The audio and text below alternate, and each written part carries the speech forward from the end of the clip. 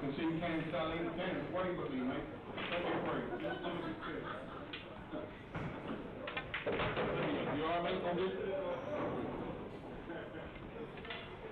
There's Victor Zelensky.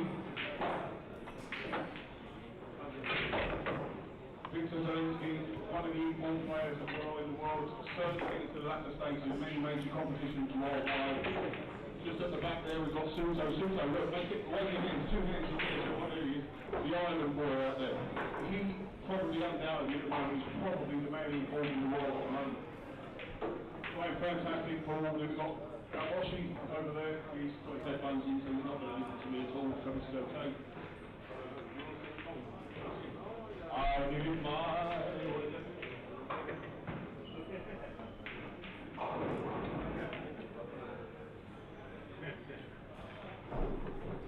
Mr. Capito is good.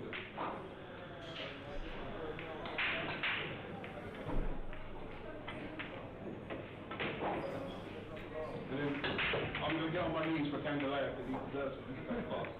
Candela, you the man, brother. You the man.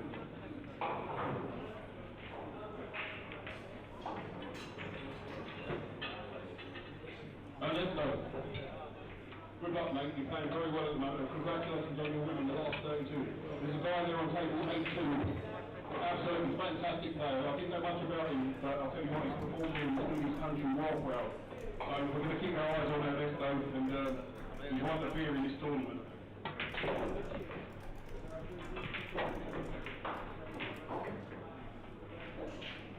Lepanto, you the man. You were the Lepanto, who's on 8-4. He's 2024's final this last year. I'm sure at the moment he's playing to probably go wrong, but he's absolutely in great form. He's taking down some right buffaloes here. And it should be good fun to watch him perform. Grabbing's another one, and everybody young kid at the back there. Claudio, put your hands up, wave to everyone. Claudio, don't be scared, wave your hands up. Wave, hello. Hello. Yeah, he's a man that's only been on the scene for about 18 months, and he's taken the world by storm. Absolutely, following in the footsteps of his bigger brother. But again, just someone who hasn't come across me or Mr. Beast yet, so he's going to be a bit worried in the future. I'm coming back to you in 2 seconds, yeah? With this moments away from the start of the 2025 Mezz Bucharest Open, being watching live on the Billiard Network throughout the world here at the IDM. Hi guys, good morning. It's the final day of the 2025 Mezz Bucharest Open, being brought to you live from the IDM Club here in Romania, Bucharest, being broadcast worldwide on the Billiard Network in association with Aramith Billiards, you and Simonis, IDM Club and Dr. Fisher Labs. We're just going to go around the room just for a quick chat with a couple of players, and we start off with Mr. Beast here on the main table. Fraser, how's things going at the moment? You're in top form at the minute. Tell us about what's going on and how you're feeling today. Feel good. So far, 5 games, 5 wins. I think I've lost 9 racks over the 5 matches. I think missed 2 balls so far. Took to the 4th match to miss 1 ball. 7 breaking dishes my 4th match, 6 in the last match. So. Are you happy you come to my clinic to learn a bit about the break? Yeah, talking everything I know. Good man. There you go. There's a start. Good luck, Fraser. Oh. Yeah. Oh, just a quick chat with our main man, Johan. Johan, if you don't mind just standing up for us, young man. No problem. Well, how are you finding the Mezz Bucharest Open at the moment, Johan? You've been broadcast worldwide on the Billiard Network. How are you finding the Bucharest Open so far? Great. It's a great venue, great players, and high level. So it's nice to watch here. Yeah. Have you got some of your players in town at the moment? Not anymore. So I didn't have a lot of players here anyway. So, but you're here backing them. Yeah. Good man. We'll catch up with you later. Speak to you soon. Right, let's just quickly go down to the main arena here. Aboshi, just a quick word. How are you playing at the moment? You've done very well to get into the last 16. How are you feeling? I'm feeling good. I'm playing good. Last match I played good. So looking forward to play good in the top 16. Good. Well, you make sure you break well and play well. Break well and play well. Yeah, I hope. See you later. Yeah, quick word with Zelensky. How's it going, young man? I mean, one goal as always win. Yeah, and you're doing that at the moment. You're playing pretty well at the moment, aren't you? Oh yeah, could be better, could be worse. But good. Well, good luck to you today. I will improve. Yeah, you certainly will. Good luck to you today. Quick word with Souquet. A quick word with the island boy. You're the man, mate. This is if anyone's in form in the world at the moment, this guy here, just standing on his own at the moment, he's very elite at the moment. There's only a couple of players that contend with him. How are you feeling at the moment, mate? Yeah, I'm feeling good. I'm just start practicing to this morning and get ready for my match. Yeah, well, I hope you play well and make sure you break well. Thank you so much. Speak to you soon, buddy. Yeah, bye-bye. Good. Yeah. Who's the guy playing Andreas? I don't know his name. Just that's Lopotko, is it? I got his name wrong.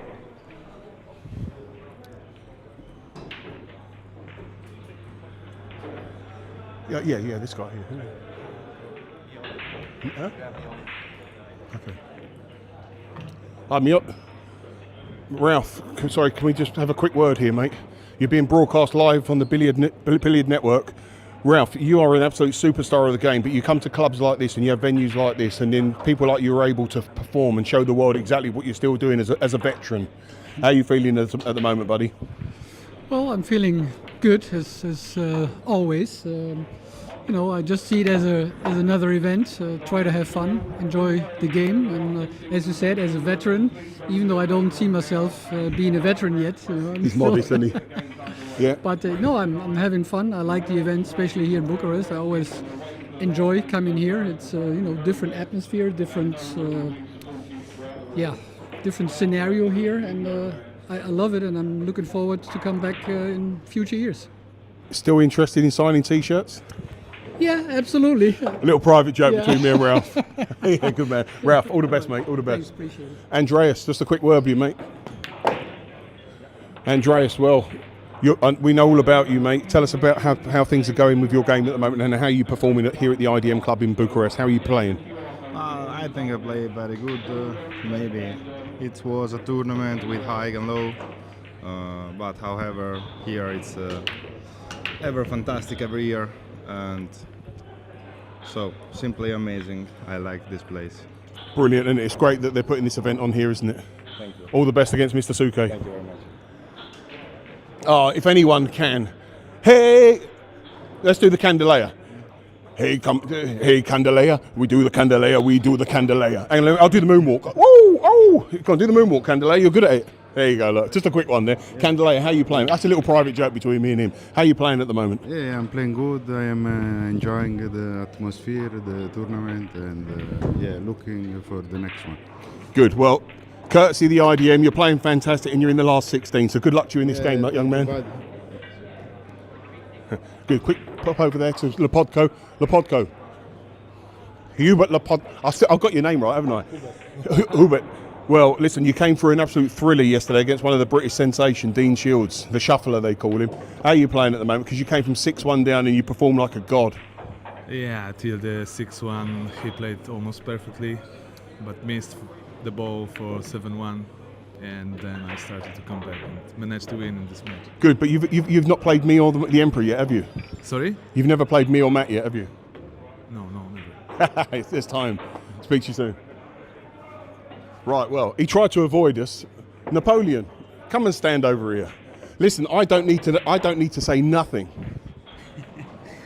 I love Bucharest, Romania. Old people, Braga, Bogdan, the organized, dark side. Who doesn't love this place? Bowling alley, restaurant, main arena, fantastic players. Yeah. What is it here you're missing? You're missing something? Just you. Yeah. All to play for tonight. He only travels once a year. Yeah, once a year. This tournament. And he comes here to the IDM Club. Every time. Good. Well, you're not going to take my job. Yes. You take that cue. Speak to you soon. Okay. Good luck, Mark. Brabin, just a quick word, mate. If we can get a quick word with you. Oh, no, for the first time. Brabin, how are you playing at the moment, mate? You're up against one of the world's greatest at the moment. He's only 27, and you're a veteran like me. We've both got grey hairs. How are you playing at the moment? I'm playing very good. I'm feeling very good. I have to take my chances, make as few mistakes as possible, and see how it goes. Good. Well, all eyes are going to be on this game, so good luck to you today. Well, if he can just spare us a moment, which I know he can. Do you know what? I've just handed the mic to Shamat, and let me take that cue. Let me give him that mic. Joshua, explain about the IDM club and how you're playing. Well, Words don't need one from me. You explain. If you didn't see any pictures, I just can tell it's one of the most unique clubs I've ever been to, because you got everything under the roof. You got a gym, you got a pool, you got all the pool tables, I think over 30 tables. You got table tennis, you got all the action here.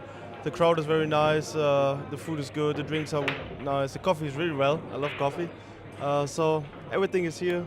The tournament, the Mezz Bucharest Open, is also well organized. Everything is well scheduled. So I'm just super glad to come here every year, and of course, Mr. Darkside making the crowd also going in the TV arena. He's trying his best. So it's just a unique tournament, and I love to come back every year. Right, just as I said to Shamarcus, I'll take that away for you. You're not having my job. Crack on. You do what you're good at. Yeah. Well, here we are, guys, here at the IDM club. Yeah, there's Marcus playing around. We're just going to get into the arena so we can get Capito. Yeah.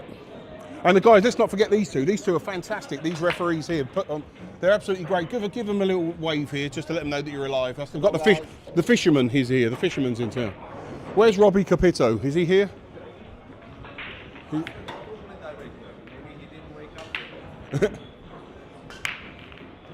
I'm not sure if he. Yeah.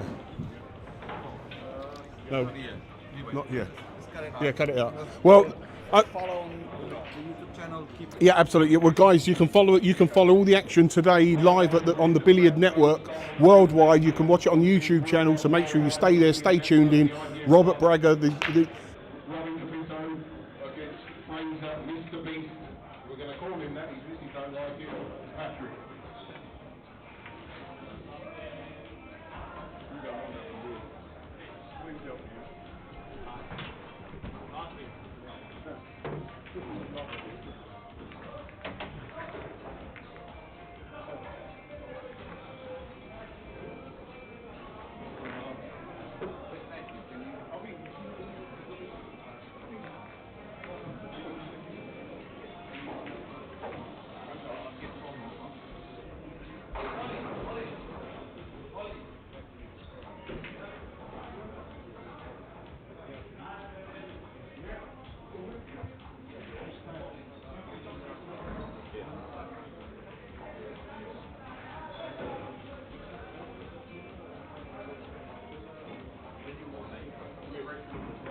Where's the line?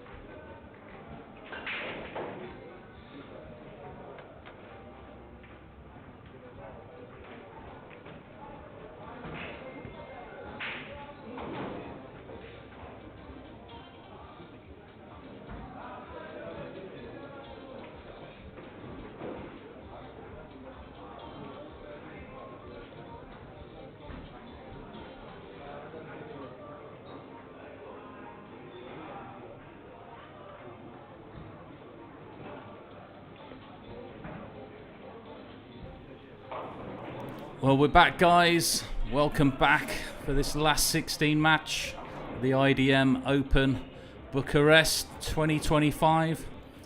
Fraser Patrick taking on Robbie Capito. First match on the TV table.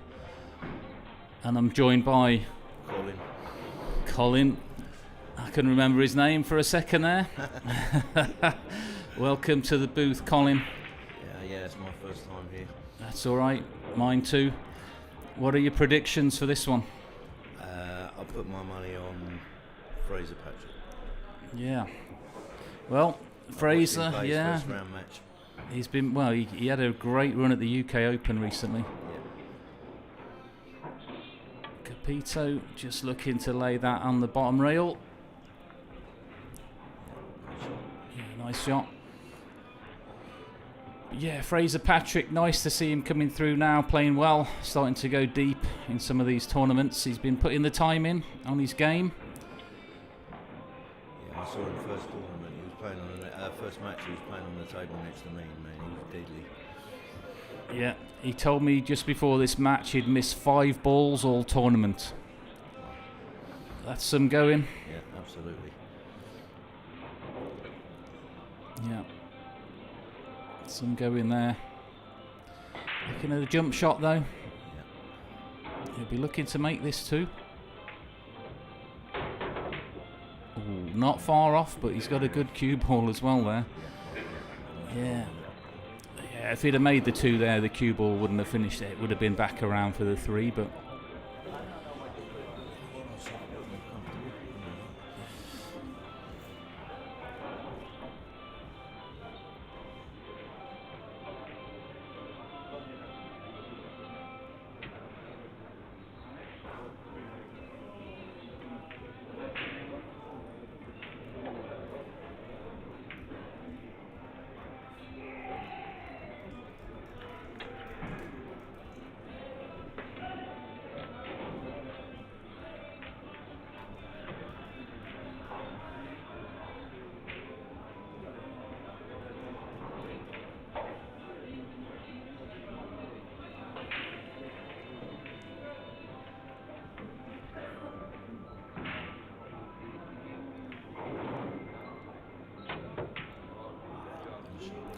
yeah, good kick there from Fraser. He'll be happy with that one. He's left a jump shot, I think, possibly. Yep, Robbie getting the jump cue out. 2.5 balls. Yeah. Nice distance for this jump shot. I mean, he can just play that over the 8 comfortably. And with it being a little bit of a longer range, it does help slightly. Just straight, fairly straight as well. Look at that back elbow, right past his head there. Shoulder blade right out. Oh yeah, he's just hit the wrong side of that.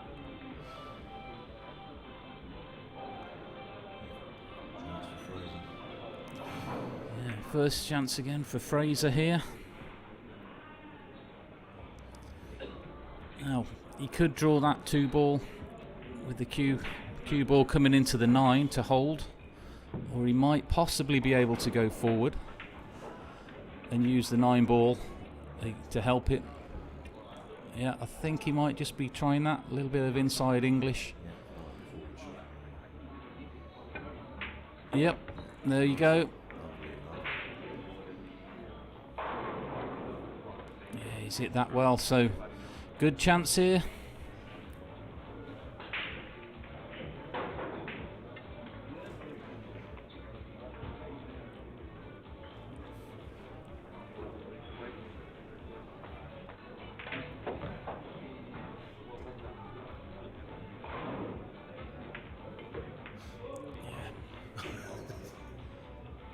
Let us know your predictions, guys, for this one. Give us your chat. Let's see what scores you're predicting for this. Got a little poll out as well.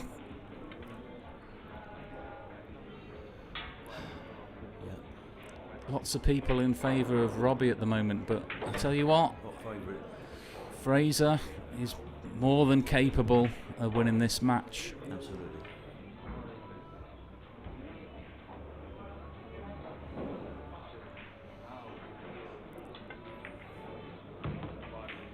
Oh, he was just looking for a little bit more of a wider bounce there. It almost looked like the cue ball caught the point a little bit slightly, just to straighten it off. But either way, he's finished a little bit awkward. Yeah, I think these tables are starting to lose their slide now. Oh, that's not going. Yeah. Now is that going to haunt him for the rest of the match? We'll find out. But it was a good first chance there for Fraser.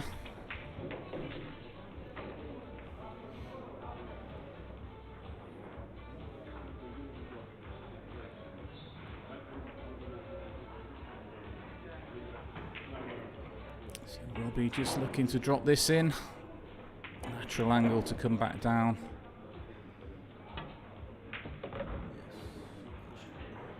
Might just be a little bit low here.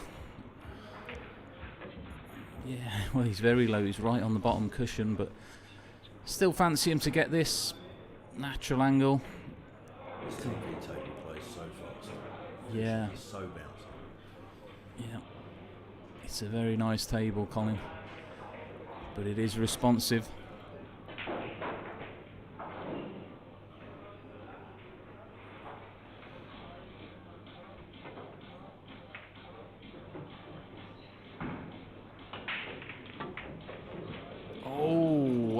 Didn't expect him to miss that one, to be honest. A little bit of nerves, maybe, for both players. A lot of frills in the first rank.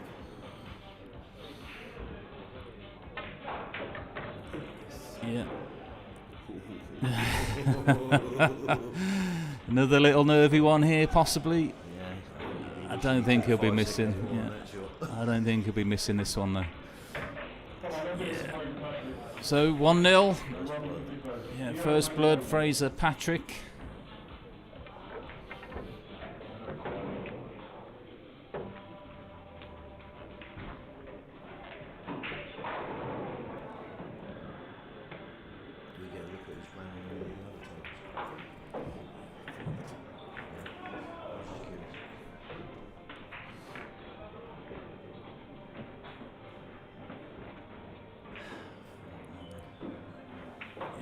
Just looking at some of the other scores, guys. Joshua Filler 3-1 up. Anthony Brabham.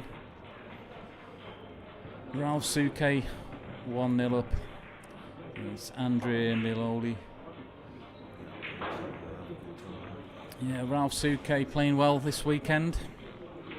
Could we see him in the final? Yeah, it'd be nice. What about a Filler Souquet final, Colin? That'd be nice.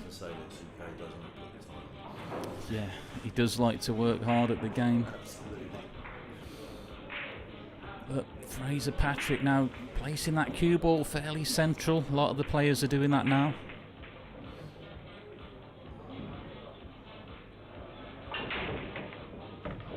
Oh wow, he's just got kicked in there in the side with the cue ball. He did make the 8 in the lower right corner now. Is the 3-9 on, Colin?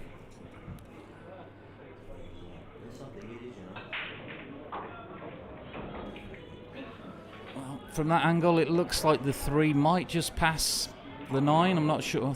I think Robbie's just having a look, to be honest, to see.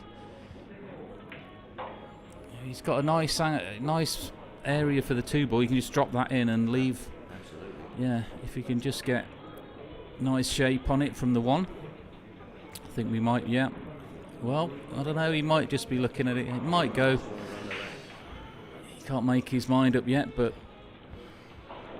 it must be quite tight, I think, Colin, for him to be contemplating the combination.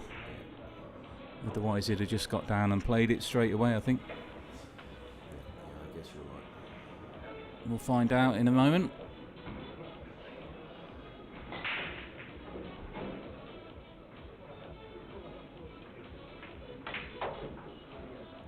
Drawing back there, using the side rail just to come back down.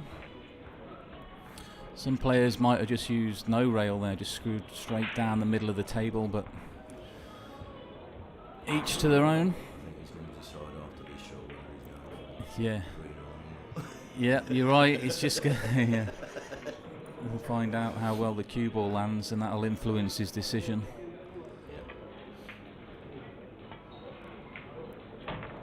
Well, from that angle, He's playing the 3 in the corner. He's looking at the 4 now in the side. Oh. Looks better there, but that's not an easy shot. Yeah, their middle pockets are pretty sharp.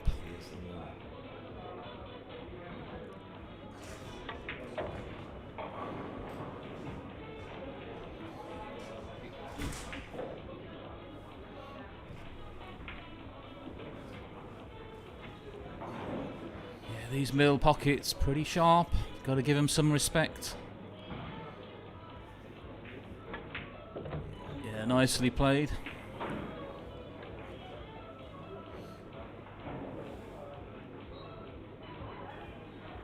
So should be looking at 1-all. No problems now for this rack.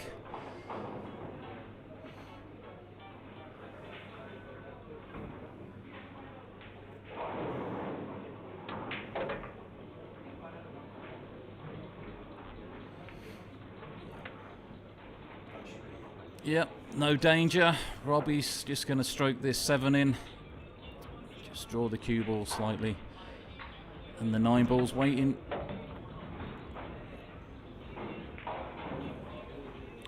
Well, there we go, guys. 1-all.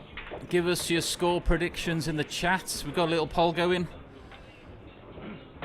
Robbie Capito, 84% of people think he's going to win this match. But we'll find out. And we've got the Dark Side with us in the commentary box briefly. Dark Side, give us your prediction for this one. Well, just to let you know, I'm sorry for all my fans that I let down, but here we go. We've got some fantastic stuff here. Really appreciating you guys tuning into the Billiard Network. Enjoy the stuff, but I think my money's on Robbie on this one. But a great show being put on here by the IDM Club and Billiard Network with Robert Bragger and Bogdan. So that's all I can say, guys. So good luck and watch and subscribe. Yeah, guys, if you haven't already done so, hit that subscribe button for the Billiard Network, and don't forget the notification bell either. Stay updated.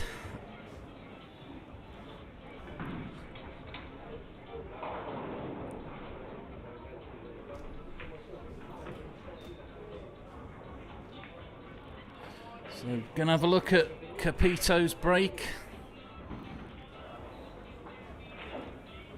Well, as I say, I'm still here. Anyone wants to tune in, make sure you follow Dark Side Paul, Dark Side and the Emperor.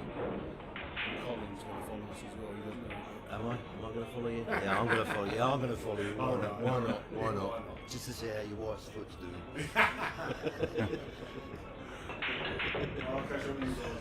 See you later. The Dark Side will be back on the floor with the microphone, guys, but he got a good break on the 1, but he just didn't land on the 2 there, Colin. Yeah. Now what is he just gonna? Some players, they'd be tempted to just hit this firm, hope for a bit of luck on the 9, but Robbie's a bit more disciplined than that. He'll be looking. You know, I think he can just hit the edge of the 2. He might be able to cross it back over to the top left. Yeah. Just got to, if he chooses that route, he's just got to watch the double kiss. So he might have to put a bit of left-hand side on the cue ball to miss that, but yeah, I think he can just hit the edge.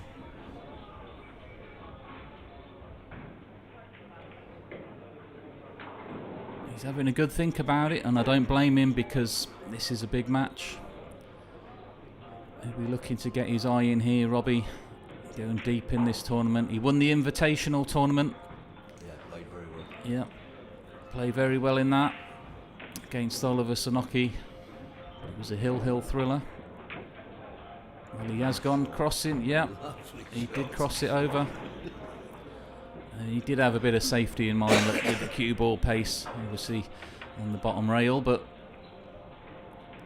he did play for that. A bit of a two-way. Yeah, he definitely saw more than he thought. Yeah, a bit of a two-way shot there. Now What's he thinking? Is he going to drop that 3 into the top left corner pocket? Big shot. It's a tough one as well. Cue ball right on the bottom rail. How confident is he feeling?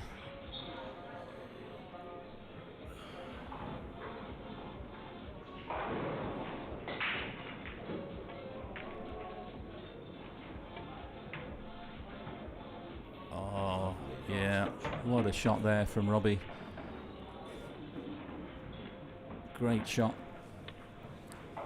He couldn't have hit that any better.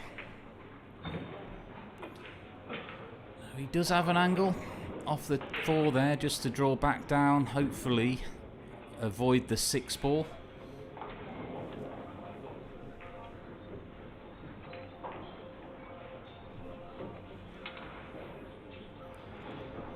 So low left. It's all about the control with the speed here. Hit it too hard and it won't go where he wants it, so soft draw, control the speed. Just like that. And he's just under hit it slightly. Yep. Yeah. Now, is he just going to drop the cue ball next to the 8? That's the easy shot, isn't it? Yeah, he's going to be stretching though. That's the only problem.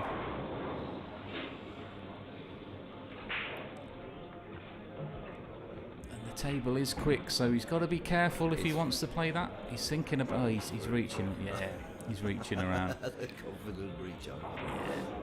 There we go. Fraser under pressure. Now, let's just have a look at the side view, guys, and see what he's thinking. Well, he can't get to the side rail, so he's going to be going up and down. Oh, well, no, he's getting a little bit of strategy, Fraser. So he's just going to let Robbie have ball in hand. Good shot, really, there. I mean, not sure if Robbie can just glance off the side again of the 5. Yeah, I think I'll be playing the cue ball up towards the pocket and up behind the 9. Yeah, he's going to be going up by... He's just looking if he can go past the 8, I think, there. He might just be able to. Just got to be a bit careful. Yeah. Very nice shot.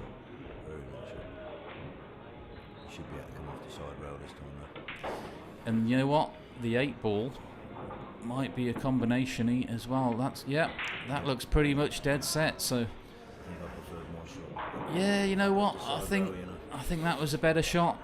Up the table behind the 9. Yeah.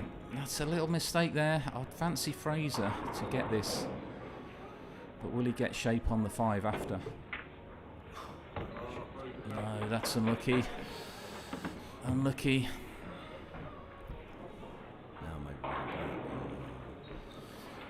Yeah, now Fraser. Now Fraser's going to be going up behind the 9 ball. You right? Just watch he doesn't go in off in the top right corner. 2 rails behind the 9. Yeah, 3 rails behind. Oh, wow. Well. We were saying watch the corner pocket. We want to watch the side pocket. Yes. And he's got away with that. Wow. Yeah, a bit fortunate on that one.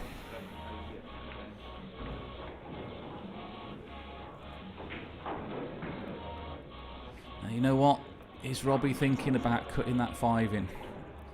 I don't think so. I mean, he can play it around and bring the cue ball possibly under the 6. But it will cut. I think he might be trying it.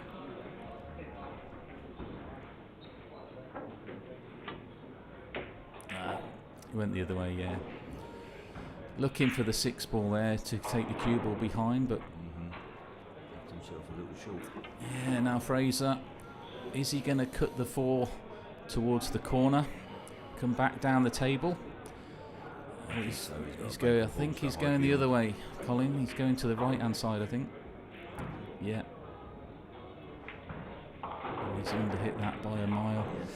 You know, I like the other way, Colin. There, cutting the 5 to the corner because there's a lot of traffic in the way, and the cue ball would have been coming back down as well. Absolutely. You could have kind of stroked it. Yeah, and it was a bit of an easier stroke on the cue ball, wasn't it?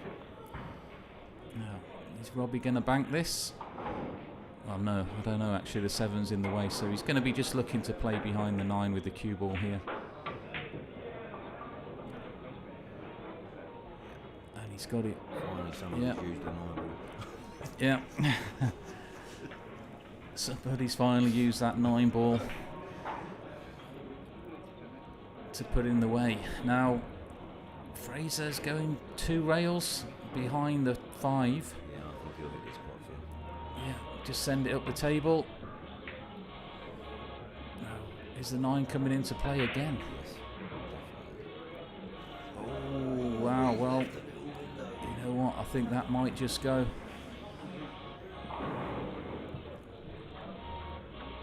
Hard to tell, but yeah, I think that might just go. And he's got a little bit of an angle as well to run it around. A little bit of top left. Well, is he drawing it back? I can't tell. Maybe he can't even see. Yeah, he's going top left here, just running it around.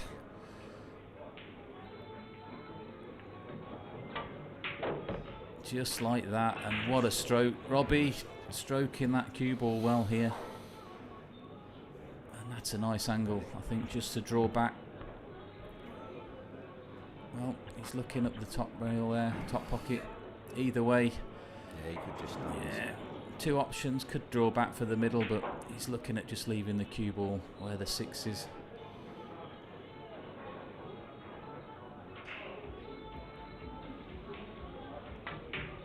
Oh, well, he did draw back. Either way, the 7 fairly comfortable in the side. A little bit of top left here, just to straighten the cue ball off that bottom rail. And there we go, so 2-1 coming up.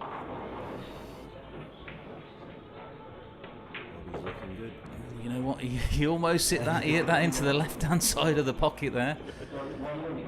Might not have gone on a matchroom diamond, but no danger. These pockets are still pretty tight. Yeah, these pockets are tight, Colin. But you know what? They are accommodating. Yes, they are. Yes, they are. You can pinch it a little bit on these.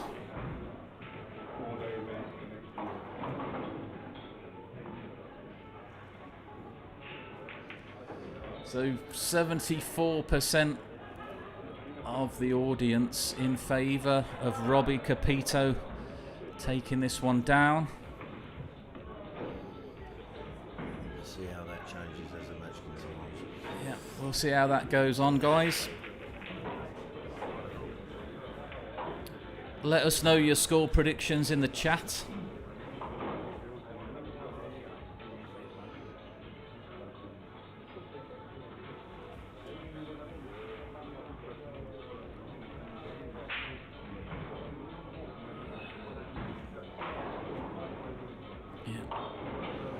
Is 5-1 up against Anthony Brabham. Robbie looking for another good break.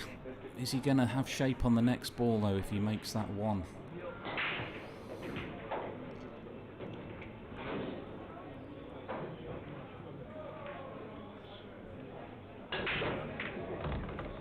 Yeah, nicely done. He's getting, yeah. Balls have got a pocket. Yeah, it's a little bit thin on that 3 though, Colin, cutting it back.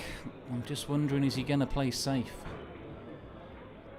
Just because the shape on the 4's not that easy. I think you're probably right. Yeah, I think he's going to be playing safe with the cue ball up the table here. Possibly behind the 7. Yeah. So, you know, it's a tricky out though, because if he's playing that route, the 3 ball's going towards the the 5 and the corner pocket anyway. And then it's just see what he thinks here. He might, I'm just wondering, is he going to bank this? Could he bank this? Draw the cue ball down a little bit? We'll find out in a moment. He's not going to be cutting it in the side, surely. Oh, Yeah, well, he's banked it over. Yeah. Sensible shot. I think to go up table there with the cue ball, it was probably just a little bit awkward to keep the 3 safe at the same time. So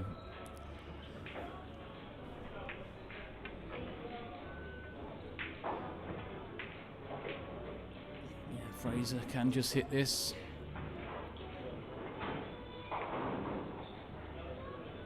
Just a little thin off the side. He's just left it out, but it's not too bad.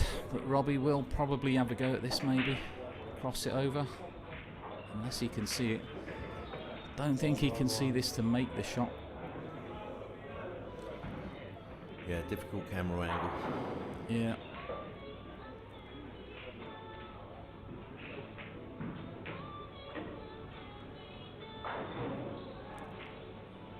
Hard to see how much of the 3 ball he can see here. He might be able to make it.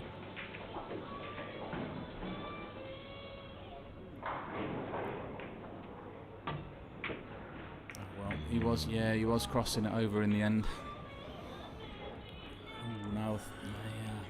That goes past the 6. I should ask Fraser, shouldn't I? But he's just had a look. I think, you know, if he played it sort of pocket speed, that would probably go in. I don't know, it's hard to... No, I don't think it does. It looks like he's playing off the side of this. Cue ball. Oh, well. No, it did go. Yeah, there was plenty of room there. Yeah, camera angle here can be deceptive sometimes. But yeah, no problem there. I'm not biased, but come on, Fraser.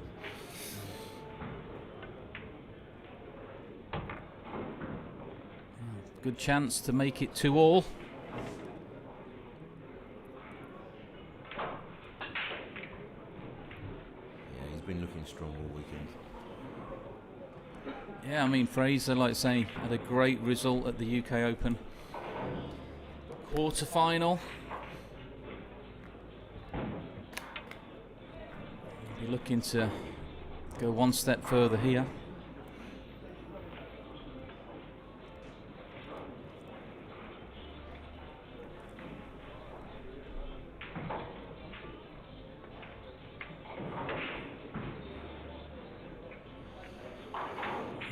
That's fine. Yep. Nice little angle just to come back out to the centre.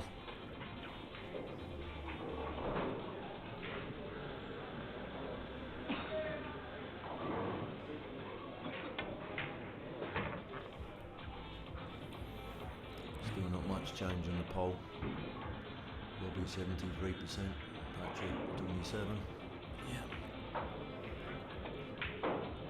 Everybody at the moment in favour of Capito to take this one down. Is he just awkward? He's okay. Stretching a little bit, but he's fine. Yeah, cued that well.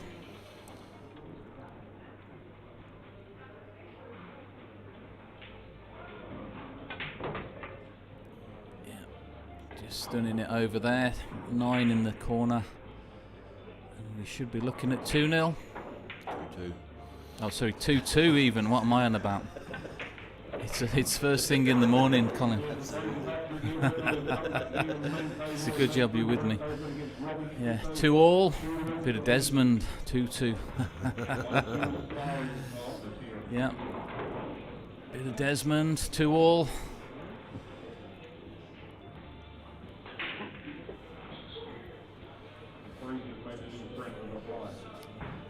Yeah, Joshua Filler going strong, 6-1 up on Anthony Brabin.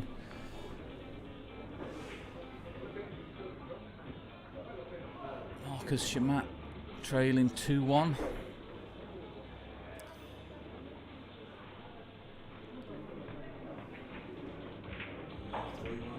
Yeah, Ralph Souquet 3-1 up now.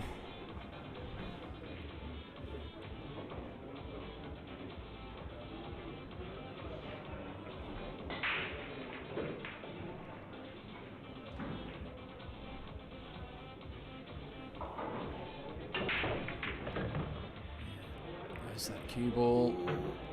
That's twice now. Unlucky. That's twice the cue ball's gone in that side pocket for Fraser off the break off. And he's left a fairly open table. I think breaking from the centre makes that cue ball go in that centre too much. Yeah, I mean, it's interesting here. Like I say, a lot of the players now, they're breaking a little bit closer to the centre of the table. When the break box first came into play, a lot of them were right on the edge, but they're coming back into the centre now. Joshua Filler also doing the same thing.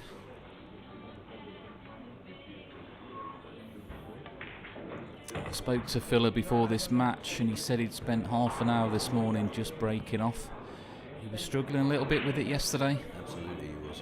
Yeah, it was a big part in his matches.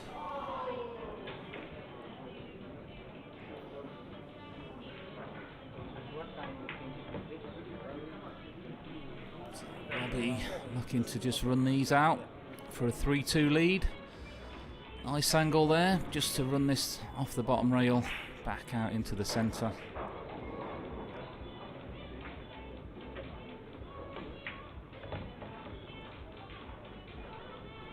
That'll do nicely, yeah. Couldn't have put it better with his hand, really, could he? No, he could not. That's absolutely perfect. Just draw it back.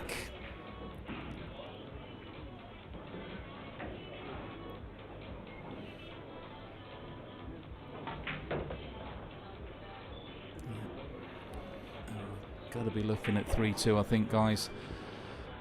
So Robbie, he's potting well.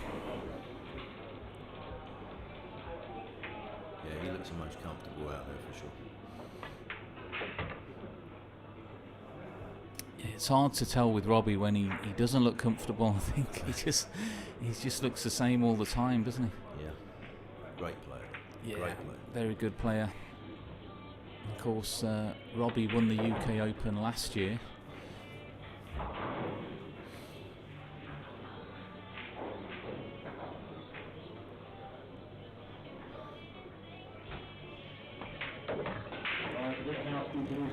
Yep. There we go. 3-2. Robbie Capito against Fraser Patrick.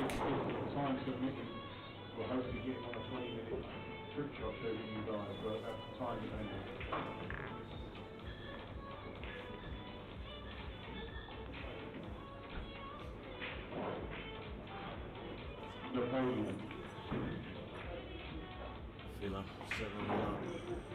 Anthony Brady.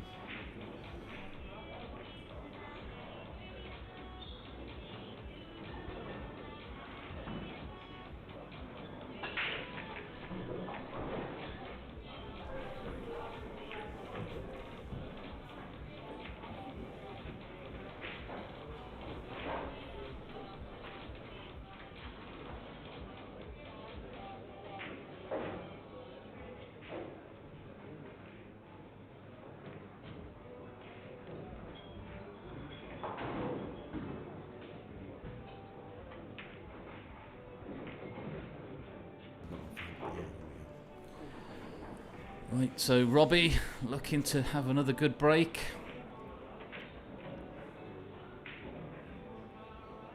He's made the one in the side.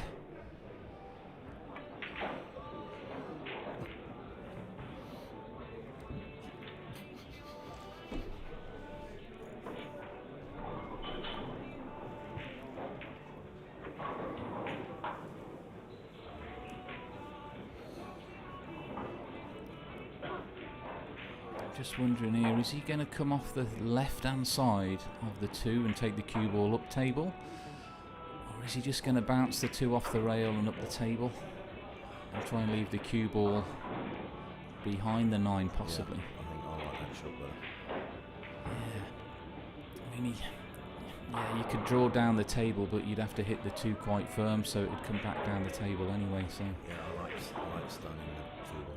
I like the other way for me, Colin, but really, yeah, I like just coming off the left-hand side of the 2. But we'll see in a moment. See what he's thinking. He might be thinking of banking it even. You never know with Robbie. Could be a cross double in the side pocket as well. Oh, well, there you go, guys. You never know with Robbie. He's cut it all the way up the rail. And I'm just wondering, you know, he was probably thinking a little bit of safety there. If he'd have missed that, the cue ball gone a little bit further. Yep, covering his bases. Yeah. So good vision there. But a great pot there from Robbie again.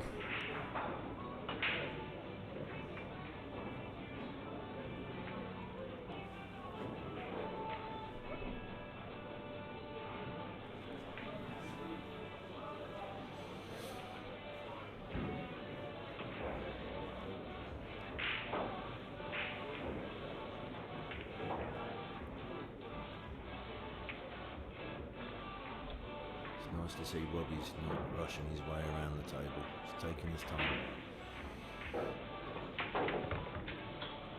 Yeah.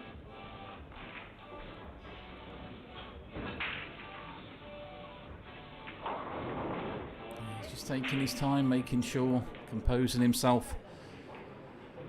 Looking to go 4-2 up on Fraser Patrick.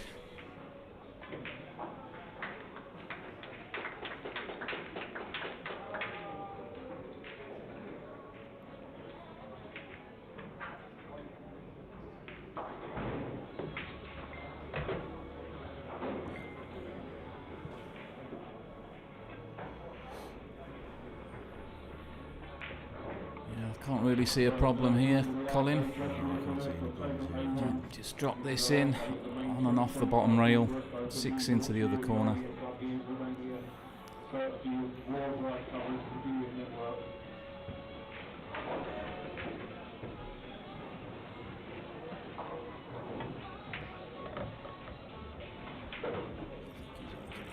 Yeah, he's fine. He'll be all right here.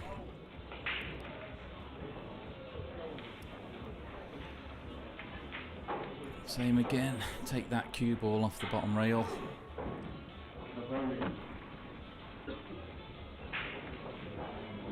Fraction of right hand English just to avoid the 8. You don't call it English. Yeah, we call it side, but I'm in the habit of calling it English these days. Well, there you go. You seen that little bit of right hand English? Just to help the cue ball avoid the 8. He nearly caught it though, but he's fine. Now he could go 2 rails back around for the 8, or he could go 1 rail. I think he's going, yeah, he's going 2 there. Bit of top left again. Oh well, no, he wasn't. He's just going 1. Oh, yeah, it's hard to tell, isn't it? Sometimes. I mean, either option was there, but either way was fine, but went the 1 rail. We need a 52-inch monitor here so we can see better. Yeah. He's just going to stun this straight in and then take the 9, waiting into the side pocket. And there we go. So Robbie starting to run away with it a little bit. 4-2 now. Yeah, Joshua Filler has won there against Anthony Brabin. Ralph Souquet 3-2 up. Marcus Shamat 3-2 down. Jonas Suto.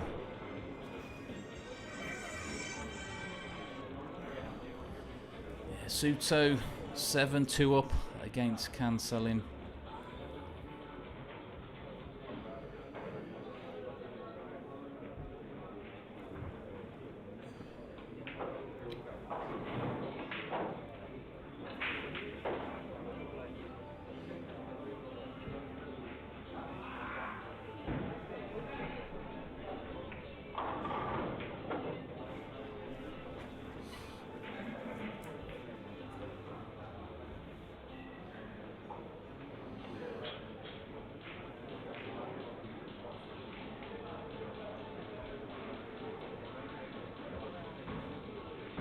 Robbie just taking his time there.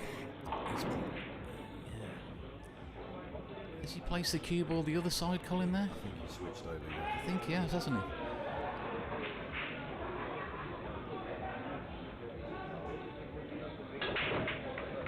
Well, it's making from both sides. Yeah, it's worked for him, so. One in the side. He's got a shot on the 2, but it's not the easiest.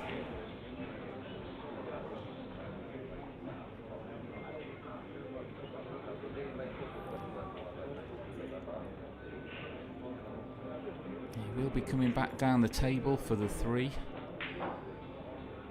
Either in the side pocket or the lower right corner, just depends. Yeah, I mean, just depends what he's thinking. Each to their own. I think my personal preference would be to hit it a little bit firmer.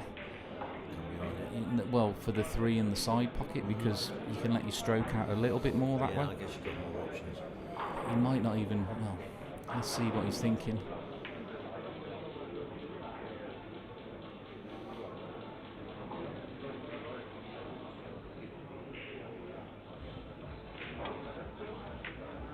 So he is going side pocket, Colin. Yeah. You could just let your stroke out a little bit more that way. Yeah, you're right. I agree.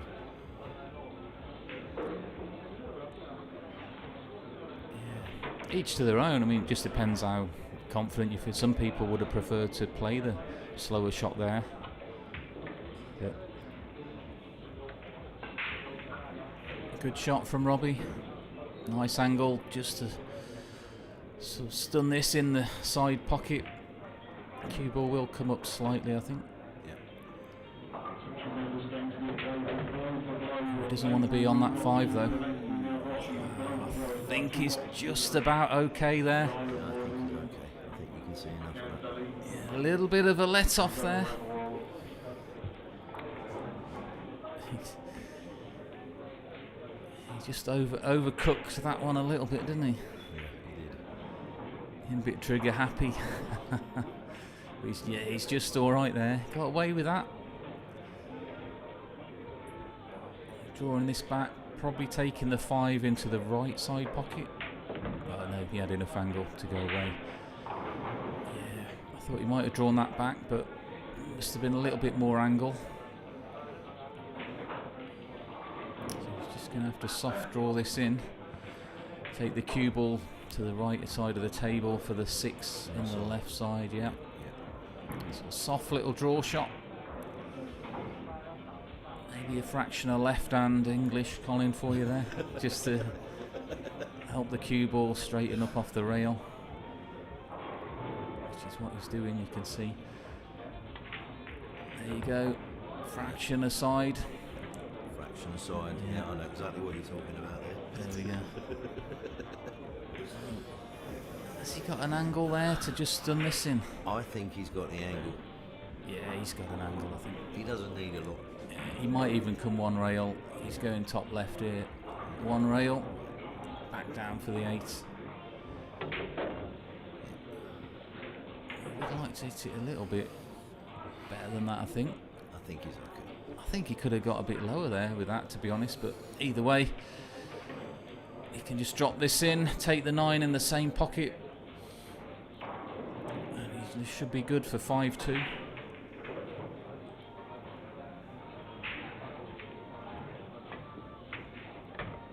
we go, yeah. So Robbie. Looking comfortable. Yeah, he's cueing the ball well.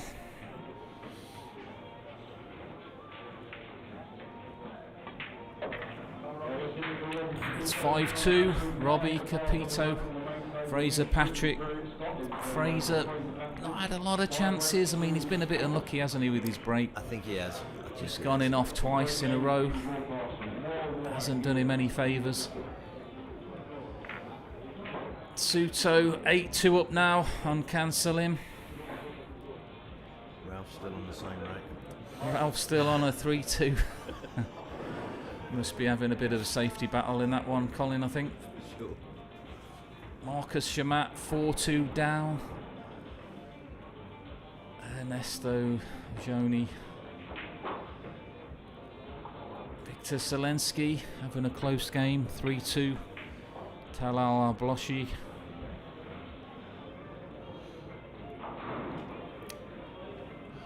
I can see the pole hasn't moved much. Yeah. 76% in favour of Capito.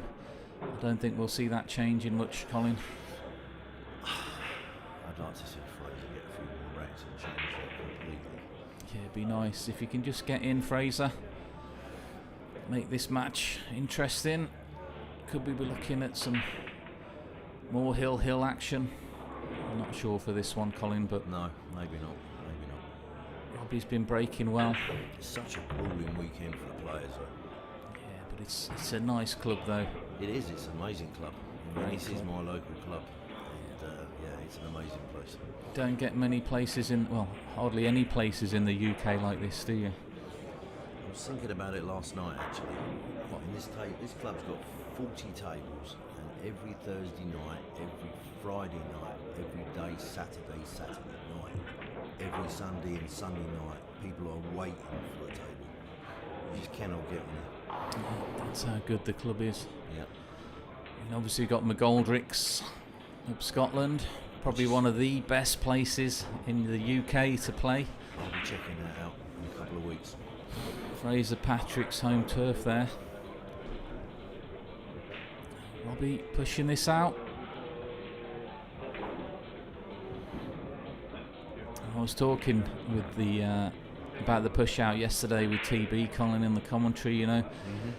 Should we scrap the push out rule? Yes or no? We had a little bit of a poll, but the vote was in favour of not getting rid of it. Did you know that the original game of 9-ball, you could push out as many times as you wanted to in one rack? Yeah. Interesting. Yeah. Made the game much longer, obviously. Yeah, I'd say. Well, Fraser, he's left that 3. I mean, it'd be interesting, wouldn't it, if you didn't have the push-out rule and just sort of take your take your medicine wherever the cue ball lands off the break. Yes, definitely. I don't know. I kind of like it. Yeah, I mean, look, it's one of them, innit? You'd rather have it in as a player, of course, but sometimes it is difficult to see a shot to play from the push out. But is he just going to slow roll this? Try and go behind the 6? Or is he trying to cut it towards the pocket? He's slow rolling. Yeah, I mean, tough shot there really to judge that, just to get that full ball hook. But Fraser, at least he's back at the table. Yeah, he's played that very well there. Very, very well. Yeah, what a shot there from Fraser. Great shot. And that's quite tricky, I think, Colin, to get out. I'm not sure if he can see the rail just above the 5 ball. Yeah, that's pretty tight.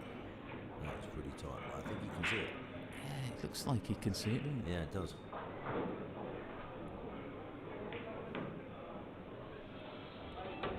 Oh, well, he was above it. Yeah, I didn't think it was on, really. It looked a bit narrow going up that way to get back over for the 3. So either way, Fraser Patrick. Chance for Fraser.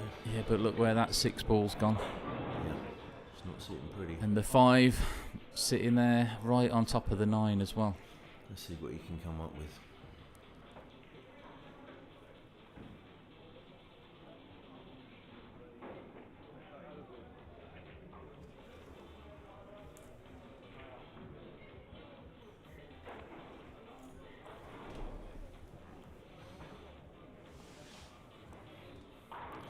He's having a good think about this, Fraser. I'm just wondering, yeah, is he thinking playing safe off the 5? I don't see an out here. He's got to be thinking safe somewhere along the line. Unless he can leave an angle on the 4 to disturb it, but the 6 isn't. You know, I mean, look at that 6. It's right above. I just don't see him taking a risk at the moment. That 6 ball, have a look at that. Yeah. If he wants to take that 6 down the rail, he's got to be right on the rail. Yeah, I don't see him. I see him making a couple of balls and then playing safe.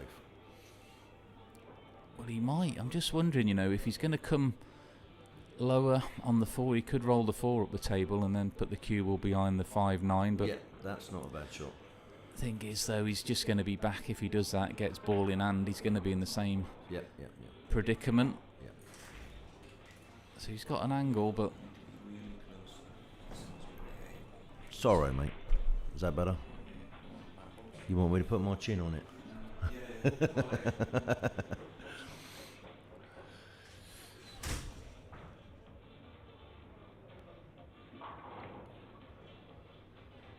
Nice shot. Yeah, it's hard to see what Fraser was thinking when he had ball in, whether he was trying to leave an angle on the 4 to disturb the 5-9, or whether he was always thinking about safe. Yeah, you might be right. Yeah, I mean, I think he was probably looking to disturb it, to be honest. Yeah. But, if he gets ball in hand again, he will have a good chance to make another snooker on Robbie, but I fancy Robbie to get this 2 rails. Yes, absolutely. Kick up the table.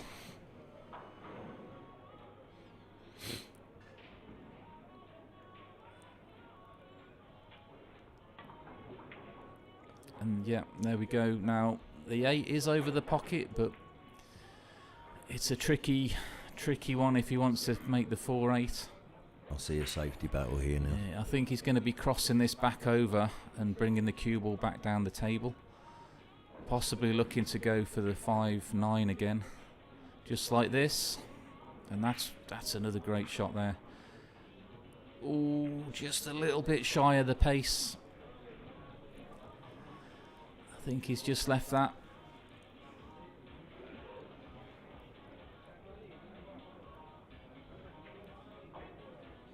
Now, what's Robbie thinking? He might just be trying to place that 4 on the right-hand side of the table. I think you're right. Or he might try to bank the 4 down the table to the bottom rail. Take the cue ball over towards the 8s, like that. Yeah. Oh well, no, he's gone all the way around. So he was trying to get beyond the 9. that was a tough shot. Tough little shot there, hitting it that way. But he won't be too worried. No, absolutely not. Yeah, I mean the 5-9 there, a little bit of a saving grace.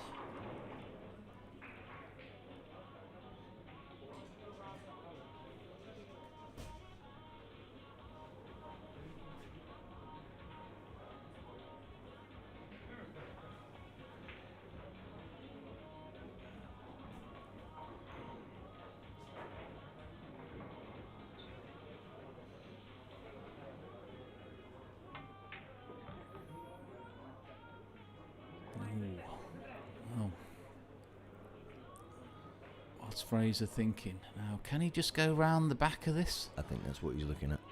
Looks like he might. He's just got to be careful though. Don't want to stick it out. Yeah, nice shot. Yeah, he's good. Now, should be a 1 rail escape, but it's a delicate one, this is.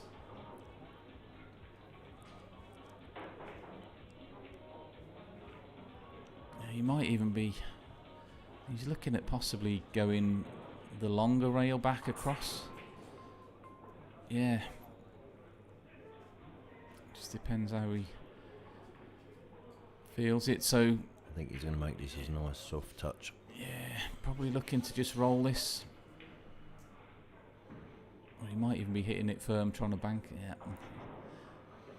Just going to roll it. Yeah. But the only danger with that shot, that was always going to be the result, and Fraser could be putting Robbie straight back in trouble here.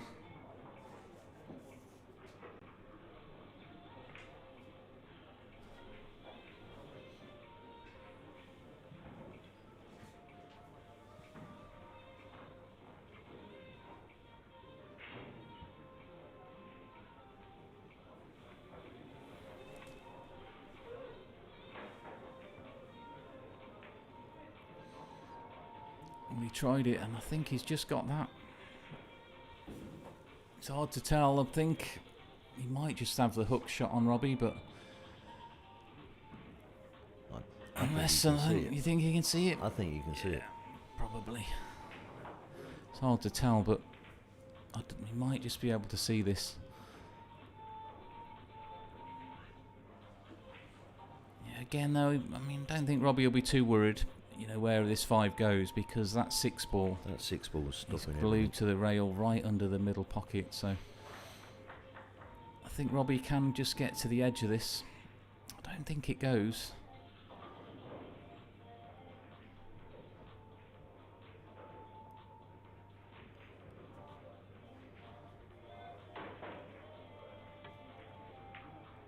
It does go. Wow, now that's a brave shot there, because yeah, I mean this. I think he was trying to leave himself to crossbank. Yeah, I mean, even there though, I mean that crossbank would have been tricky. I mean, that 6 ball's right on that rail. And this isn't an easy safety.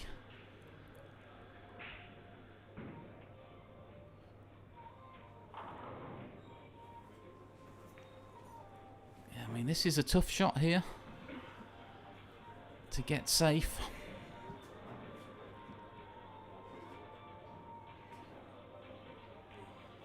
What do you do? Bring the 6 ball out into the open, cue ball on bottom rail? I think that's... Well, you can't hit over the left. Side rail, over by the 9 ball. You can't hit the left-hand side of it, I don't think.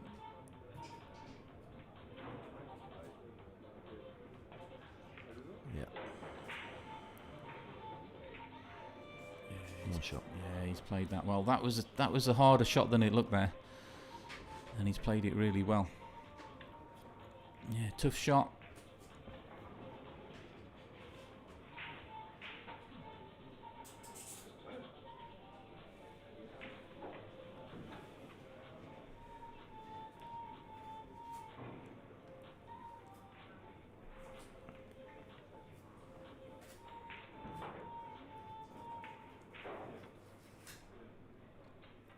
I think Fraser, has he got the jump? Yeah, he's got that jump cue, so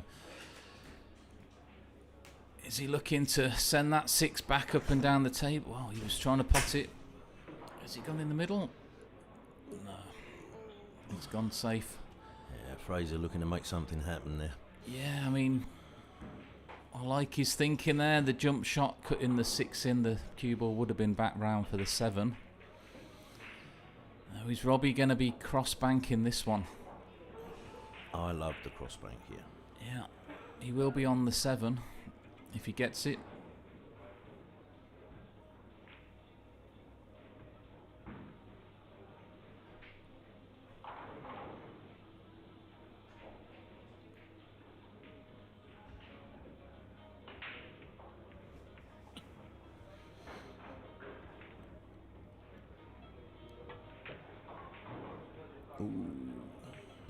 He's played it 2 ways, and he's got the second way of the 2.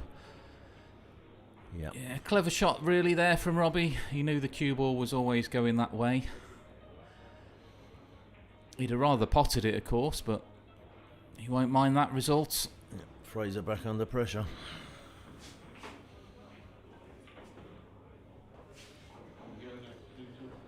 Yeah, Fraser desperately trying to make something happen in this game, but he's just not getting an easy look in at the moment. Yes, he had ball in hand earlier in this rack, but the 5-9 was tied up, 6 right on the side rail.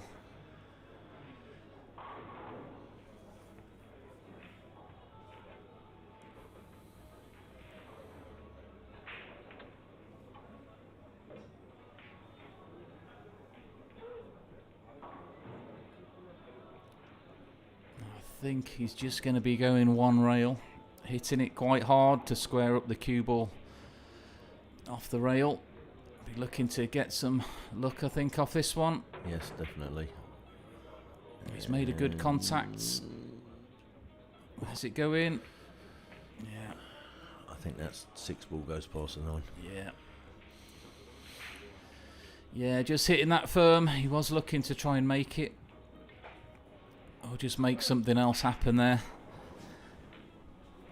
But Capito got a long straight 6 down the rail. Doesn't need to do anything special. 7 waiting. And the 8's over the pocket. So fancy Robbie here take this 6-2 lead. Yeah, he should make this. He's been cueing well.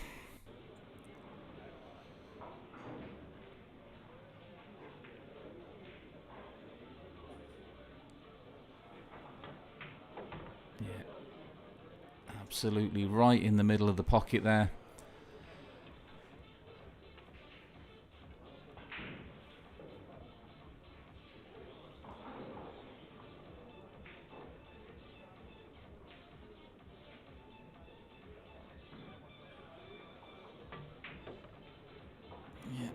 Just a little angle there to take the 8, come back down the table.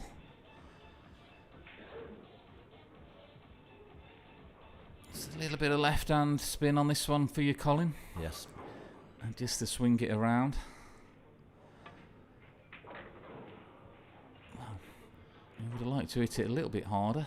Yes, definitely. But I can't see him missing this. No, I can't see him missing this either.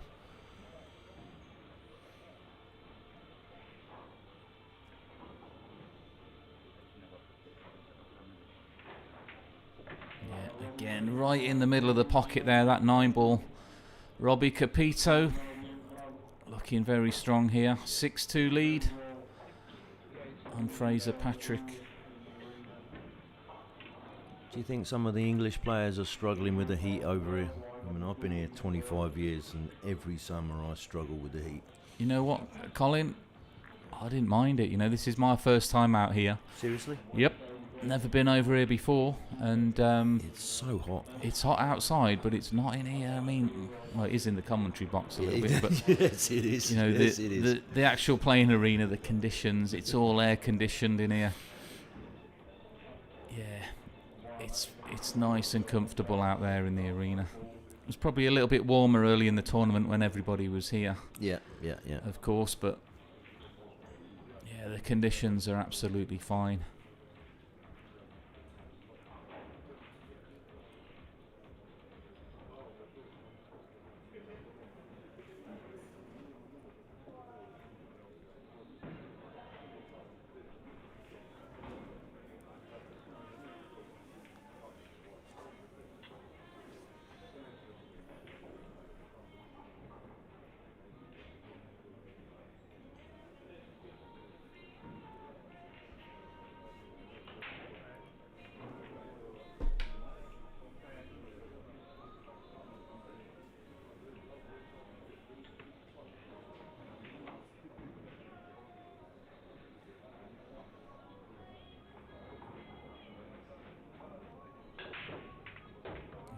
One in the side. Just going through the motions. Yeah, he's been consistent on the break here, Robbie, today so far, making that 1 ball regularly, and I think he might just have a gap there between the 4 and the 9.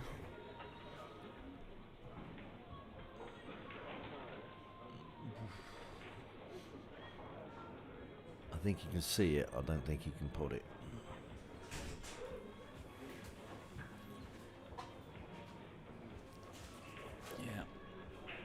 Can definitely get through that gap.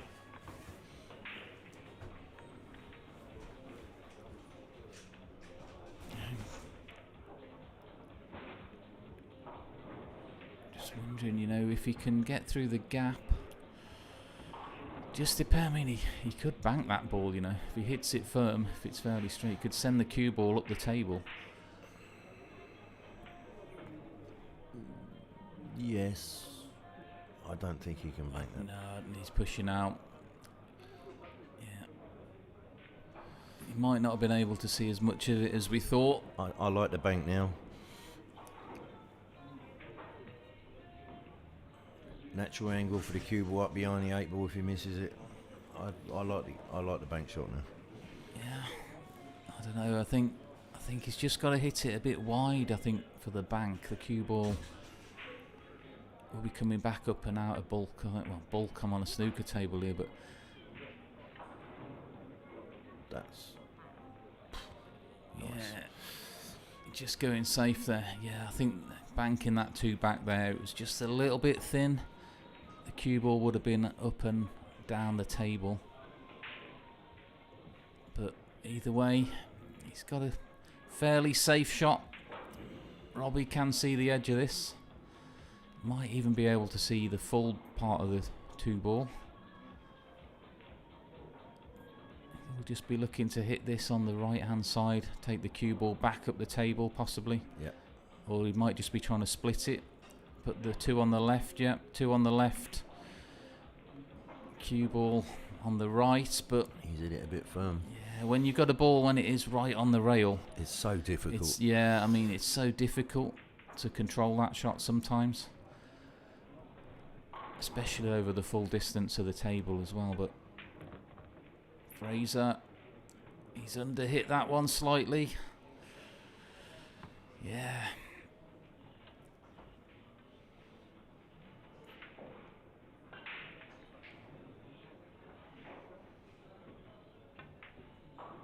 Oh, I like the way he played that. Yeah, nice Yeah, confident very stroke good there. shot there. Nicely controlled. Nice positive shot there from Fraser.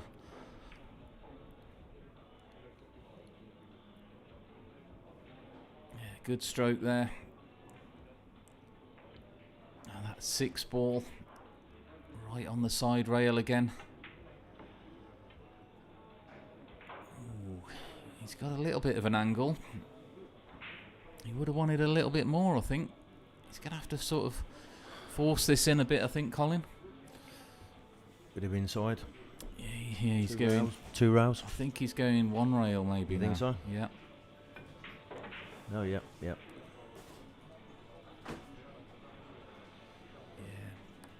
Would have liked it a little bit further, but I still fancy Fraser to make this one. Yep. Nothing special to do with the cue ball. A little bit of top spin. Yeah, you can concentrate on the pot. Yeah, a little bit of top right. Run the cue ball back over to the 7. Natural angle. Just like that. Oh, he's just missed it though. Yeah, I mean, I thought he'd get that. Yeah, me too. He just wanted the cue ball a little bit further over, didn't he, on the previous shot to I help had him everything there. crossed for that shot. Yeah, I did fancy him to get that one, Fraser. And Robbie, he's licking his lips. He's back at the table, looking at a 7-2 lead. And I'm sure Fraser's feeling that this match is slipping away now. Yeah, I mean, he's not had that many chances, Fraser, but that was a good one. Yeah, absolutely. Especially after playing a good shot on the 3 for the 4 as well. But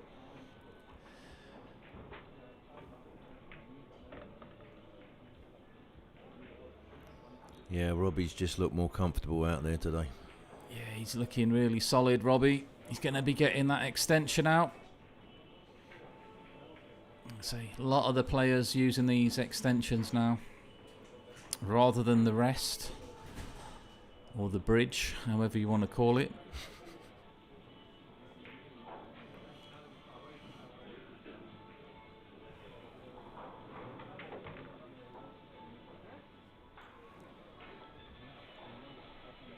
Yeah. Just wiping that cue down. Making sure, you know, these carbon shafts, I'm sure I've heard some players say that they can get a little bit sticky. Well, I use carbon and I don't wear a glove. I don't struggle with it at all, but I know a lot of people, they do get sticky. Yeah. Yeah, look at that. What a stroke there. Absolutely perfect. Yeah. Making it look easy out there.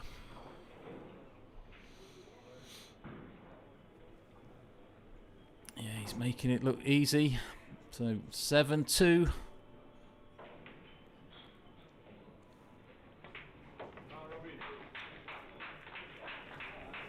Yeah, well done, Robbie. He's cueing it well out there.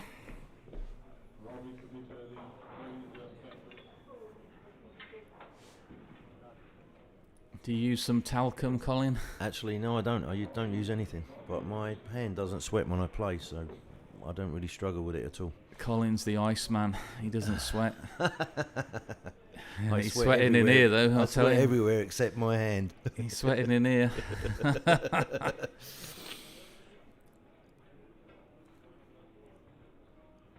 This is the last 16 match, guys. first last 16 match of the day, but there's other matches that are going on, of course. Joshua Filler already through. Marcus Shamat 6-2 down. Ralph Souquet 4-3 up. Making the most of the event, Ralph. Yeah.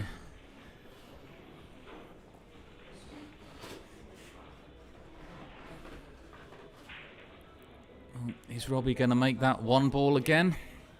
He's got to be odds-on favourite. Oh, well, he didn't make the one, but he made the 7. And he, well, you know, I think that'll go. I think that'll go as well.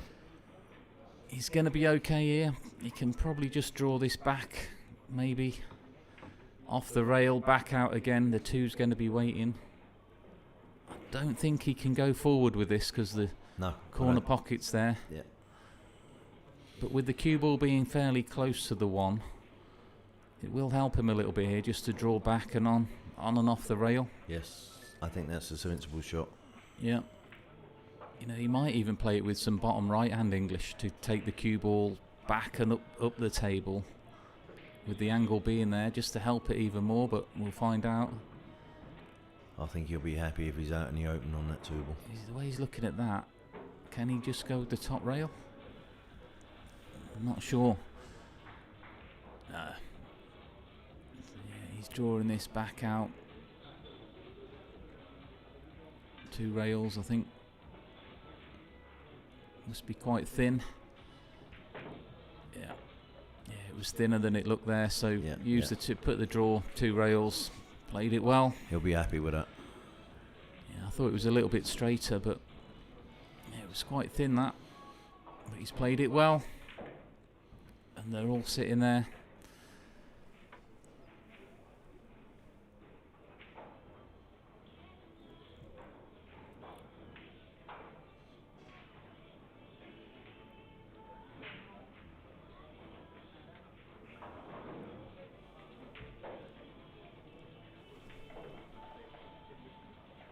What's he going to do? Is he going to draw this back out?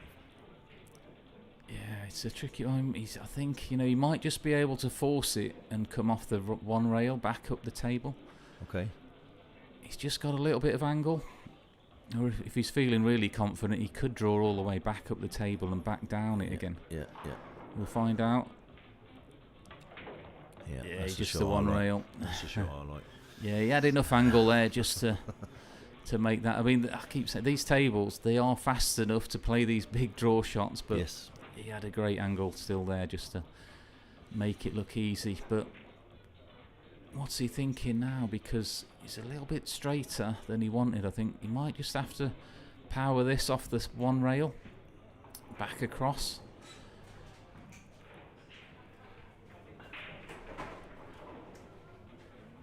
He has got an angle on that 3, but I think he'll power off the side rail. Yeah, he might just have to force this one a little bit off the rail, back across. I don't think he can roll it naturally to come underneath the 4. It looks like he's going to be powering this off the rail. Yeah, absolutely. With the cue ball. I'd say power it. Don't have to hit it that hard on. Well, he did have enough angle. Yeah.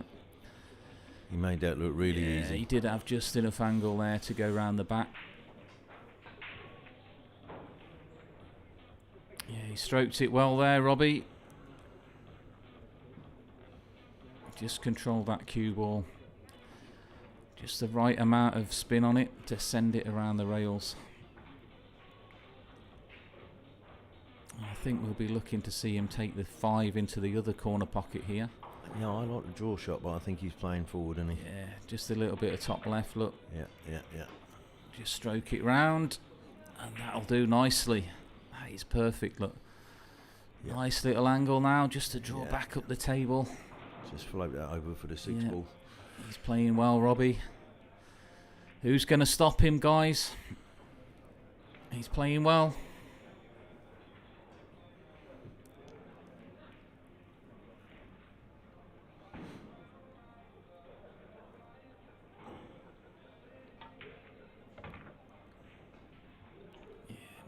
Absolutely perfect angle there. Probably go 2 rails. Yep, I think so. Yeah, it just takes out the scratch option, you know. Some players would go 1 rail, but personal preference, 2 rails is the safer way. Just like that. Yep.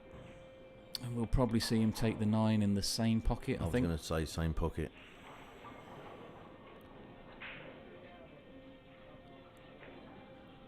Saying that, he might take it in the other one. Depends how hard he hits this. Yeah, going in the other one. Yeah. And there we go, guys. So 8-2. Robbie Capito leading Fraser Patrick. And on some of the other tables, Ralph Souquet 4-all now. Grinding a match out there with Andrea Miloli.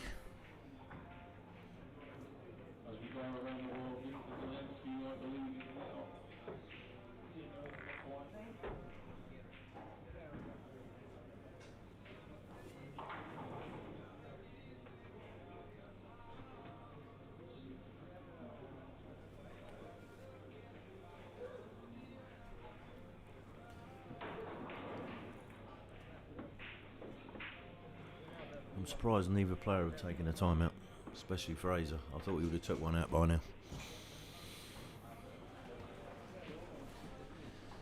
Yeah, you know, he has got the option to take a timeout. Yeah, just to walk out and clean your head for 2 minutes.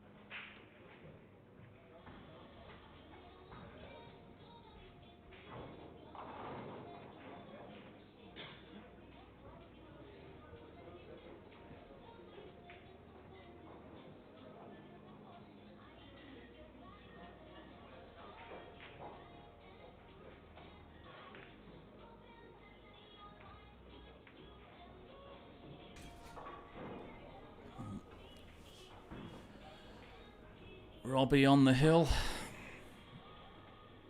Looking to run out here. That 2-will pass into the side pocket. Where he's looking at it, yeah, definitely. Yeah, he's broke well in this match, Robbie. Yeah, he's looked really comfortable.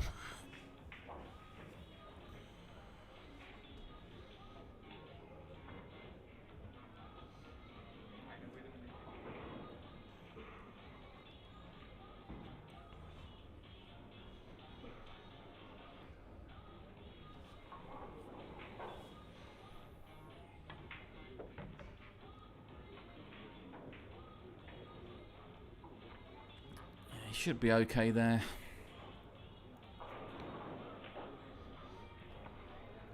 Just about able to miss the 7. He's got to draw it slightly. I'm just wondering where he's thinking about taking that 5 though, Colin. Possibly in the same pocket as this one. I think he might make it in the side. He might just be able to drop it in and take it, yeah. Ooh, no, he was okay. Yeah, he was okay. Just to come around there.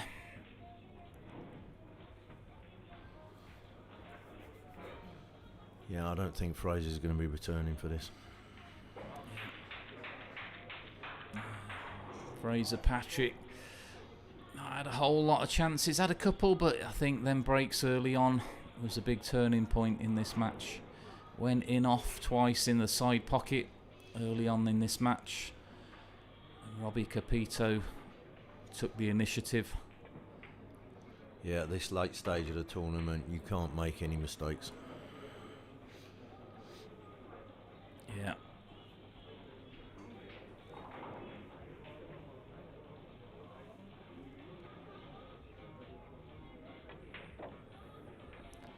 Well played, Robbie. Yeah, he has looked good, I must admit. Well, he looked good in the final, in the invitational event. Yeah, yeah. And he ran out a great last rack as well in that match to win it.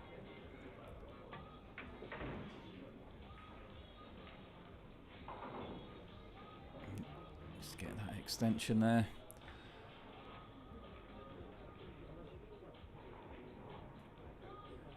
He's a pretty tall guy as well, so he's got a good reach on him anyway. Look how long that bridge is there. Yeah, yeah. He won't mind that. Well, yeah, great performance by 9-2 coming Robbie. up. Unlucky Fraser. Just that break. Yeah. Letting Great him down performance. slightly. So 9-2. Robbie Capito, Fraser Patrick. And we'll be seeing Robbie come back again for his quarter-final match. Yep, Colin's just off to grab a drink. We're just going to swap over. I'll be back in a bit. Just going to swap over to one of the outside tables where we've got Coledio Katschi 6-5 up. Francesco Candela of Italy.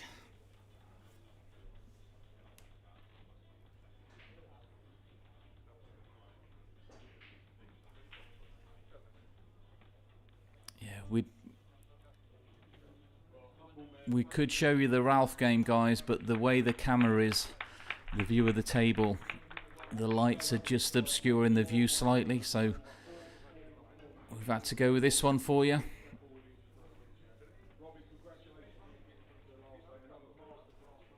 I mean, as good as the club is, guys, we can't have cameras on every single table, I'm afraid. We try our best.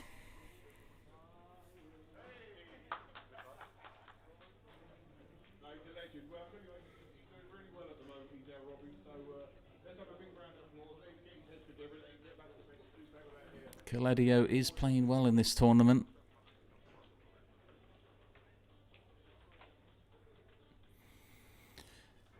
Could we perhaps see Coledio taking down this open event?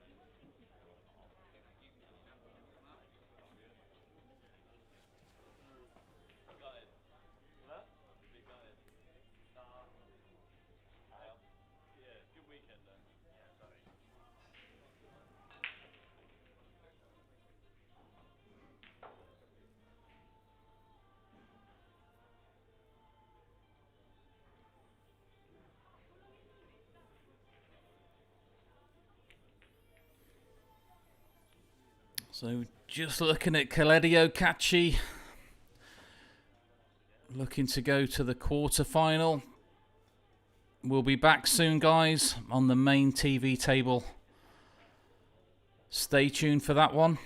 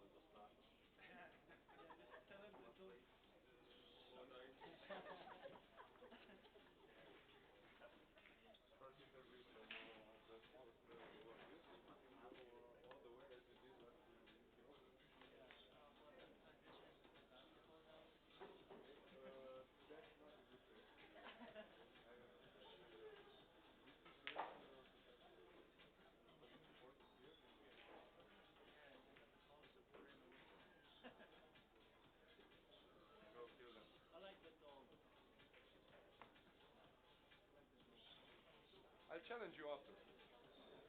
Someday. Whatever sport you want, decathlon, we choose 10 sports and I let you to choose. But pool is unfair. In pool I'm a big underdog. Basketball you are a big underdog. We need to find something. Whatever you want. Tennis. Foot tennis. Yeah. Shots on the pole, on the...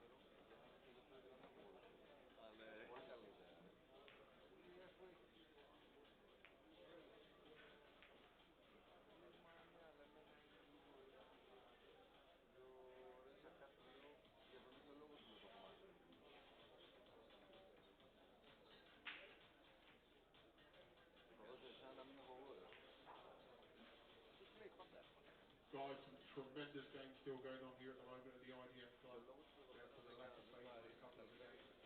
But just for a little bit of reference, between the semi-finals, we've got Alon Glazer, the former Israel Got Talent champion. Well, we will be back on the main table soon, guys. Just waiting for the conclusion of some of the other matches. I think we'll be seeing Joshua Filler on the main table. He's waiting for the winner of Ralph Souquet against Andrea Milioli. Yeah, good shot from Candela there. Looking to go 8-7 behind against Katschi.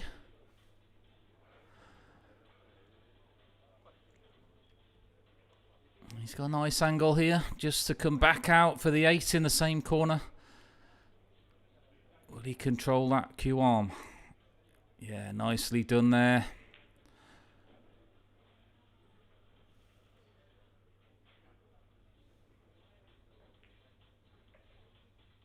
Yeah, nicely done. So 8-7 behind now. Is he going to be breaking off, running out? Could we be seeing a hill?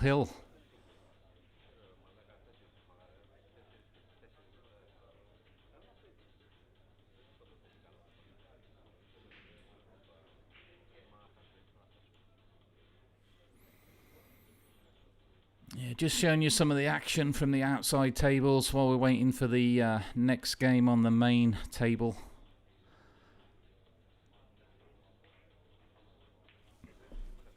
But we'll be back soon with that. But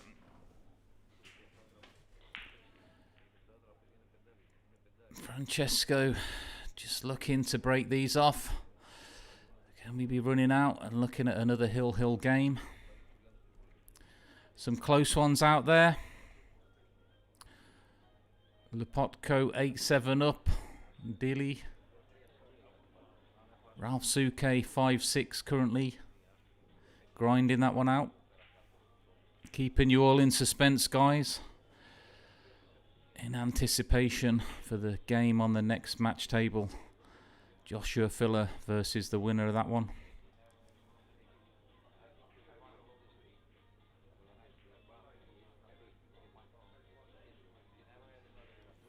Yeah, give us your predictions in the chat, guys. Who's your money on to take this tournament down? Will be played to a conclusion today.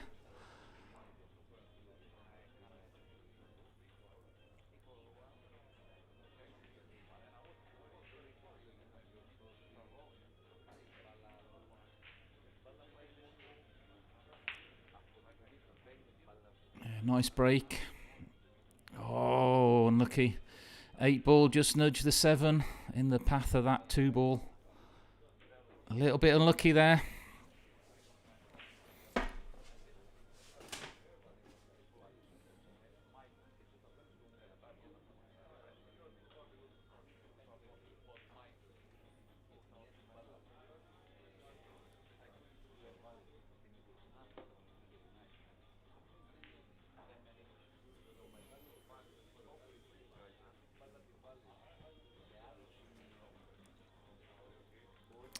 Is he thinking of push out? I think so. Don't think he can get to the 2 ball. He's just looking here. Pushing up the table. Yeah, he's got to make the right decision here. Doesn't want to be giving Katschi an advantage.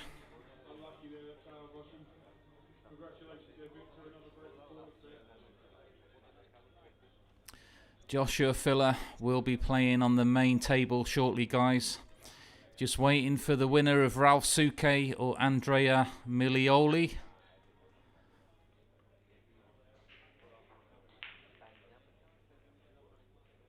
He's taking a lot of time here, Candela. I keep saying this is the thing with the push out.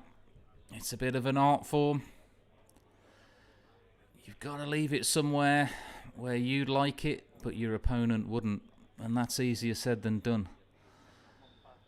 He's probably just looking to come off the 4.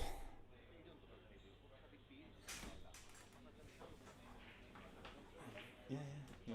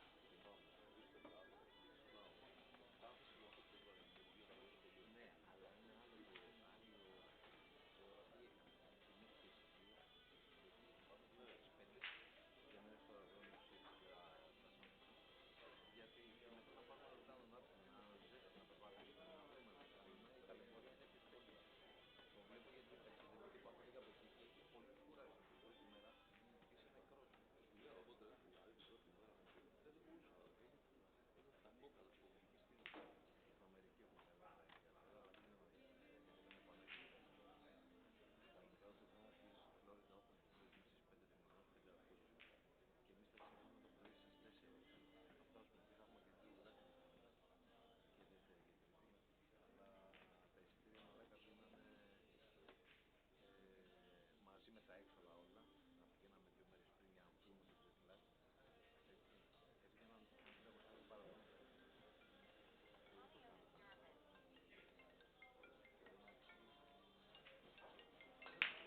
Έλα ρε πατέρα. Εδώ είσαι μοντάρ, τώρα δεν σε λέω παλιός που είναι τώρα θα σε λέω πατέρα. Τι έγινε, όλα καλά?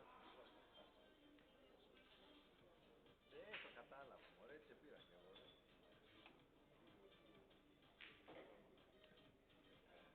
Τι έγινε, στο λαδάκι τι κάνετε? Πότε βγαίνετε τώρα, πότε βγαίνετε τώρα, πότε βγαίνετε? Άντε με το καλό. Άντε. Ωραία, εντάξει μωράκι. Και ο μπάτσικο το βλέπω λίγο το μπάτσικο. Μπράβο ρε μαλάκα, μπράβο. Φλεγάρακι.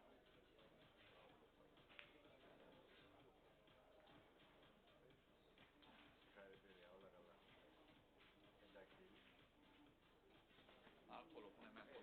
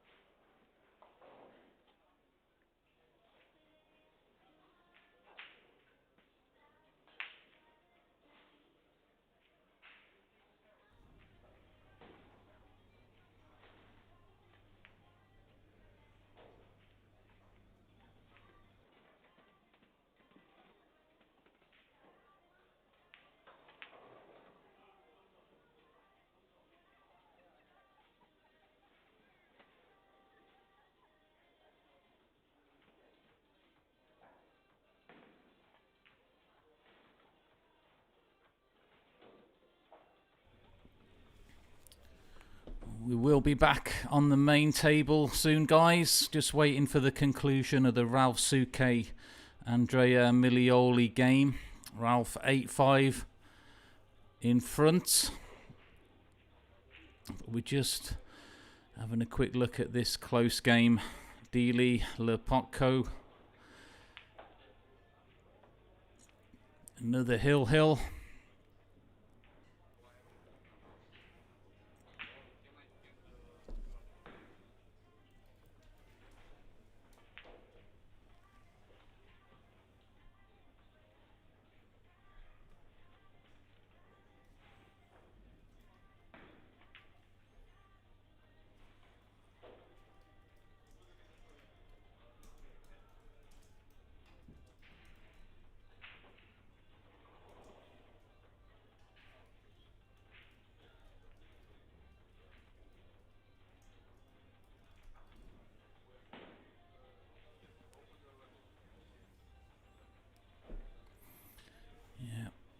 Players just taking the time here. They just want to make sure.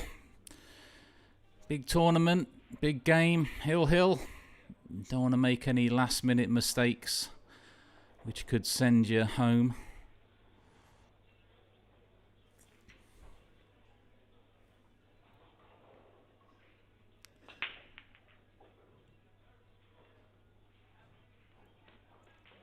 Interesting wrap design on that cue as well. Don't see too many like that.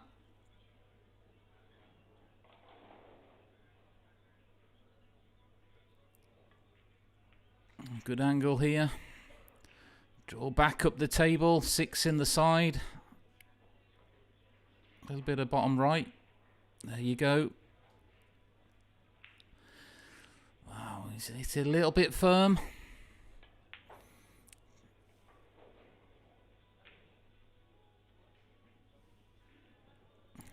Looks like he might be taking this into the lower left corner. And he's missed it. And he's got away with it as well. Ooh. It's getting tense out there. Yeah, it's a little bit of a nervy shot, that one.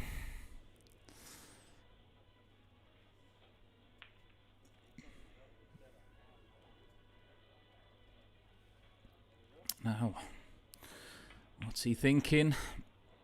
Cue ball off the left-hand side of the 6. Use the 9 to hold it on the bottom of the table. Send the cue ball back up the table. I think that's the only shot he's got, really.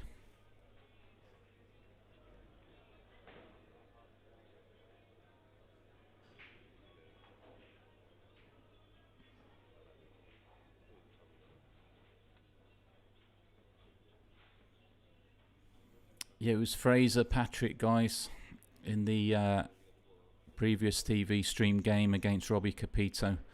Very good player as well. Got to the last, quarter final, of the UK Open recently. Fraser Patrick. Keep an eye on him. He's looking in good form. So watch out for Fraser in some future competitions. He's going to be playing a lot more.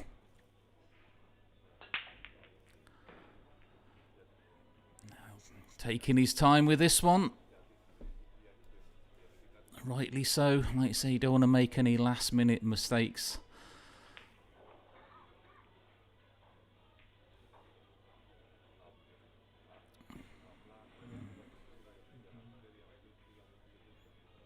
He's looking to go thin.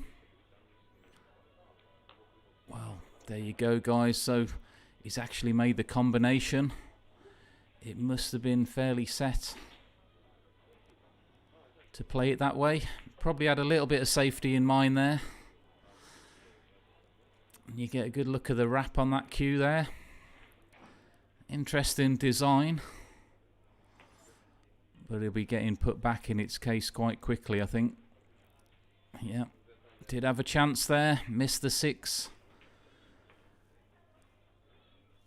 And we're just, I say we're waiting for the conclusion. Ralph Souquet has beat Andrea Milioli 9-5.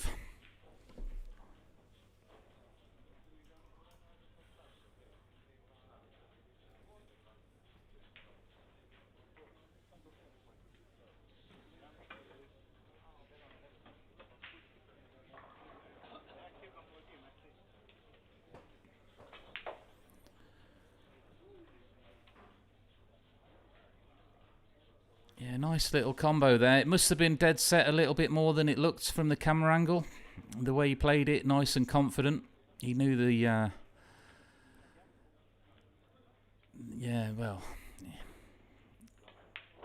He just played it well, didn't he, there? So we'll be swapping back over. We're just going to have a little look on the main table, where Joshua Filler, he's getting warmed up.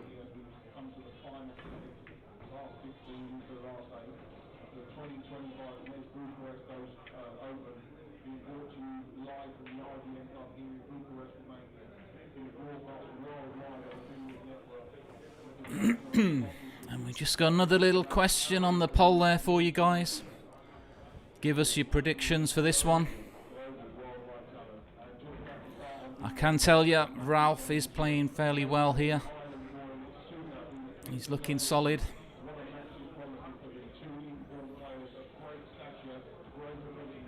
And dare I say it, you know, we might be looking at another Hill game on this TV table. Joshua Filler, he's had a few of them already this weekend. He won't be one in another.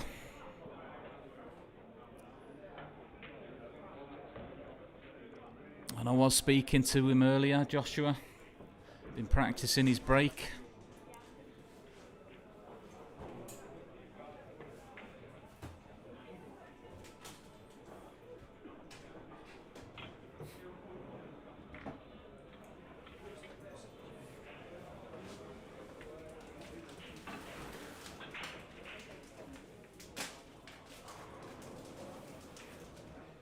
Hey, can I give you 100 euros for the help, man?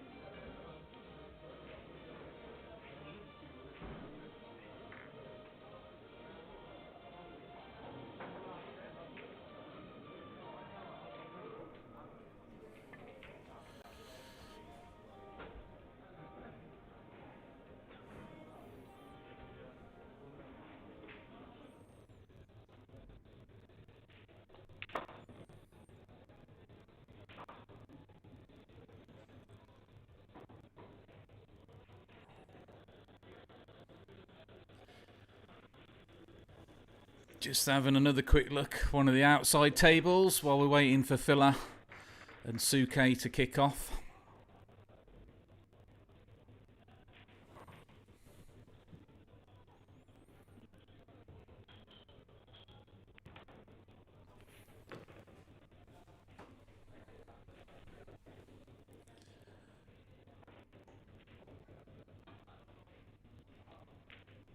Jonas Suto taking on Victor Zelensky. We'll be back soon, guys, with Filler Souquet. Let us know your score predictions in the chat, guys.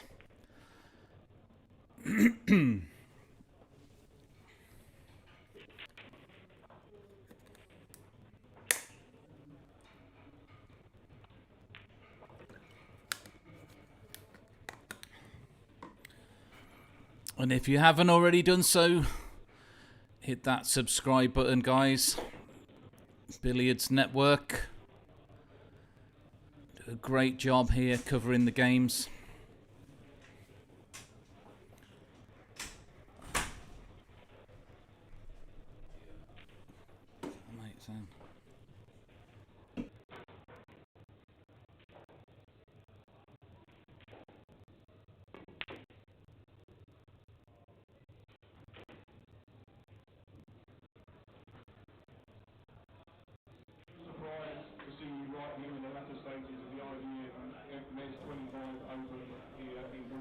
Right, back on the main table. Dark side just having a little word with Souquet pre-match. And then we're going to kick this off, and I'm joined by Carlo Balassi, another good UK player coming through. Had some good results, Carlo, in some recent tournaments. Yeah, thanks. Appreciate that. How's it going, guys? Yeah, getting there. Well, you've been putting the time in, and if you put the time in, you're going to get results. Yeah, that's it. It's especially with this game, you just need to put a lot of hours in, especially with these top guys. They put the hours in, and this is why they're so good, right? And they're constantly competing, learning from games like this. I think that's where it's about picking up little things. Yeah, little bits of knowledge, picking them up, adding them to your arsenal. And what about this game? We've got a veteran, Souquet, versus Joshua Germany Filler. versus Germany. Yeah, this is an amazing spectacle, this game. Yeah, it's going to be a good one. And you know what? Dare I say it? Could we be looking at another Hill match with Filler on this TV table? He's already had a few of them. He has.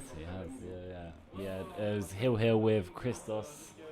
Yeah, what a game that was. If you didn't see that one, guys, go back, have a look at that. Christos against Filler yesterday. What a game.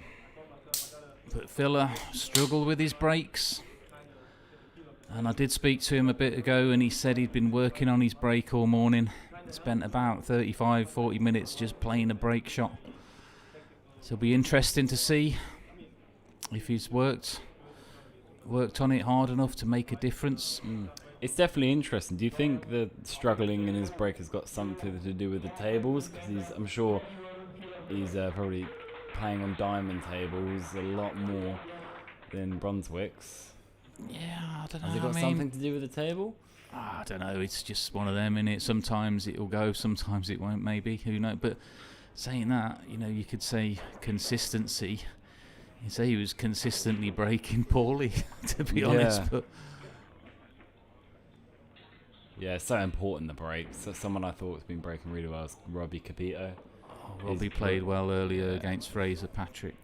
Yeah, he didn't really. Fraser, though, again, we're talking about the breaks. Fraser Patrick went in off twice on his breaks early doors. And that really gave Robbie a good advantage to sort of start running away with that match. But yeah, guys, thanks for tuning in for this one. It's going to be good. Yeah, we've got a little poll going on. Who's your money on? Well, not much love for Ralph Souquet on a little poll, guys. Only 7%, almost 7 people out of 100 there, just on 100 votes. 7 people out of 100 think Ralph, well, it's gone a little bit more now, but keep on that poll, guys. Yeah, let's see what you're thinking. And let us have your score predictions in the chat as well, because we like a bit of engagement. Definitely. Let's get that chat going for this one. How many have we got in here at the moment? So you've got about 800 just over watching currently. Okay. Let's see if we can get it over 1,000 for this one. Building up to even more than that for the final later on. And guys, if you didn't know, we've got a bit of a magic show again in between the semi-finals. So stay tuned for that. Yeah, I'd definitely say with this game, I think the start of the game, like in any game, but if Filler starts very well, goes into a 3-4-0 lead, I find it very hard to see Souquet coming out on top. I think if Souquet, keeps it close at the start, then we could see a close game here, but you know what Filler's like. Souquet, he had a long match in that last match he's just played. He was taking his time, making sure. Is he going to drag this one out a little bit, possibly slow Filler down?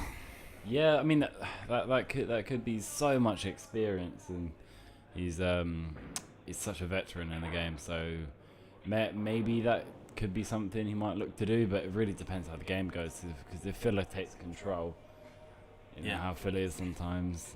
Did he won his game earlier in about 50 minutes, didn't he? He won 9-1. Yeah, Brabin, he beat him.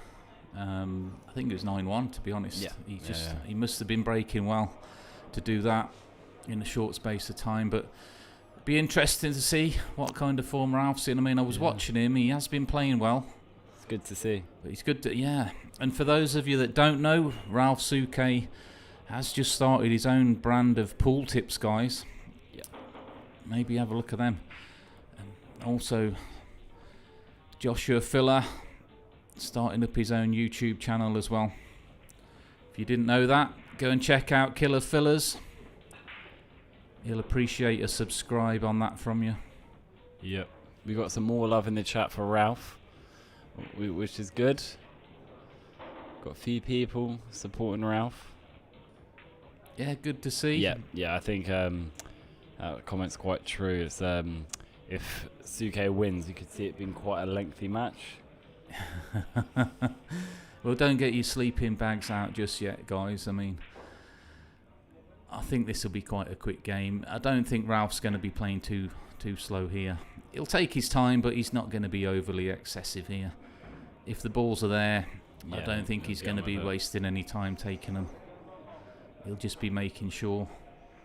So he's just waiting for Filler to come back, and then we'll be kicking this one off. I think they'll be going straight into the lag as soon as Filler gets back. Yep. So we have Ralph Souquet versus Joshua Filler, quarter-final stage. And looks like we've got some new balls coming in.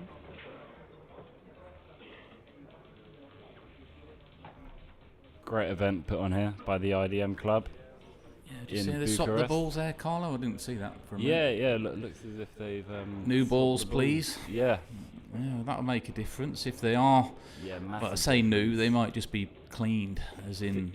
I think I noticed in my match, one of my matches, I was on 10 in the morning, and they waxed the balls before the match, and they play a lot more reactive. That's and it. then after about 5 or 6 racks, it starts to wear off. It's just something to be aware of. If that is a brand new set of balls or brand newly set of polished balls, they'll be sliding around a bit more. And I said yesterday, I played a shot earlier in the tournament yesterday. I had a 9-ball over the side pocket, and it was tight.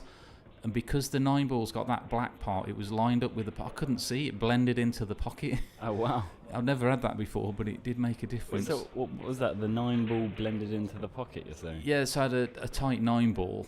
Is Ralph just having a warm-up rack here? Yeah, it's his warm-up rack. Yeah. So I had a 9-ball. It was a sharp angle into the middle pocket, but the way the 9-ball was placed, the black part of the 9-ball blended in with the middle of the pocket, the black part of the pocket, and it was difficult to see the potting angle. And I actually missed it as well. Yeah, it's interesting. It will do that though, won't it? I mean, but anyway, Ralph just having a little practice.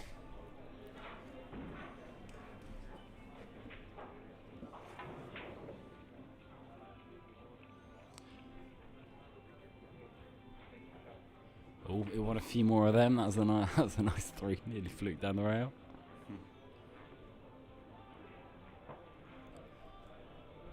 What a spectacle this is going to be, though.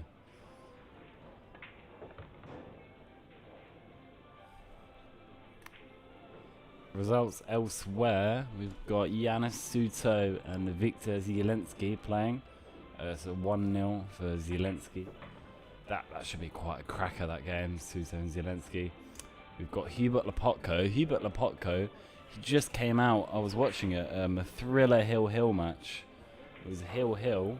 And I think that the last rack at hill-hill, I think it at least took about 20 minutes.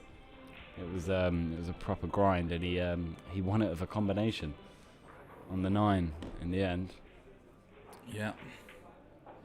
We've also got Capito 2-1 up, and and then Filler to start against Souquet.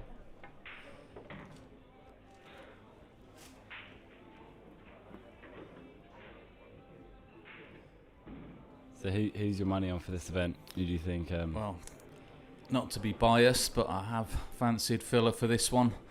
I fancied him for the Invitational, to be honest, but he just had that... he just lost out, didn't he? Yeah, he's Shownocky. Yeah, Hill, I think that was as well, was it, Carl? Yeah. I think it was. Yep. Yeah. I probably commentated on that as well. I've done that many commentating this weekend. I can't even remember what I've been doing, but... yeah, should be a good game. Actually, I think the Shownocky and Filler game, I think it was 7-3 or 7-4 to Shownocky, actually. I can't remember. Capito won a couple of his games hill-hill. Yeah. He won the final hill-hill. Yeah, well, that was hill-hill. What a great final that was as well. Yeah, what an amazing jump at 6-5 down on the 7. Capito, he is looking strong. But I think we're getting ready to lag. Or is this a practice rack?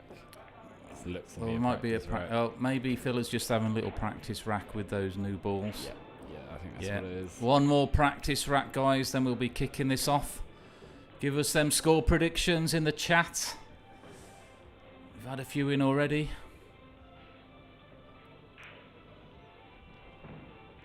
We've got 11% now. I think Souquet can come out on top in this game. A lot of votes in the poll here. Villa.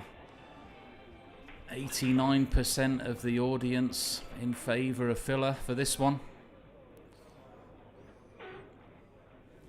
No problem with that break. So he might have ironed out the problems he had earlier.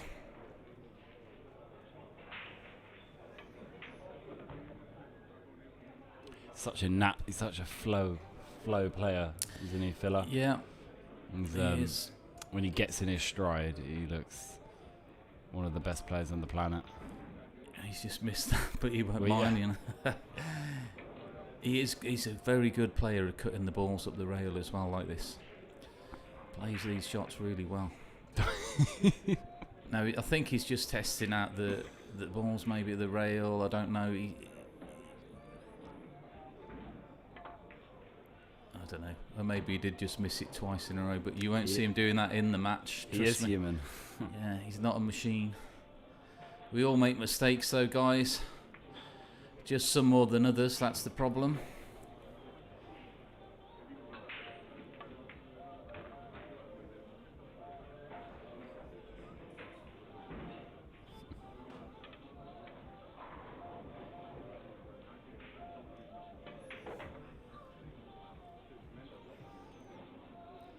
Race to 9 here. Is it race to 9 all the way? Oh, good question there, Carlo. I believe it is race tonight. It might be. I think it might, in the final, it might be to 11. Might be 11 in the final. Do you think that makes much of a difference, bringing the race up by a couple of racks? Well, I'd always want to play a longer race if it's me. Of course, yeah.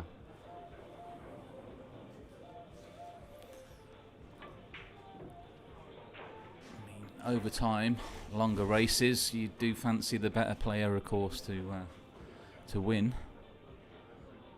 Jonas Souto 1-1 against Victor Zelensky. I think that'll go hill that match. Early prediction. And Robbie Capito 2-2 as well. Ooh. Ernesto Gioni, bit of Desmond 2-2. Here we go. So, fella's just going to knock in this 9, finish his practice.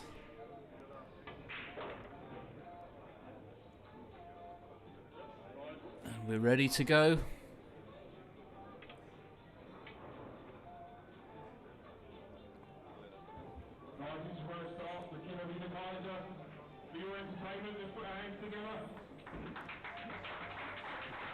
A little round of applause there from the crowd.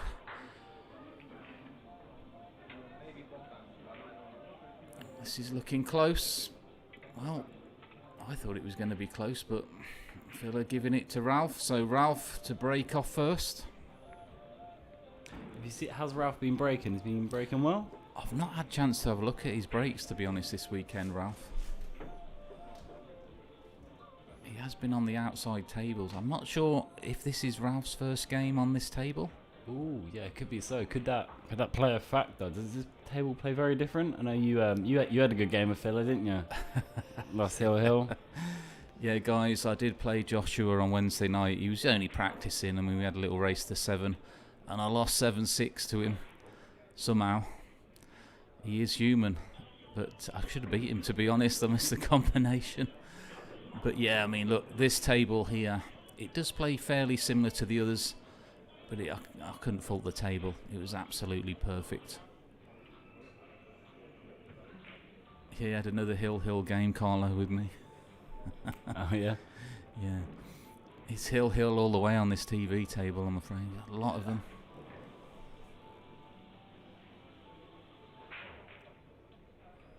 Yeah, comments on Ralph's safety game. He's just so experienced in so many departments. So he's You know what though, Joshua Filler's got a very good safety game as well. It almost becomes underrated because he's so good. Yeah. You know, you see him running out so often. Nice break from Ralph. Amazing Wow, break. what a break. He'll be happy with that. He's got an angle there as well, just to chip the 2 in. Come off the 2 rails, back up the table. And the 5's waiting. So a little bit thin on this 2. Just needs to mind his work with this. He can come 2 rails over. Yeah.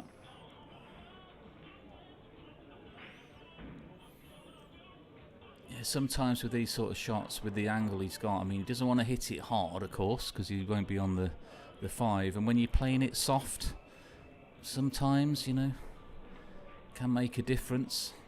Yep. Might get a little throw of the ball, straighten it up. There we go. First chance for Ralph then.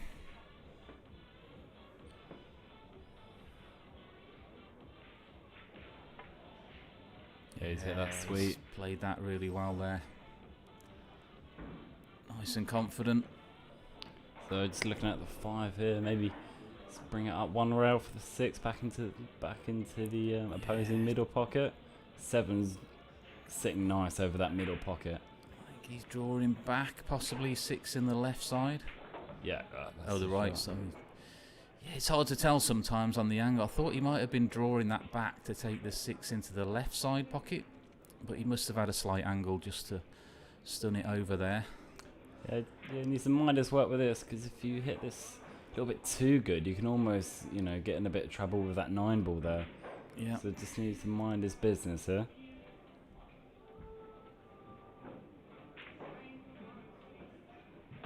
Yep, nicely done. Cue ball right on the rail there, so it made that shot a little bit trickier. I think he'll be looking for top side of the 9 rather than underneath the 9. Just take the cue ball forward. Little bounce off the rail. Yep. And we should be looking at 1-0. Good start for Souquet, as we said. Could be quite important. Souquet to have a good start. Just reaching for his extension here. Yeah, I keep saying all the players now have got. Have you got one of these, Carlo? What's that? One of these extensions? Yeah. Do you have one? No, I haven't got one. I just use the rest. You have to be very good with the rest then. Most pool players don't really like that instrument. Nah, it doesn't bother me. But look at the length of that bridge end as well going across there. Yeah, I'm one of these players, if I can avoid to use the bridge, I will. I always prefer put an extension on the back. I think that's quite a general thing with pool players, because if you grow up on a pool table, you don't really usually need it very often. Whereas coming through snooker,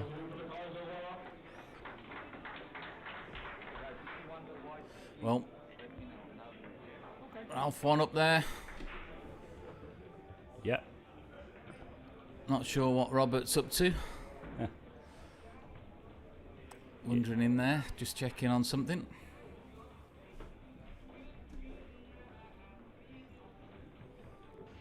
Right, Ralph with the break again. Can he hit that break like he hit the last one? Hit the last one lovely, didn't he? Yeah, what a great break there. That first break from Ralph. Potted 3 balls. Made his work easy for that rack.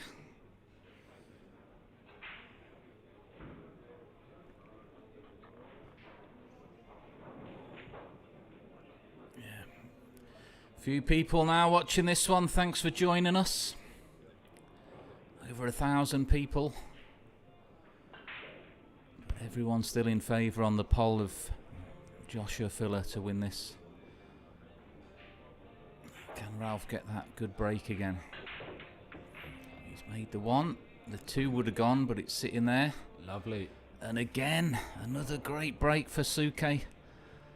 And look at this, Carlo. Can't see many problems here. Maybe the 4 if it just doesn't pass the 5. Yeah, so it's just looking at that 4 and the 5 ball. So don't think that 4 doesn't pass the 5. So there's a couple options here. You're probably gonna have to play the combo.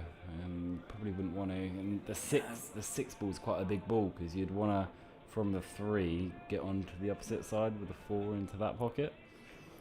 Yeah, I mean, you know, I think that 4 does just about pass the 5.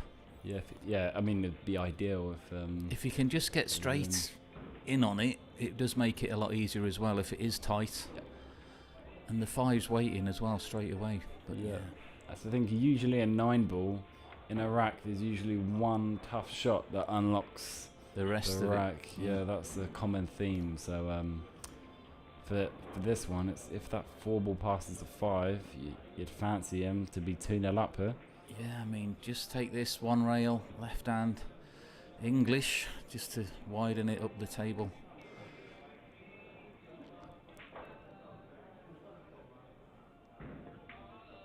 There we go. Now, is he going to get straight in on this? I think so. Yep, it must do go. It's hard to see from here. Yeah, I'm pretty sure that 4 goes past the 5, the way he's played on that.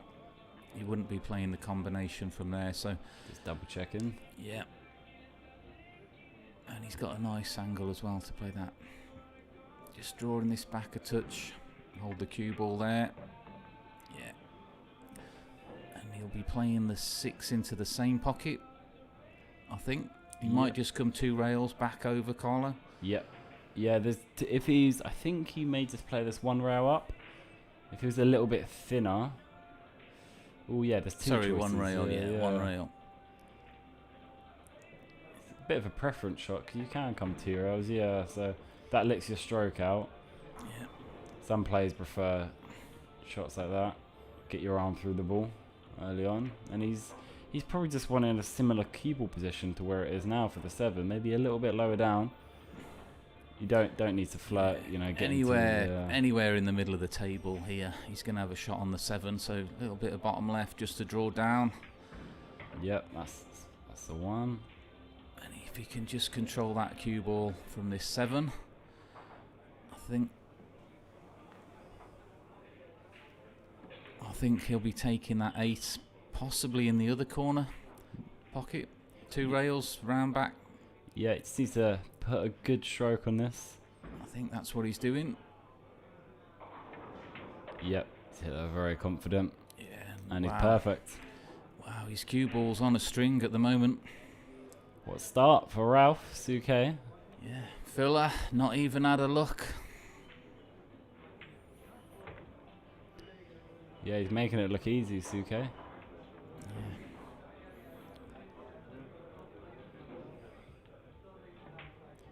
So 2-0 advantage for Ralph Souquet.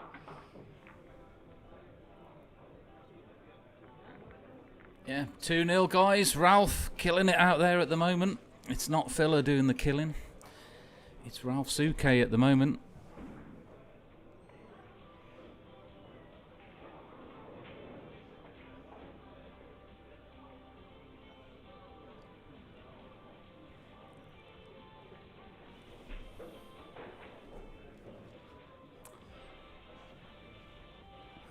Right, elsewhere we've got Gianni. Is that how I pronounce his name? Gianni gets Capito. Yeah, Ernesto Gianni, 3-2 up. Robbie Capito on one of the outside tables. Victor Zelensky, 4-1 up on Suto. And Kaledio Katschi trailing 1-0 to Lepotko.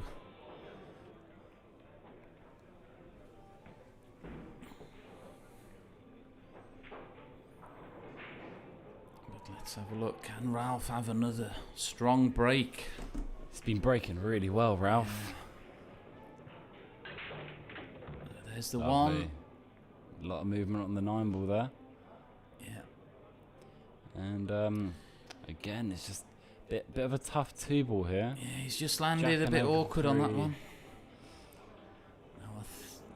I don't think he'll be taking this on to the left centre, possible. Maybe, I don't know. I mean, cue ball's going up table if he chooses that route, and it's going to be going towards that corner pocket. He might just take the cue ball off the side rail at the top, and then off the top rail to come back down for the 3.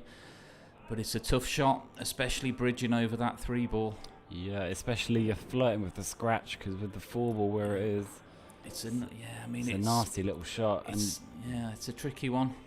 And even if you're looking at the safety shot here, nothing's too easy. Maybe sending the 2 up to the top rail and trying to get the cue ball near that 5. Yeah, I think that's the safety option. I think he wants to. Well, he's going. Is he going forward here? It looks like it. Yeah, he played a shot. I was saying. Oh, he needs the rail. He's made it. Yeah, I think he might have left the 1 rail kick shot possibly. And another part of Filler's game, which is super strong, is his kicking abilities. Yeah. That's something I'm really impressed with every time I watch him. Yeah, he might just be able to swerve this cue ball off the back rail just to come bit into the 2 to send it down table. Unless he can see the edge of the 2. I don't think he can though. Yeah, kicks like this, when they're quite close to the rail, it's very easy to hit them too thin, and both the cue ball and the object ball were travelling up table fast. Yeah. And your likelihood is you're going to leave a shot. He's, so he's probably going to go 2 rails at this. He's probably trying to make this. Well, he was going with the 1 rail, but he's got away with it. He has. It's great effort though. Great effort. Is Ralph going to have a go at it? I think he's got to be honest, Carlo. Do you think 1 rail? I think so. Yeah. Well, there's an. Yeah, it's a quite tricky little shot. If you're going the other way, you can maybe kick and try and make contact with the top part of the 2 to flick it up to the rail. Yeah, but it's quite a high difficulty shot. I mean, he could go left side rail trying to hit the 2 on the right hand side just to thin it back down the table, take the cue ball to the other side of the table. But with it sitting fairly close to the pocket, if he catches this right, it's going to go in and he will probably be on the 3 ball. Yeah, I think he's playing the right shot. Attack the table. Oh, he's missed it. Now where's that 7 gone? 7's okay. Yeah, he's not going to be too pleased with that. Would have liked to, at minimum, made contact with the 2. He's just missed it. Yeah, the 7's not too friendly. I think it does pass into that middle, which he should be able to deal with, you'd expect. But needs to make sure he plays a good shot from that 6 to 7, because if you leave yourself a bit short, could get a bit. Yeah, also 4 to 5 is an interesting proposition. How'd you play this here? I think he'd probably be drawing this back a little bit sort of one rail back down towards the 5 to come behind on the left-hand side of the 5, possibly, unless he's thinking about playing the combination. I think that's what he's looking at. The 5 doesn't really go anywhere. It doesn't go in the top. Yeah, he's probably looking at the combination. Yeah. And he's played that well. Look at that. That is absolutely perfect to just play that combination.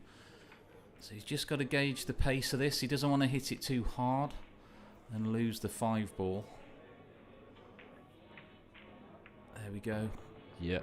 Now this is the key shot now.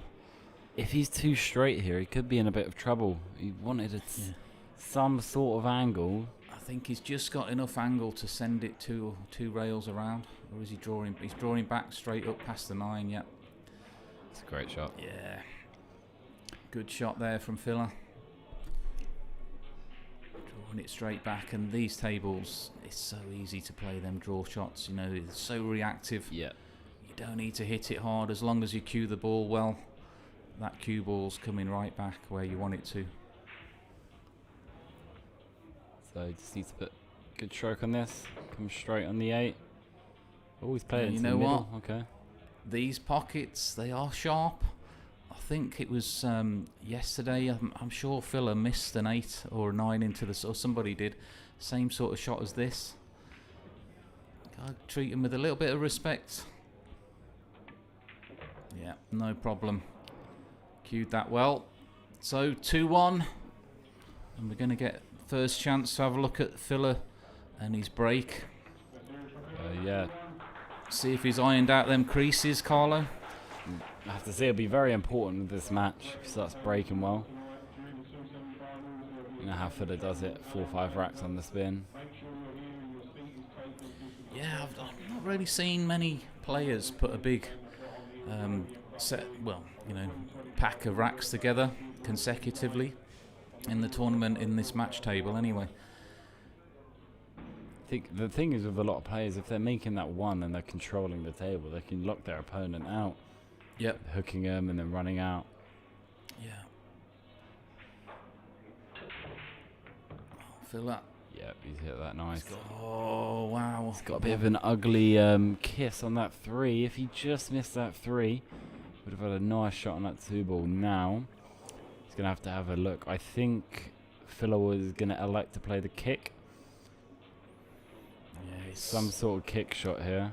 Well, he can go 1 rail Connie underneath the 2, but just so long as he's going to thin this and go back up the table behind the 7, I think. Send the 2 just under the 9. He's looking for behind the 8 ball, which is even better. Oh, what a shot. I said he's got some safety. Yeah, what a shot again from Filler.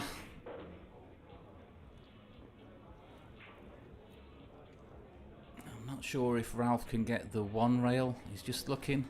He might need to sort of swerve the cue ball a little bit. Possibly just to widen the angle to make that shot available. Yeah, if you can hit this 2 full in the face, get a nice contact with it, you should send the 2 up to the side rail and back round, and could leave Filler hooked. Yep. Let's just have a look. Yeah, it looks like he's got a widen this. Well, he's just playing it fairly centre, I think, and the cue ball there, a bit higher than normal, so he must have a good. Yeah, he's got a good enough angle. Yeah, he's hit. Wow, that. So sweet. He hit that Has well. He left the gap. He's just left the gap though, but he did play that really well there, Ralph.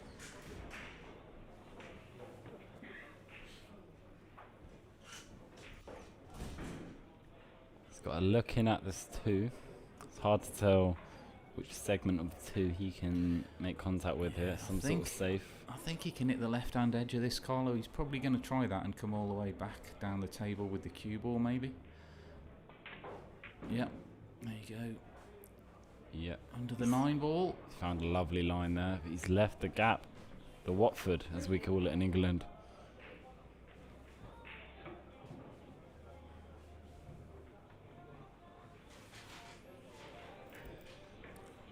Yeah, he's left the Watford gap. Yeah.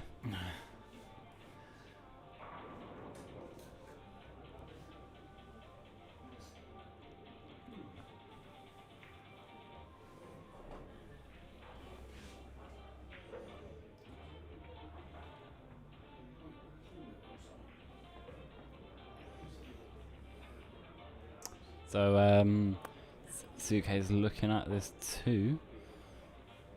Might send it 2 rails around. Yep. 2 rails. He's just going to make contact with the last rail, it looks.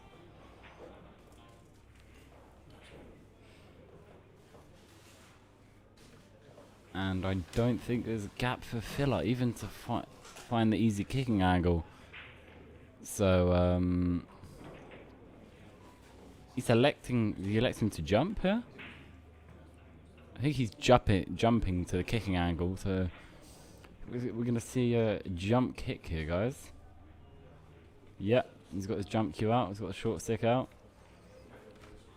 So jumping over the 7 to try and make a full contact with the 2 to maybe put the 2 to the side rail. Oh, how's he hit that? I mean, he's got a little bit fortunate to hit the 2 so thin to not leave it, but he still made good contact. He's hit it in the realms of possibility where he could get fortunate. So, yeah, it's a well executed shot there. Yeah, good jump shot from Filler.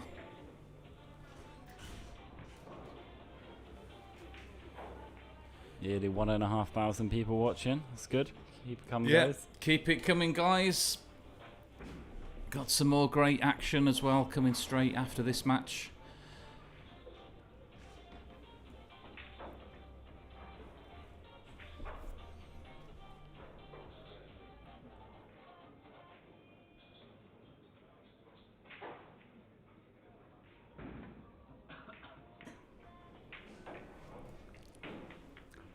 So he's just come.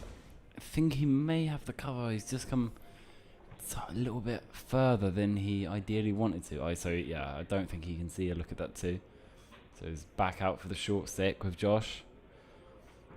Where do you see trying to put the 2 here? He's going to be looking for the left-hand side of the 2 ball here to send the cue ball back down the table, send the 2 up the table. 2's going to be in close to the 9 ball as well. Could he make it in the side? What about that? Could he get that? Funny. Yeah. There we go. Oh, Yeah. well, it was go. Oh, he's made the cue ball as well. Oh, wow. Well, he's got ball in hand for Ralph, but what has he done with that 4 and 7? Yeah, he's tied it up. I think he can just about see it. Oh, yeah, let's have a look at that. Yeah, look at that. That's a tricky 4 ball, guys. I think that 7's just in the way. Ralph looking exactly if it's makeable. I'm not sure. And if it is makeable, he's going to need to get that cue ball exactly in the right place as well. Yep. He may be able to get, if he gets very good cue ball placement, as you said, just draw around with that 4 around to the 5. Yeah. It's a bit of a tricky out here. Yeah, he's just got to make sure he leaves it nice on that 4 to do something with it, you know. Whether it's just play a safety off the 4 or pot, if he can get on the potting angle. Does look tight though. Yeah. Interesting to say that's it's another safety battle. Ralph Souquet's won. Come out on top. Yeah. That could be an important factor for this game.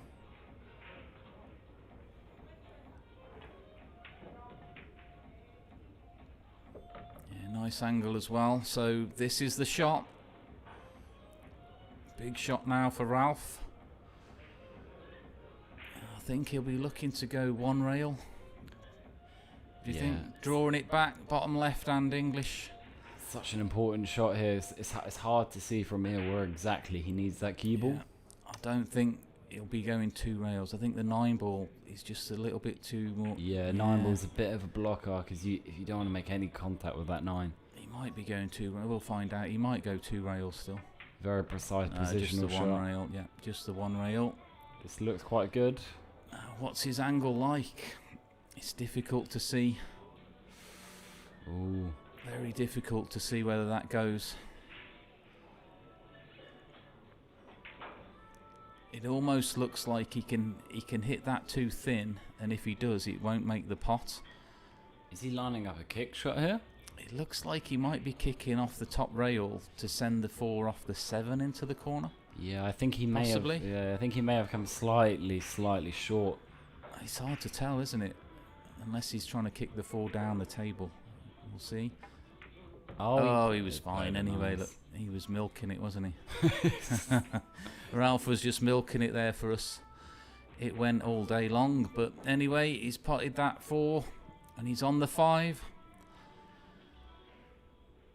Now, where's he taking the 6? Do you think, Carlo? Yeah, needs to mind his work here because the natural cue ball lines coming up, you'd say into the 6. So maybe tip of left, you could come into the middle. I think he's thinking the other middle. Just yeah, drop this I think in. he's drawing slow. those 2 rails. Yeah, that's the shot. And then he's going to be avoiding the 9 as he goes back up the table. Just drop this in now. Well, he could draw this back a touch, and to come off the left side rail, but he'll just be going this slow speed, a little bit of top spin, just rolling it in. Yeah, that's the one thing I've noticed a lot of these guys. They're so knowledgeable with the natural cue ball movement. Yeah. Right. So if the natural line is where it needs to be, they won't make it complicated or do anything special. He did try to go the 1 rail there. I thought he might have done that actually, but he's missed the pot. So first real mistake there from Ralph. And that could be a big turning point in this match. I thought he may have just elected to roll that forward for a moment, but it must have been a little bit too much of an angle. Now, Villa, he's coming all the way around the table here. Oh no, he's not. He used the 8. Yeah. I thought he was trying to go all the way around the world with that one, Carlo, but the 8 was there to hold with. He's played it well. Could be a big turning point. You're right. With the way Filler plays and the way he can motor on in a match. Yeah, look at that. No time at all. Down to the 8. Little draw back for the 9, and we're looking at 2 all. And a nice easy 9 ball. Yeah. It's going to be 2-2 here. Another Desmond 2-2 there for you guys. So 2 all. Joshua Filler. So elsewhere, we've got Journey 3-2 up on a Robbie Capito. Bit of a tight match. Yeah. We've got Zielinski. It seems like he's flying about the man in form, man of the moment at the moment, Janos Souquet. But Zielinski 6-2 up. I've been saying for a while Zielinski he's one of them players you'd surprise he hasn't won a major yet. He had a really good year, didn't he, a while back, and he's still got it. I mean, still in form. Of course, yeah. You know, he must be playing well there to be 6-3 now. It's just gone in that game. So Souquet taking a rack back. But let's have another look at Filler's break. That looks good. Oh. Now, how confident is he feeling, Carlo? Do you think he's going to take the bank on? I think some of these shots, you have to look at the reward system. So I think going for this bank is very rewardful. It's risky, though, if he misses. Yeah, I mean, with a 4 and 5, how they are, I think it's worth attacking here. He went for it. Yeah, that's it. Well, I mean, with the 4 was hanging for it, so I think, I think that was a smart play, attacking the table, taking confident control. Play there.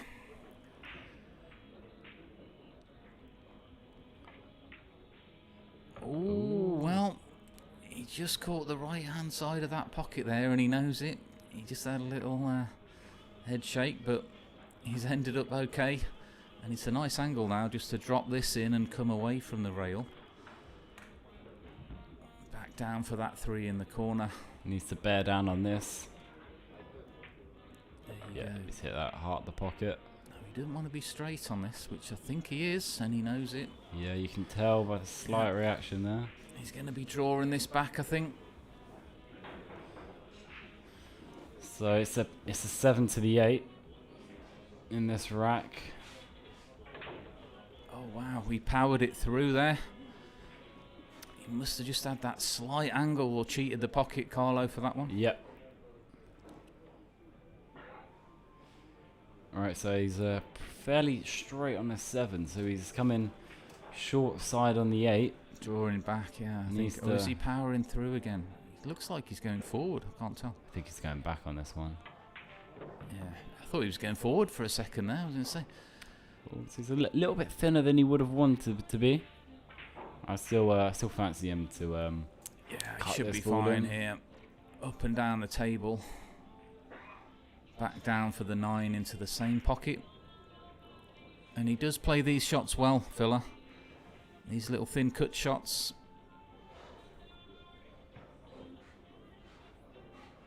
He's just put in a fraction of left-hand side on this to straighten it up off the bottom rail. Just like that, and he's played that perfectly, I think. Yeah, he just caught that first jaw, but still dropped. Would liked it to have gone a little bit further down the table, but I don't expect him to miss this 9. So it's a spot shot, pretty much.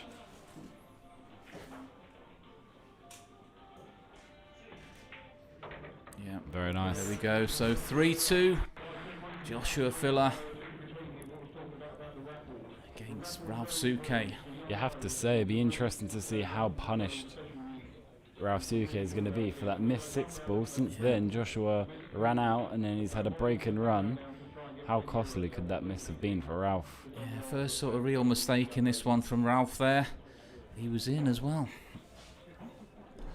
How much is that going to affect him? We'll find out. But can Filler have another good break off?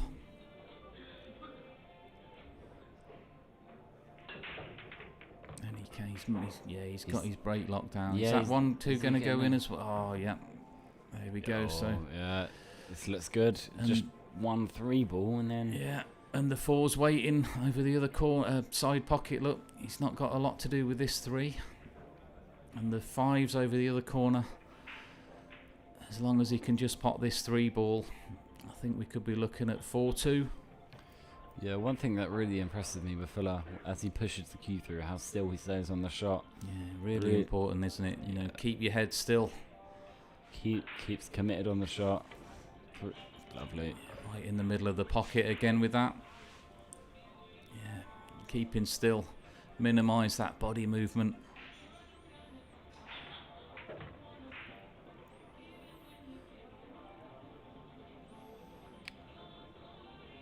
He's okay there.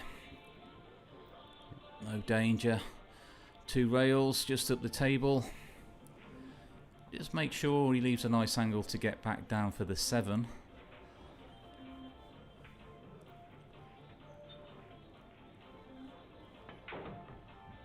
Yeah, he's played that confidently. But I think he's going to leave the cue ball in a similar position to where the 6 actually is. Now, is he going to just stun it and leave it there, take a longer 7, or is he going to go forward slightly? I think he's going forward to come back down the table a little bit here. Yeah.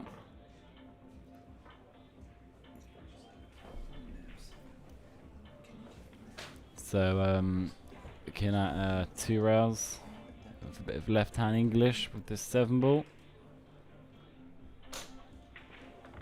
Lovely. And he's got a nice little angle on this 8. Just to come round. You can play this 1 rail. I like the 2 rails here, just coming into the position of the 9.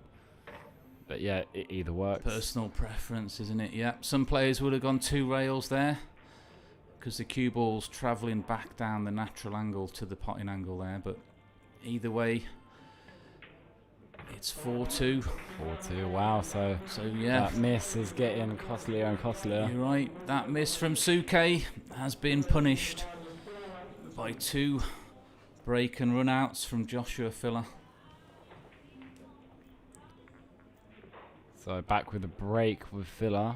He's really found his break in this match, has to be said. Yeah, Practice he did is say paying he off. was working on it earlier.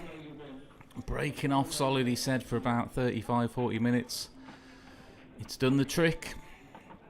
Yeah, a lot of these pros, they have different break spots. Just saying that, Carlo. Look, yeah. Earlier this week, he was putting the cue ball a lot more central to the table, so he has moved it over a little bit. Yeah, he's probably he probably has different backup breaks when one isn't working. So And look at that again. What a break.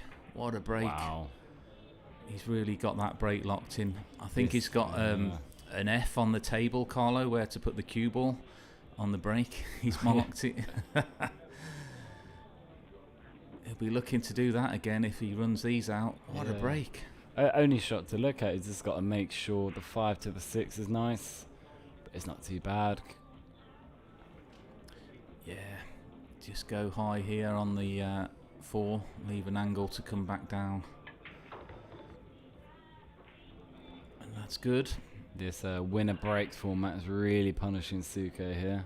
Yeah, I mean, he's only made that one mistake, Ralph, but it could be costing him 3 racks. Yeah, just take this up towards the side. No real danger of the scratch in the side. Not with the middle pockets being that sharp. I think... Oh, is he coming a tiny bit too far? Is it He's shake of the head there? He's okay. I think he just play this little bit of left-hand English maybe to help throw the angle. 2 rails back for the 7 in the other side. Yep. Yeah, I think he was a little bit further along than he wanted to be, but he was still fine. Yeah. Now just forward with the 7. Yep, just roll it in, and the 8's there. And here's one of them shots. How many times are these cup in games, Carlo? You know, last ball there, and the 9 ball around the spot. It happens a lot. You know, you've got to practice them. If you're just watching and you're starting out the game, them patterns come up a lot in a game. 9 around the spot, 1 ball left up the table like that. But Joshua Filler, 5-2 against Ralph Souquet. Yeah, as you said, that shot comes up often. Like, there's a great drill. You spot the 9 ball on the 9 ball spot and the 8 ball on the headstring spot. Yep. And you pot one and then you pot the other. It's unbelievable the amount of times the 9's around the spot and there's 1 ball left around that position and you've got to just come down the table. It's worth practicing. Yeah, a lot of these simple drills help out a lot. So again, cue ball, same place on that F on the cloth. He's marked it probably. Well, he's missed the 1. Maybe he didn't put it quite in the same place. Oh, he's not only missed the 1, he's left Souquet with an opening. Yeah, I'm not sure whether he can draw this back though, Carlo. Can he come with inside right English? Coming I think it's dead straight, possibly. Oh, well, he's not. I don't think he can cheek the pocket enough on that one. Ooh. He might be able to draw back past the 4 ball. But yeah, he's looking at that, guys. He's looking if that 2 goes in the top right corner past the 7. He's thinking about drawing this back maybe with some left-hand English to really widen the angle. Or he might just play safe. I mean, it's hard to tell what he's thinking. He was looking though to see if that 2 goes. Unless he's thinking of just dropping it forward and then taking a cut on the 2 ball. Possibly with some safety in mind. Because the cue ball's going to be coming back down. Big shot though again for Ralph. And I'd have to say this rack is pivotal. I think he's drawing it, he's drawing it back. Big shot here. Low left on this. There we go. Oh, he's played it well. Yeah, he's played that lovely. Yeah. Another important shot here. It's a combination on the 7 ball. Yeah. It's tight, isn't it? So yeah, this is you need to almost. Some people use a ghost ball method here. They imagine a ball on the potting line of the 7. So you need to make sure you hit that left side of that. Just wondering 7. whether that 2 goes. You know, oh, does it? I think it just goes. You know, it's going to be tight, and that's why he's just taking his time. I think he hasn't got a lot to do with the cue ball. Just drop it in. A little bit of top spin. He's looking at. Yeah, it's hard to tell, isn't it? Whether he's looking at the combination. I think you're right, Matt. I think this 2 might go. Yeah, he can just drop it in with some top spin, and he'll be on the 3, just like this. Well, that's another mistake from Ralph. It must have been really tight. He did fancy the pot though. He wasn't playing the combination. But again. Another mistake there from Ralph and Filler. Only real problem, 4 ball could be an issue, but he might consider playing the combination to the 8. Yeah, he's figuring out.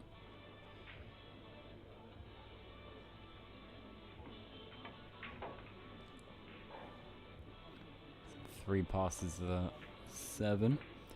So yeah, looks like I think he's going to play the combination on the 8. Yeah, it'd be interesting. I mean, let's see how good he gets on this. I don't think he'll be going all the way around the table to come next to the 4. He's going to be looking at the combination. Well, he is. He is coming all the way around it. Is he? Ooh. And he's going to be hampered, I think, on the 8. Yeah, he's not ideal. He would have wanted to be at least a good few centimeters less than that. He's going to be taking this long, and the cue ball is going to be going into the 5, and it's sort of a soft sort of draw shot into that 5 here. It's going to be moving over, and I think the 5 might go over for him to play it in the bottom left corner. Well, that's what he was thinking, but it's not gone far enough, so what's he doing now? So I think he may elect to play some sort of safety.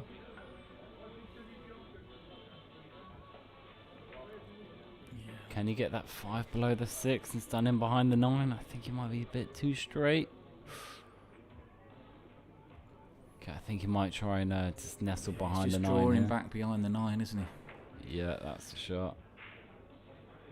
Oh. Well, he's okay. I mean, it's a fairly comfortable one rail kick, but obviously got to get that 5 ball safe, or the cue ball. I have to say, I think this is a really important kick for Ralph here. If he can kick this in or kick this safe, I think if he leaves this ball, it'd be very hard to see him getting a result in this match. Yeah. Big moment for Ralph in this match. He's going to be hitting this firm, I think. Oh, yeah, he was trying to make it. And he's not left anything. Well, I think he's going to be right on top of the 9 ball after this, Carlo. Yeah, I think you're right. Just roll it through with the 5, drop the 9, drop the cue on top of the cue ball on top of the 9 ball. Just so long as he gauges the pace, I think he should be all right. A shot like this, I like to play it with almost a it's like a kill stroke, like lots of bottom, and you kind of quit on it a little bit so you get through the ball. Yeah, you got to be careful with that though, because obviously the bottom, if you get it wrong, it will turn over into topspin as well. So yeah, I think he can just roll this sort of plain ball. Yeah, he might. He's looking at something else now. I think he can. He's just worried whether the 9 ball's just a little bit too awkward to roll behind. It looks good though for that shot. See what he's thinking in a moment, but yeah, I think is he going forward now with the 4 and sending the cue ball to the bottom rail? Oh, he's going on. Oh, look at that. What a good shot there. It's a lovely shot. That was a good shot. So he controlled that really well. Stun run through there just to slide the cue ball under the 9. But the pace he's played it, look, perfect. Yeah, and someone like Ralph Souquet, I don't know how strong he's in the jumping department, but I think the kick's probably the right shot. Yeah, I mean, it's a tricky jump with the 9 being so close to the whites. You really got to get that arm in the air to get over the top. And the higher the jump, obviously, if you got a longer distance, can make it tricky. So 1 rail kick, I think we'll be seeing him hit this firm. Hoping for a bit of luck, I think. Yeah, he's hit the 5 thin, and he's left. He's going to address over the middle pocket with a nice, handy little angle. And yeah, he's just pointing with his Q6 with that side rail. Just going to come 1 rail, 6, and with the 7 very close to that pocket. It's not completely vital to get nice on this 6. Yeah, nice shot. Yeah, he's alright here. He can just... That's perfect, isn't it? Just to roll down off the bottom rail, back up the table, a little bit of left-hand side, just to help it straighten up off the bottom rail. Yeah, and simple 7-8-9, and this looks to be a 6-2 lead. Yeah, it's so a killer filler. Again, it was that other mistake from Ralph though that's let him in. Went for that 2-ball.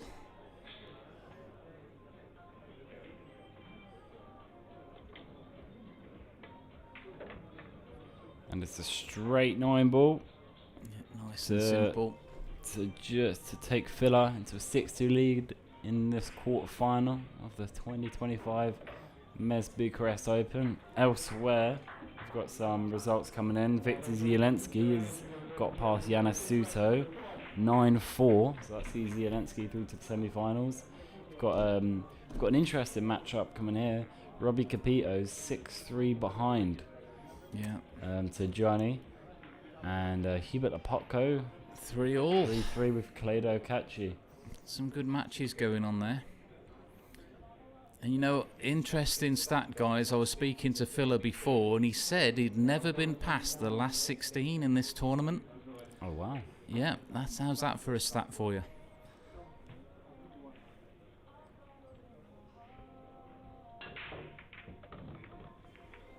Oh, I thought the 9 was going close for a second, but he's not on the 2, so he's going to be pushing this one out, I think. Don't think he can get the edge of the 2-ball.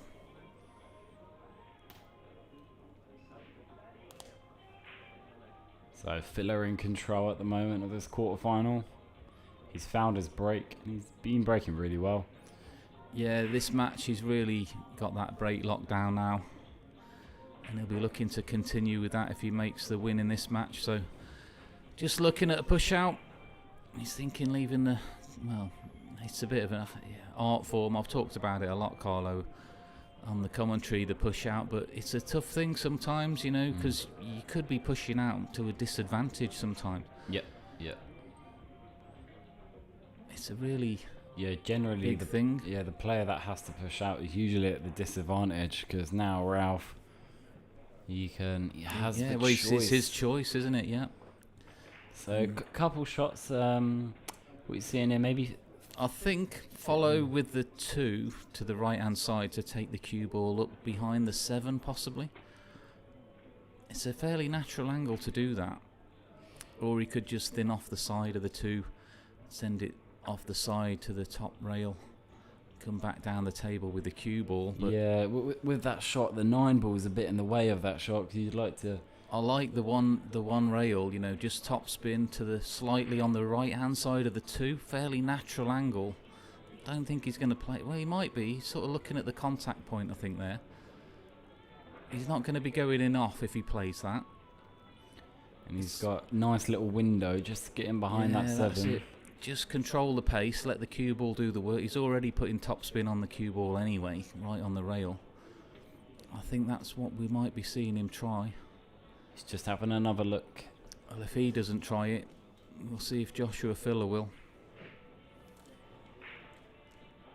It is a nice angle though, isn't it? Just to drop that up the table, the cue ball, send the 2 back down the table. Well, yeah, because when you're hitting at almost a 90% hit or 80% hit, the cue ball deviation goes so much. Yeah. Right. So it's if he hits slightly to the right of this ball.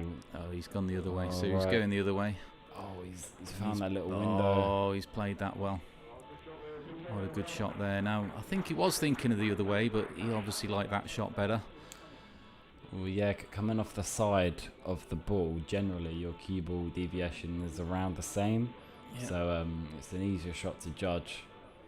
It's a little bit risky maybe though. I mean, you got the corner, the side pocket there, of course, which he just come underneath, missed the 9.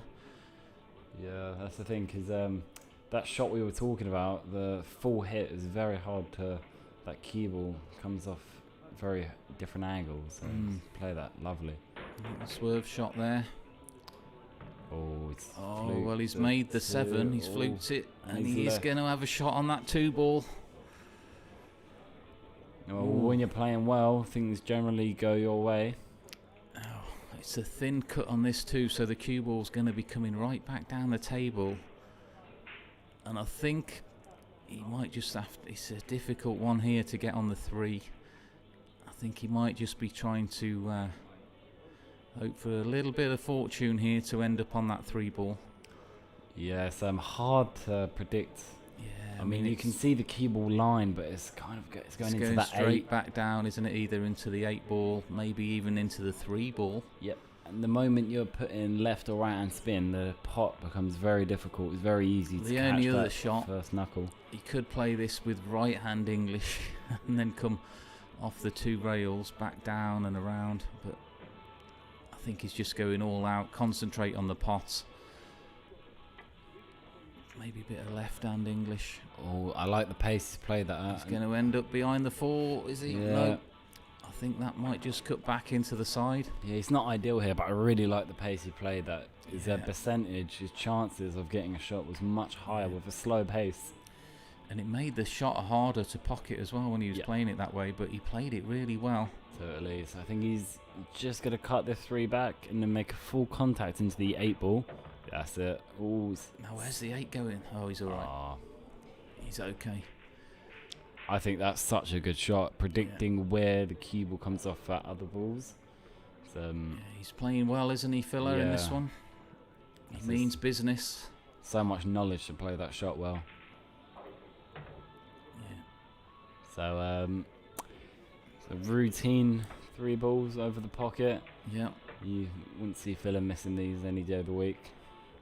So it's let's be 7-2 lead for Joshua Filler now. Yeah, he's running away with it. He's playing well.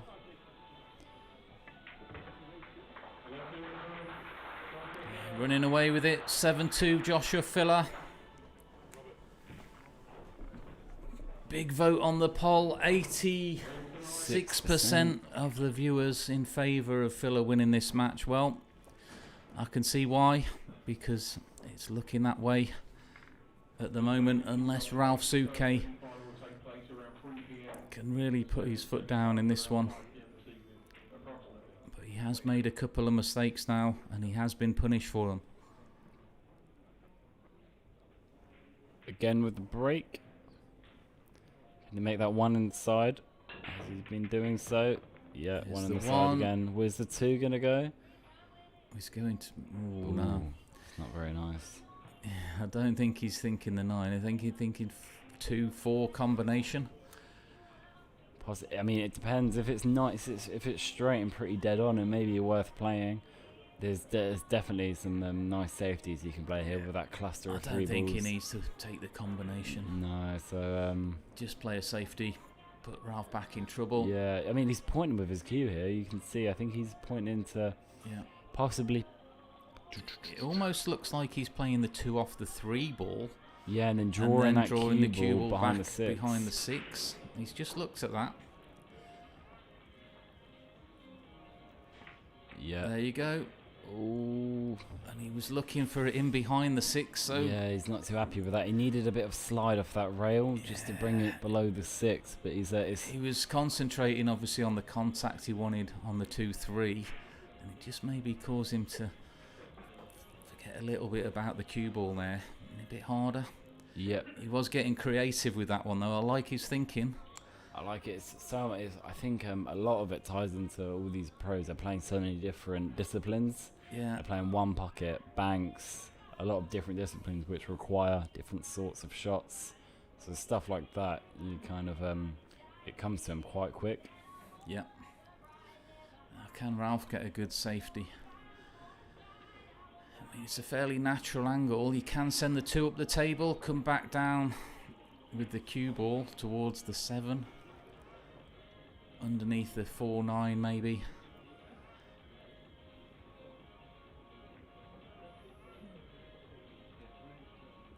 Yeah, I think that's the shot. It just needs to mind that 5 ball, because that 5 ball's in the way with the natural tangent line. He's hitting it from the 2. So he needs a very precise cue ball placement. He's going for behind the 4. And he's... I think the magic rack's helped him out there. Ooh, I'm not too good sure shout of that. there, Carlo. I think that 4. I don't know if we might have to watch that back at some he's point. all right. Yeah, he's okay. He's okay. He's super tight. Yeah. He was He all powered right. that through, and the 4 seems to go into the middle pocket. Yeah. So it seems. Okay, it goes. Railing down. it for the 4. Nice. And he's got a good angle just to come off that side rail and drift up the table. Just gonna get someone over to take this rack off. Yeah. Need some steady hands here, please. I don't blame him for having that removed. I mean, if he was playing this firm, it wouldn't make much of a difference. But when you are rolling the balls, it can obviously deviate slightly if you're rolling it quite slowly. But we'd rather have tight racks, and for the sake of very occasional deviation, It's sometimes. super rare. It does actually.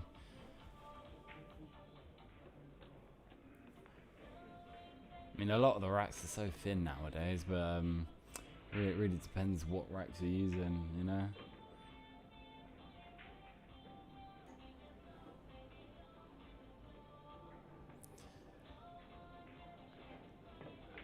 You get some of them, and they don't rack tight. Yeah. You know, I found them at the Matchroom Majors. You know, the really thin ones. They are thin, the ones at the yeah, Matchroom. sometimes they're not tight. It's quite a few good racks out there. I know Danny King's got his metal ones. That I quite like them. They're always tight. I was worried about. I don't know. Do they scratch the No, ball? I no, don't know. I mean, because it's metal. I've been practicing. I mean, I practice a lot. I have one, Yeah. and there's no scratches on the balls. Alright. They're constantly tight, and I think they're a great idea, to be honest. So I hope they go off them. It's called the One Rack, if anyone's interested. But yeah, they're definitely worth trying out.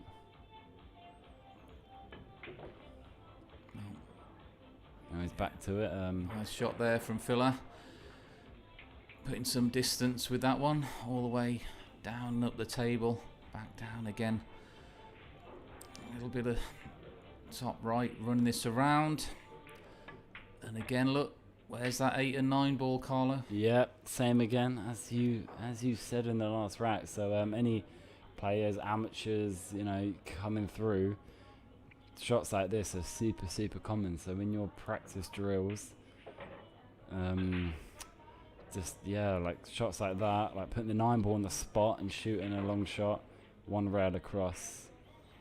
It's good. Keep consistent. Yeah. Well, speaking of consistent, that's what Joshua Filler's doing. 8-2 up now on the hill against the Kaiser.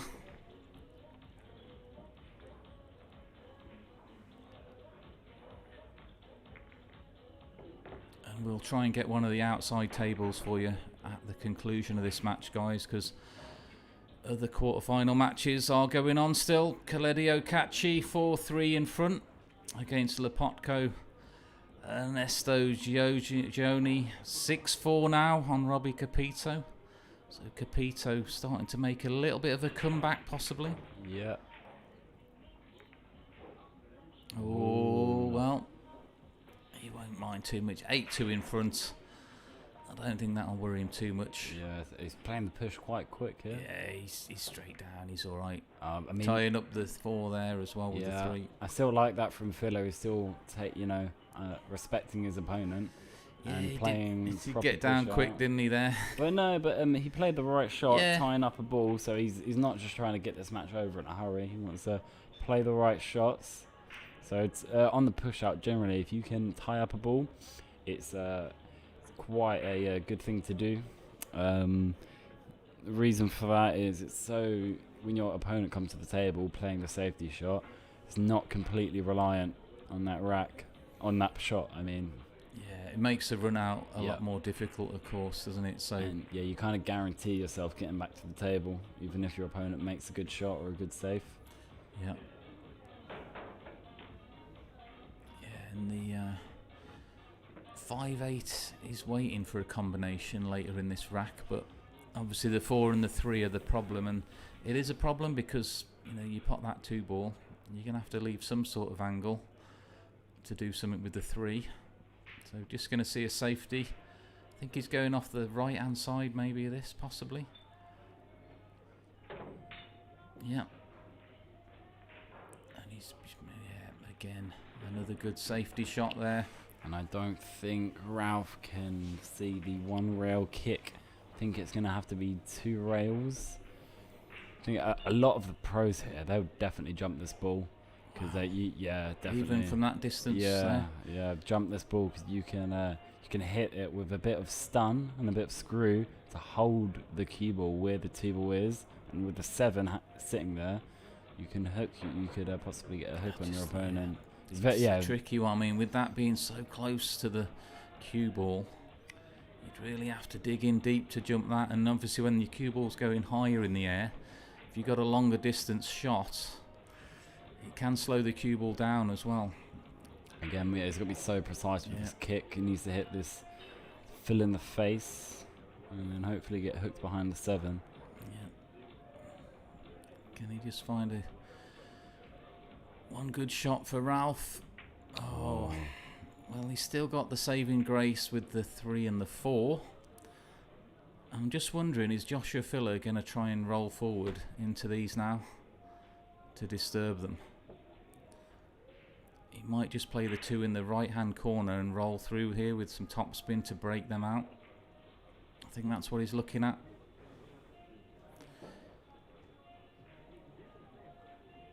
Yeah, that's what he's looking at.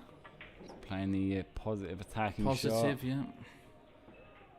It has to be said, I've noticed with Souquet, he's missed a few kicks this match. I wouldn't have expected him to. Yeah, he's missed a couple. Ooh, I think that just about goes, but the 4 ball isn't going to be easy.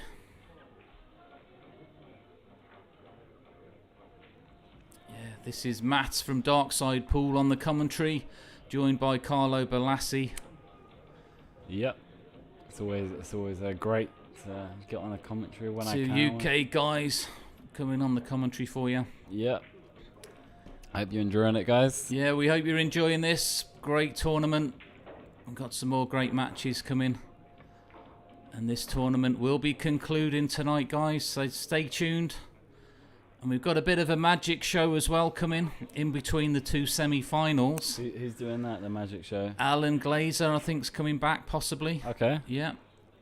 Going to do a little bit of magic later between the 2 semi-finals.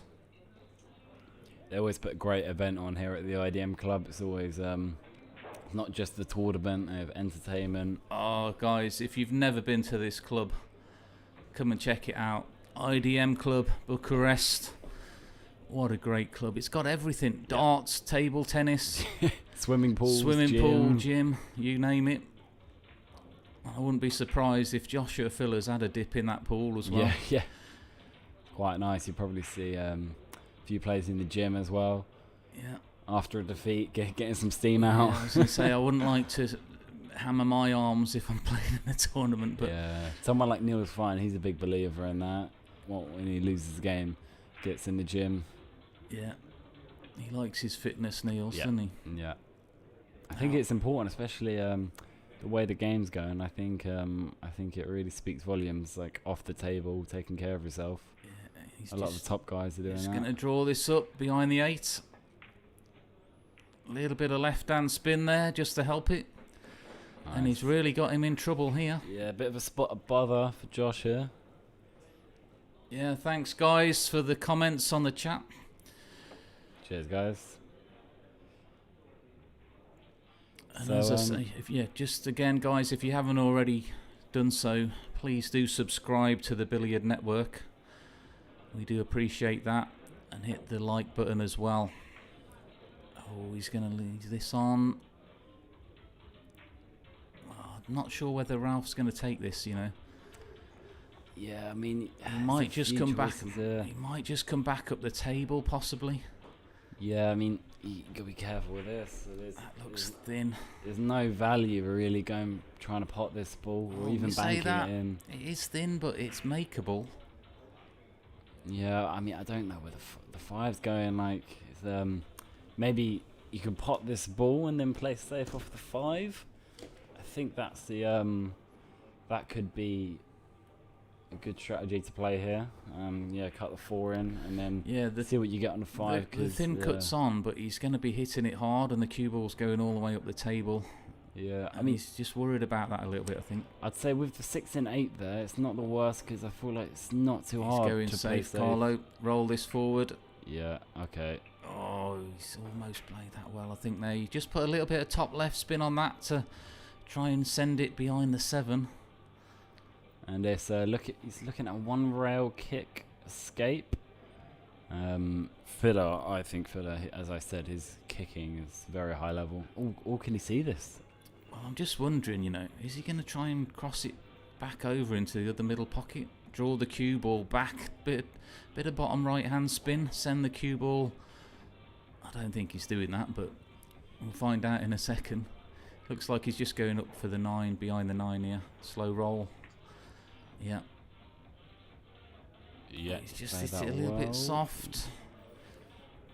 I mean, there was a cross bank on there, but it would have been a pretty adventurous shot to take on. I know he's 8-2 in front, but yeah, still being respectful, not throwing his arm at anything. That's something I like about Filler. I think he comes across very well. Yeah, he's a really nice guy. Yeah. A lot of people don't realise, guys, but Joshua Filler, he's a really nice guy to speak to. Happy to speak to anybody. Yep. Really nice guy. And Ralph Souquet is exactly the same as well. Really nice guy.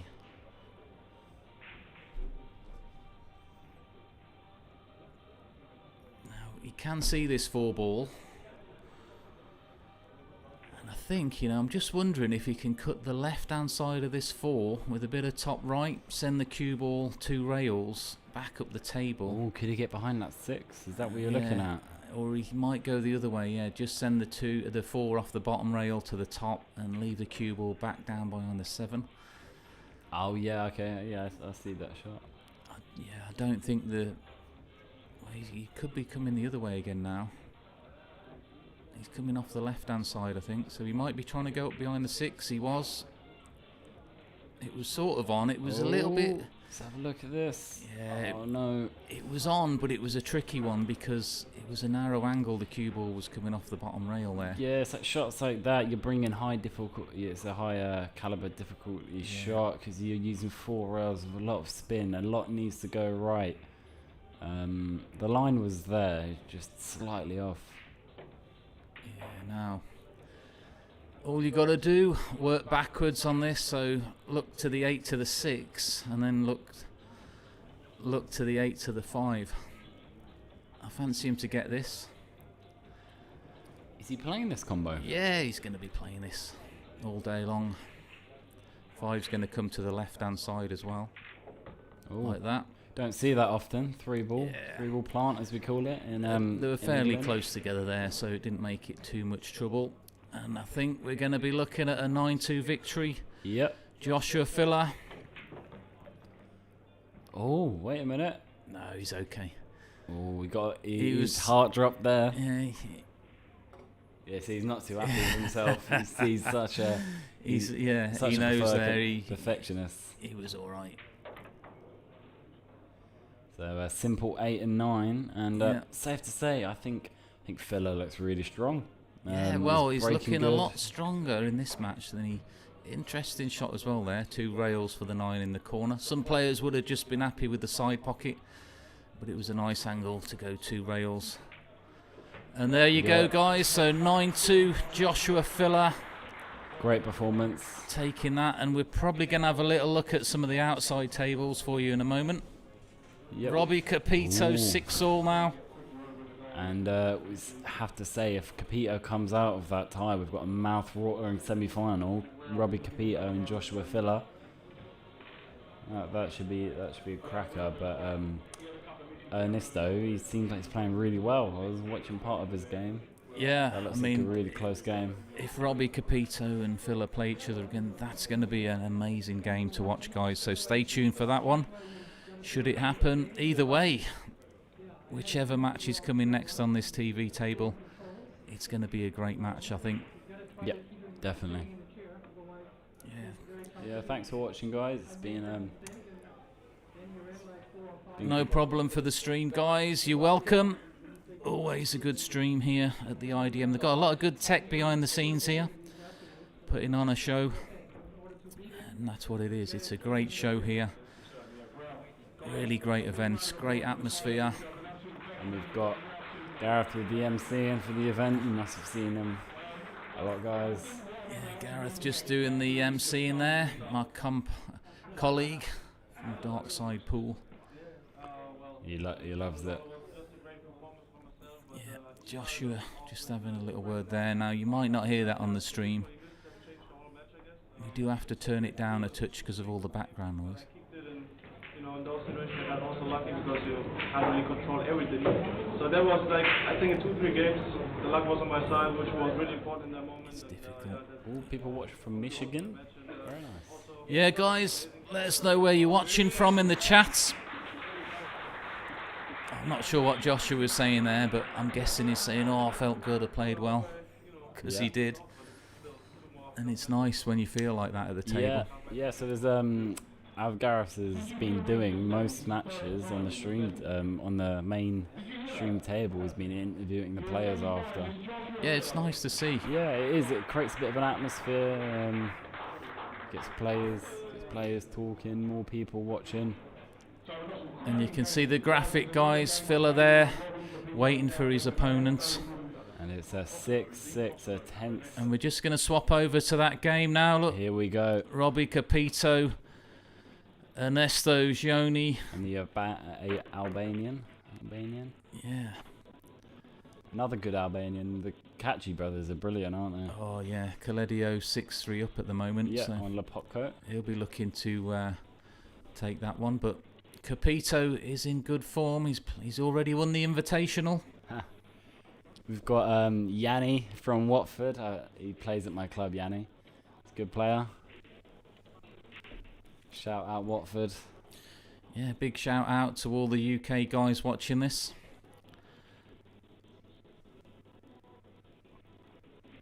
It's a nice little community of us down at Watford, which is quite nice.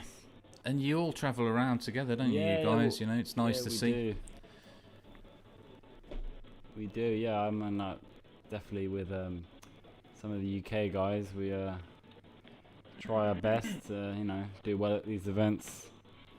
And just trying to because there's not many, there's not loads of UK players, is there? Especially going deep in these tournaments. I mean, it's been a while, hasn't it, since a UK player's gone really deep in a tournament? Yeah, so I think I know Fraser Patrick had a great run at the UK Open recently. Yeah. Obviously Jason Shaw, of course, but Jason Shaw. We're not classing him in this little discussion. We're talking about our sort of level of players. Yeah. So, it's a tricky one, isn't it? But there are some players coming through though, UK. Yeah. So there's a few of us. Yeah. So yeah, just need to keep playing these. Watch this space, guys. We'll have some UK players back in some finals soon. Yeah, few years. But thanks for watching the stream. So we're just watching this match. The winner of this will play Joshua Filler. And what a match that'll be. So the poll question was right. Ralph Souquet losing out there to Joshua Filler. And depending on who he's playing next, we'll put up another question on the poll.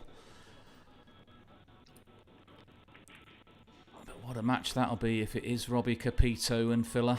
Should get quite a few viewers in for that. Yeah, definitely. So with Robbie racking the balls, making sure he's got a nice tight rack. Right, so Robbie with a break. I tell you what, I think Robbie, we mentioned earlier how well he's been breaking this event. It's so important to break. You're breaking well.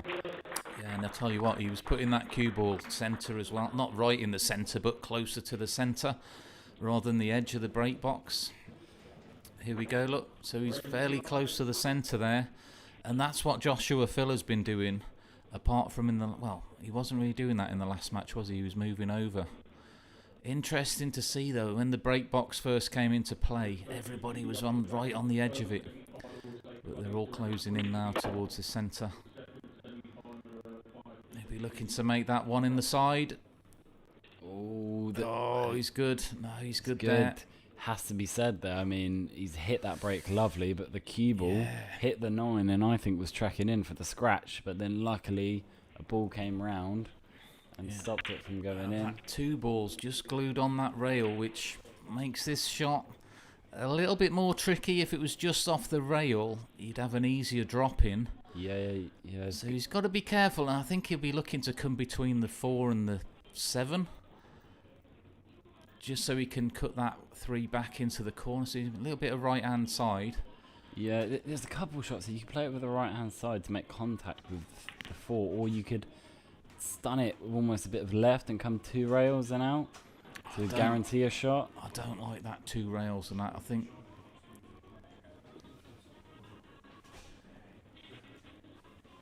I'd be coming under the 7. I think if it was me, it's a fairly natural angle, a little bit of right-hand side. You've got to watch out for the traffic. You don't want to hurt yourself in the 3. So this is actually a really touchy shot.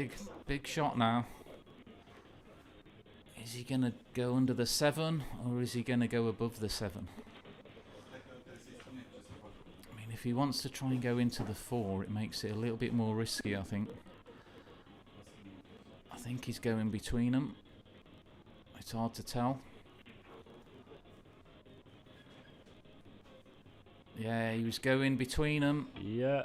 Oh, so... And it's just about okay there. He's had a little glance on the 7.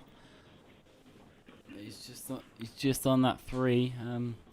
Does the 4 pass that 9? I think he's looking to play the 4 into the opposing pocket. And then with the 5 hanging... It's a 6 ball, which is the ball that unlocks a rack, really. Yeah, just a 6 there.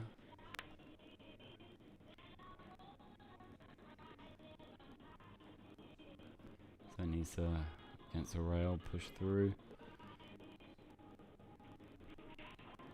Very important rack here. 8-6 up with the break, possibly. But you managed to take this out. It's interesting to say, in his last match, he beat Fraser Patrick. As we previously mentioned, he's been having some great results recently. But he came past Fraser Patrick, and Fraser missed a very tough 6, 6-2 to Robbie Capito, and then Robbie ran out from there, ran out that rack, and then hit him with a 2-pack. So he's really, at this event, it really seems like Robbie Capito has been taking his chances and really punishing his opponents for any sorts of mistakes.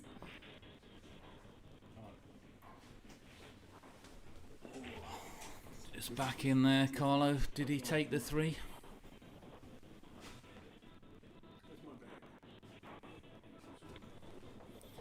Yeah. Did he drop that 3 in, Carlo? I didn't miss that. Yeah, he dropped the 3 on, and he's just on this 4. He just needs to make sure he... Oh, he's played a very intelligent shot there. He's freed up the 6, as the 6 was quite awkward with how the 9 was laying. So he's bumped into the 9, freed up the 6, and then with the 5 hanging, he can now play position with more margin for error with this 6 ball. Yeah, I mean, bit of knowledge there. Obviously freeing that up. The 5 is over the pocket, so it was unlikely he wouldn't have landed on it. It's a clever shot. 2 rails back down for the 3.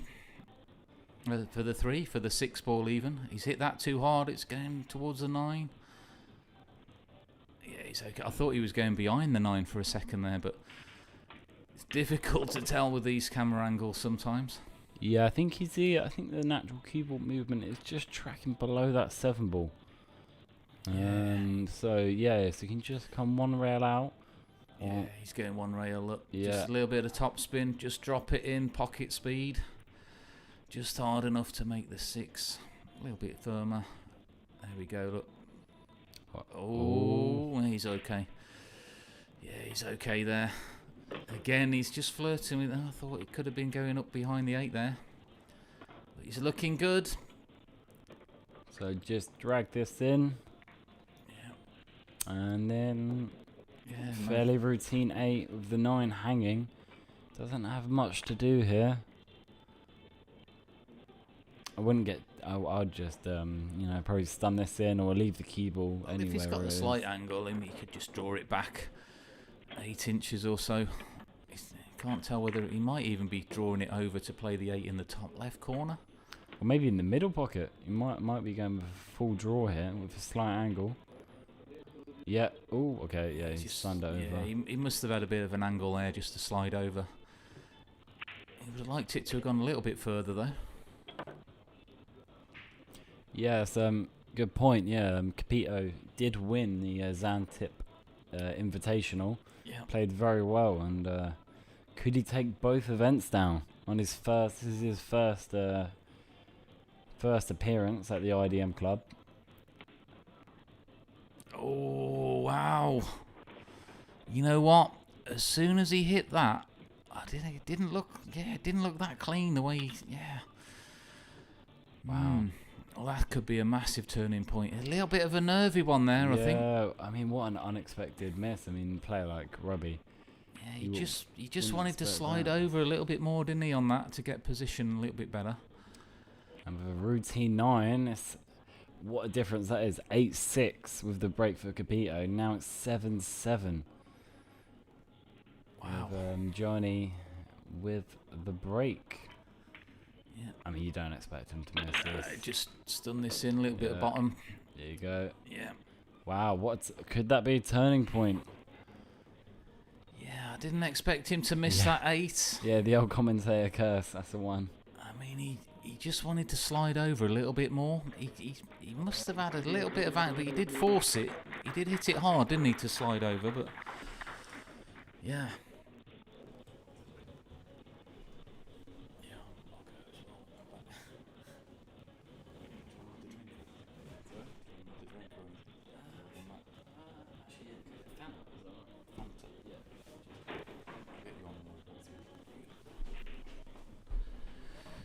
So 7-all in this one.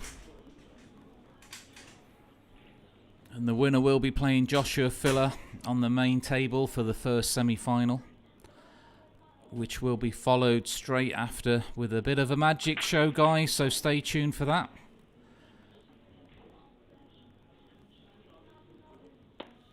And then we'll have the second semi-final right after the magic show, followed by the final of this fantastic tournament here at the IDM Club Bucharest.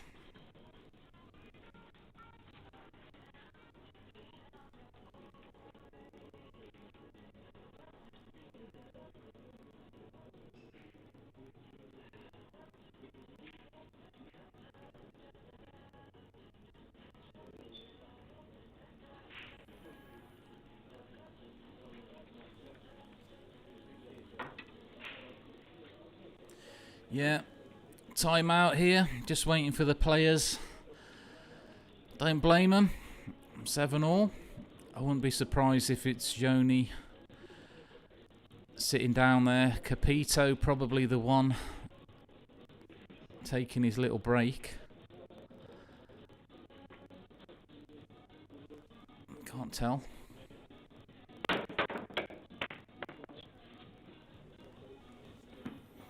Now on the other table, Coledio Katschi 4-7 in front of Hubert Lepotko.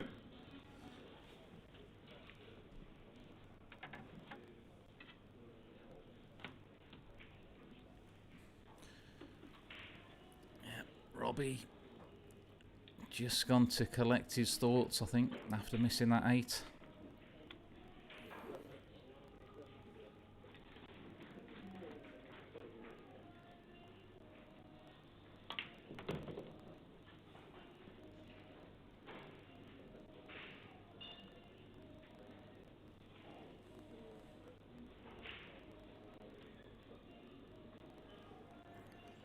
Thanks for watching, guys. We will be back shortly for the conclusion of this match, followed by the semi-final number 1. This is Matt from Darkside Pool, And for those of you that don't know, go and have a look at our YouTube channel, guys. We've got loads of training drills on there that I've put on for you. Lots of other bits and pieces as well. Go and check that out. And also subscribe to the Billiard Network if you've not already done so.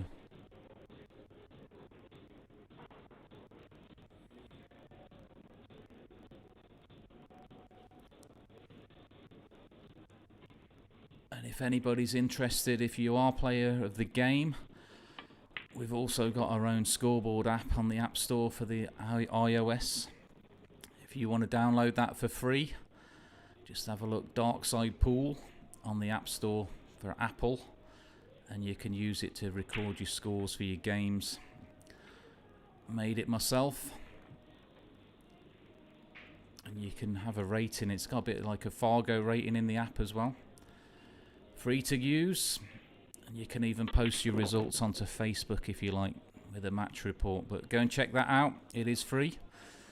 But we'll be back soon. Just waiting for the players.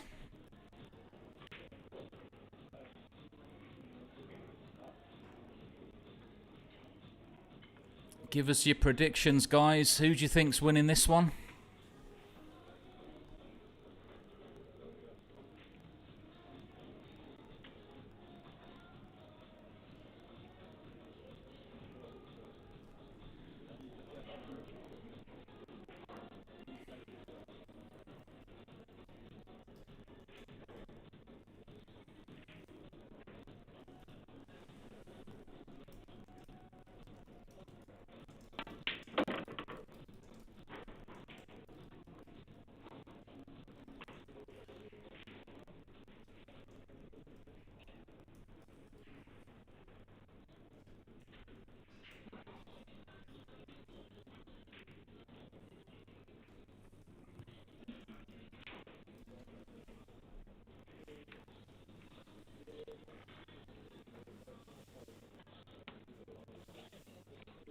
Quick little poll question again. Who's going to win this one? Oh, Robert's just standing there. I wonder what he's thinking. Robert Braga, the main brains behind this operation. I'm just wondering what he's saying there. He had to get involved last night. Match with Marcus Shamat. There's a little bit of antics in that game, but I don't think there's anything going on here. He's just talking, waiting for the players to come back to the table.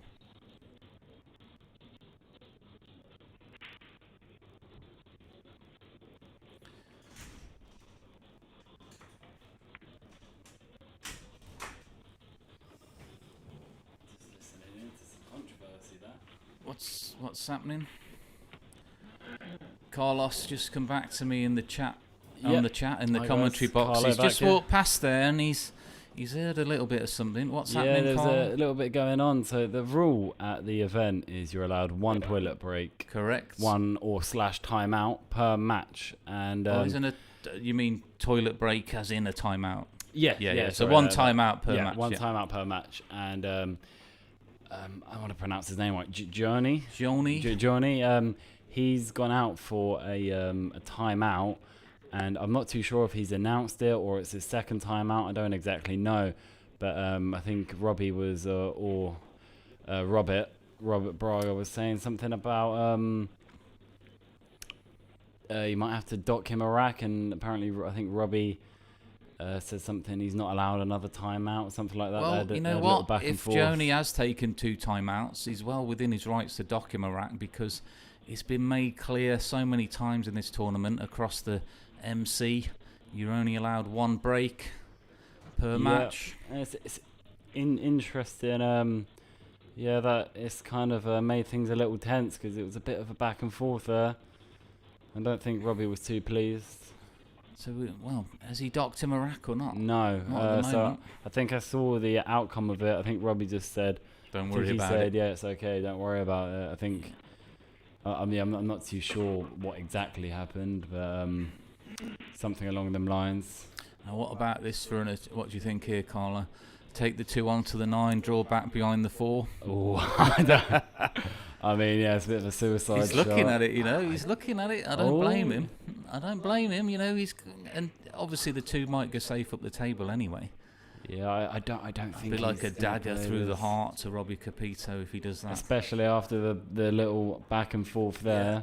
He's thinking about it. Look, he's playing the Matt Hayden. He's doing it. He must have heard me. Oh wow! Oh. Well, he tried it. Look. I think he's got away with it. What result? I told you it was on. It was on that. And look, you know, the 2 was always going to be at the top of the table, so can't blame him for playing that. Yeah, I mean, I'm not too sure what else was on, but I feel like surely was a better shot. It was a bit ambitious, but who knows? You know, you've got to throw in a bit of ambition sometimes. Yeah. So 7-7 here, race to 2 for a place in the semi-finals versus Joshua Filler. This is as tense as it gets really after a little back and forth and a missed ball by Robbie in the last Robbie rack. just looking to roll this forward, go behind the 5, send the 2 down the table. Tricky to tell from this angle. He might be coming off the right-hand edge. Yeah. Oh, he's got a very good line here. He needs a bit of pace. He's left all right, I think. He's left a little gap. No. I thought that was just going to have a bit of a bounce there and go behind the 7. Well, I think the saving grace is that 6 being there, because if it wasn't, you can attack this shot 2 rails and come around for the 4. Yeah. The attacking shot is super hard here. Yeah, I mean it is on. It is on that attacking shot. He can miss the 6. You're going to have to draw it with a little bit of right hand spin, just to swing it around the angles, but. Yeah, this is it's not easy. This is a very, very high caliber shot. Yeah, if he, I don't fancy him making it if he goes for it. I think he's going for it. Look. I fancy him maybe making the shot, but getting around for the 4 is a lot to do. I don't think you can reach that short rail. Maybe you could arc it round. You could play it with like a lot of top and just arc around that 6. But then you're bringing the scratch into play. Yeah, I mean, even if he catches a 6, it's going to be. I think he's thinking of it though. Yeah, he was thinking it. So this is the thing. So he's gone for that shot, and he's got away with it. Yeah, to avoid the contact with the 6, he's then missed the pot. So I think that's a situation where he was looking at his cue ball placement more than the pot. Yeah. And he's got away with it, but I think it looks like a very. I think Robbie's going to be banking this and drawing back, you know, for the 4. Oh, I mean, the shot I saw first is going 2 rails behind the 4 with a bit of right-hand English. I like the bank shot here. Draw back to the bottom rail. You're going to be on the 4 if you make it, and if you don't make it, the 2 could be safe. Well, this is interesting. After what's happened, he's got the choice. He's got the attacking bank, or he's got the safe. How's he feeling? What do you think here? He's going for the bank. I think he's going to play it with topspin and roll back. It's hard to tell. I think he's going for the bank. I think he's going for the bank. Yeah. Yeah. He's going for the bank. He's missed. Well, he could have drawn it back there as well, but he just fancied the rolling it through with the bank shot. And I think Jonas has just been here a minute ago, hasn't he? It's a little bit harder than the last time.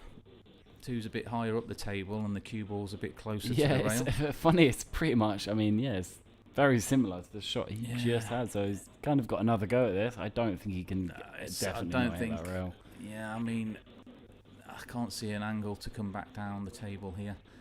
I think he might be possibly playing safe. I don't know. It's hard to tell, but I think he's attacking this, trying to take the cue ball off the side of the 6. Maybe. It's hard to see how straight he is in on this.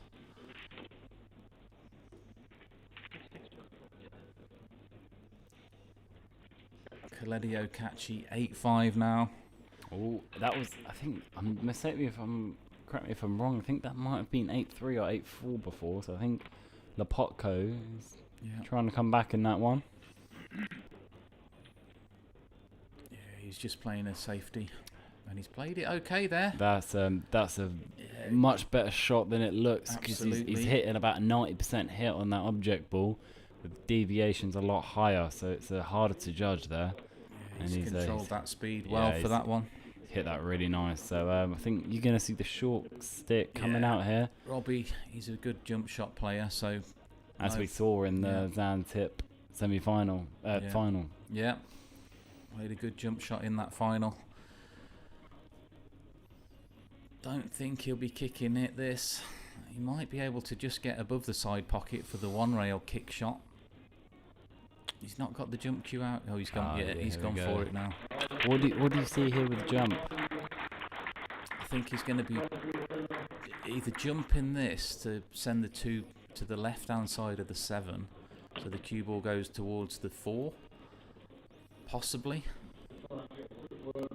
There's a lot to or judge he might here. be trying to send the 2 between the 8 and the 7. I think he's going to go to the left-hand side of the 7 with the 2. There you go. Oh, that is such a lovely shot. Called it, Carlo, on that one. What a shot! What a shot that is by Robbie Capito. He's judged that jump perfect, and he's you see, it was a natural kind of angle to send the cue ball that way off the jump shot, as long as he contacted the 2 ball in the right place, which he did. Right, so do you see two rail kick behind a 2? That's what I'm looking at. I'm looking at 2 rails, long rail, short rail. Yeah, I think trying to it's hit on. that. I think it's on. Yeah, it's hard to tell whether that 5 ball's in the way. Yeah, because if it wasn't, it'd be a lot easier, wouldn't it, to play this shot? I think it might be where he's just pointing at his cue stick. I think he's having a look if he can hit before the 5. I think that's what he's just had a look. That's even harder, isn't it? And now he's looking. I think this is laying very, very awkward. You know, sometimes in kicks they just lay super awkward. Yeah. You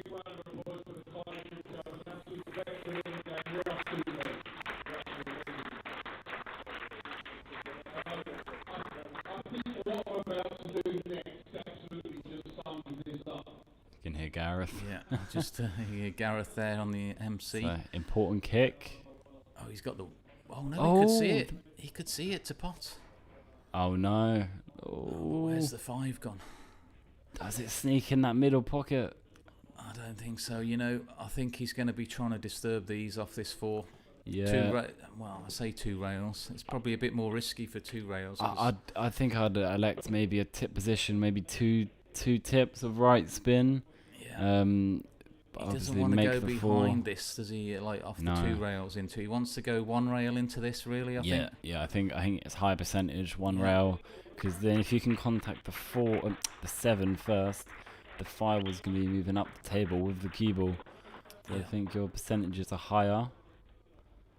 Let's see how he plays this. So 1 rail. Oh, what's he gonna? Oh, well, he's played that well there. Played that perfect. Yeah, 1 rail there into the 5 and the 7. We've got 80% saying Capito's going to win this match, but this is looking to be an 8-7 lead. Yeah. I mean, if you can hold it together. Can't see any problem.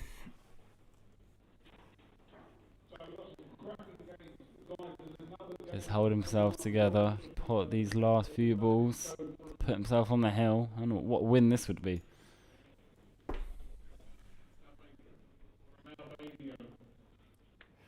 Doesn't want to come straight, would like a little angle.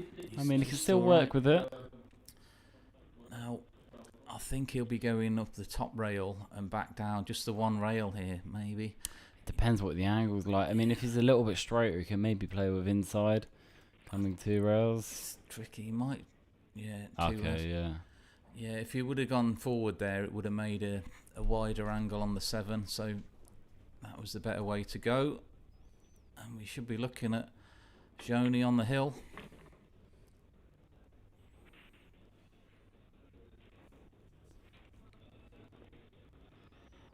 And yeah, it's just important that he just came off the rail there, because leaving yourself on the rail with that 8, is putting yourself in quite a spot of bother. So he's just brought that cue ball off the rail, and now he can tip position just below centre and just draw. And as long if he gets the cue ball anywhere near where it is now, we can. That's quite an easy cut into the middle pocket. Yep, and he's got a routine 9 ball, and Johnny is on the hill. You wouldn't have thought this after Capito had that 8 ball. Yeah, on the hill to 8-6. That 8 ball coming back to haunt Capito, I think, for this one. But could we be seeing a hill thriller?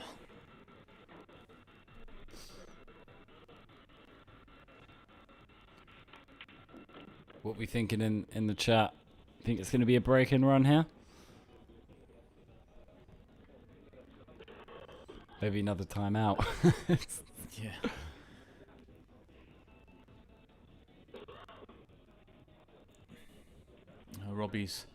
Robbie's gone back to Robert. He says, "Look, I want that rack docked." You know, he's had 2 breaks. Interesting thing about is I've been watching this guy break. He's been breaking with an open bridge. That's what I do, though, Colin. Oh, do you? Yeah. It's yes, I'd say it's uncommon. Yes, you don't see many players doing it, but I thought Jason was doing it against me when I played him. I use an open bridge breaking off, and I even use my playing cue. I can't even be bothered to use my break cue these days. It's just another shot to me. I mean, you haven't got to whack it 100 miles an hour with these tight racks that you've got these days. And when you're playing on good conditions, as long as you're hitting it firm enough for it not to be considered weak, you know, it's fairly easy to make that one ball. You've just got to make sure you find that right contact point on the one. Make sure you're hitting 6 o'clock on a cue ball, not producing any slide on the ball. Well, you know what? I like to put a little bit of inside English on it. Yeah, no, I heard some of the players doing that. And the reason being, when it hits that rail, it sends it back into across the middle of the table rather than like that. Golden, no. Is he going to get a shot? No shot. Good break. But did you see the cue ball when it hit that rail? It went back across towards the 9 ball, across the table that way, and that was a little bit aside there just to help that. Yeah, I thought we were going to see a golden break there. The 9 was on its way. Yeah. And that's the thing, though. When you do that with the cue ball, now I'm not saying players try to do this, but there's always that chance when the cue ball comes back across the rail, the 9's around that area, and you do see it sometimes get kicked in, and we've seen it a couple of times this weekend already.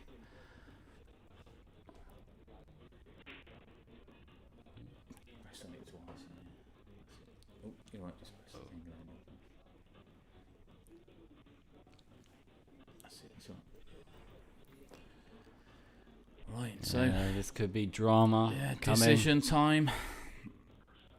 So decisions. I think is he eyeing up? Is he eyeing up playing the 2 up and draw the cue ball going along the line near the 9, either going behind the 9 or maybe contacting the 9? I'm just wondering on the scores here as well, Carl. I mean, it says 7-7. It is 8-7. Well, we know it is 8-7. Yeah, he's having a look at the 9 here. He's having a look at the 9. Ooh, he had an eye on winning the game there. I was just thinking for a second, with it being 7-7 still, have they docked him a rack or not? I don't know, but I don't think they did. So I believe it is 8-7 to Joni.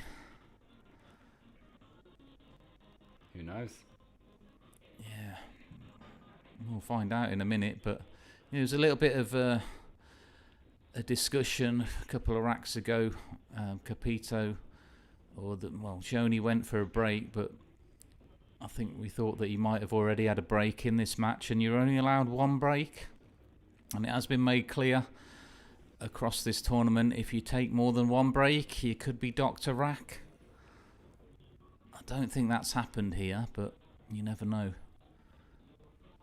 So what do you see for Robbie here? Is the 4 ball is placed in an awkward position. I really don't see much value in him going for this shot. Yeah. This is it's a tough little spot here. Yeah, I mean it's awkward, isn't it? I mean, yes, he can pot this, but then he's going to be playing safe on the 4. I think he might just drop this in and then play a safety on the 4. I don't think he's going to go for any fireworks. Then again, dropping this in is still. Oh well, he is. He's jacking up. He's drawing this all the way back up the table, I think. Oh. He was thinking about it. I mean, if he does play that shot, the cue ball will be coming off the side rail back up the table for the 4.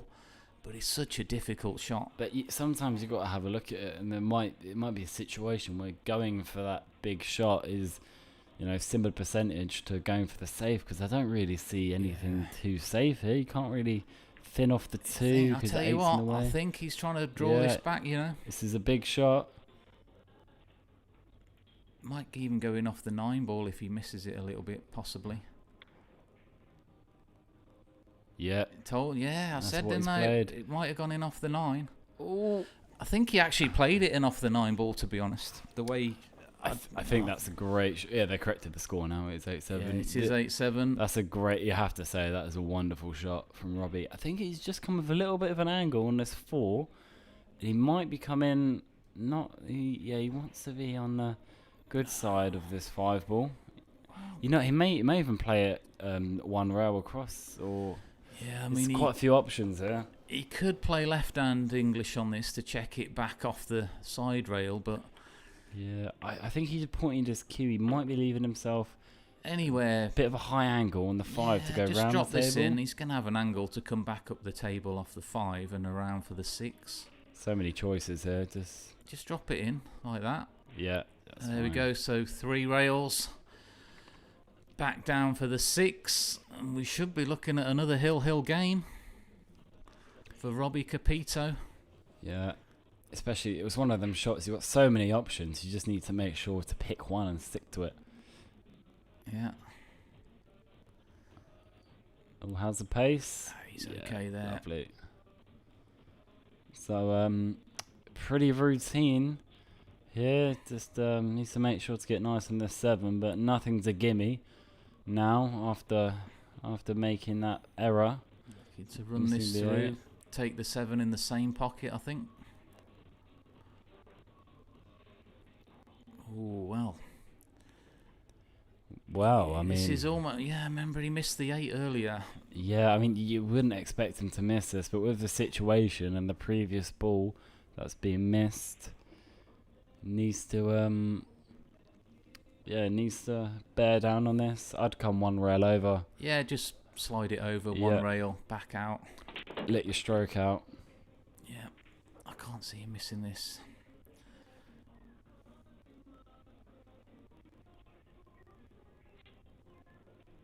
Yep. Yeah, no problem there. What I find interesting about Capito's stroke, he's the majority of American pool players, they'll pause at the cue ball, but he doesn't. He does these long feathers, and then he'll just when he's ready to it. strike, he just has a sweet connection right through the ball. It's interesting to see these different styles. Yeah, there is a very slight pause before he strikes a cue ball. Yeah, but it's not much of one. Yeah. It's about so the majority of players that they have a longer pause at the cue ball. Yeah. And then it's like a pendulum swing. Yeah. Right. In that area, Robbie's it's a bit different and is very effective. Yeah.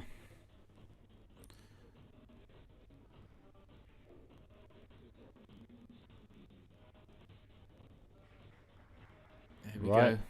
8 all. He'll help right in the chat. Who do we think is going to win this? 79%.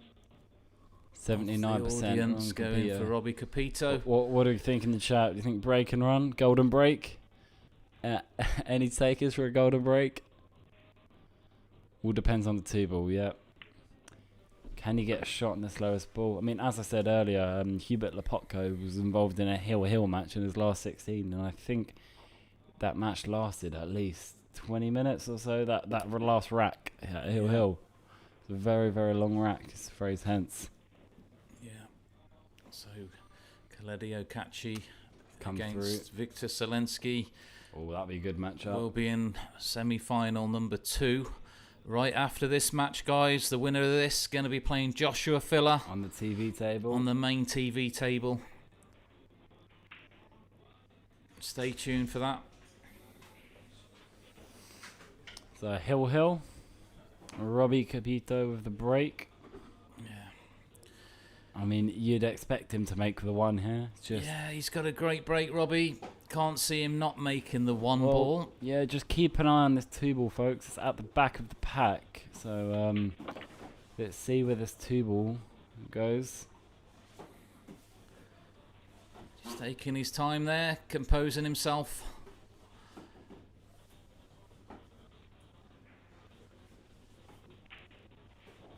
He's putting a little bit of inside on that look, Carlo. Low inside. Yeah. Just a trace the left-hand side. There you go. Oh, watch the cue ball. Has he got a He's shot? all right. Well, he's going to have a chance to do something. I think that 2 passes the 7, but he's a little bit hampered on that 6. Yeah, I think he might just try and stun this 2 ball down the table, back up the table, leaving the cue ball behind the 4. Yeah, It just depends whether the 6 ball's in the way of the 2. Yeah, and even that 4 ball is placed quite awkwardly. The other semi-finalist is Joshua Filler.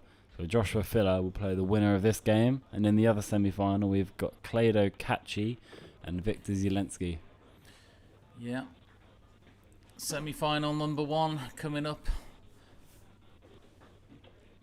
fairly soon after this game. And it's Hill Thriller. So Robbie's just having a look at his options. The attacking shot is very tough. Even if he gets on the 3 ball, like the 4 isn't like laying too friendly. So I think the safety shot may be the right play. Yeah, it's hard to tell from this angle whether if he does stun the 2 down the table, whether it's going to hit the 7. I mean, it's an easy shot to play, but it just depends whether that 7's in the way.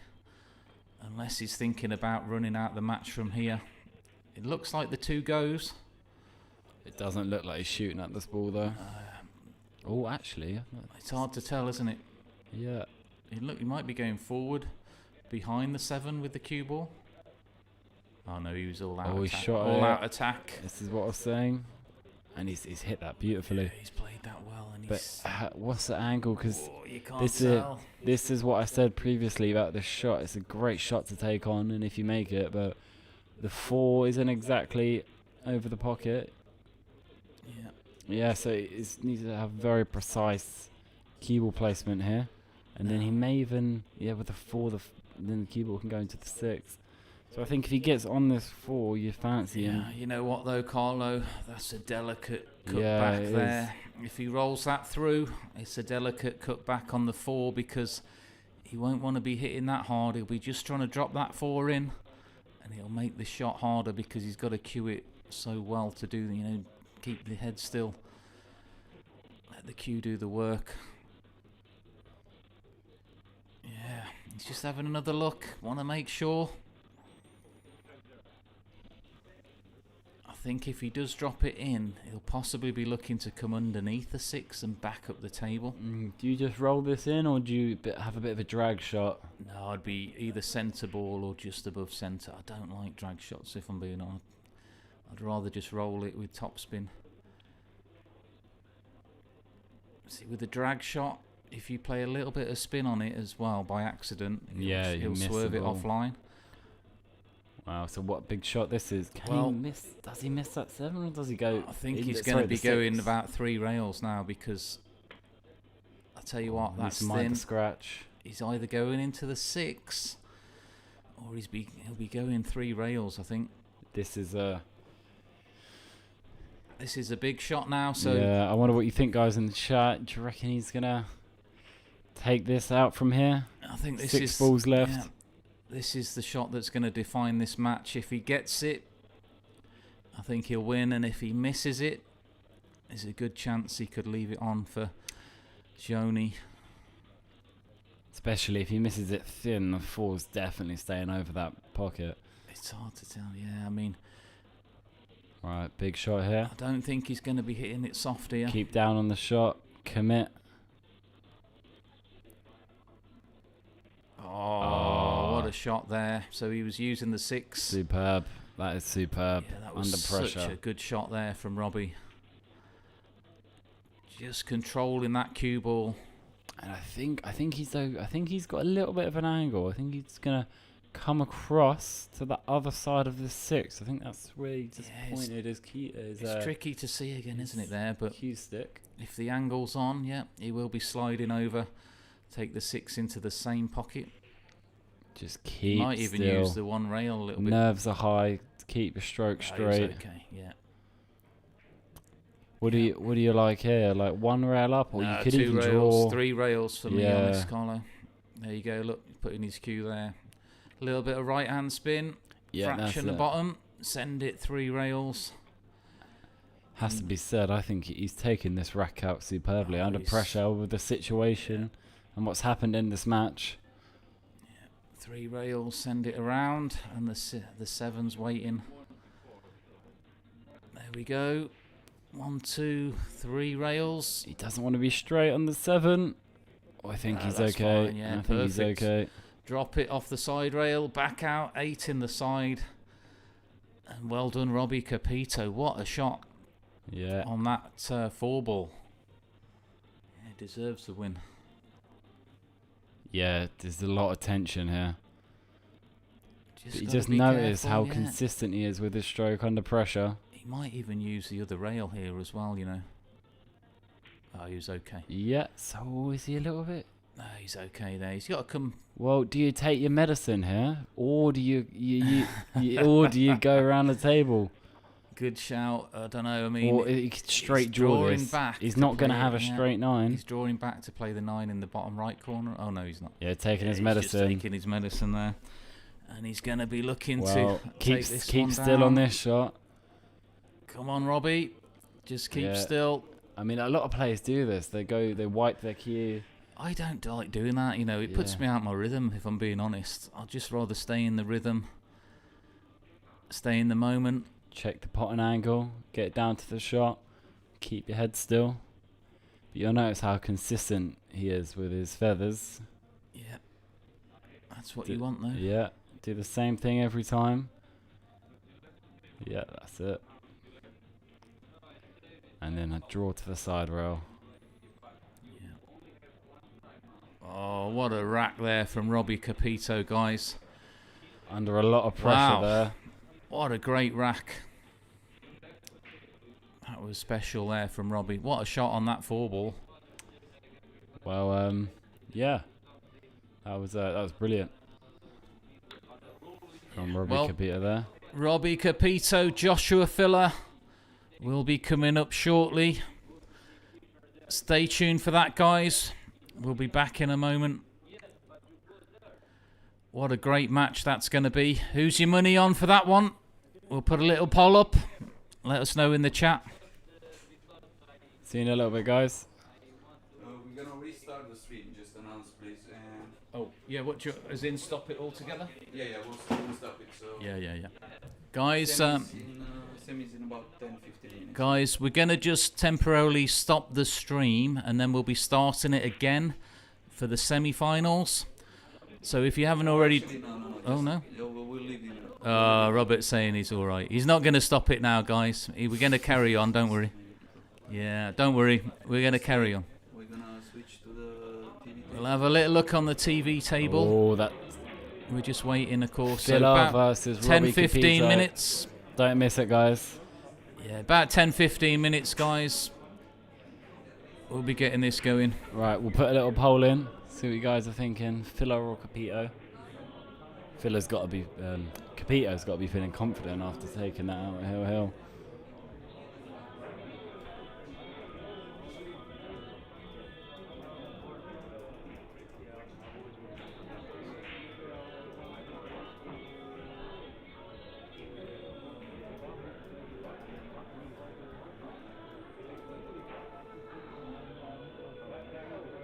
Alright, get going in the poll, guys. Let us know what you think.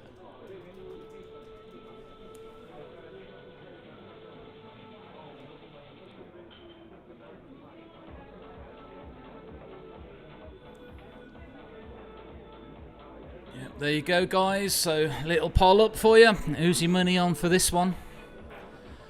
Capito or Filler? But we will be back shortly for this first semi-final. I fancy Capito in this, you know.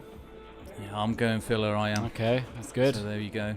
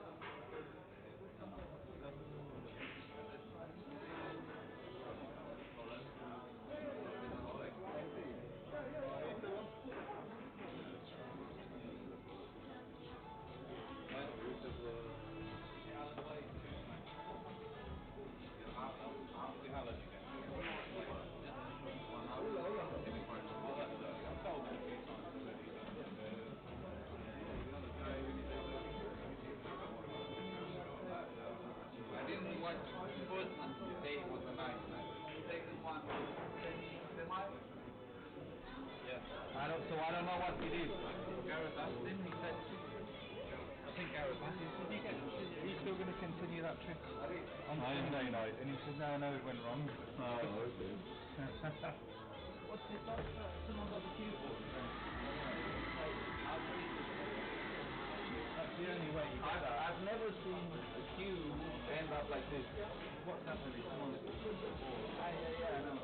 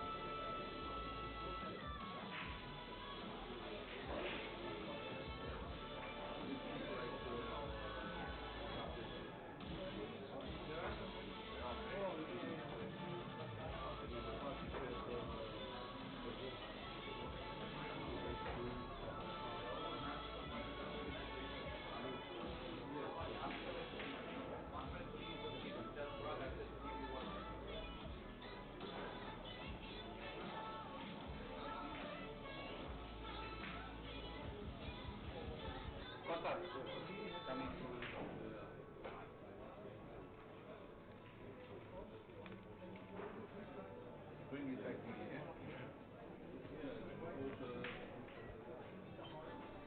Souquet, get your photograph, man. Hey, Gareth. The shy one. Oh, yeah, no, I understand, yeah. No, and I was strong with him. Okay. He can do whatever he wants, what I said last year. Yeah, but you said so. Just go on the website, semi-final, final last year. Okay, yeah, cool, that's fine. There were 1,000 complaints, and I said, if you want to do it, do it again. Yeah. No, cool, man, cool. Yeah, do your decision, fine, mate. No, it's not my decision, it was his. Oh, okay. He can do whatever he wants. Oh, okay. But Matt's cool, yeah? Matt's been inquiring. Matt's on all cylinders, yeah? Yeah, I gave him an extra 50. Wow, what a star, man. He's doing a good job in there, man. You know, and you know what, Robert? He loves it.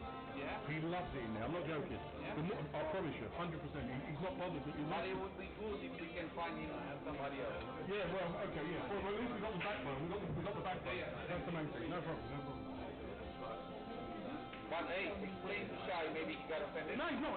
No, he's fine. No, he's fine. He's got some... No, he's got... Yeah. I understood, yeah. I thought if he was like that, he's absolutely fine. No problem, brother.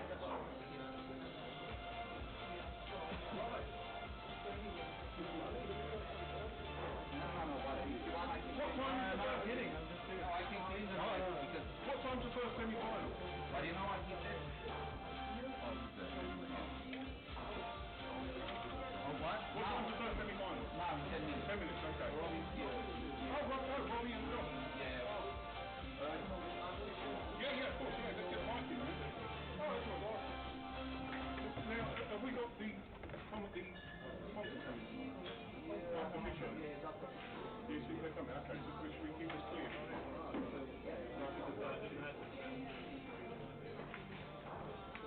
Anytime you want to start.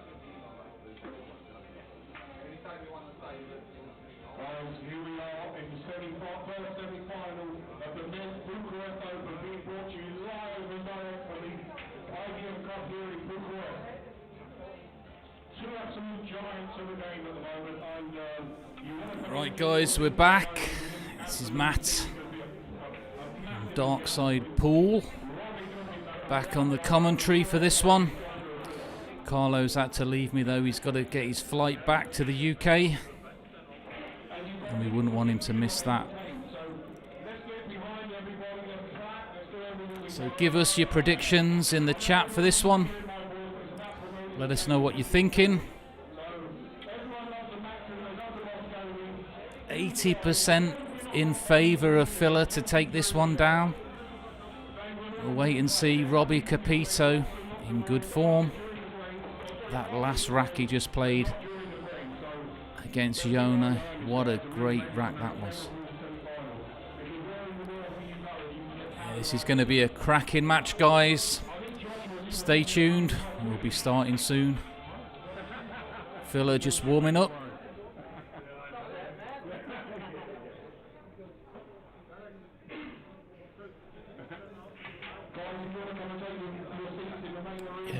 Interesting comment in the chat, Filler, about the dominance of his eye. If you notice when he cues the ball, his chin is slightly over one side of the cue rather than in the centre, which leads you to believe he might be slightly one-eye dominant.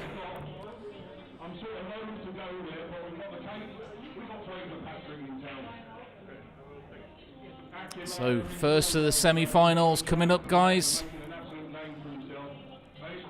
And right after this one, we're going to have a little bit of a magic show. 15 minutes or so. And then we'll be kicking off the second semi-final.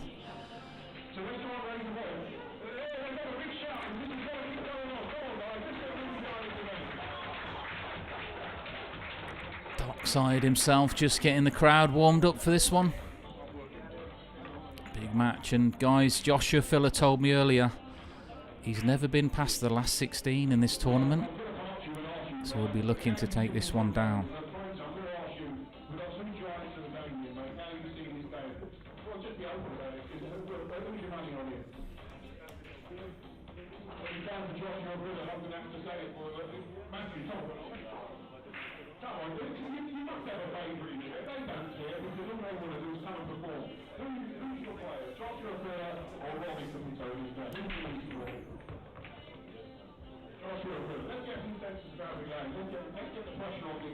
Yeah, give us your score predictions in the chat for this, guys.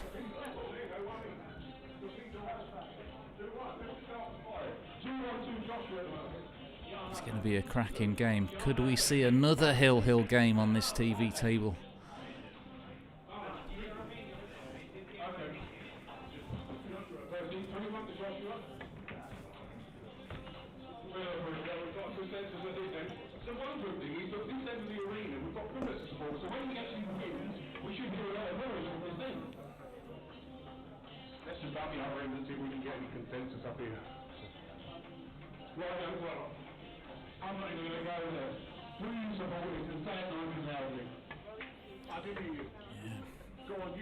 Hill in the chat. Maybe we'll wait and see. Either way, it's going to be a great game for you.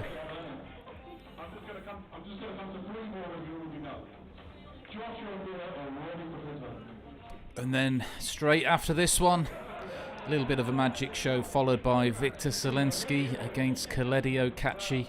That's going to be another cracking match as well. And then we'll be going into the final of this fantastic tournament at the IDM Club in Bucharest. Villa just warming up. I'm guessing Robbie's probably just having a little bit of a break there after the last match. Just straightening his hair out maybe. Ready to take on Joshua Filler. But how well did Robbie handle that last rack?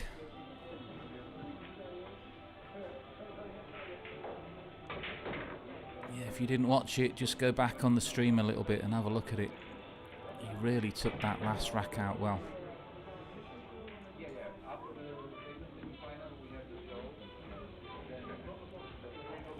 A lot of votes in on the poll. All in favour of Joshua Filler at the moment. 79% in favour for Filler on this one. Keep it coming, guys. Let's get that chat going. Well, Robbie at the table. I think Phil is just going to probably have one more practice rack. Yeah, Robbie, I think you notice, you know what, guys? Robbie Capito, he likes them ear pods that he's got, blocking out all the other audio. And you know what? He's going to practice with them on in a minute. He doesn't take them off until he starts the match. Not sure what he's listening to, but whatever it is, it's working for him. Because he's playing really well. Taken down the Zantip Invitational Tournament here already in a hill thriller with Oliver Sanoki. Going to be a good match either way.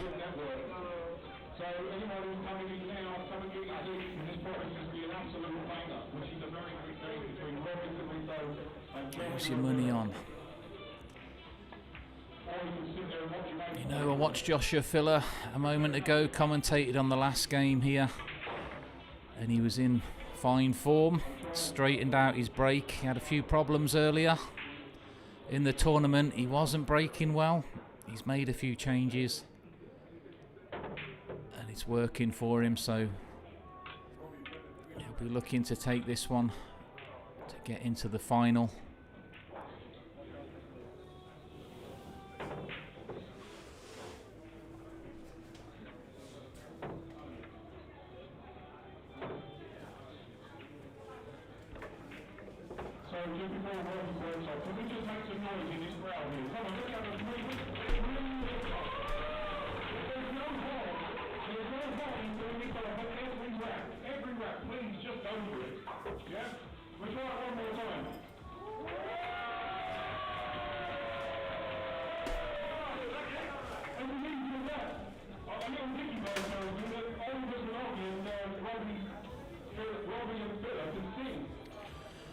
So, Robbie just warming up. You can see he's got his headphones on.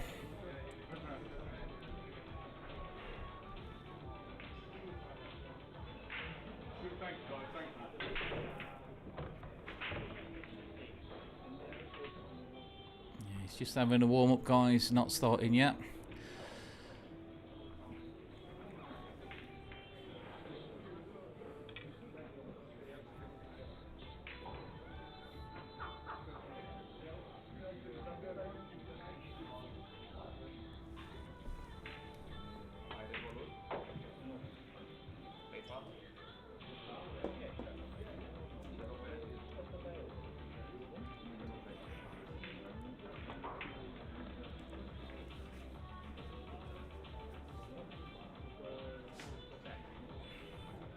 Just so you know, during the first break of the final, we're going to do the raffle for the best cues. So during the final, Both players in good form though, so should be a close one. we'll probably come with some rules for anyone who wants to still get into the raffle at €10. All in aid of young Iris. Yeah, give us your predictions in that chat, guys. 9-4, filler there. Let us have them predictions. And again, if you've not already done so, hit that subscribe button on the Billiard Network. And hit that like button as well.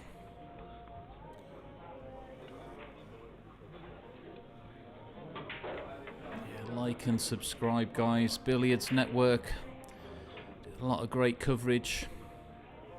A great club as well.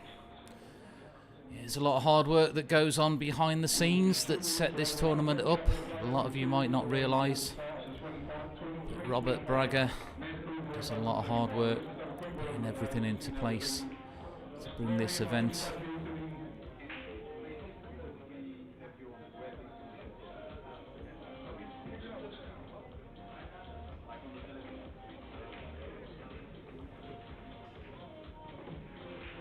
We'll do one test when we do. We're not doing tests. And now, the end is near. So our friends,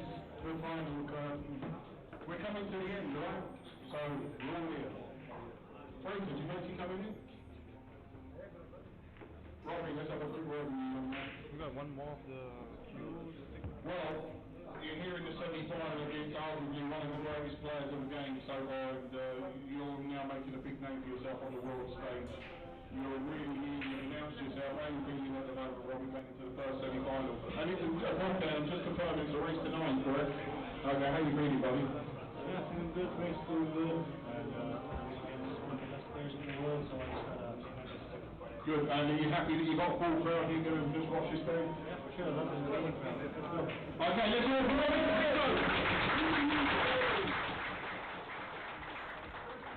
Well, Josh, I'm just going to ask you one question. How are you feeling at the moment, young man? Feeling good, obviously.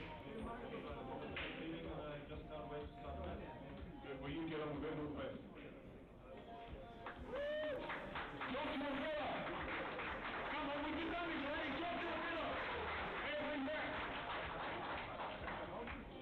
Right, guys, so both players getting ready to lag off. Let us know them score predictions in the chat.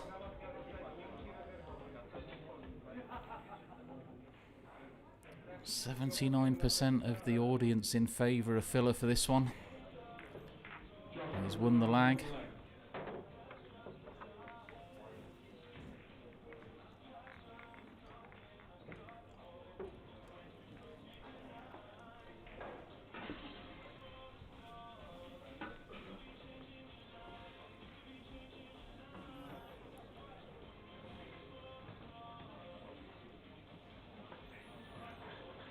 Filler just flipping the scorecards.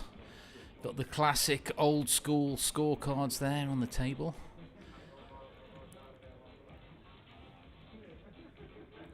Right, now what can Filler do? Oh, he's made that one in the side, and I think he's going to have a shot on that too. Yeah, I'm pretty sure that 2-ball will go. So we could be looking at a quick 1-0 maybe. If you can just make this 2 and then go from the 3 to the 4, could be seeing a quick first rack for Filler. Yeah, nice shot.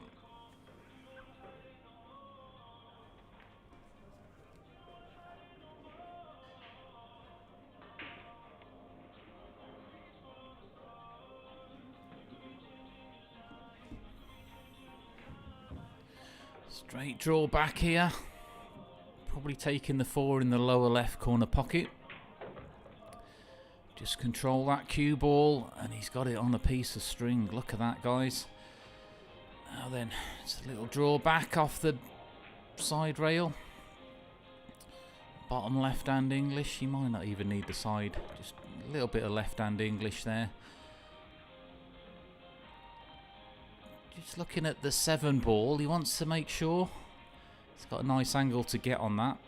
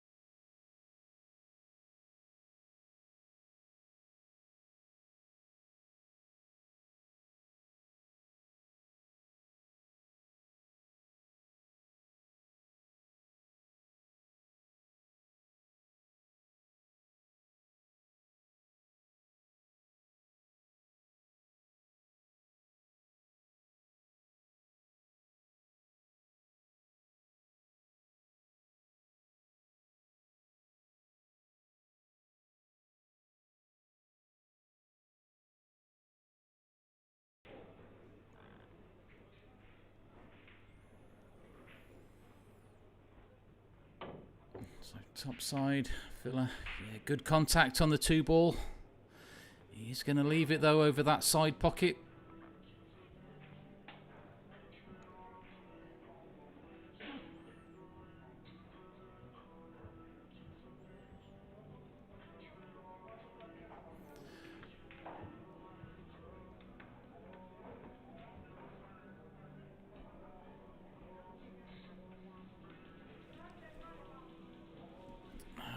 Is Capito just going to roll this 2 in the side, cue ball up and down the table, take the 3 ball to the lower right corner. Fraction of topspin here, just to help it. There you go, back down the centre line. Now that 5 ball, only real problem. 4 to the 5 here is the key shot in this one.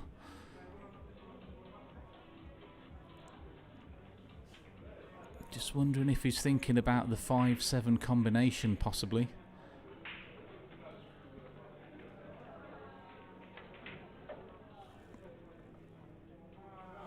Yeah, wow, well.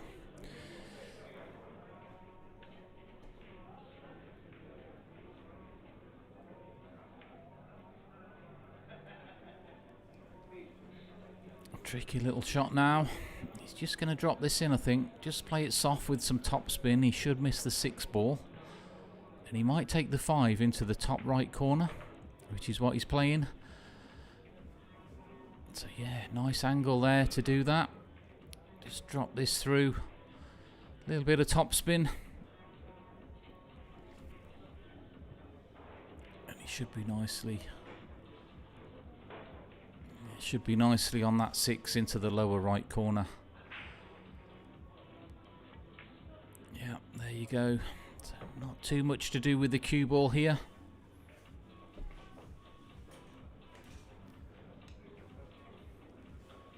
A little bit of draw on this. Fraction of left hand side just to bring the cue ball back into the centre. And we could be looking at 2-0.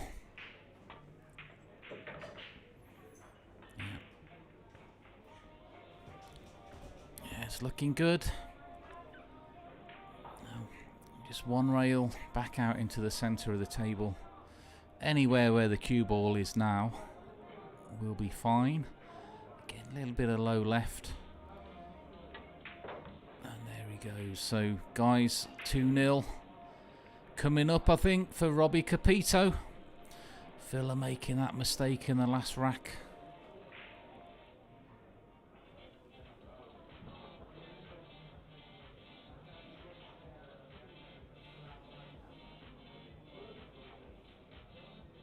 Thanks for tuning in, guys. If you're new to the channel, do hit that subscribe button and that bell notification. Don't miss any of the matches here. He's just running this around. A little bit of top left there just to send it 2 rails. Just use the 3rd rail and we should be looking at 2-0 Capito. He's looking like he means business.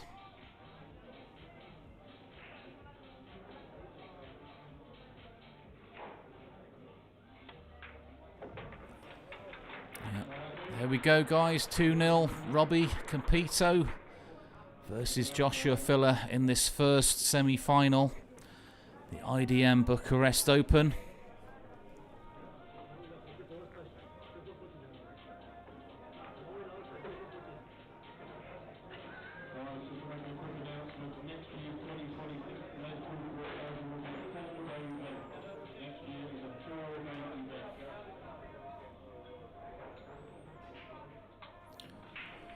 So give us your predictions for this one.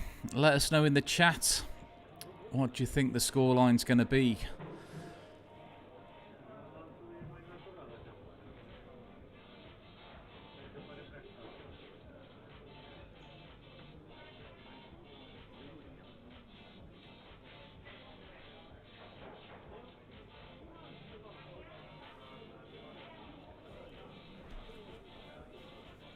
So Robbie looking for another good break.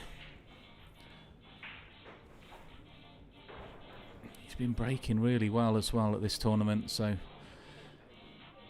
a little bit of inside English there, look on the cue ball. And the reason is, when the cue ball hits that left-hand rail, that little bit of English just straightens it up to come back across the centre line.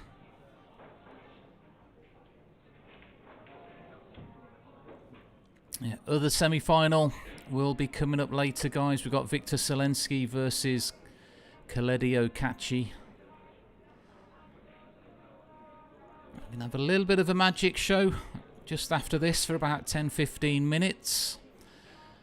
And then we'll be kicking off the second semi-final here in Bucharest. Now, Capito, he's got a shot on the 2.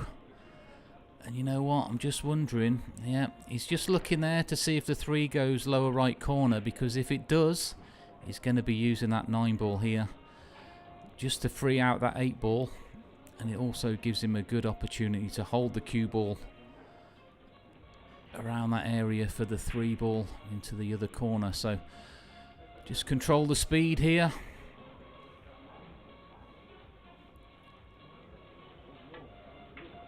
Oh, wow. Wow. Well, I didn't expect him to miss that. He might have got away with it as well. Just wondering whether he was thinking more about that contact on the 9 than potting the ball, and sometimes you do that. Yeah, sometimes you can forget about the pot, concentrate more on the position. That was a bad miss there. Wasn't a difficult 2 ball. Yeah, Filler, he's going 1 rail here. Just got to judge the angle. I fancy him to make this. Wants to hit the bottom rail first. Yeah, just like that. Now then. Yeah, he would have liked to have been a little bit higher there, and I think he can just drop this 4 in.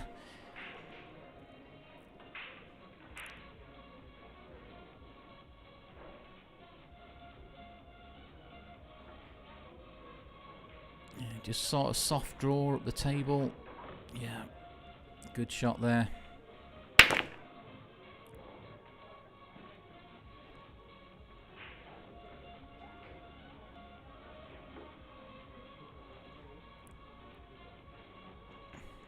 Getting low right here, back out 2 rails,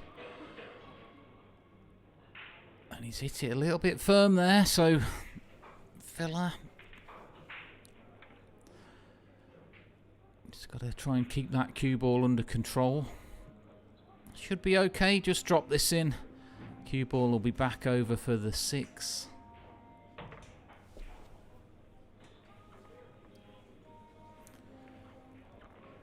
Good chance now for Filler.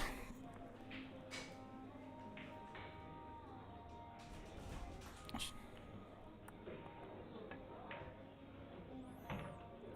no danger. Just use a little bit of the rail there. But we should be looking at 2-1.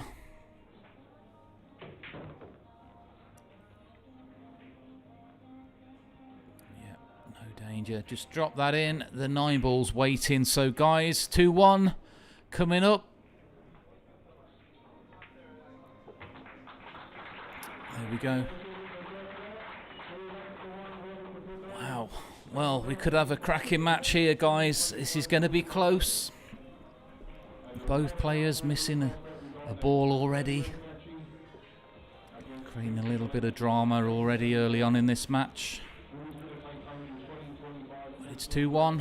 Filler coming to break off. Looking to place that cue ball exactly where he wants it.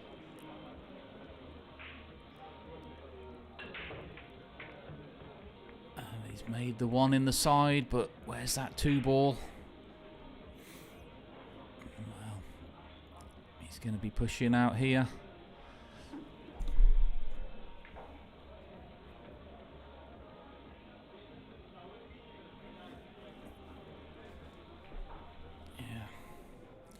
Just looking to, I think he's looking to push out there, possibly to leave a kick shot.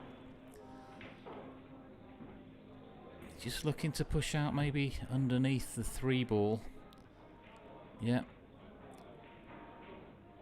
Pretty much where that first diamond is on the side rail. I think, is he thinking? Looks like it. Just around where the diamond is. Anywhere around there. Just like that. And he'll be wanting this back filler. He likes a kick shot. And you know what? If you can just catch that lower side of the 2 ball, cue ball's going to be coming back down the table. Yep. Robbie just putting Joshua back in there.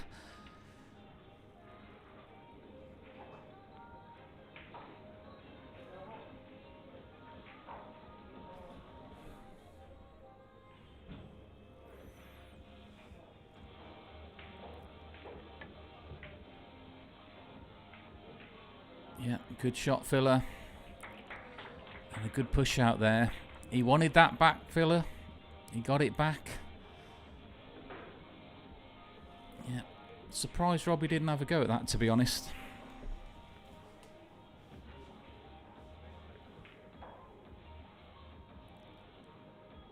Oh, is Robbie going to get the jump cue? Looks that way. Going for the jump cue. I think he'll be looking to send the 2 down the table, take the cue ball towards the 8 ball. Hopefully the 2 ball comes into contact with some of the other balls down the table to keep it down that way. There we go. Well, that 2 will cut into the side pocket, but I don't think Villa will be taking that on. He's going to be looking at another safety shot. And he's got a couple of options. Could elect to go thin off the right-hand side of the 2 ball, take the cue ball back up the table. That's what he's doing. Just a thin contact, cue ball all the way back up the table.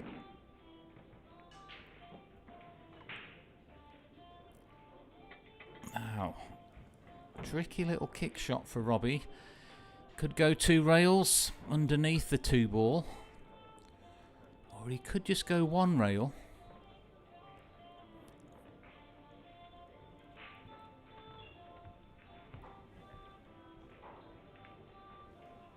You know, 1 rail. There is a bit of merit to that shot because the cue ball's going to be going towards the 3 ball. He might even make the 2 ball here. Might even go in off the 6 ball. I don't think he'll be trying that. Yeah, he's just trying to send that cue ball over the other way now. Has he just left it sticking out? I think he might have. And it's a nice angle as well to draw off the bottom rail back to where the cue ball is behind the 3. I'm pretty sure this 2 ball goes. He's going top right, so he's coming around behind the 6 ball, unless he's playing safe. Yeah. Didn't quite have enough. Where's the cue ball though?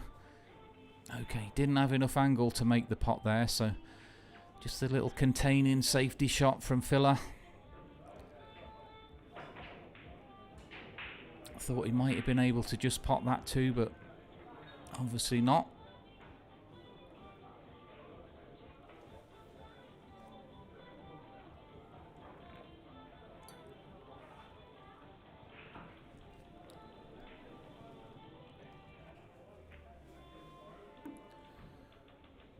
So 1 rail kick, possibly 2 rails. He's probably trying to pot that. But he's left it open, so Filler back at the table. Open shot on the 2. Just got to control that speed of the cue ball. And he should be on the 3. So a little bit of left hand English just to straighten it up off the bottom rail. Yeah. It's all about that 5 ball. Now Is Villa just going to slow roll this? A little bit of left hand side just to hold it for the 4.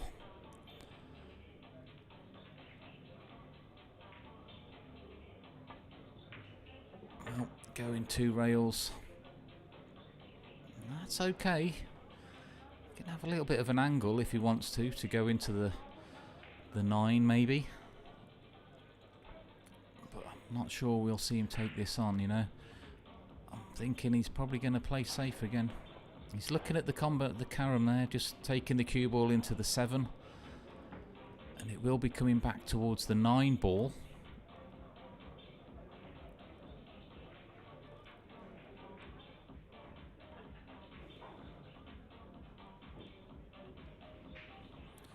Just depends how he's feeling, but it's a big moment. 2-1 down.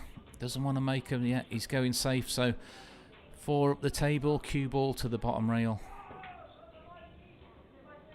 Oh, he's played it a 2-way. Not sure whether he wanted to pot that, you know. I don't think he played for the bank shot because he's in a bit of trouble now. If he wants to just roll the 5 up the table and get the cue ball behind the 9, he's got to make sure he hits a rail. I'm just wondering, you know, whether he's going to come off the left-hand side of the 5, take the cue ball up the table. He's looking at the right-hand side of the 5 now, going towards the 8 ball possibly. So a thin little shot. It's a bit dangerous though, because if he comes off the right-hand side of the 5, the cue ball's possibly going to glance the 9. He might even try potting it, you know. There is a pot on.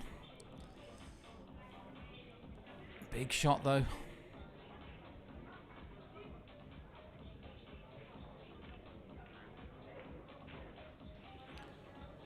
Yeah, big moment in this rack. Could be a big turning point as well.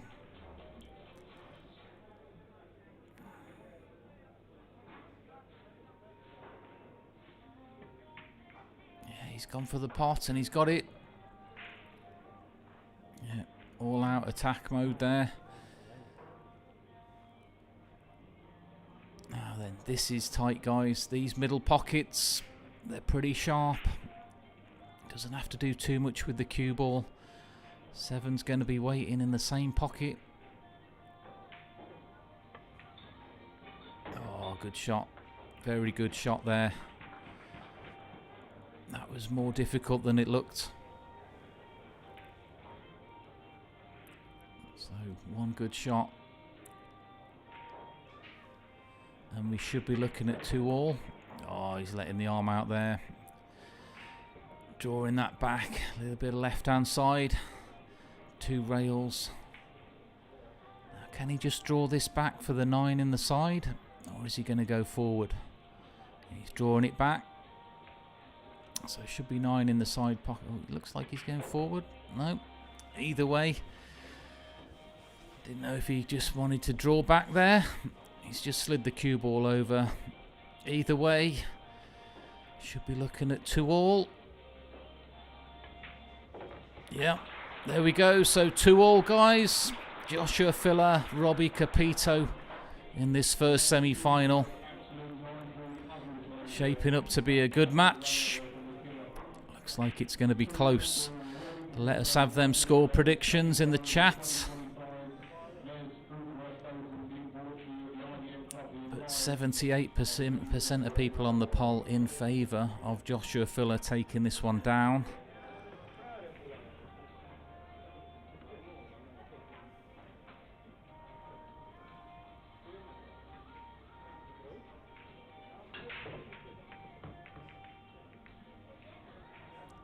He's made the 1. And he's not really got a shot on that 2. Now, this isn't the greatest place. I mean, he's just looking here. Yeah, he's going to be playing this. A little bit of topspin and left-hand side. He was just looking at that, taking the cue ball back over under the 9 and getting the snooker that way. He knows the 7's there to keep the 2 ball there. That's what he's looking at.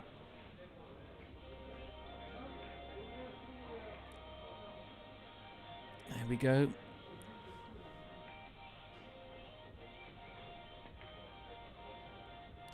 just not hit it hard enough. So it could be advantage Capito here.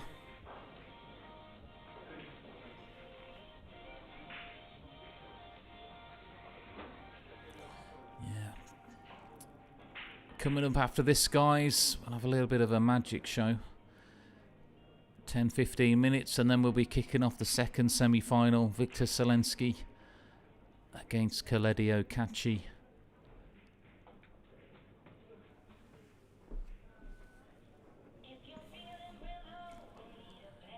What's Robbie thinking?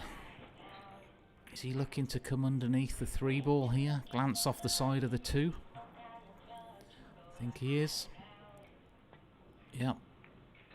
He's not hit it hard enough. So a couple of nervy little safety shots. Now this is a better chance for Filler. Just roll this forward. Cue ball's coming off the rail. Back underneath the 7 and 8. 2 ball up the table. Just like that. And that's a better safety.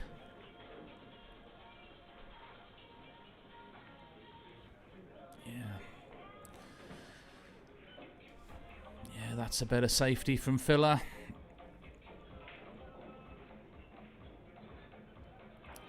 Tying up that cue ball.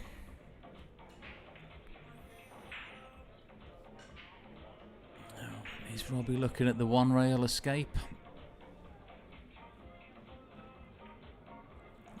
I think that's all he's got, guys. So bottom rail. I fancy him to hit this.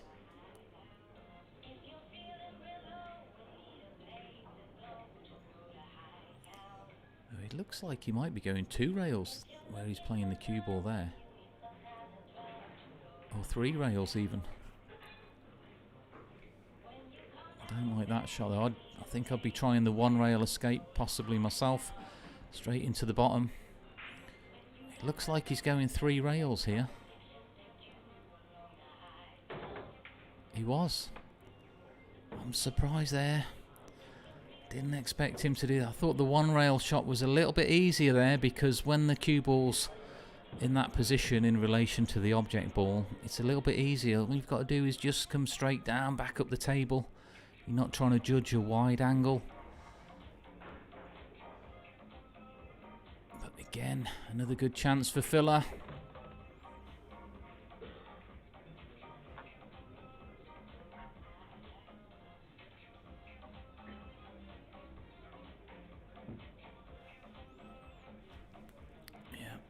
Just making sure there, gets a nice angle. Just stunning this in, up the table. And that's absolutely perfect. So, can we be looking at 3-2 Filler? Just going to drop this through.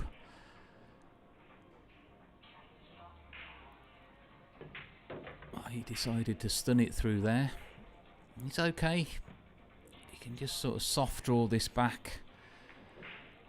He's going to have a thin cut on the 6 up the rail. 9 ball, not too much of a problem. I think he's going forward and back down. So he hasn't got the angle to draw it back there, but should be absolutely fine still.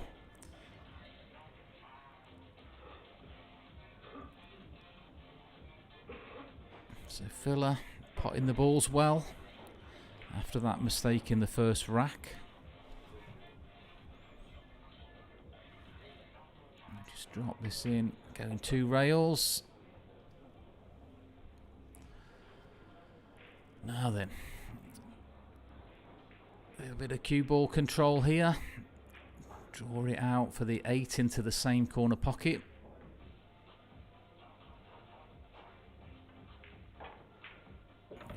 Very well played. Not a problem now. So guys, looking like 3-2. Filler's back on form. Just having a little look at something there. Maybe hair or something on the table. Just get that out of the way.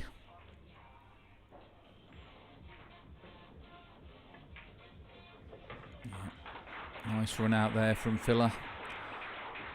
So 3-2 Joshua Filler.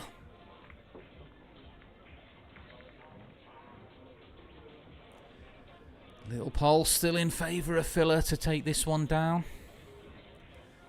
76% in favour of Filler to take this one.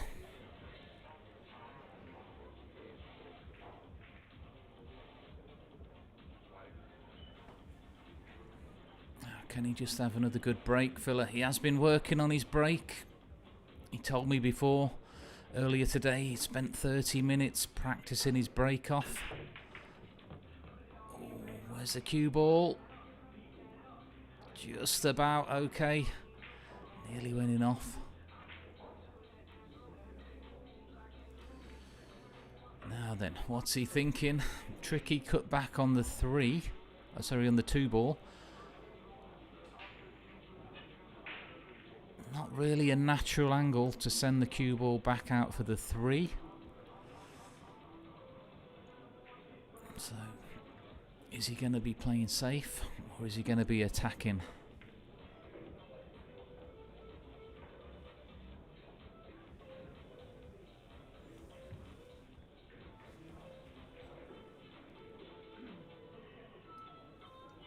Yeah, he's just having a look there, seeing if he can avoid the 4. It's a delicate little shot though. He's going to have to hit it fairly soft here. A lot of topspin just to avoid the in-off into the lower right hand corner pocket. I don't even think he'll play this, to be honest. I think he'll probably go safe here. That's what he's looking at, possibly. Oh no, he's back on. He doesn't know. He's making his mind up. Hard to tell what he's thinking. He might be going for the pot. Yeah, he's playing safe, so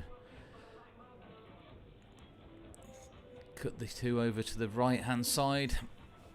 Had to put a lot of left hand spin on that though.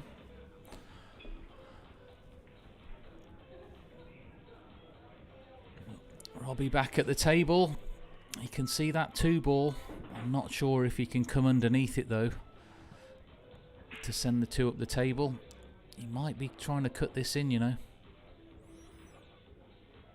It looks like he's going off the right hand edge. Or is he? I think he's trying to pot this actually. Yep. Oh no, just safe. So I thought he was trying to pot that for a second, but he's played a good safety. Yeah. Well, Filler, I think he's going for the jump cue.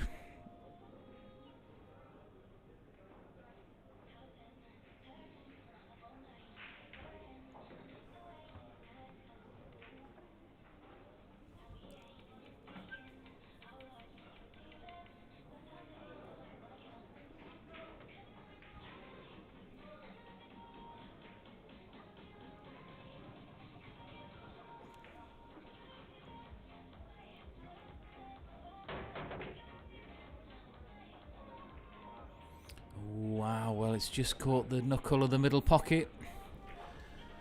He was just looking to send that back down the table, take the cue ball behind the 3 there.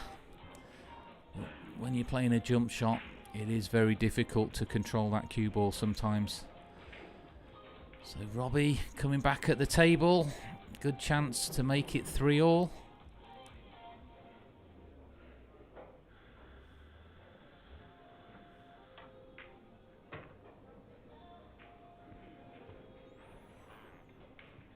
Yeah, that's okay. Nice angle just to slide the cue ball off the side rail, back down the centre of the table. And the 4 ball should be waiting in the lower right corner.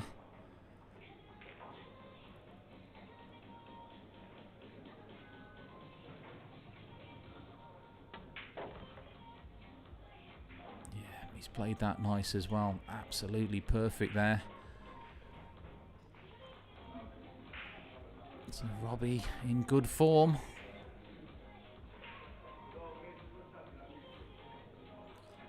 Probably looking to just stun this in. Yeah, leave the cue ball there. Same again here. Just draw the cue ball back a touch. And the 6 is waiting for the side pocket. With a nice angle to go back up for the 7.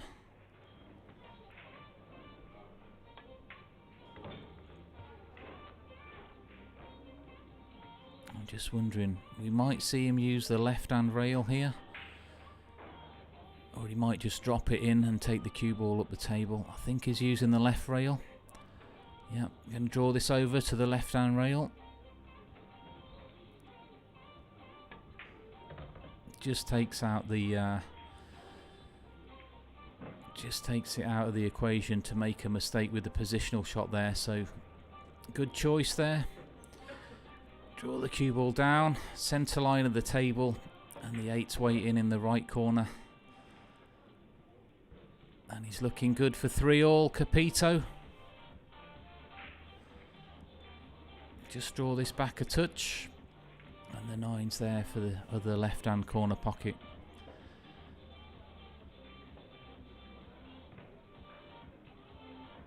Might have a slight angle on this. We'll see in a second.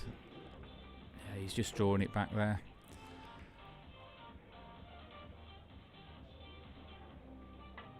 Yeah. If he had a little bit more angle there, he would have come off the bottom rail and back out, but he's fine. So 3-all, Capito and Filler. I said it could be close.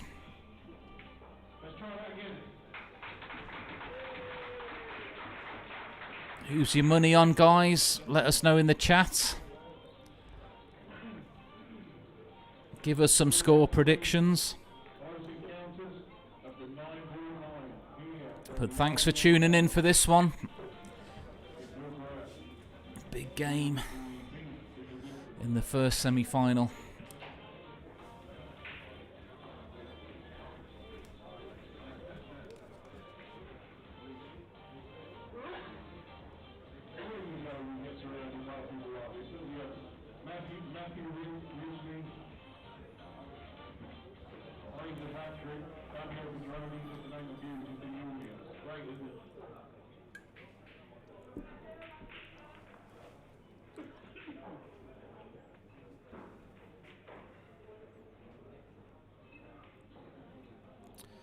Capito has been breaking well in this tournament. I'd expect him to make that 1 ball in the right corner pocket. And again, just using a little bit of inside English there. Look, you can see on the cue ball. Just to help it straighten up off that first rail. And a great break there from Robbie. Now is he going to be having a go at this 1? It's a little bit thin.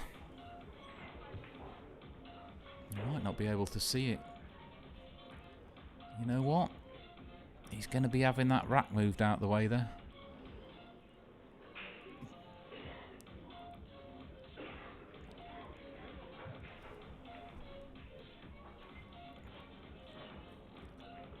It does look tight. I don't think he can see that 2 ball, you know. It's hard to tell from that angle. He might just be able to get the edge of it.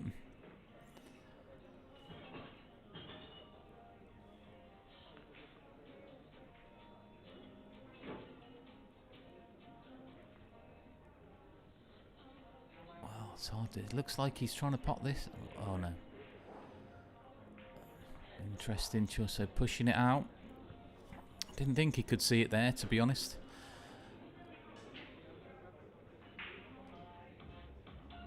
Yeah, good shot though. So Filler.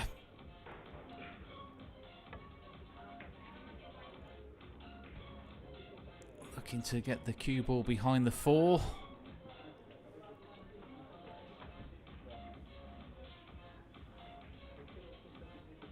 I think Robbie's going to be getting the jump cue back out for this one. Unless he fancies just swerving around the edge of that 4 ball. Yeah, he might be able to draw the cue ball around the 4. Yep, he's just swerving it around the edge. Watch watch the cue ball. You'll see it swerve a little bit. There you go.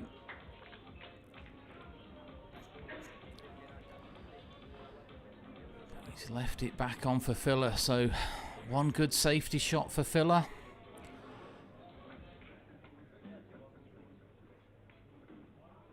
And we could be looking at another run out now. I'm just wondering what he's thinking here. He might be drawing the cue ball back to the low bottom end of the table, send the 2 up the table. Or he might even cut the 2 ball up the table towards the 7. I think he's doing the cut shot. Sort of in between the 2 there, so he's just played that, and I think he's got the snooker, I think.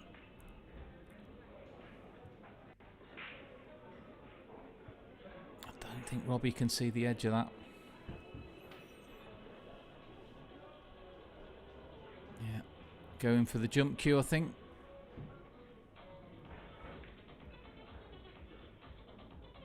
Yeah, Robbie going airborne again, and I'm pretty sure he's probably be looking to send the 2 back down the left hand side of the table and take the cue ball towards the 6.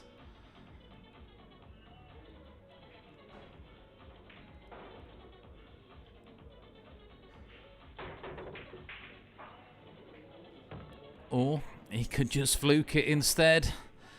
Wow. Big fluke there from Capito.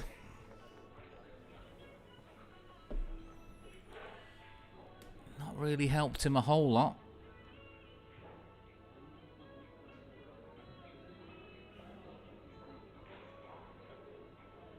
Yeah, it's not done him many favours. I'm just wondering what he's thinking. Is he thinking here? Trying to get the cue ball up table where the 4 and the 6 ball is? Or is he looking at cutting it into the side? He might even be looking to slow roll the 3 to the right hand side of the table and take the cue ball behind the 7. There's a few options. Well, he did choose to pot it, and what a great shot that was from Robbie. What a great shot there. Great control of the cue ball.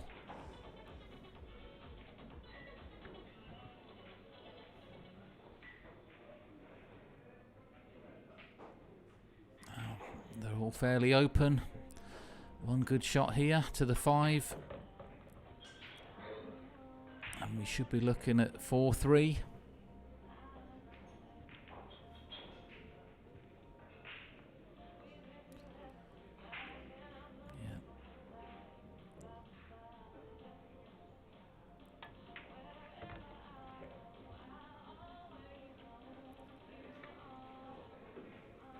Robbie looking good here, so a little bit of top spin and a left hand English. Just take it off the top rail. Back down. Didn't want to be too straight on this. I think he'll be using 2 rails now. Unless he can just force it. He's okay. Just enough angle to take it 1 rail back into the centre. Just about enough angle there. Any straighter and he would have been going forward with that shot. Now, one good shot here. Should be on the 9 ball automatically if he pots this into the same pocket. And we can be looking at 4-3.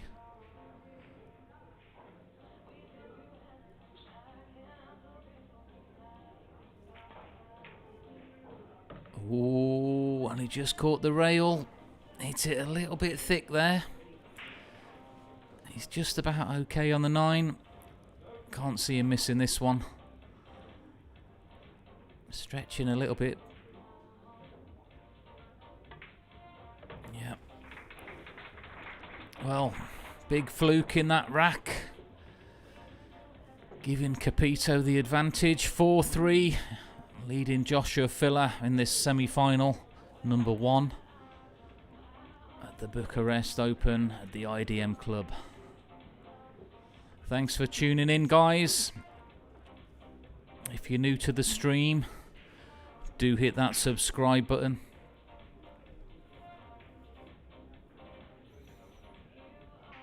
Got a big poll on. 75% in favour of Filler winning this match.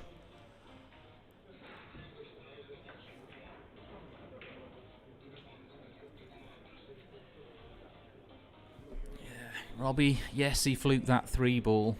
Sorry, he fluked the ball there, the 2 I think it was, but he did play some good shots, especially I think it was the 3 ball there, chopped back into the side pocket. So he'll be looking to break again, run out for another one. He's breaking well.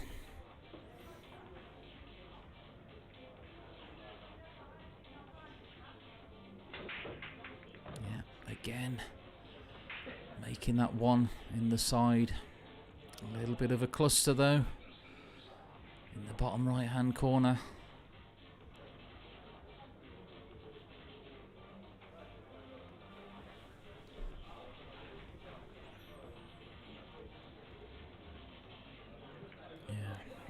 What's Robbie thinking?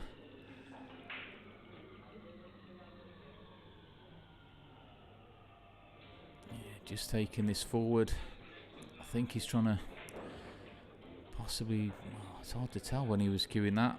I was wondering for a minute there whether he was going to just slow roll this, take the cue ball towards the cluster. But the problem with that shot is the 2 ball, because it's going to be coming off the bottom rail then back up the table. He might even be thinking about potting this, you know. I wouldn't be surprised if he's going for the pot here. Drawing back off the rail under the 3 ball. Oh, wow. Well, it even went in the corner pocket. How about that?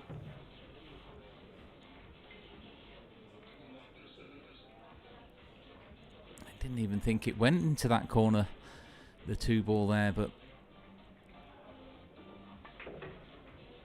was some shot, a bit unlucky to go in with the cue ball. But Filler back at the table. Just wondering, you know, if he's going to be playing off the side of the 5 to make the 6.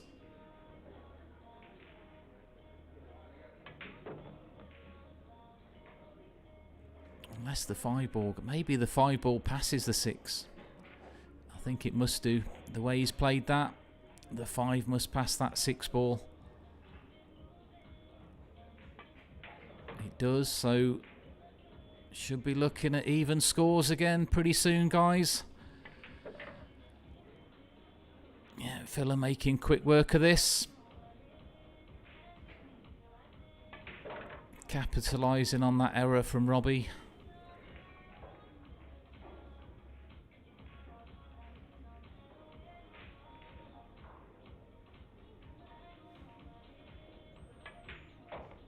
Ooh, just okay there. Yeah, didn't want that cue ball on the side rail, but no problem dropping this.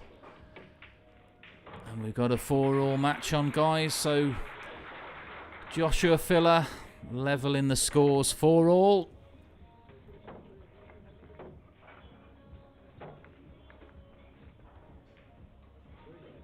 But thanks for watching.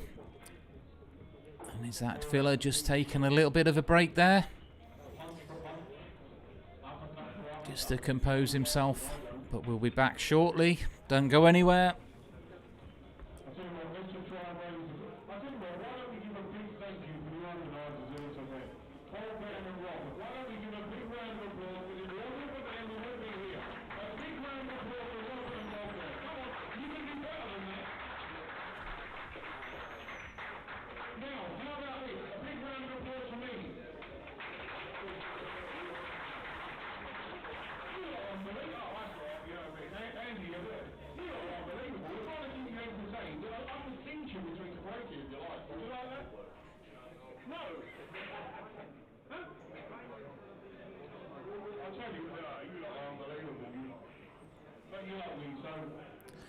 So Filler just taking a little break, guys.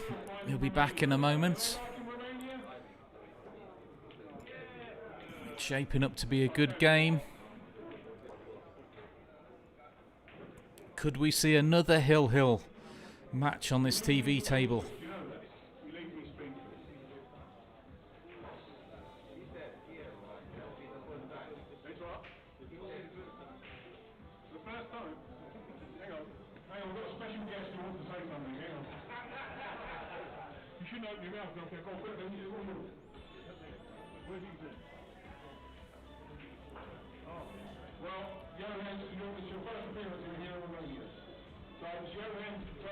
Robbie just getting something to eat there in the corner while he's waiting for Joshua.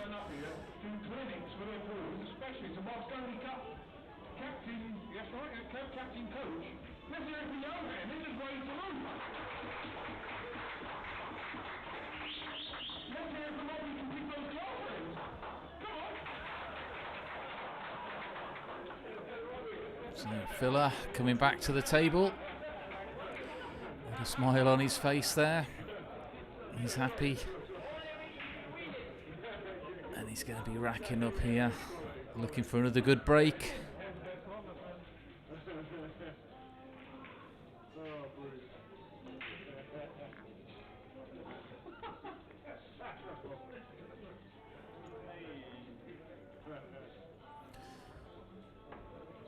So 4-all. Are we going to see another Hill match here?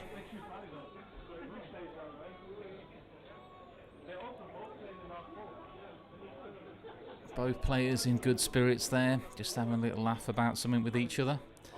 Always nice to see. But it is a nice relaxed atmosphere here. Great club. The IDM in Bucharest. Now, where's this cue ball going to be going off this break? He's made the one. Open table, but the shot on the 2-ball is a little bit thin. He can make it. He's just looking there. Cue ball's going to be travelling into the 3. He's going to be taking this on though.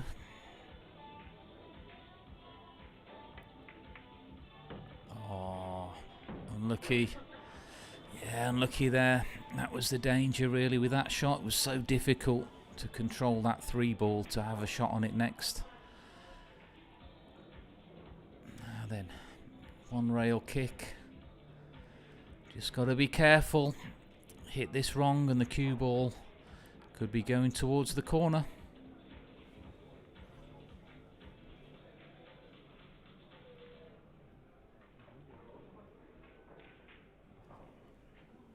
Just got to be a bit careful, which is what he's doing. He's just taking his time with this one. 4-all.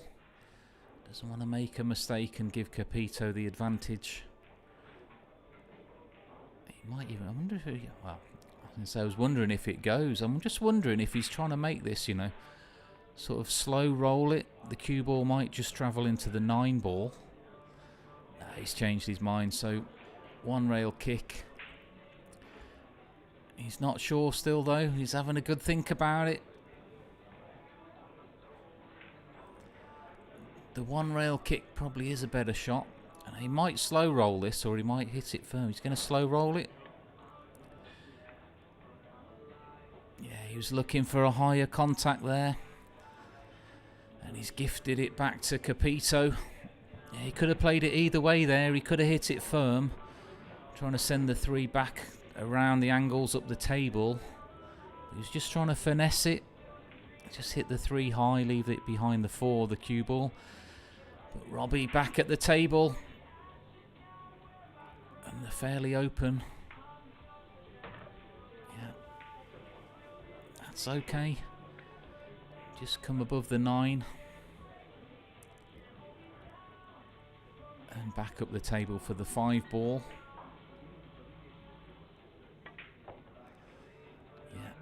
Just about enough angle to do that shot. Oh, we don't want to be straight. Oh, well, has he got a slight angle? Yeah, I think he's okay. I think he can just cheat the pocket a little bit here. Take the cue ball 2 rails. Oh, he's drawing back, so 1 rail.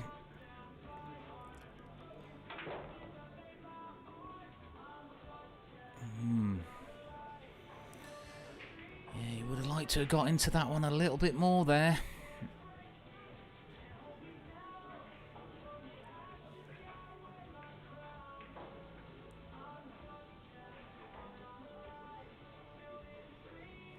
So, is he just going to draw this? He's going forward, I think. Hard to tell the way he's cueing. I think he's going to be drawing towards the side rail.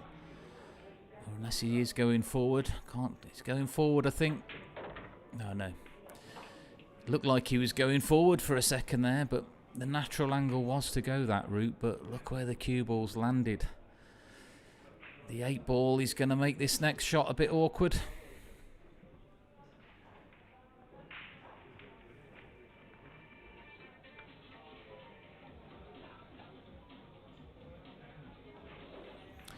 Not got too much to do with the cue ball here. Just get the pace right on the shot and he should be on the 8 into the lower left corner. Yeah, he's played that well there. Now he'll be coming bottom rail, I think, just back out for the 9. A little bit of top right English.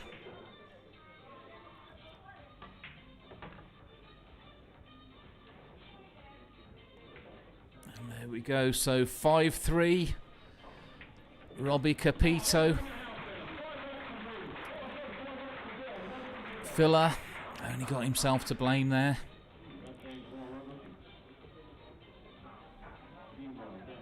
He's just trying to finesse that safety shot, dropping the cue ball on top of the 4, but he didn't get the 3 safe. So Capito taking advantage. And are we going to see another big break off from Robbie?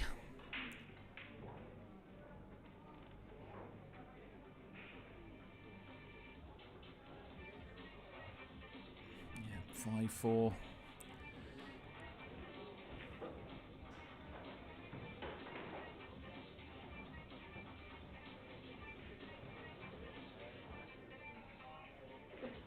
Still on the poll, everybody in favour of Filler for this one. 75% in favour of Filler to take this match down.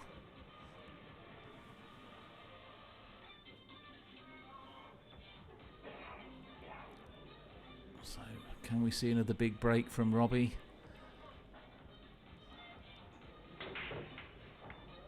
Well, he's not made a ball. Oh, but he's got the cue ball right underneath the 5. So we're going to be seeing another push out.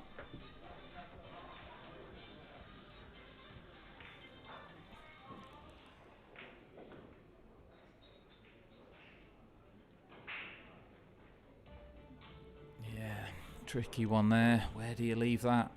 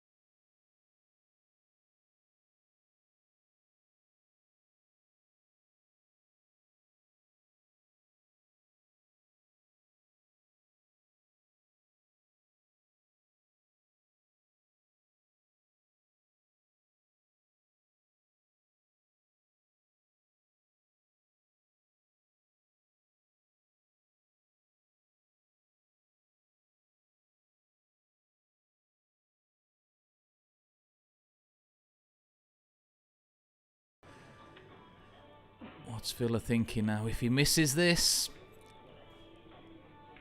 I'm just wondering whether Robbie will play another safety shot. I don't think he will, but you never know.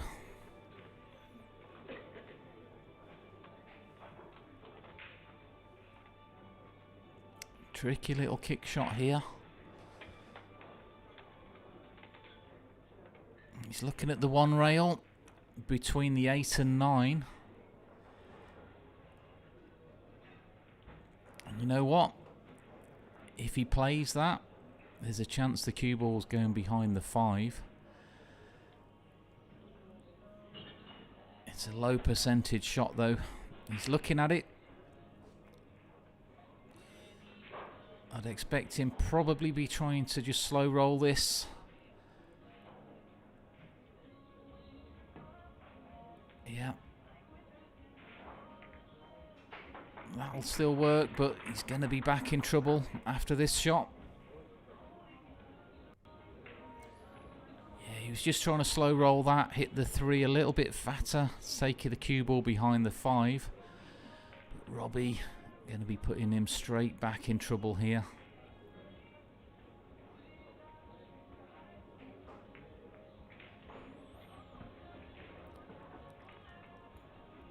Oh, is that side pocket in the way?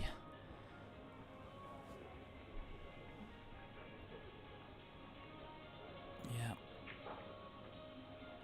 He might just be able to come underneath the side pocket. To hit it firm though if he plays it that way. There you go. Yeah, hitting it a bit firmer there straightens up the angle coming off the rail, and he's got away with it. So a little bit of luck there for Filler.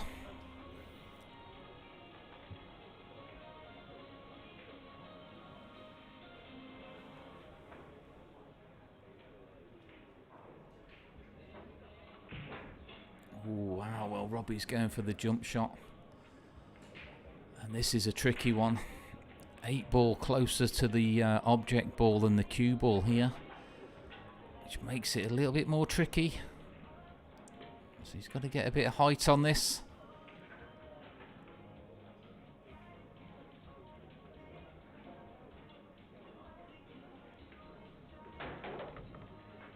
Yeah, good shot. Cue ball was always going up the table there though. I don't think he'll mind that too much. So what's Robbie thinking now? He might be trying to make the 6 ball or the 7 ball off the side of the 4. Sort of slow roll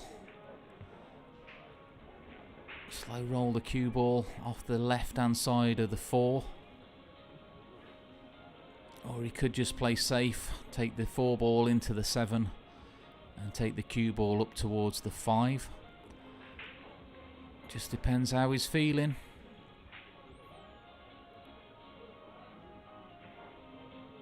Or he might just take the 4 up the table and leave the cue ball on the 7.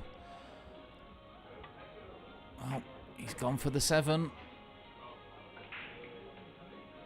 Needs a little bounce there.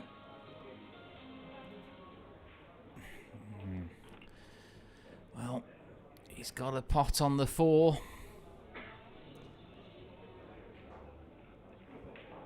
But it's a big shot. He has got an angle to come back off the rail. But this is a big shot here. He's going to be taking it on.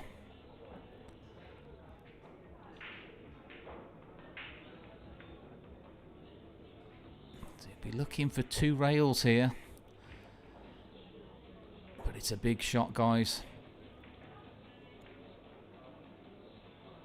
Jacking up here, look, slightly digging into the cue ball.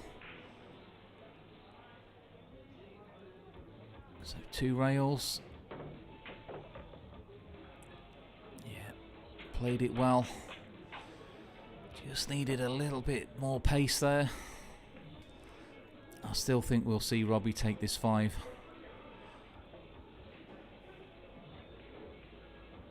Five 4 up. I think we'll see him take this 5 down the rail with the 6 hanging over the pocket. Not much work to do with the cue ball for the position. He's looking at it.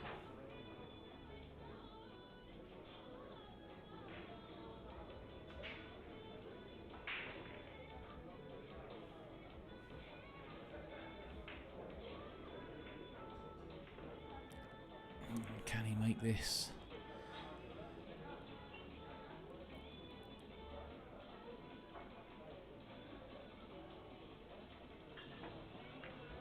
Oh, well, he's going to be safe there. Or is he? Just wondering, I mean, the way he's hit that, he was all in for the pot, but just wondering whether he was thinking of a little bit of a two-way shot there.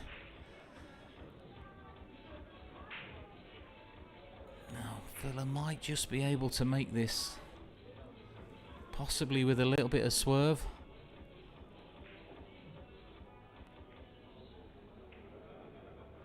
It's tricky to see.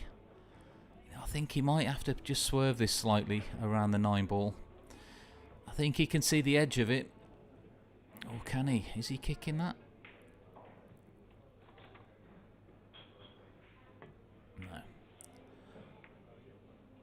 He was kicking off the rail for a moment, but yeah, so he obviously couldn't see enough of it to make that pot easy. Robbie, what's he doing? Is he going to be trying to take the cue ball up the table behind the 6, or is he going to come underneath the 8 ball?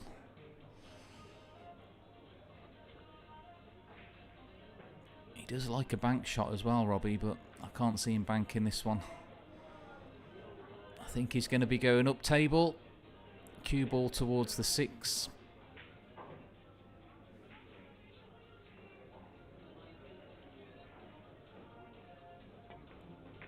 There you go. And he's played it well. Yep, great shot from Robbie there. Nice speed control.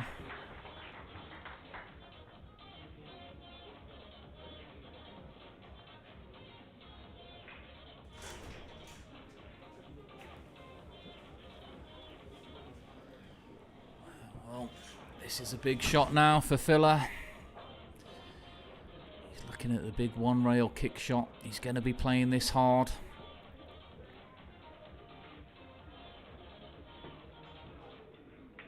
Well, he didn't. I thought he was going to power that for a second. Sometimes players like to do that. All out. Hit it firm. Hope for the best sometimes. But he tried to control it again there, Villa. And he has left Robbie on.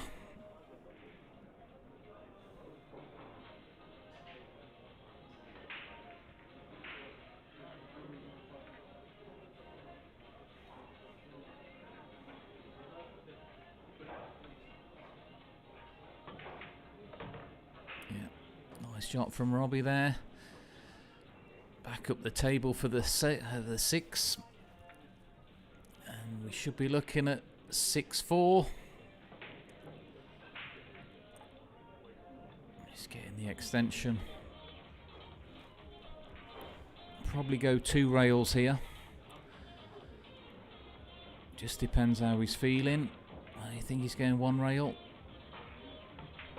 Yeah. Could have gone 2 rails if he wanted, but just selected the 1 rail. And the 9 ball, pretty sure he's going to be coming 2 rails back around for the 9 in the opposite corner pocket. Oh, is he checking it up? He might be just checking this up slightly. Back up the middle of the table. Oh no, yeah, he's going 2 rails. Tricky to tell sometimes, but there we go. So 6-4, Robbie Capito leading Joshua Villa in this first semi-final here at the IDM Open in Bucharest.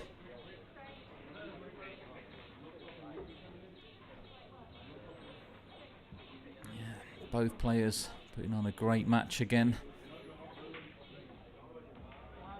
And stay tuned, guys. a little bit of a magic show after this one, 10-15 minutes, and then we'll be kicking off the second semi-final. Victor Selensky versus Kaledio Katschi. Shaping up to be another great game there.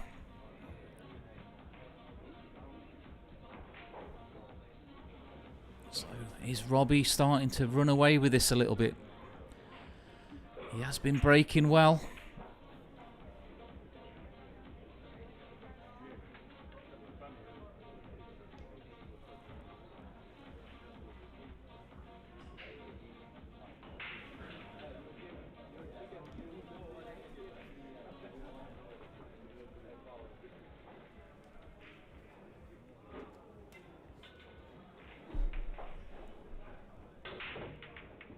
One in the side. Is he on the two? Yep, he's got a shot on it.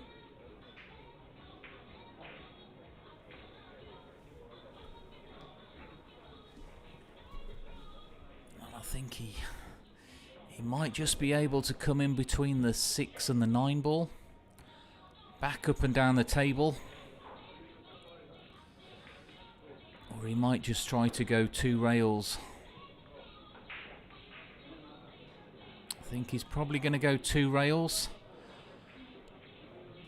A little bit easier.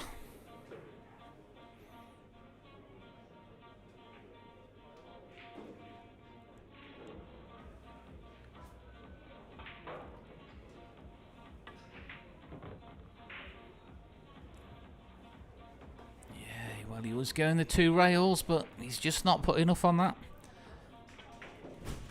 Just needed a little bit more right hand spin there, and he's not happy with that. Now what are you thinking, Robbie? Is he going to draw the cue ball back behind the 5, send the 3 up the table? It is an option. I think he's looking at it.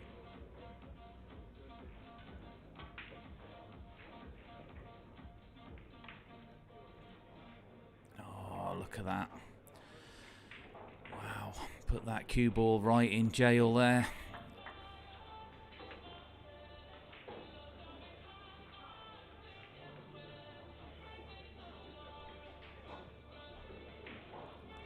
So, pretty sure 1 rail kick again. He's played the last few kick shots sort of medium pace, trying to control that cue ball instead of just hitting it firm. I'm just wondering, is he going to hit this one a little bit firmer? Oh, well, he did.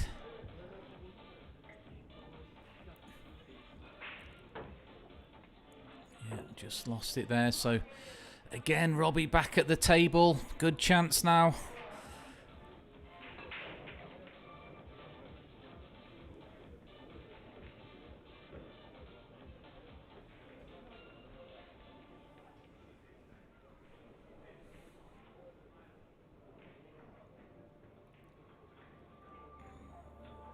Really see too much of a problem here.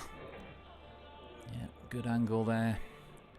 Slide that cue ball over to the right hand side of the table, and the 5 ball's waiting to the lower right corner.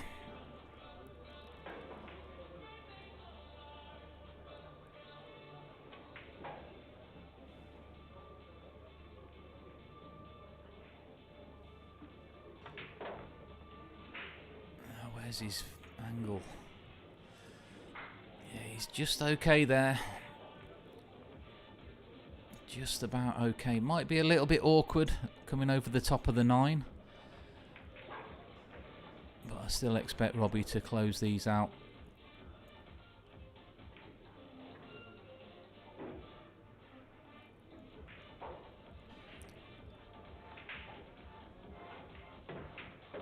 Yeah, oh well. I'd like to have been a little bit further. I'm pretty sure he was playing for that in the top left hand corner pocket, because he was digging down into the cue ball over the top of the 9. Just put a little bit more onto it than he wanted. He should still be okay. Just a little draw shot one rail, and then back down for the 7 in the lower left-hand corner pocket.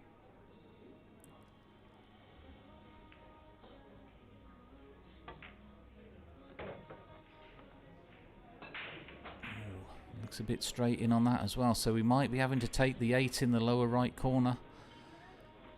Well, he's looking at drawing it back. He might just have a slight angle.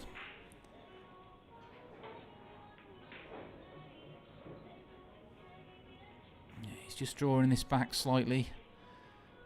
He'll probably just move the cue ball over just a touch. Yeah, just enough angle to move the cue ball out there. Just moving that rack out the way he likes to do that, Robbie. If that rack's in line with his view, he does like to move it over.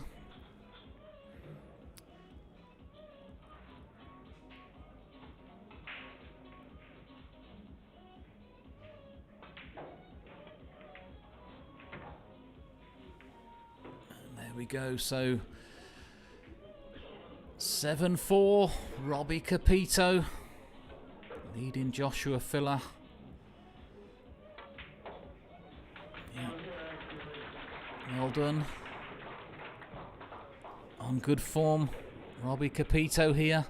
Already won the Xantip Invitational a couple of days ago.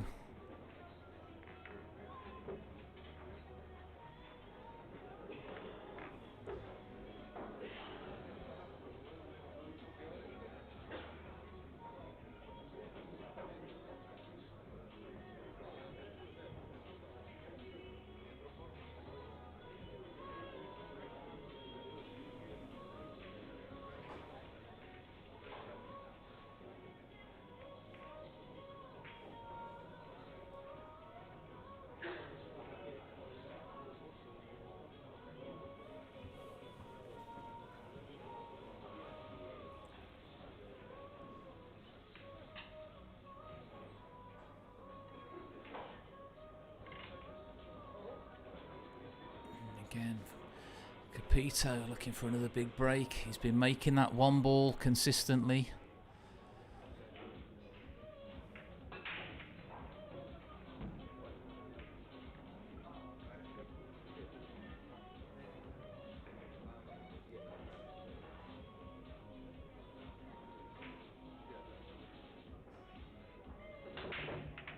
Yeah, again, that one in the side.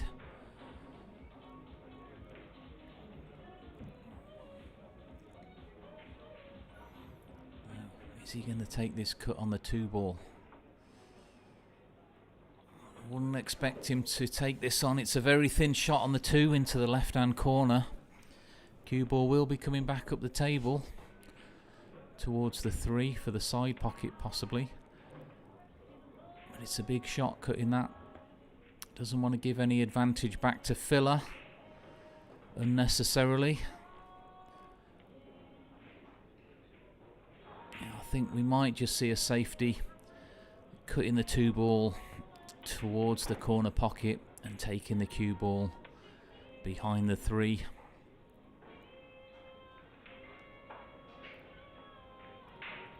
might be taking it on. I think he was looking at taking it on there the way he was queuing that up. He's changed his mind though. It is a fairly easy safety. Let's just see what he's thinking.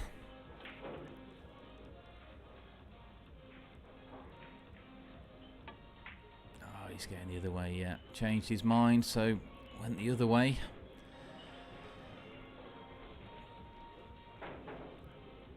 But Filler, again, back at the table in another kick shot.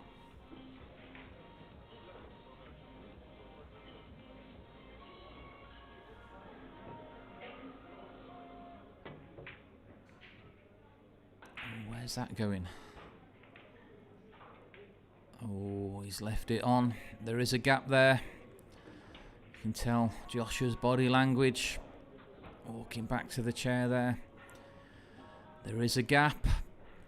And not too much to do with the cue ball. Just got to drop this in.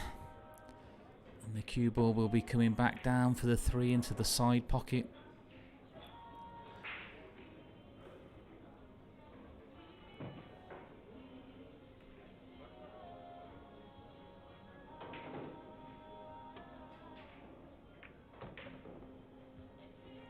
He's hit it a little bit firm, but he's just okay there. Well, I say a little bit firm, he hit it a little bit thin really, which is why the cue ball's come down a little bit more. Obviously if he'd have hit it a little bit thicker, the cue ball wouldn't have come down the table as much there. But he's still okay.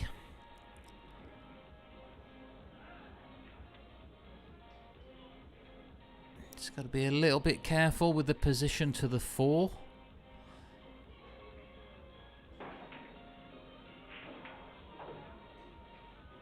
What's he thinking? Looks like he's going a few rails here.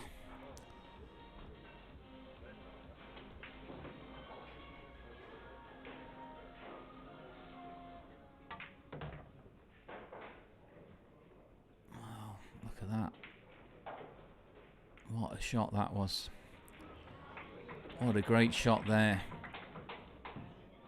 Absolutely controlling that cue ball perfectly.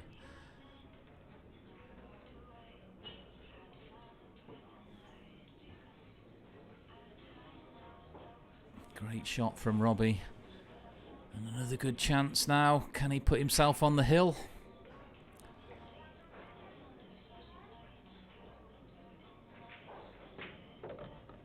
Oh, has he got out for the 6? I think so. Oh, I'm looking at the wrong ball. I couldn't see the 5 up the tail. Forgive him for that one. I almost thought he was playing for the 6 ball for a second.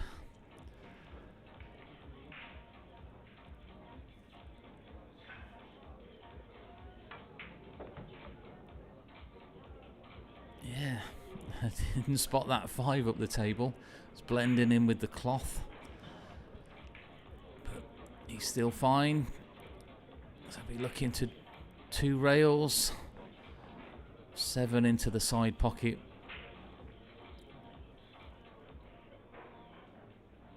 And then back down for the 8.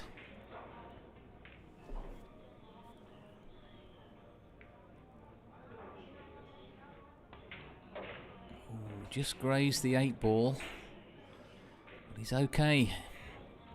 He'll be okay with that. He can just draw this off the side rail, back down for the 8.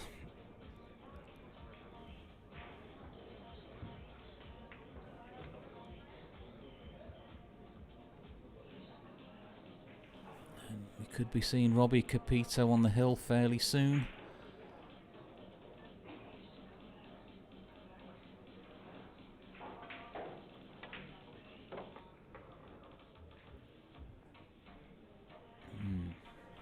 Still okay, a little bit thinner than he probably wanted, but don't expect him to miss this. Probably use the 2 rails, I think. A bit of left hand side, bit of draw.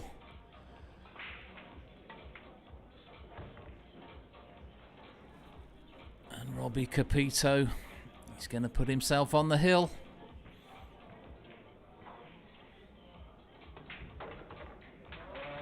Go. So 8-4, Robbie Capito freezing out Joshua Filler in this match. Playing some great safety shots. Guys, we should be doing the raffle on the first bathroom break or toilet break of the final for the men's jump queue. There's still a few, but there's many remaining tickets left, so we'll come around one more time at €10 a ticket to see if anybody's interested in donating to the young cause, the young Irish. We've raised over €700 so far, so thank you very much, guys, and very much appreciated. It's so good family, very appreciated. So give yourself a round. Robbie setting them up, looking for another big break. Not really seen many break and runs in this match. They've been breaking well, but players just not landing easily on the next ball.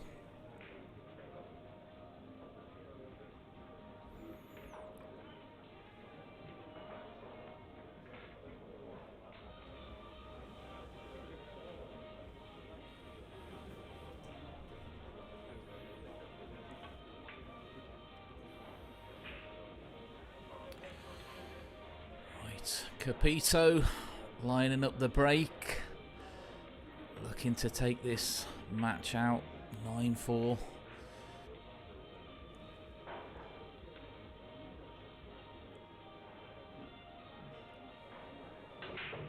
And again, making that one in the side.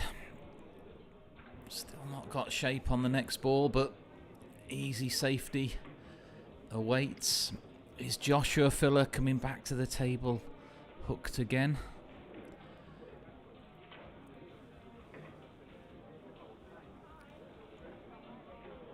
It just depends how he's feeling. I think we'll see him try and put the cue ball underneath the 7.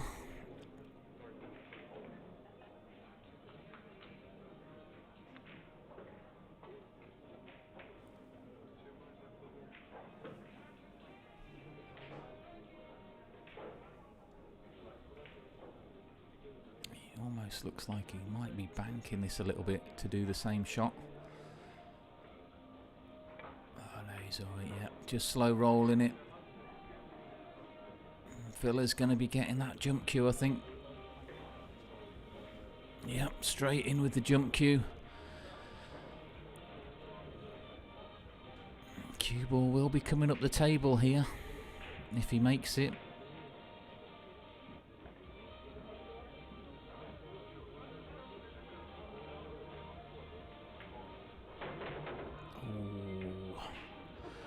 He's got away with it.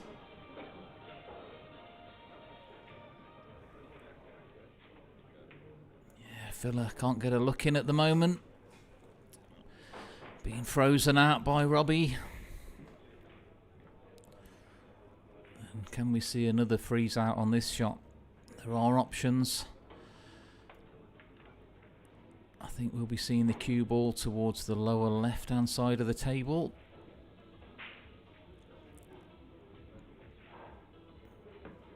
In that left-hand corner, with the two going back up the table.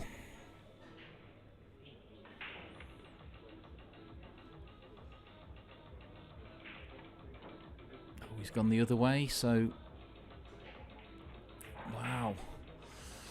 Yeah, that was a more difficult shot there because the pace had to be perfect to play that. He's just underhit it now. I'm pretty sure Filler, he's got a look in on this too.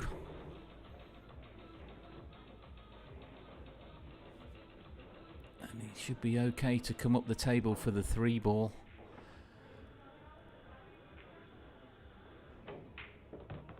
Yeah. So what can Filler do? Just having a look there, checking the 4 goes long down the left corner pocket.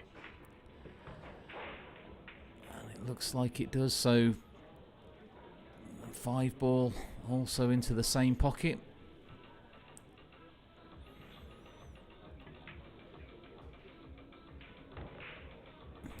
Quick work of this.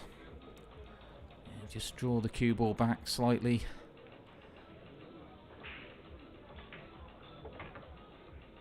And I think we'll see the 7 ball into that same corner pocket as well. Just take this cue ball off the bottom rail, back out towards the spot where the 9 is.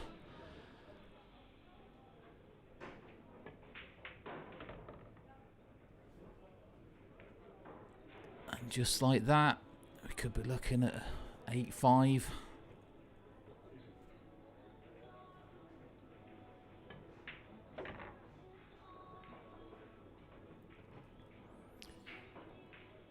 Yeah, nice angle just to come off the rail. Yeah, back out into the side.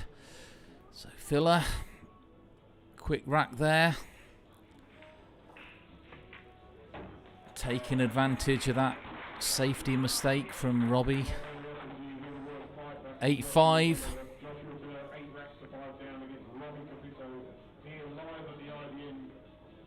Thanks for joining us, guys, for this one. Cracking match. Filler being froze out. Coming back to the table. Facing a hook shot several times in this match. But he's in control again, so breaking off. He'll be looking for a break and run.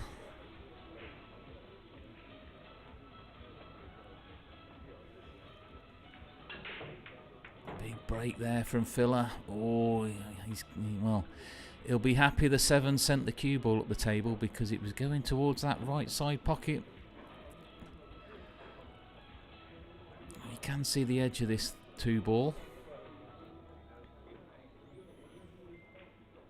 It is thin though. It is a thin little cut.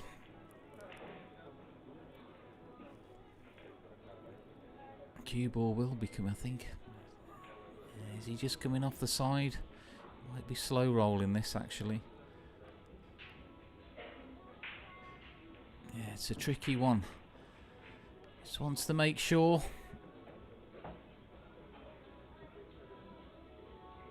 I don't think he can hit it full ball on the 2.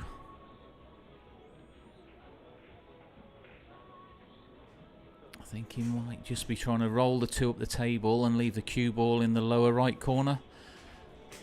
Possibly looking for the 4 in between the 2 and the white.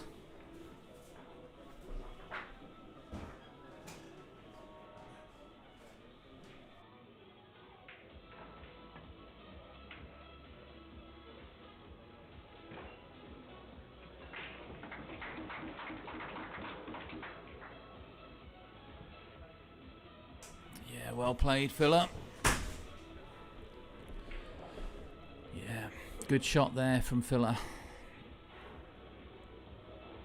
High speed control.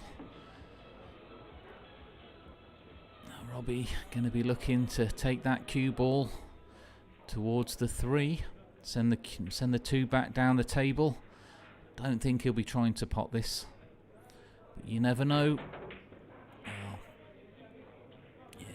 I think he was trying to take the cue ball over towards the 3. He just hit it too full. And this is another good chance for Filler.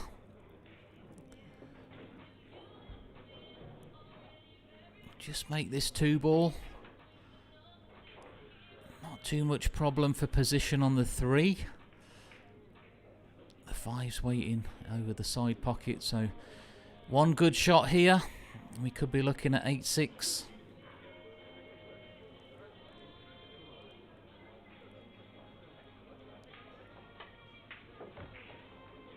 Yeah. Good shot. Just control the stroke for this shot.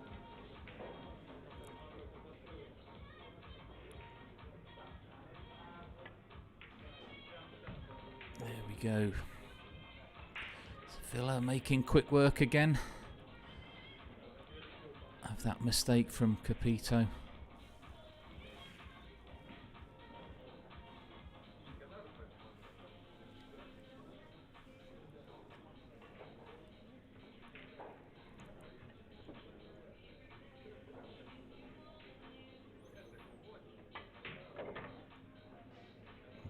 Shot there from Filler, just drawing it back.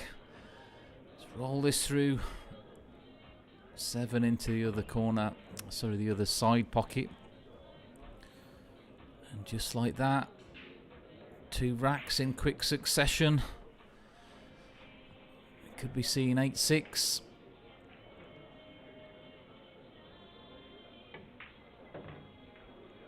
Yeah, Filler. Quick work. There's the extension.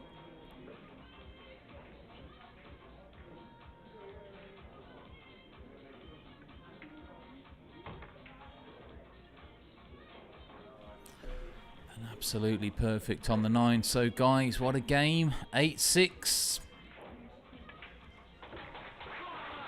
What a game.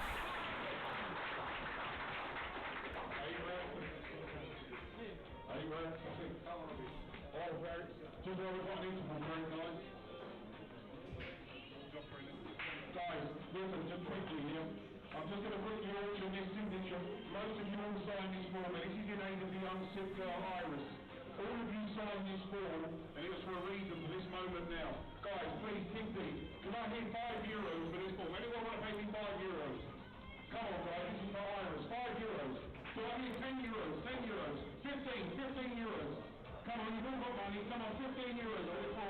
We've got 15.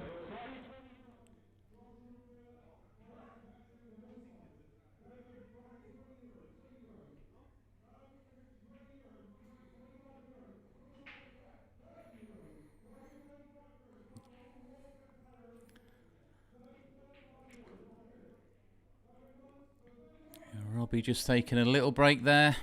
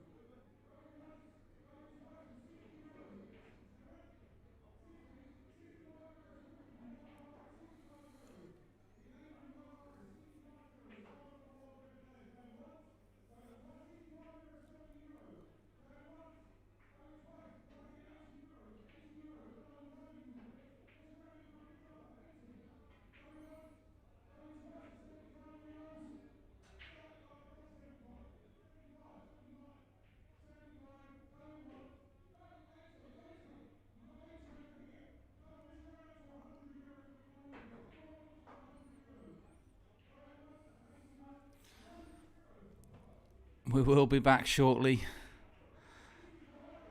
Capito just on a little break there, guys. Dark Side just auctioning off a little poster. It has been signed by pretty much everyone in the building, including all the top players. It is for a good cause as well.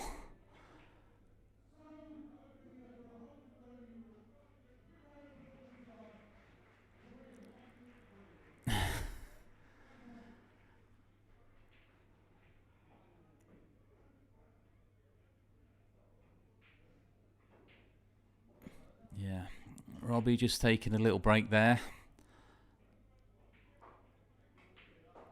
I'm pretty sure Gareth wouldn't have been in there if Robbie would have been at the table, of course. So just auctioning off that for charity, guys.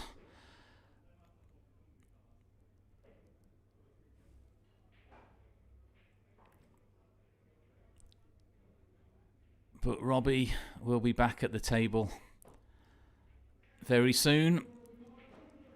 And Joshua Filler there. Nice touch there, Filler. Yeah. Nice touch there from Filler. Always a good atmosphere at this club, guys.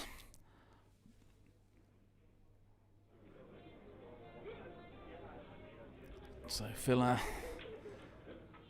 breaking off.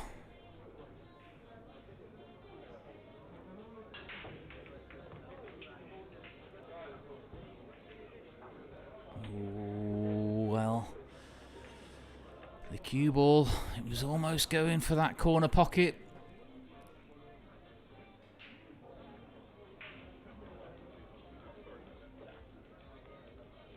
Might just be able to catch the edge of this 2-ball, and if he can, he might be able to play a nice safe up the table. Oh, well, he's just... well, he'll be happy with that. He wasn't trying that. He wanted the cue ball right up the table there. But he has left Robbie Capito hooked. And I'm not sure he can go to the side rail. He's going to be coming off the bottom rail, I think. Back up into the 2.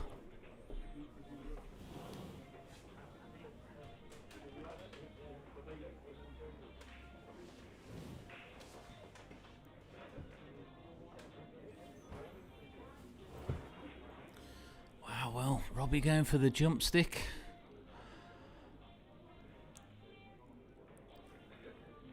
And if he does, he's just going to be looking to make contact on the right-hand side. Sorry, the left-hand side of the 2 as we look at it. He's going to try and send the cue ball back underneath the 3-ball.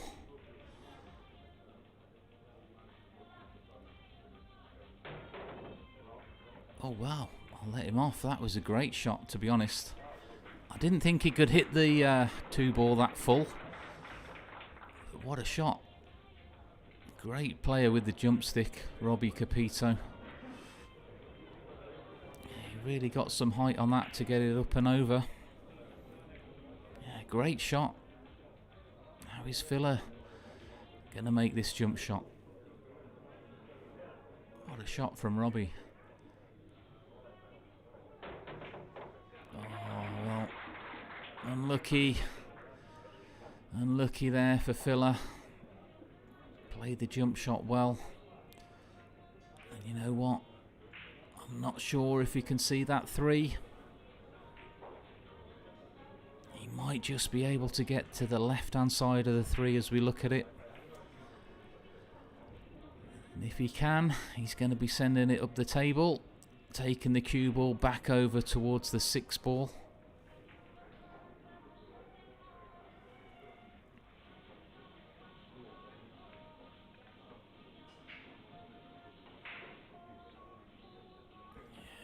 Difficult to tell what he's thinking. Yeah, he looks like he's swerving. Well, he might just be trying to swerve around the 5-ball a little bit.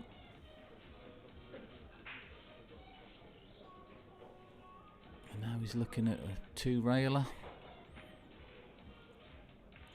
Or the 1-rail even. Wow. Well, he'll settle for that.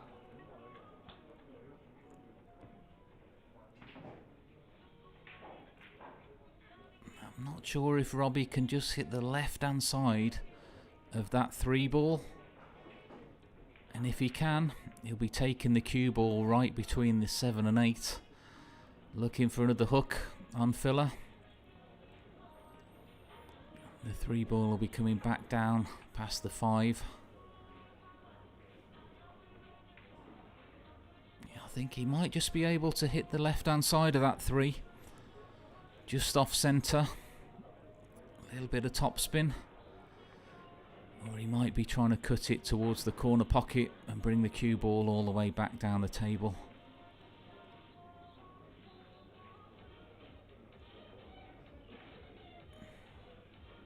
Or he might even be trying to cut the 3 in the corner. He might be able to see enough of the 3 to make it in the top right corner. We'll find out. Oh, so he could see it. He was going for the cut into the top left corner there. All out attack mode. And you can see by the position he's played to the 4. Big shot.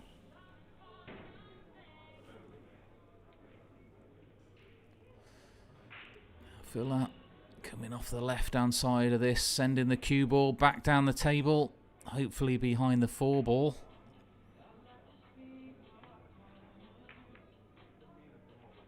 Oh, he's going between them. Oh, he's had a flick there. He's had a little flick off that 4-ball. I think Robbie's getting the jump cue for this one. I don't think he can see that 3.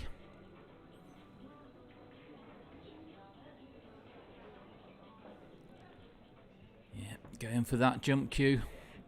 And he's a cracking player with the jump cue. Seen that already a couple of times this match. The only problem this time, yes, he can make the 3, but the cue ball's going to be going into that 6-ball. Sorry, 7-ball. And if it does, he might leave himself hooked on the 4.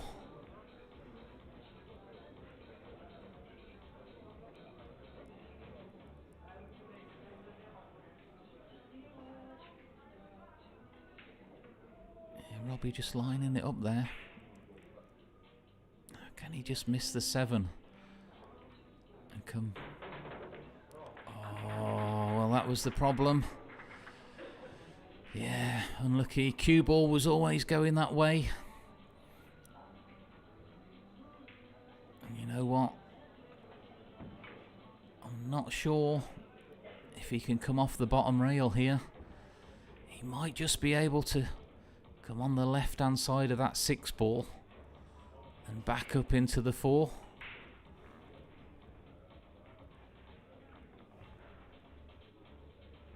No, He's looking at the 2 rails. Oh, wow. Well, Filler gets back in here and runs out, and then Braken runs out. Could be looking at another hill match.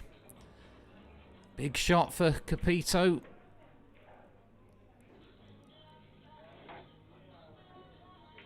Oh, he's played it well, but he is going to leave it on. Yeah. Filler back at the table.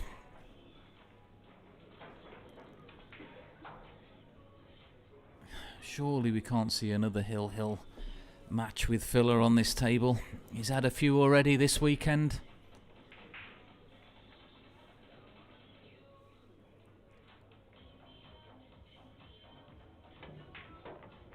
Oh, nice shot there. Just wants a little bit of angle, and he's got it. Yeah, he doesn't want to be too high on that 6.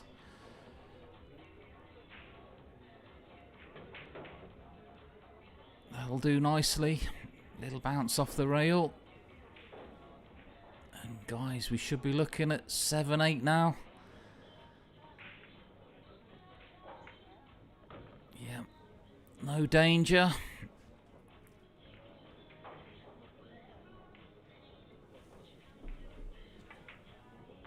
Yeah, just using the 2 rails there.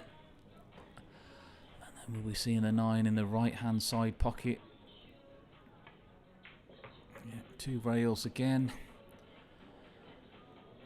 Oh, players do prefer 2 rail rather than just using the 1 rail.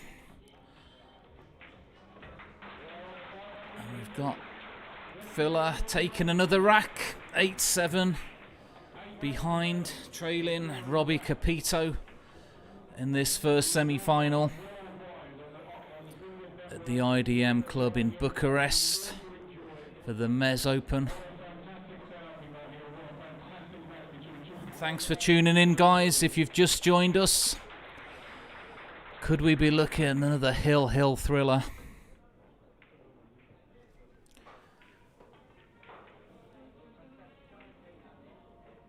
What a game. So can Filler have another big break? Well, he's made the 1. Oh, he's going to have a kick. Well, he's going to be playing the push out, I think. Yeah, both players in this match, they have broke well, made the 1 ball, but they're just not getting shape on that next ball. That's 9 ball for you. Now again, what's Filler thinking? Where's he going to leave this cue ball? He's just looking around to see if there's any option to maybe tie something up, make it a little bit more awkward.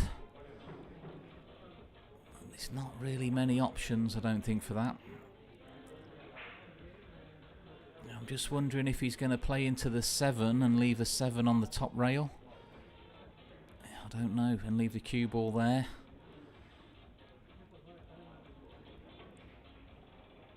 Tricky to tell.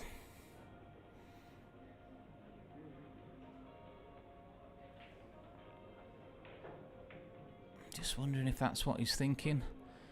Yeah, maybe playing the 7. Well, he's just crossed it over. But anyway, not sure we'll be seeing Filler back in for this one. Fancy Capito. Just slow roll this. Take the 2 to the right hand side of the table. Just leaving the cue ball to the lower end of the table.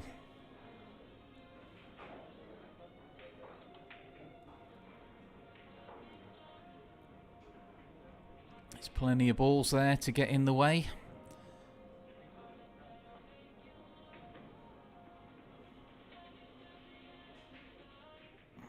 Or is he going the other way? I think he might be going the other way. Cue ball to the lower right hand corner.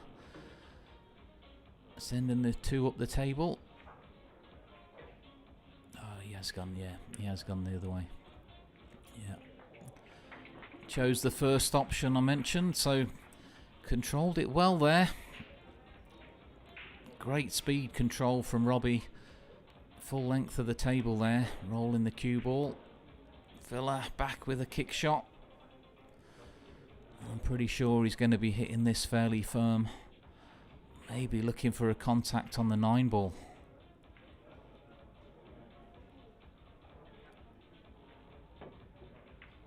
Oh well, he's just tried to finesse it again there. And fair play to him, because that's a great shot there. I thought for a moment he might have just tried to hit that a little bit firmer with the 9 being close to the 2. But yeah, really good control. But I think Robbie can come off the right hand side of this too. Sending the cue ball over towards the 3 ball.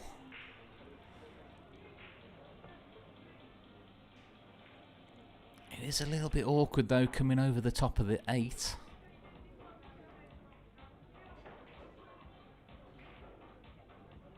He might even try and bank this and come over that way still. We'll find out. Well, just electing to go over the corner. Oh, well, it's just come out. Just sticking out enough for Villa to make this. It's a big shot. Yeah. Big shot now for Villa.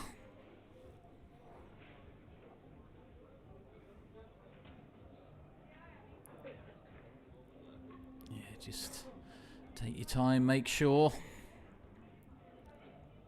There is a nice angle just to take the cue ball off the side rail. Back out above the 6. He's just got to concentrate on that pot.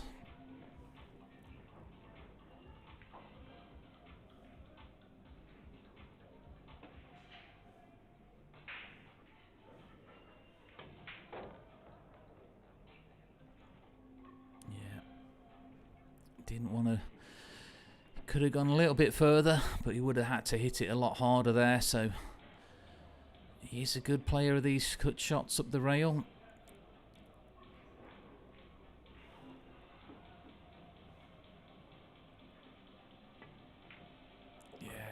Played it well. Plays that shot really well, Villa. Them thin cut shots up the rail. What's he thinking? Don't think he'll be drawing the cue ball into the 9. He's looking at it, I think. There is an option. Draw the cue ball into the 9 ball. But it's a little bit risky, so he's just looking there if he can come underneath the 8 ball.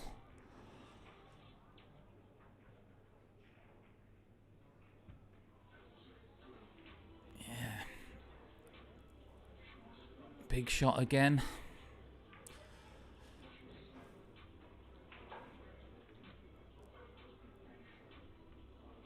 I mean, there is that option to draw into the side of the 9, and he will be on the 5. But it is a little bit risky, so just working something out. He just wants to roll this, I think. Maybe go 1 rail. And look for the gap between the 9 and the 6. But again, you know, it's a big shot.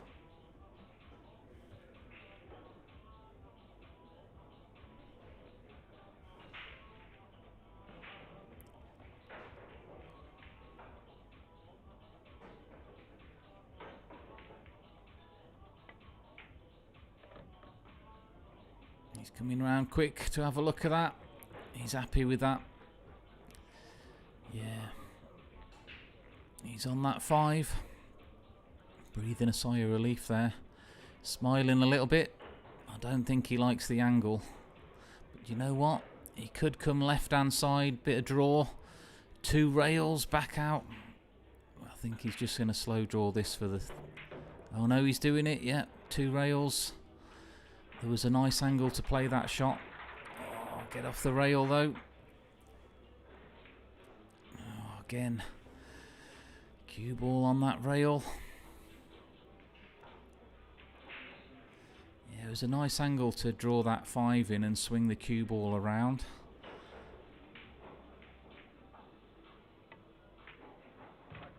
Oh, well, it's just gone a little bit further. But the cue ball was right on the rail there, so did kind of make that shot a little bit more tricky. He's smiling. And got 2 rails back down for the 8. Oh, what a shot. What a great shot that was. He's still smiling.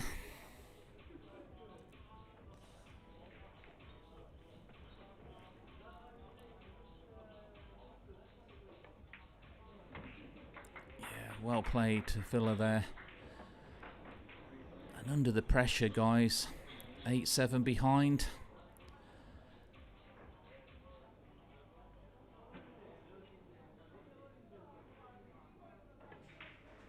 What a game.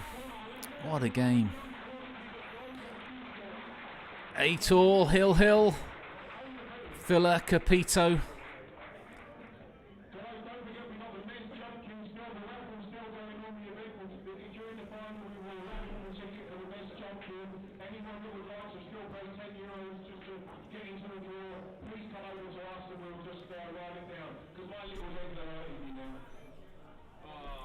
Villa looking for a big break.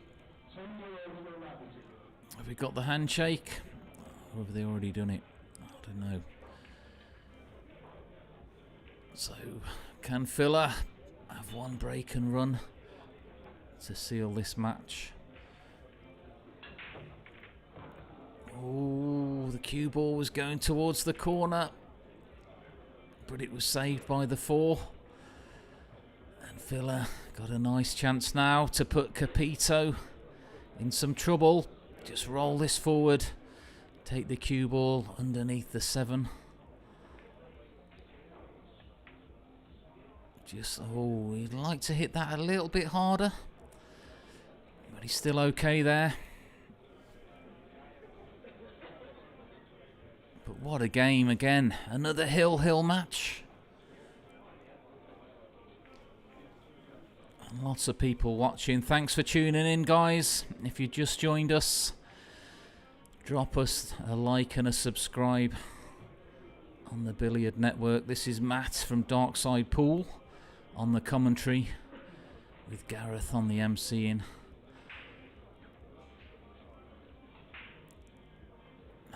Is Robbie looking at a 2-rail kick? I think that's all he's got. We're going to have to put a bit of spin on this one. Loading it up.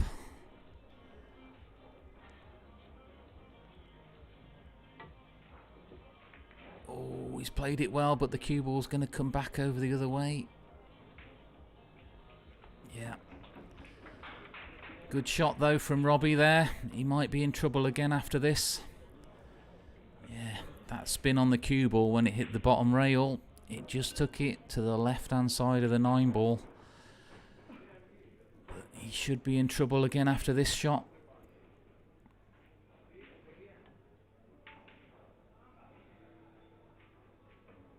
Oh, yeah. That'll work. Now, can Robbie get the 1 rail? It's hard to see from that angle. Not sure if he can come between the 3 and the 5.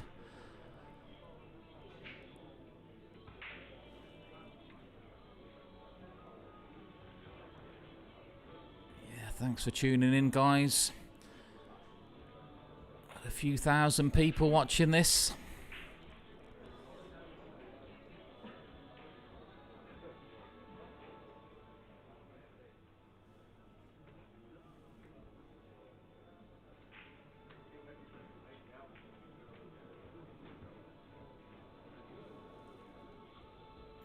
Big shot now for Robbie.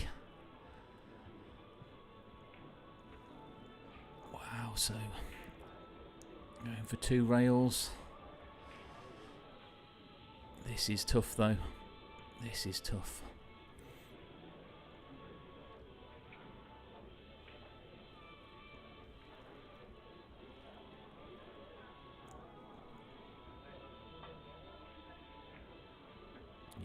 Very unlucky there. That was unlucky. If it had just grazed that 2 ball, the cue ball would have been back up the table and the 2 would have been around the same place, but first blood to killer. Can he close this out for the match? They're fairly open. Yeah.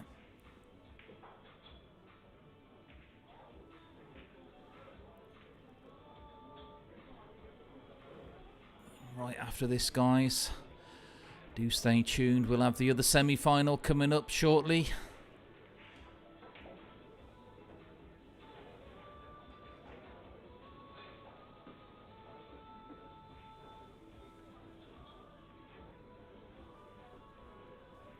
Oh, fella looking to draw over to the side rail. I thought he was then. Yeah, he's okay. Almost thought he was trying to draw over to the side rail there, the way he was queuing that up, but no problem. So just drop this in, and the 4's waiting over the opposite corner pocket. And if he can just get this right, land on that 5 ball, I can't see a problem. It just depends whether he wants to come to the right hand side of the 9. I think he might be it's tricky. I mean, he might try that. He might just try and go to the left hand side of the 9. Yeah, I think that's what he's doing.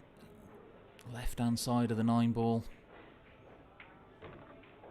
Ooh, well, not sure, to be honest, which one he tried, but he's okay.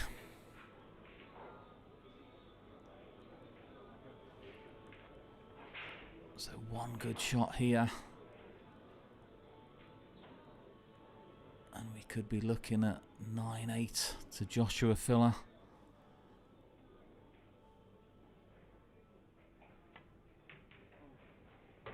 Oh, he wanted it a little bit further.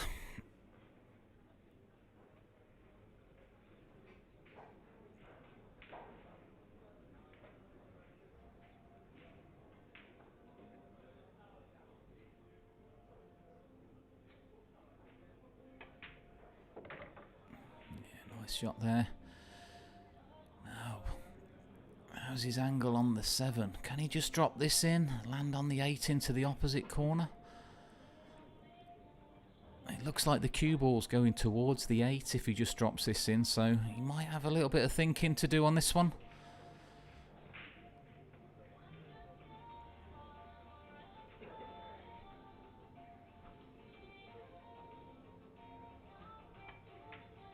Yeah, just choosing to hold it. Cue ball would have been travelling towards the 8 if I'd have just rolled that in there, so back down up the table and back down again. Oh, great shot there again from Filler.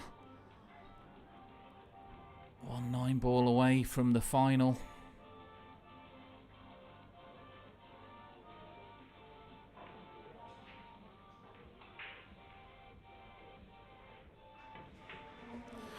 Wow. Well, how about that, guys? What a final. What a final rack there. 9-8 Joshua Filler. Another Hill game on this TV table. But stay tuned, and we'll be back shortly with a little bit of a magic show, followed by the second semi-final, and then we'll be having the final right after. But well played, both players.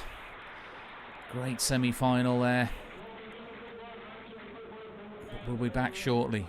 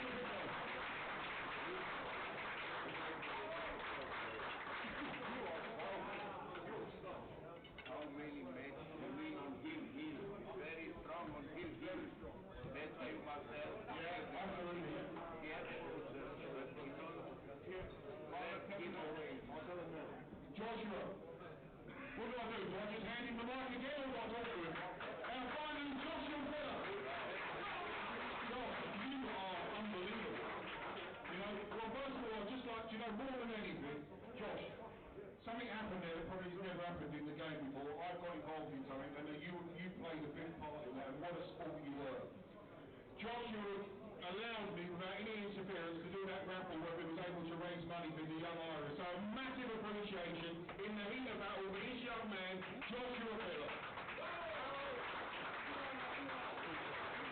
Right, well, Josh, you played an absolute superstar of the game now who's coming forward, mate. You've done it yet again. You really have to dig deep there. It looked like you were just waiting for a chance. 8-4 down. Class showed again. Well, I mean, I started off with a big mistake on the 7th ball. I mean, I just played a poor position on 7 in the first game.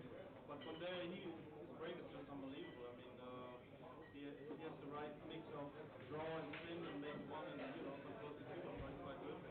And of course, the safety play, he put me under a lot of pressure in the beginning, and I'm just happy to was still in the game, and then he couldn't run out at 8-4, and I made some good kicks. Of course, there's a lot of luck involved, but I was just waiting for chances, and when you're at the table, it doesn't matter if it's a kick or not, you still have control about anything, better than he runs out. So I was still believing the whole time.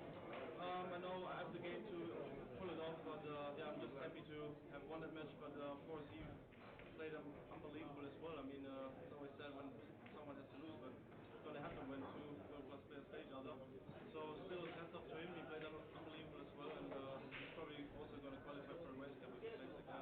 Well, absolutely. Josh, you're an absolute superstar. So looking forward to seeing the final. Your finalist for the 2025 Mezz Bucharest Open, Joshua Miller.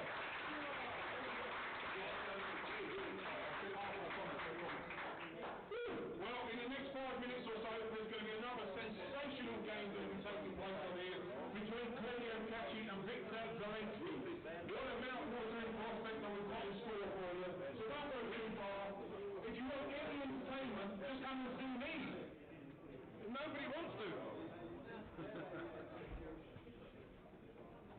You lot. Free, come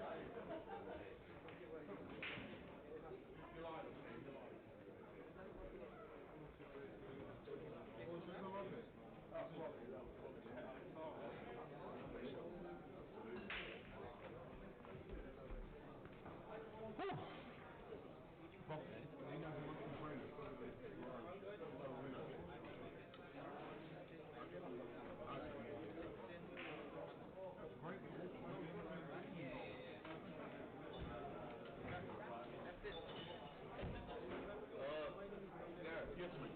In 5 minutes each, then we start. Yeah, sure. Okay, cool. Well, this next game for us is to be absolutely sensational here. The Polish.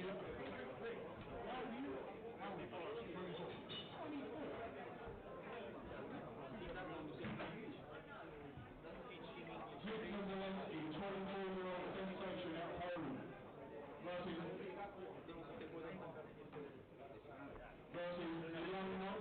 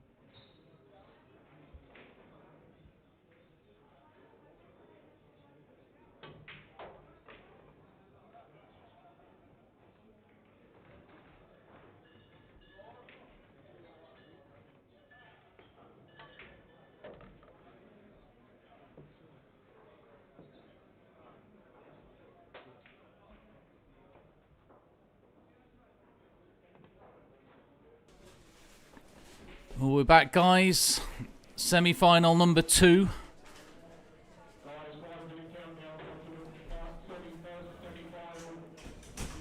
We're going to have the little magic show there between these, but I can tell you that magic show's coming up after this match, before we go into the final.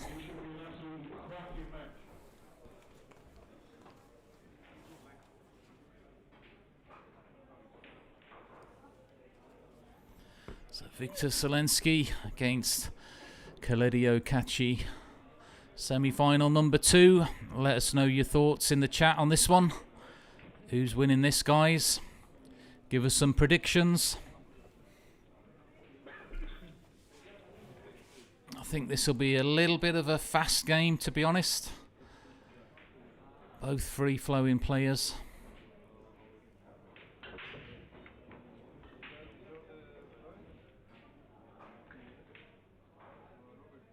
So dry break from Victor.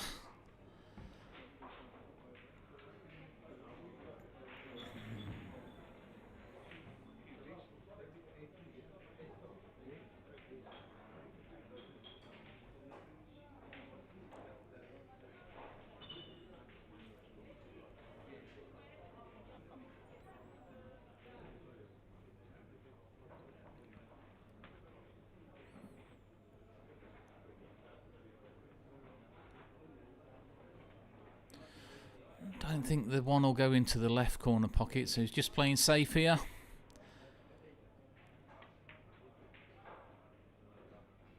Yeah, nice safety there. Really tying that cue ball up behind the 6. And I tell you what, that's a tough hit on that one from there.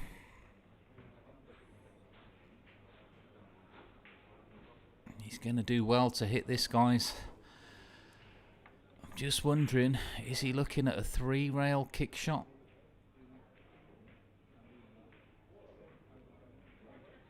Or is he trying the 1-rail? I don't think the 1-rail kick looks really tough here.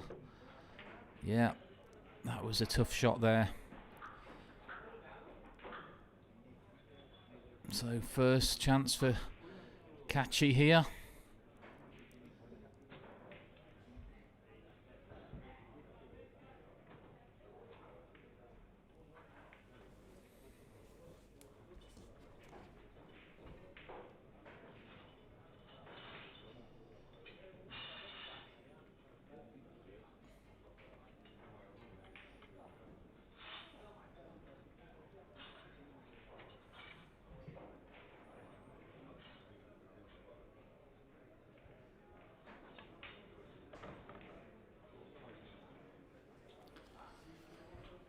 Now, Katschi playing the combination down 2 onto the 4. Just got to be a little bit careful with this. He doesn't want to hit it thick or thin, really, because then the 2's going to be going towards the side onto the bottom rail.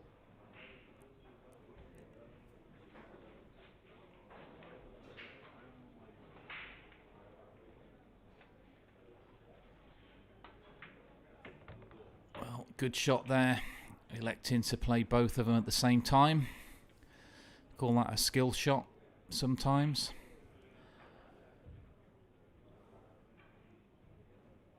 The only problem though, he was always going to be leaving that cue ball on the rail.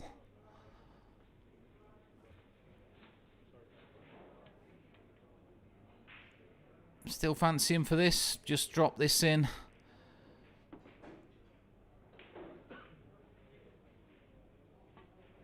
And the 5's waiting into the side. And he's got a nice angle just to come back up and down the table. A little bit of left hand English on this one.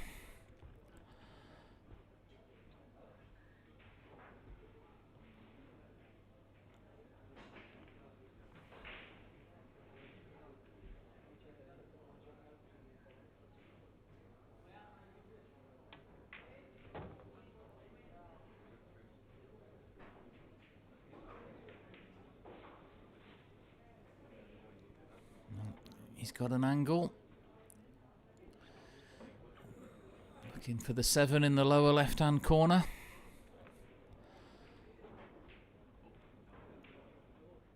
Just drawing this back out.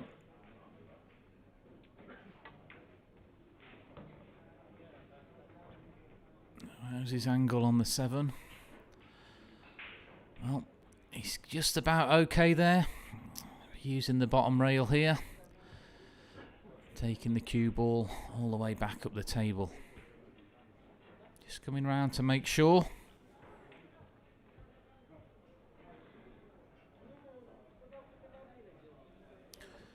A little bit of top right English here. Roll that cue ball through.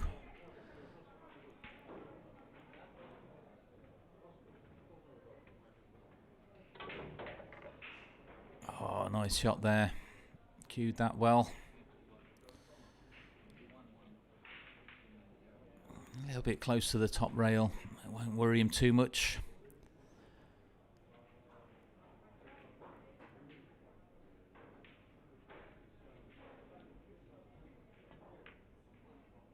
Yeah.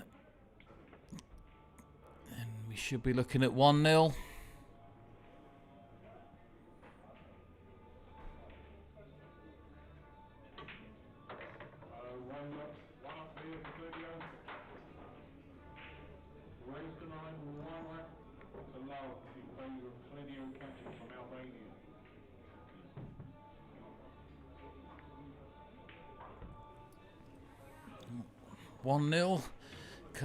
Katschi.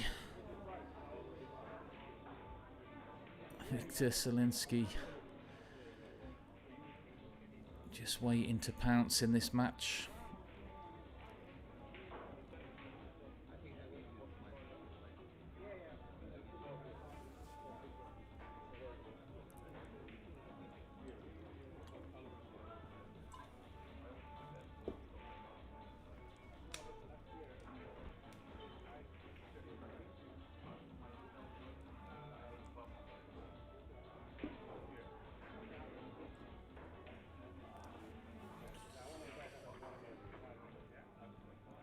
Let's get a look at Katschi's break.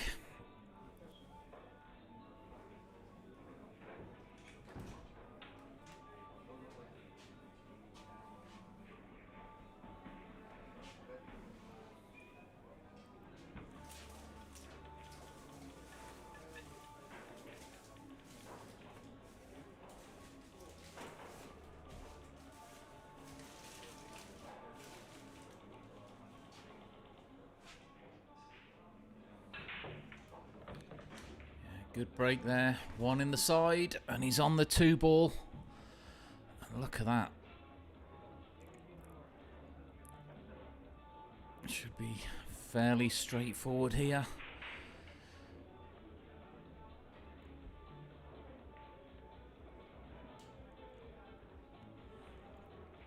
Only real thing, 6 to the 7. And then from the 7 to the 8 here. Shouldn't be too much of a problem.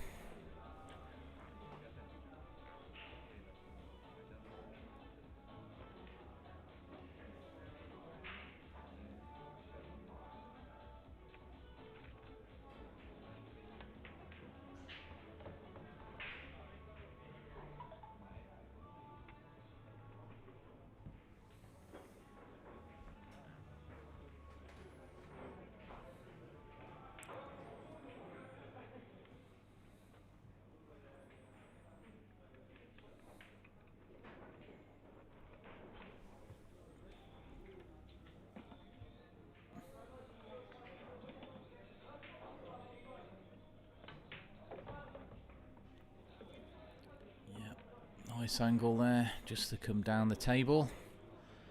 Probably choose to use the side rail here, just to take the scratch out of the equation.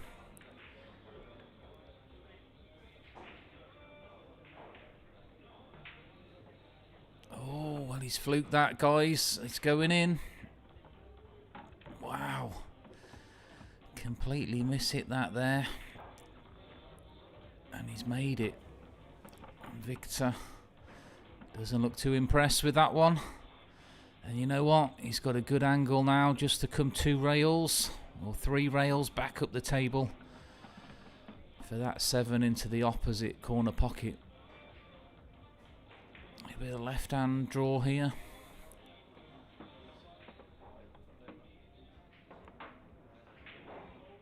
And then he's got almost the opposite shot on the 7 ball to come all the way back down for the 8. Nice angle here, drawing this around. 1, 2, he's going to go 4 rails.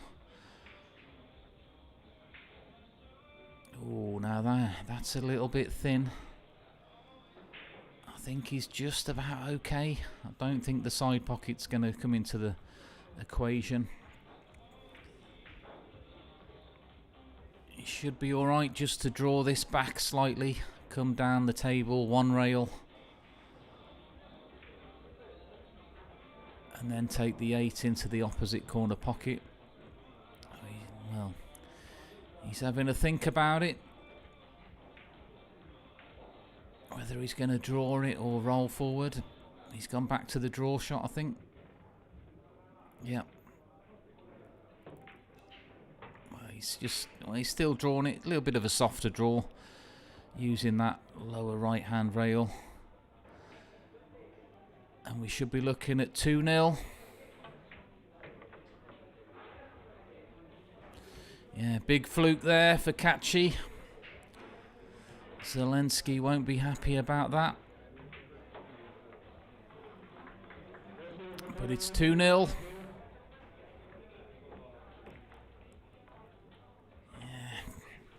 Fairly even at the poll at the moment, guys. Katschi just taking it 55% of the viewers in favour. Katschi taking this one.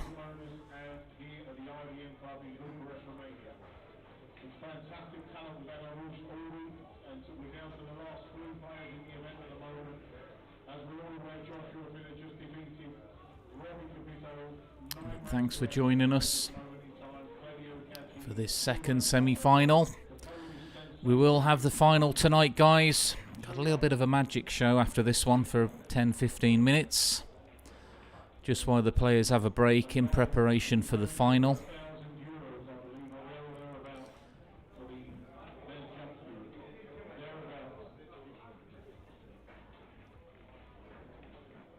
Katschi going to be looking for another big break.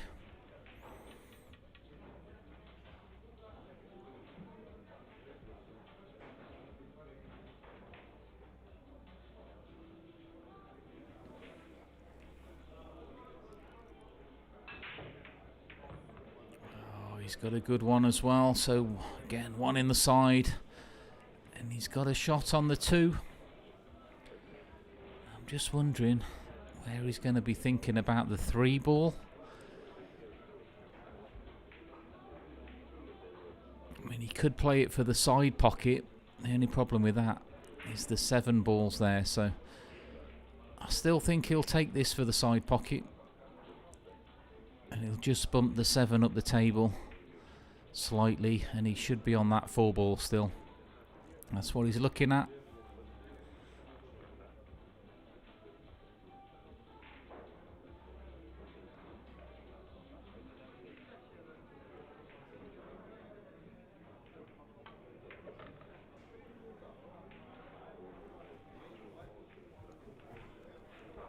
Yeah, just going to bump that 7 slightly.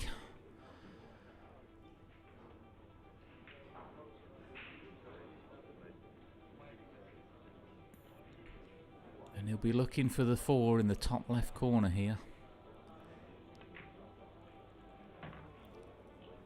Yeah, nice angle, just to come off the side rail. And the 5's waiting.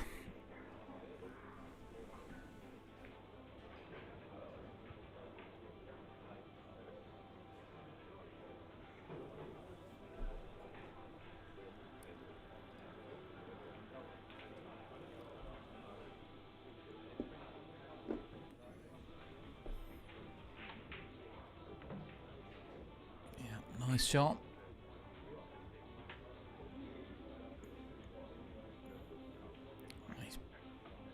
He's Is he a little bit straight on that? Let's have a look.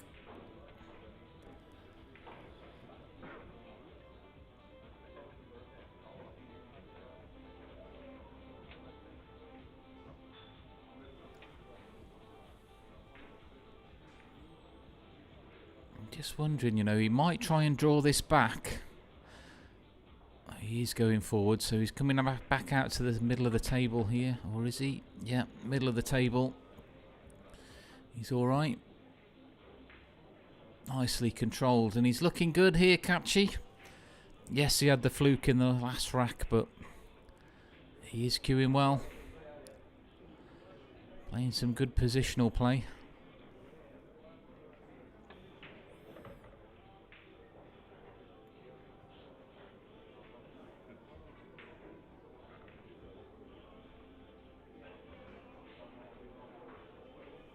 Yeah, guys, if you just joined us, this is semi-final number 2.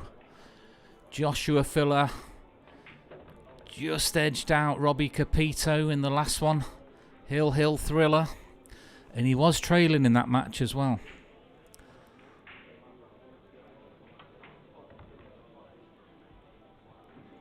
So, wow. 3-0. Coming up.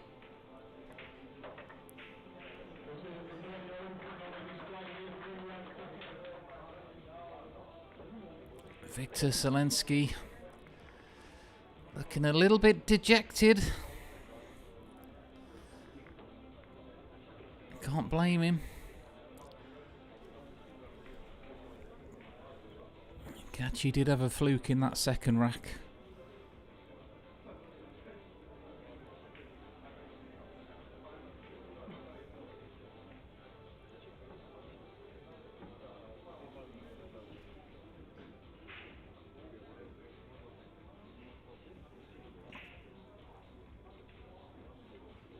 Wow.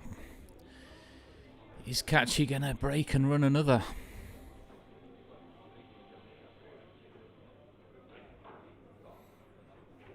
Yeah, pockets on this table. They are just over 4 inches, guys. If you got a couple of balls together, try to pull them back into the corner pocket, you wouldn't be able to do it.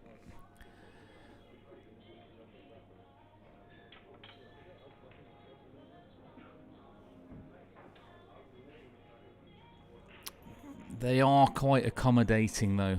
That's the thing. The difference is the shelf of the pocket isn't as far back as you get on the diamond tables. It's probably the difference.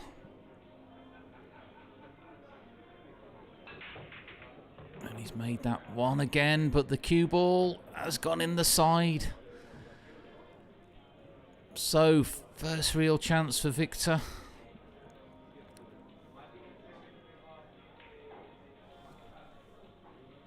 To get back into this match. What's he gonna do now? Should be going forward here. One rail.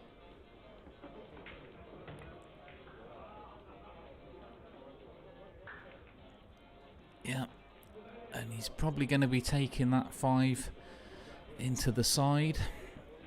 Just running this around. Probably use 2 rails here.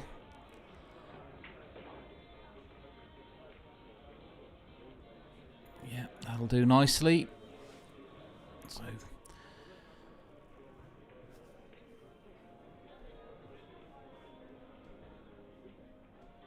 just sort of stun this up.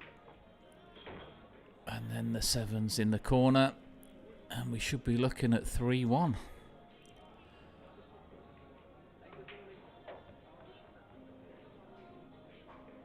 Oh, is he gonna... Yeah, I'm just wondering, is he gonna take the 9 in the side here or draw back up? Oh, he just wants to stay there.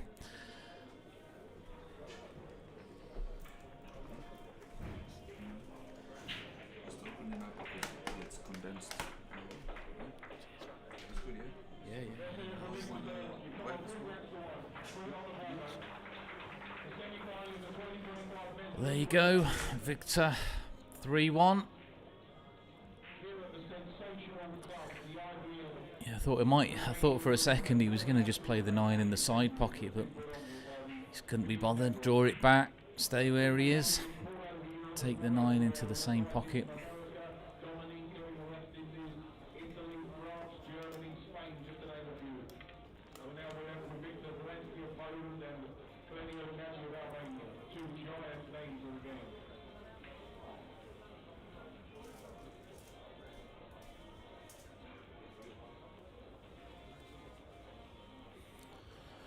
So, what can Victor do? Let's have a look.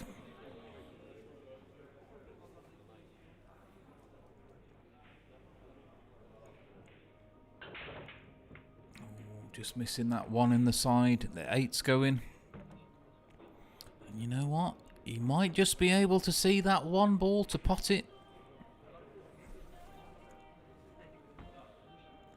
And if he can, he'll be drawing this back for the 2 ball.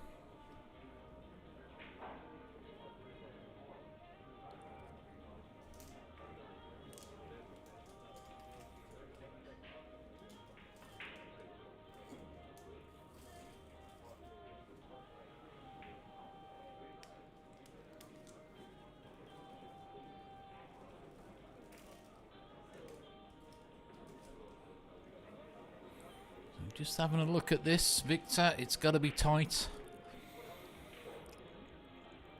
Yeah, he has got the gap, but maybe he can only really see the potting angle on the 1.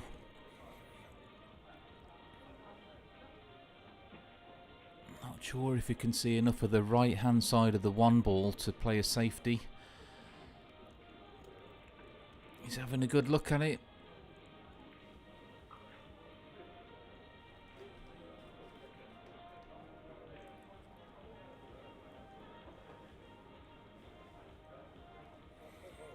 Yep, still thinking. He's not happy out there.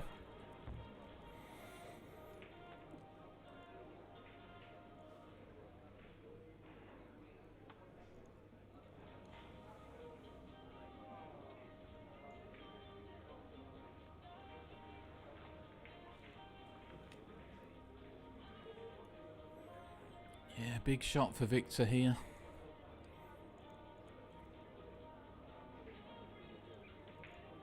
He's not happy, is he?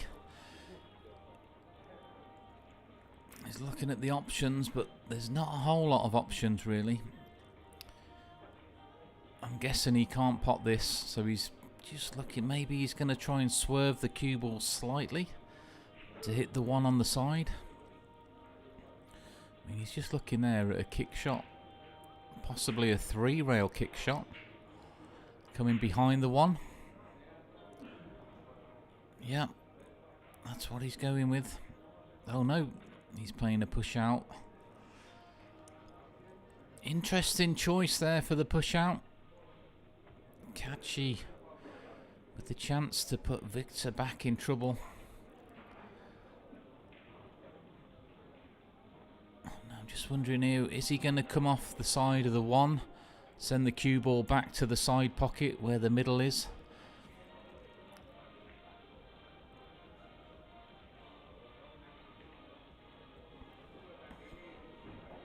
Or can he just come off the side of the 1 between the 5 and the 6 ball? Or he might just put Victor back in, but I can't see him putting Victor back in here.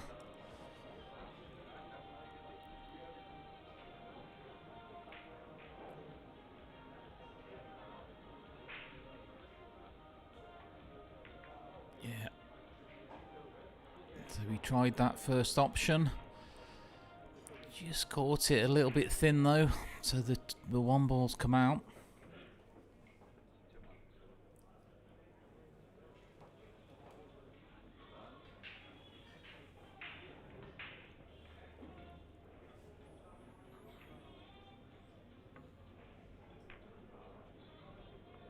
Yeah. Just a little safety there from Victor. Nothing fancy.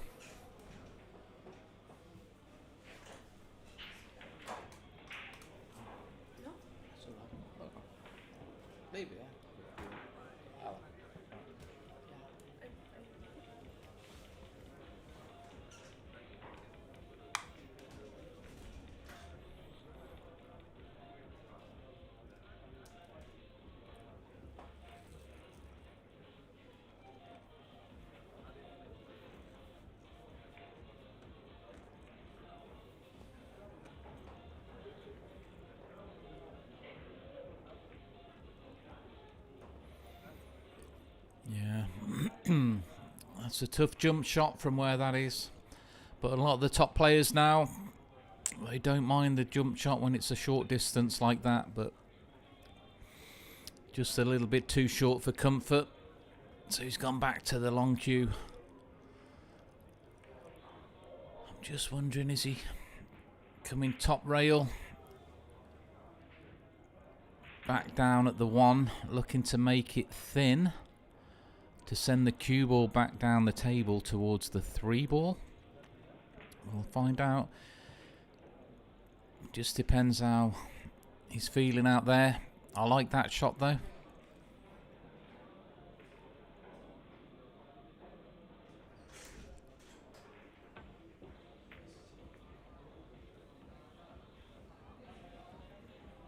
He's left it sticking out. Tried to go the other way, I think. Taking the cue ball behind the 6, but either way, it's gone wrong. Victor coming back at the table.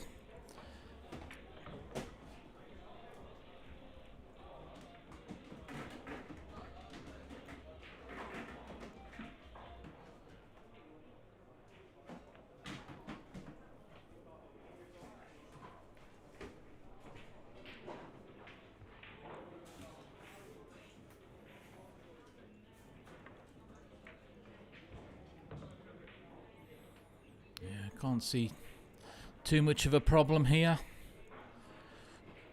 That 5 will go into the side pocket fairly comfortably. Just got to finish high on it.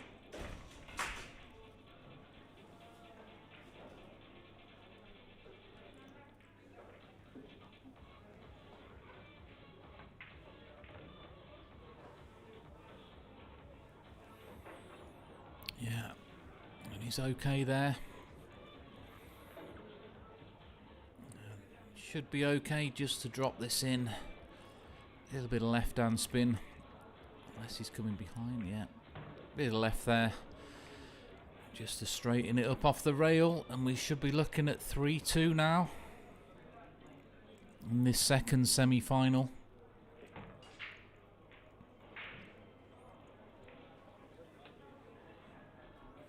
So, just draw this back. 9 in the same pocket. And Victor Zelensky getting right back in this game.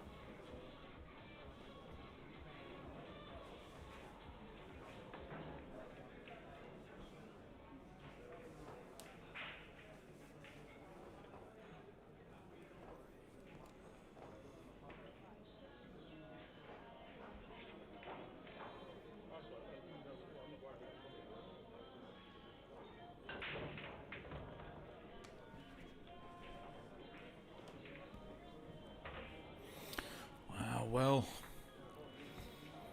Victor making the 1 and the 2 ball, and he's on the 3.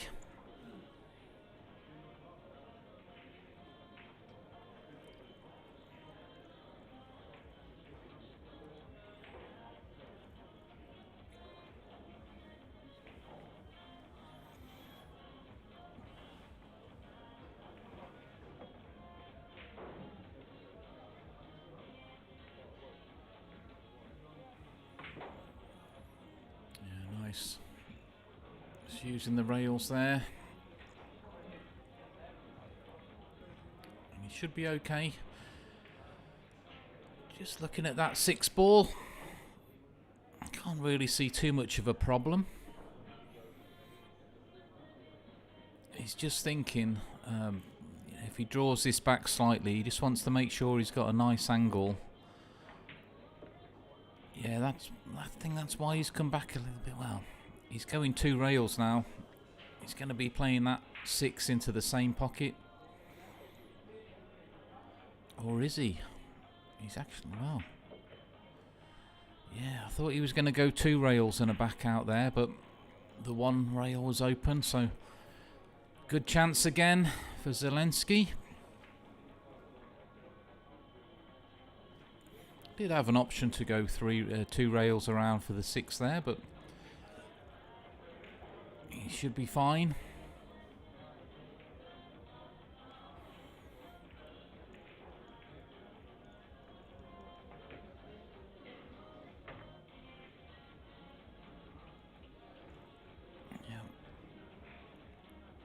That's okay. Again, just drop this in 1 rail and the 8 into the same corner. Yeah, Victor starting to get a foothold in this match now.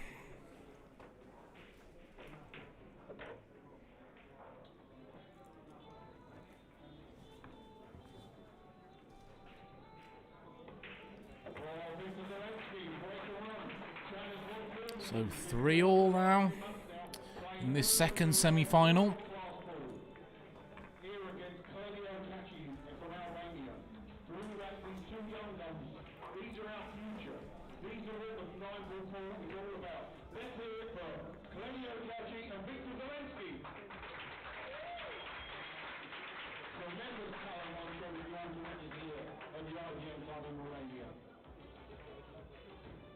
And you can hear me as well.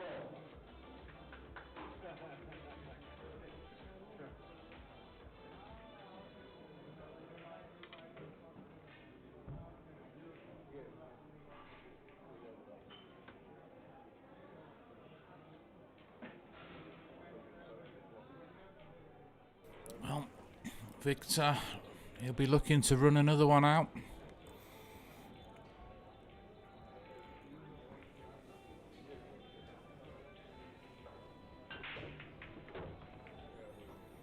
Wow, well, he's made the 1 ball. Cue ball just got kicked back down in that corner area.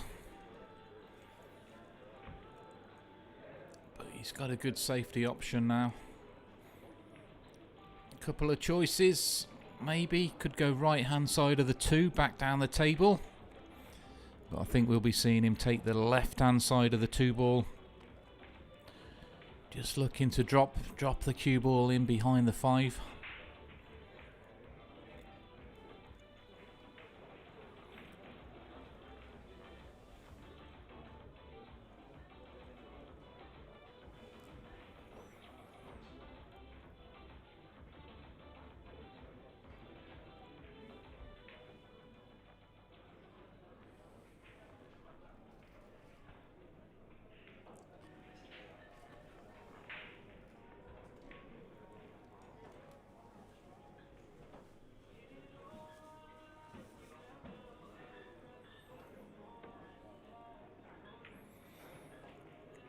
So, looking for the cue ball behind the 5. I don't think he's got it.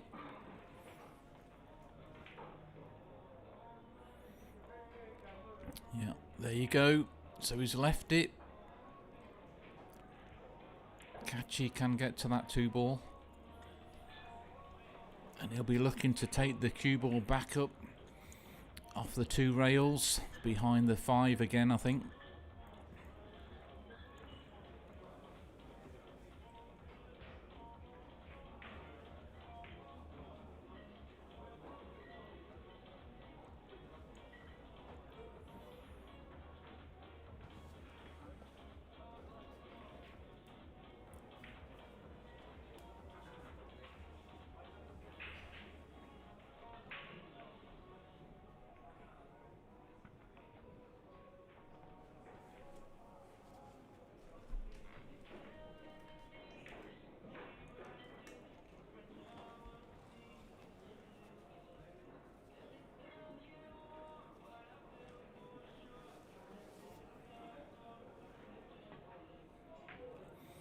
Well, choosing to come down table instead.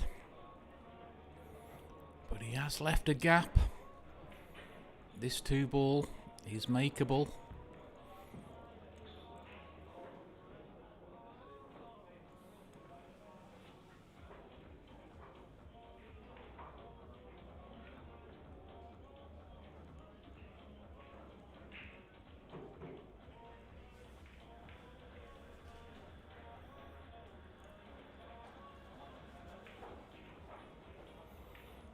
It's a tricky one. Victor queuing up for this. Ooh, well, he was trying the pot there. I say he's got away with it. He's got away with it a little bit.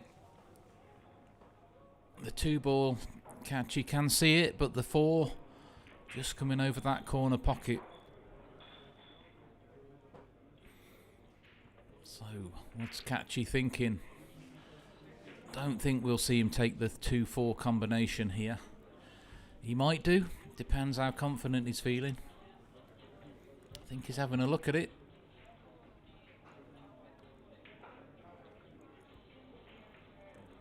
Does look fairly well set to make the combination. Looks like the 2, as long as he aims for the 2 into the centre of the corner pocket. The combination might be fairly set. Yeah, unless he's looking at something else now. Possibly looking at a safety option.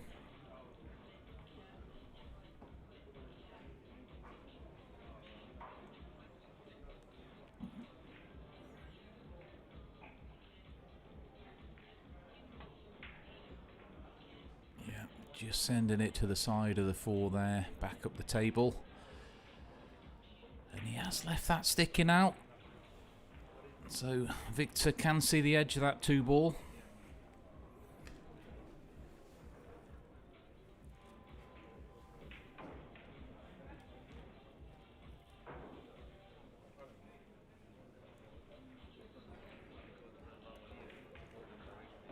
The problem is, though, hitting the edge of that 2 will be sending it towards the corner pocket.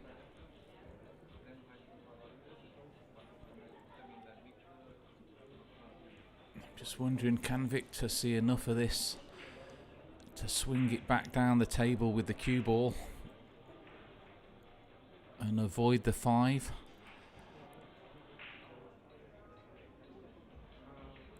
Just depends how much he can see of it. Wow.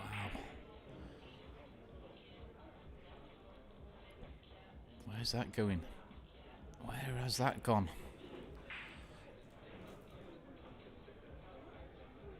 Has he just got the hook shot there? Not sure. Either way, I'm not sure what Victor was trying there. I think he was trying to play it thin to just gradually move the 2-ball over and send the white down the table. Not sure. But yeah, I think he might have just got him here. Tricky to tell from the angle.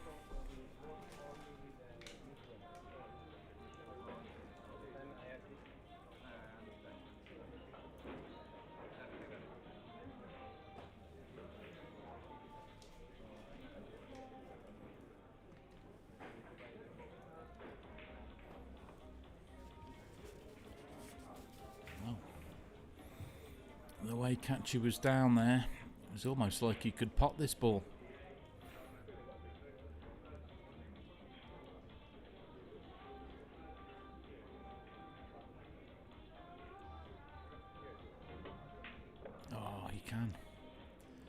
He can pot it. Has he got a look on the 3-ball?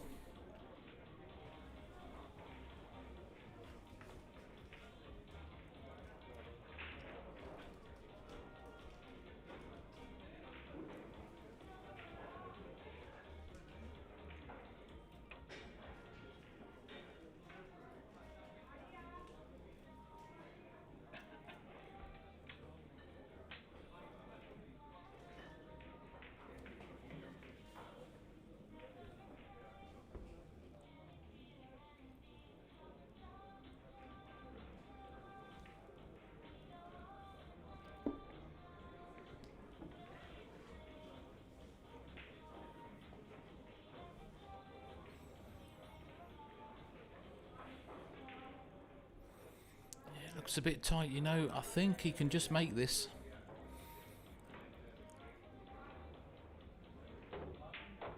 Yeah, great shot there from Katschi. He's okay there. The 9-ball Just hasn't gone far enough to make that 7 awkward. So what a good shot there from Katschi.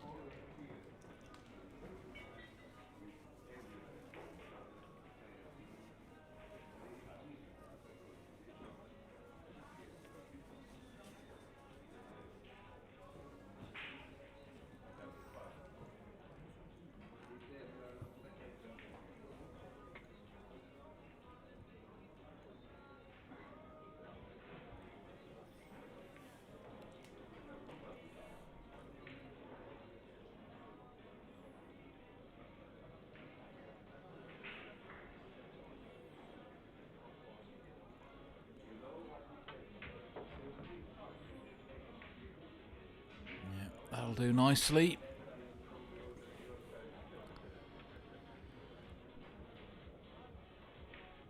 So, can we be looking 4-3 Katschi lead? Should be okay here. It's just about got enough angle to come down the table.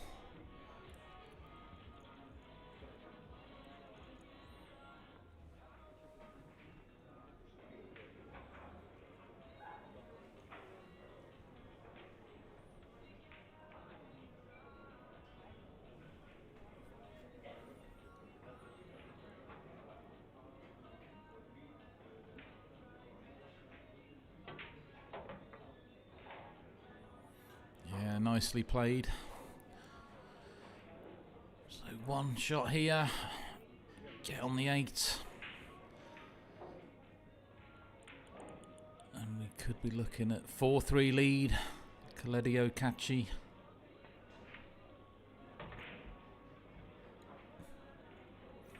Well, would have liked to have gone a little bit higher there. He's going to have to go up and down the table.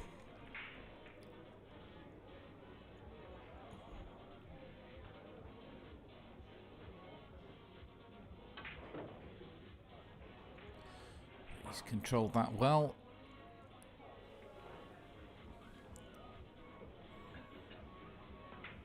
And there we go, guys. So 4-3 in this second semi-final.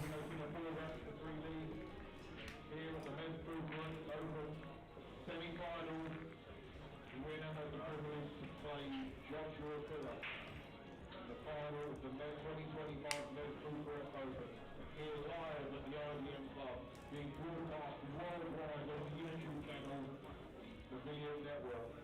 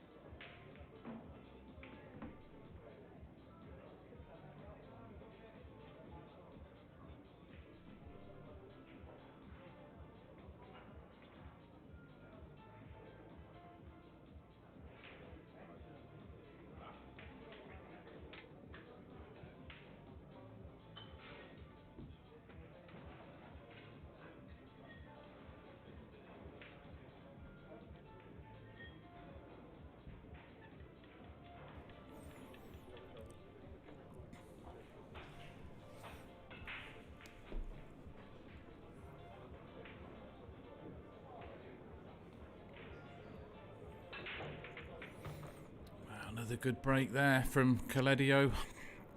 Is the two going to bounce? Ooh, I don't know. He might just about be okay there.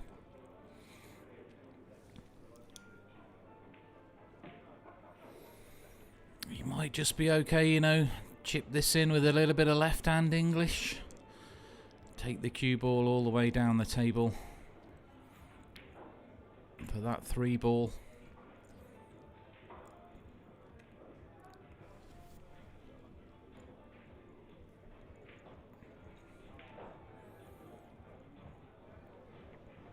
Yeah, I think he can just about get this.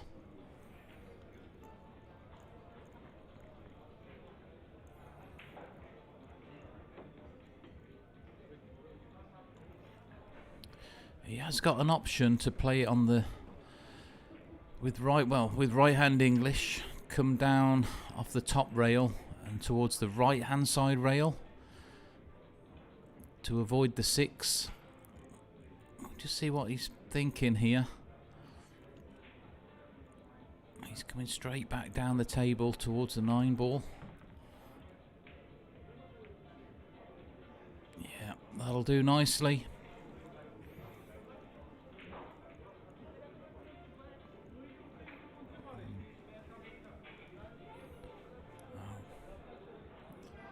Full ball into the same pocket. And he's looking good for a 5-3 lead now, Katschi. Can't really see a problem here.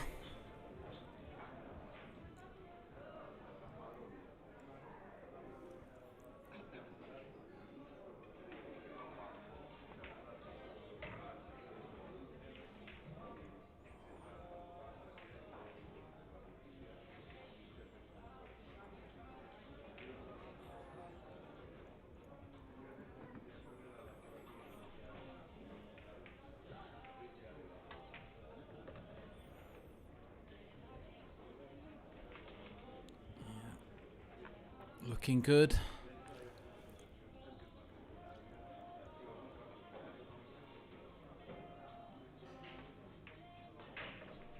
Coledio Katschi clawing his way closer to that final.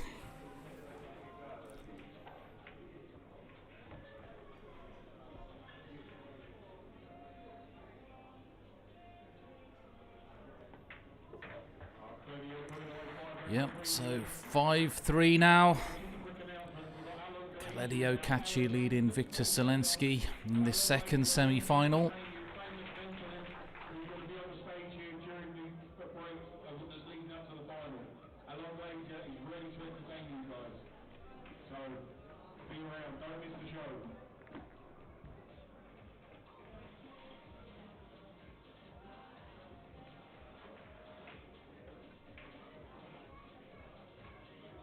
Just another quick announcement. Next year's Mezz Bucharest Open 2026 will be a 4-day event.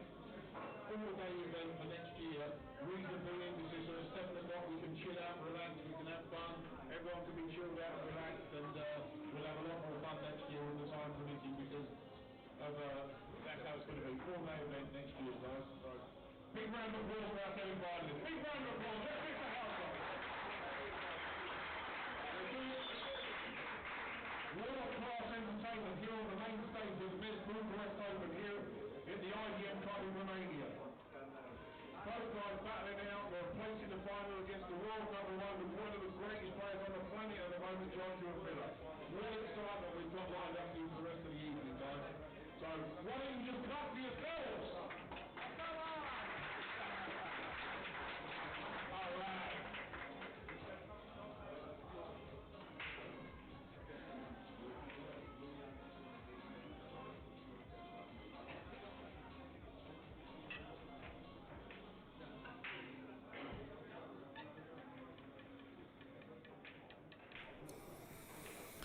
Well, Coledio taking his time there, just setting them up, making sure they're all touching.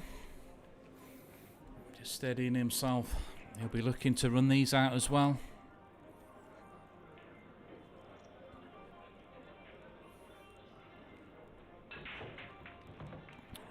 Oh, he's made that one.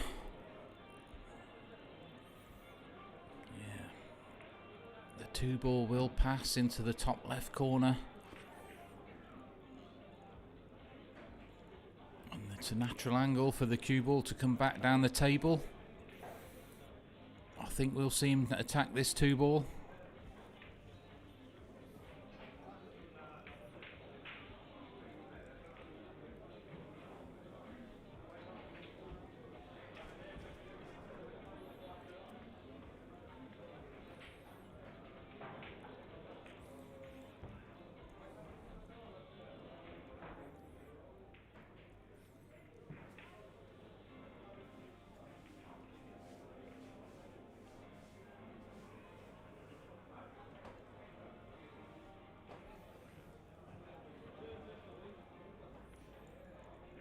Could be an element of safety in this if he does go for the cut shot. Cue ball will be coming back underneath the 4 if he misses.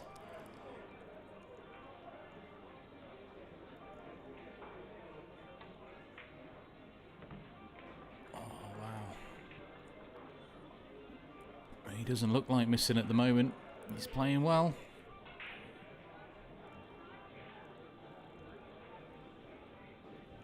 Does the 4 pass the 6?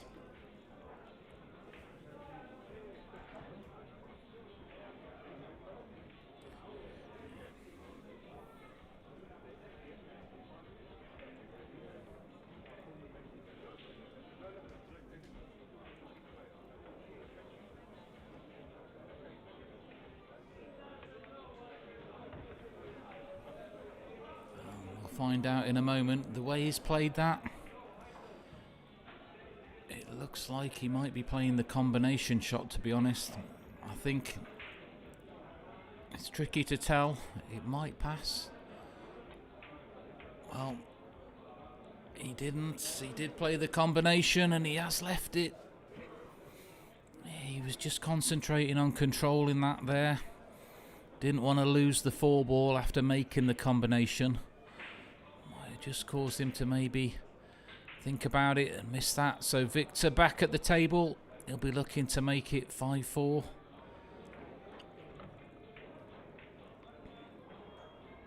Yeah, nice shot.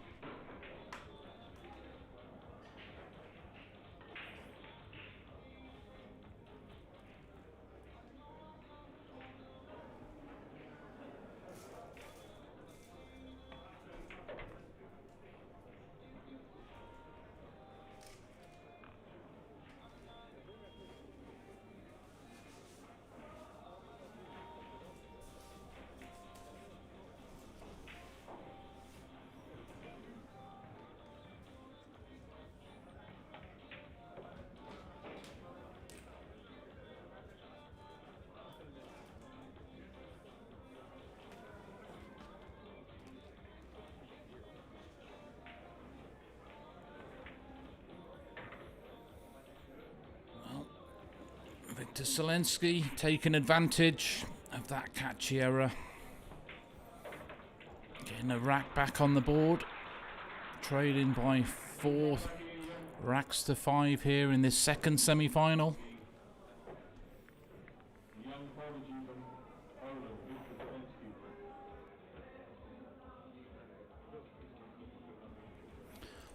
And Katschi there just taking a little bit of a timeout. We'll be back soon, guys.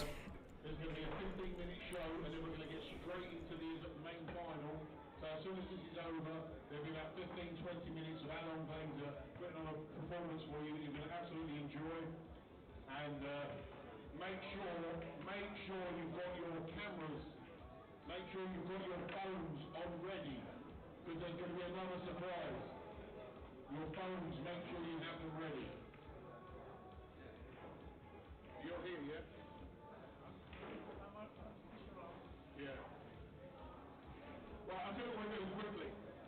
raise the roof. Let's get the roof raised because we need to get everything ready. Hello, everybody. Hello, everybody. All right. So we're really at interval break here. It's been an absolutely fantastic event here at the Mezz 25 Bucharest Open. Have you all enjoyed it? Because most of you all around here are players. Have you all enjoyed what's going on here? Courtesy of the Billiard Network and the IBM Pool Club here in Romania. We've got people from Sweden, from America, from the Caribbean, from Germany, from France, all over the world that come to Robert Bragger's presentation that he puts on here for you guys to enjoy. And I just want to say one more thing. I know I keep repeating myself. Next year's event is a 4-day event. It's very important because next year we'll be able to do some little things in the evening. Everyone can chill out and relax and we'll have some great fun. So, Big shot. oh yes. Big shot, a bigger invitation. Maybe one pocket event. There you go, look, we've got one pocket event that he's potentially talking about. There'll be trick shots and potentially you'll have me back here again. How about a big round of applause for me? I said me! Right, okay, well the guys are just about to come back in the room. I'll leave it to them, so keep your eyes peeled. Along Glazer, due here as soon as this event is finished here on the semi-final for your enjoyment. See you soon.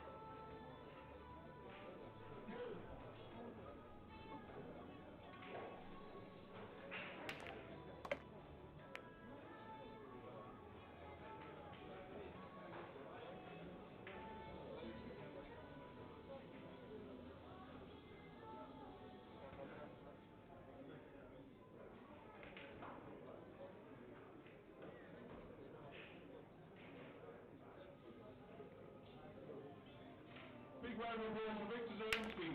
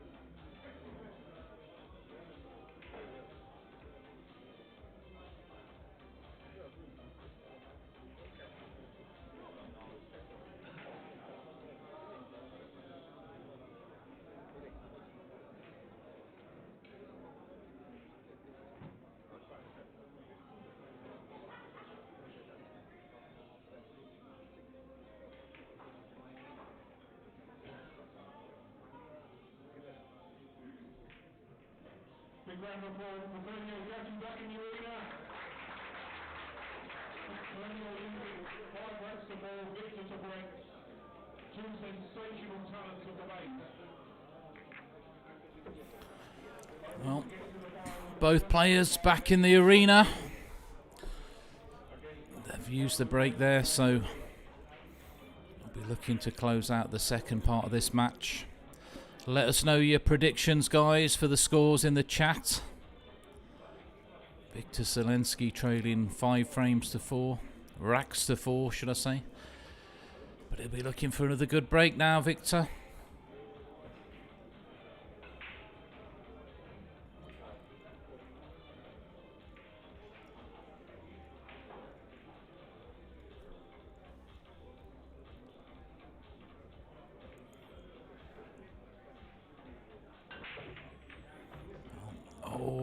unlucky. He's made the one in the side, but he did scratch. Got kicked in there, the cue ball, so Katschi back at the table. Ball in hand. Now if that 2-ball doesn't pass the 7, I'm pretty sure he'll be looking to tie it up again. Could be looking at a 3 foul maybe. Could we be looking at 3 fouls? I don't think so. 2-ball must just go past here. Yeah, just use a little bit of the rail there to cheat the pocket. Don't tend to see the 3 foul rule come into play very often at this sort of level.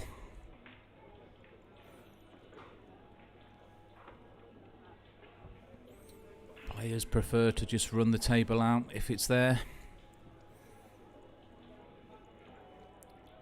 So Katschi just looking to draw this back slightly, take the 4 into the opposite corner. So just the 5 to the 6 really, the only sort of key shot for this one.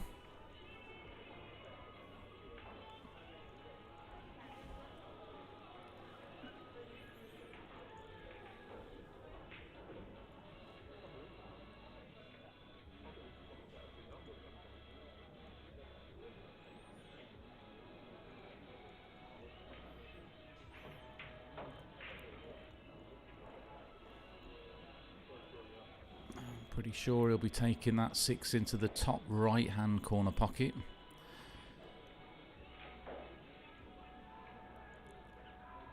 Just depends how he's thinking. He might choose to come back across the other side of the table to take it in the top left, but I don't think he will. So he's looking at the top right corner for the 6. And then he'll be playing that 6 ball to come back down the left-hand side of the table. So a little bit of top spin here. Trace a right-hand English. And that'll do nicely.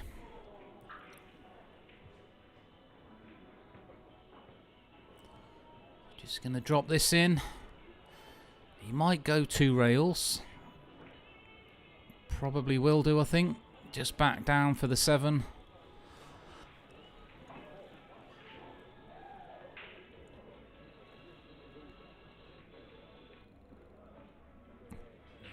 Swing it around 2 rails.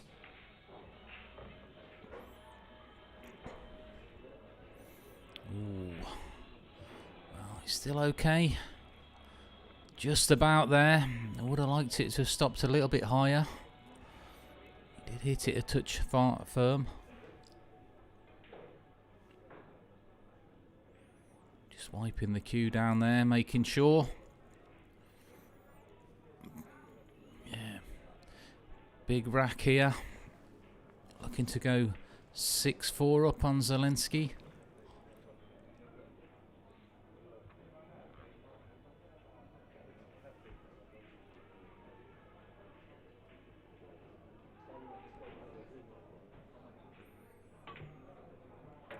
Again, just using the rail a little bit there. And he's absolutely fine.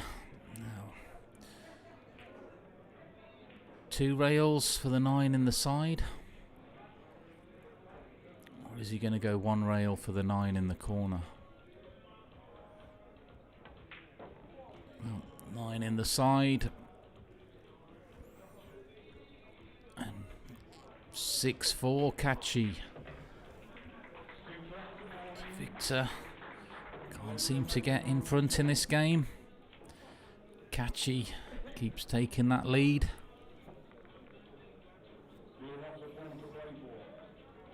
Quite close on the poll for this one.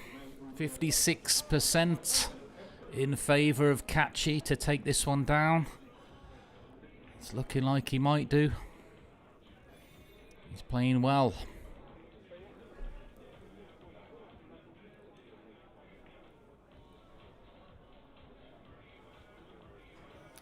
Stay tuned, guys. We will have the final coming up shortly after this match, where Joshua Filler is waiting for the winner.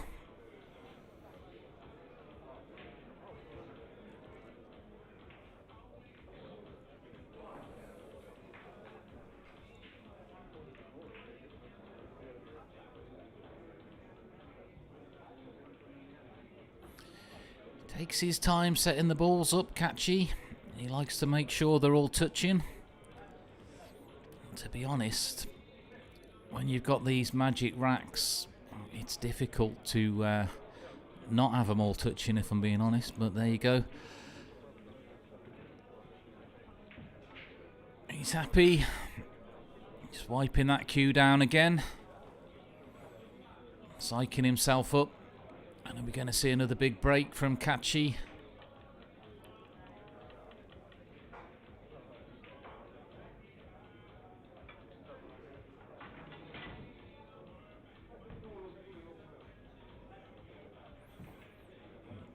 Victor's just cue fell over there.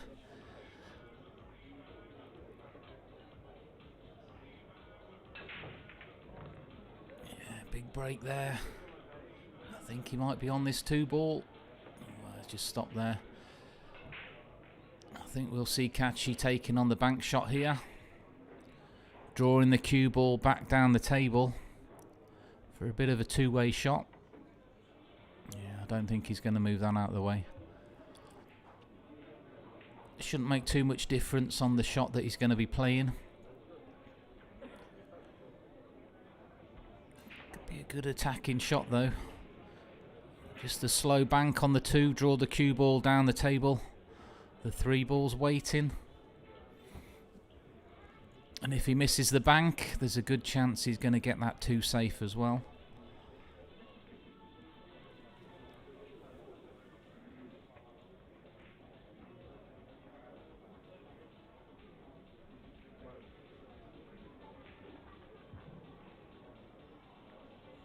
Might just come off the side of the 2 thin. I like the bank here. It's a good attacking safety shot, really. He might even choose to go forward with the cue ball. He's drawing it back. He's changed his mind again.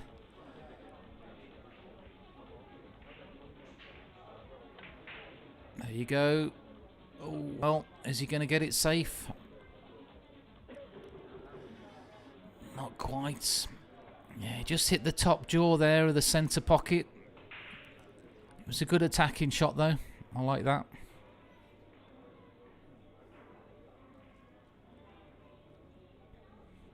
I think Victor's just going to be trying to chip that 2-ball up the table and leave the cue ball almost where it is now.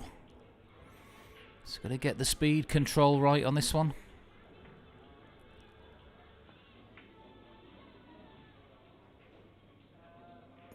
That's all right. That'll do.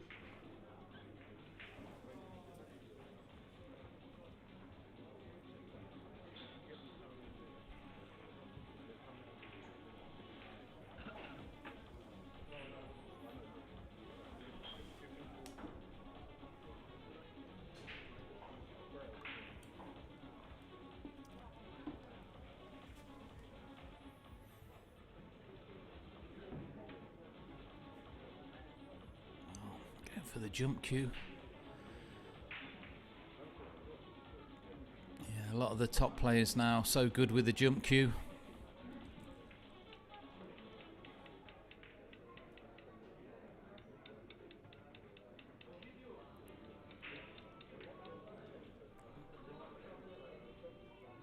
And I think he'll be trying to make this 2 in the top left corner with the 3 sitting over the corner pocket. And the cue ball is going to be going up the table if he misses it. Wow.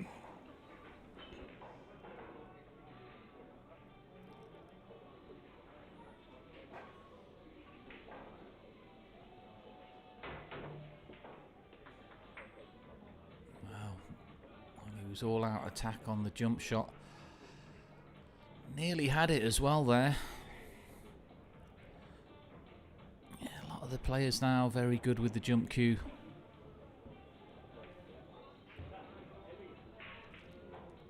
You know what? Just wondering, could he come off the right hand side of the 2? Play the cue ball into the 9 ball? It's a little bit risky. The 9 ball would be travelling to that corner pocket though. I think he's going top side and playing the safety here. Yeah, just grazing off the 9. I think he might have just left it sticking out, possibly. Katschi might just be able to see the edge. Yeah, I think so. Victor's body language tells you all you need to know.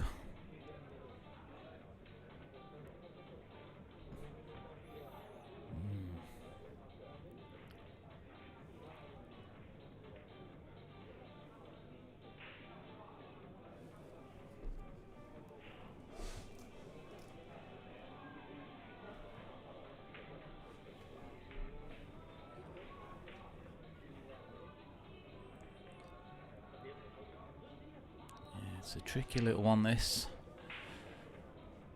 He's going one rail now. Must be close to the in-off in the corner if he does graze the side of that too. So I expect he's going to be hitting this quite firm.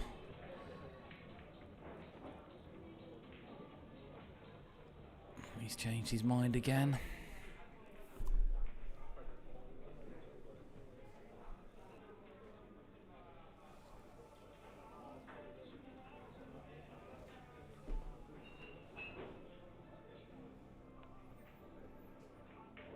He's having a good think about this one, Katschi. So back to the 1 rail. I'm just wondering, is he going to hit it firm? Try and make something happen?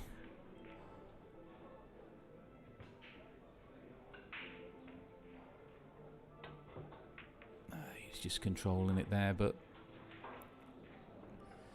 yeah, just trying to control something there with the cue ball. Some players would have just hit that firmer, hoping for a little bit of fortune. But he has handed the table back to Victor.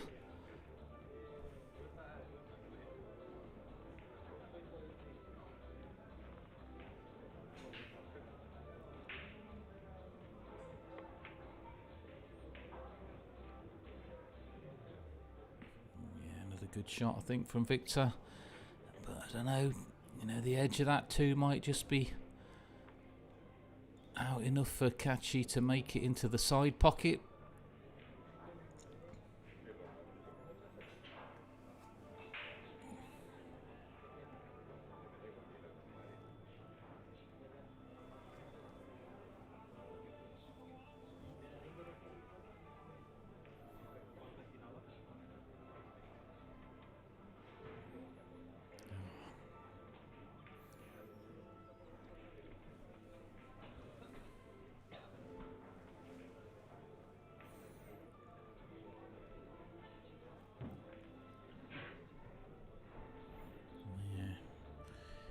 Having a good look again at this. He likes to make sure, doesn't he, Katschi?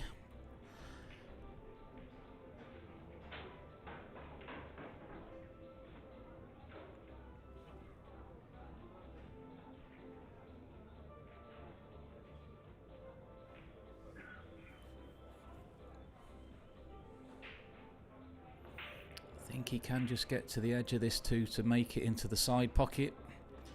It's all about the cue ball. Oh, he miscued that. He actually miscued that there.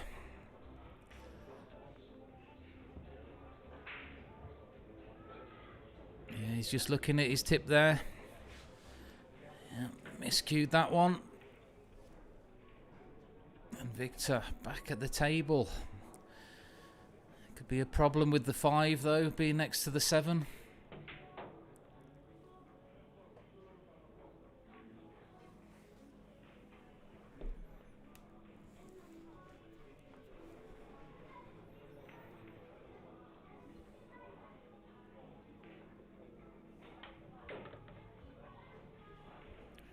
Nice draw shot there from Victor.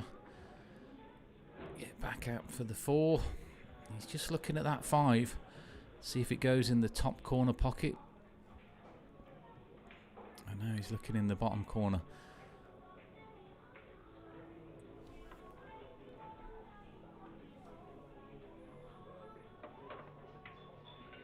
Yeah, must go in that bottom right hand corner. And he's got a little bit of an angle to draw back up the table for the 6, so if he can just make this 5, could be looking at 6-5. Ooh, just about there.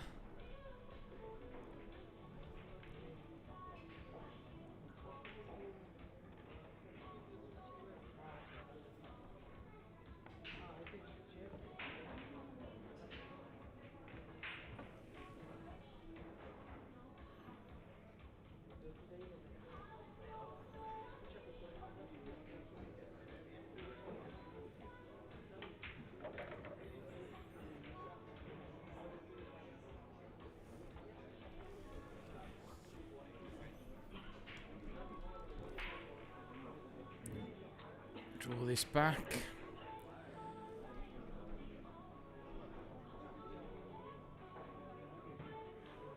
Yeah, Victor not wasting any time there.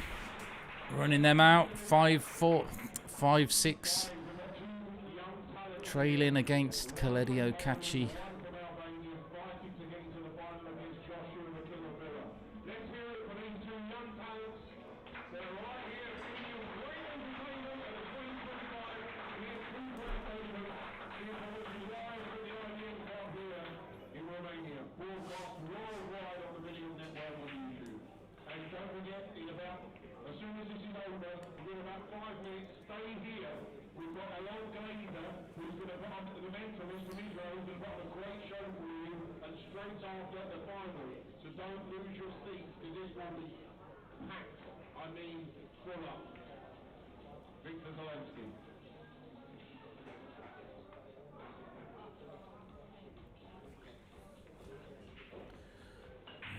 Victor be looking for another big break, see if he can run this out, even the scores.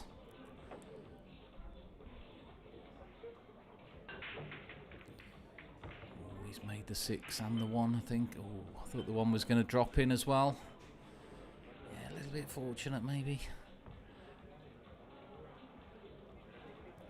But he has got a shot on the 1.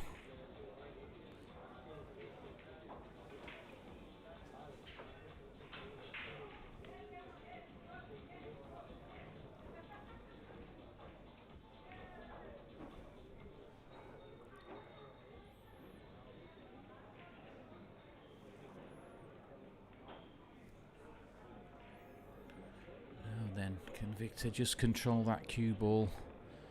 Come back down. I mean, there is a natural angle for the cue ball to come back down the same way he's going to be sending it to the 1 ball. Like this. But he's going to end up behind the 7.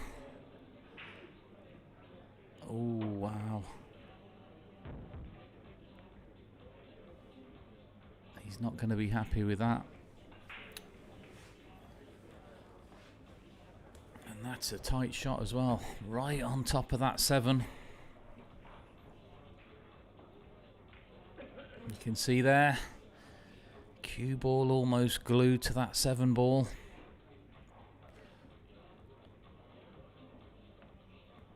He's got a 1 rail kick, but the awkward cue in there with the 7.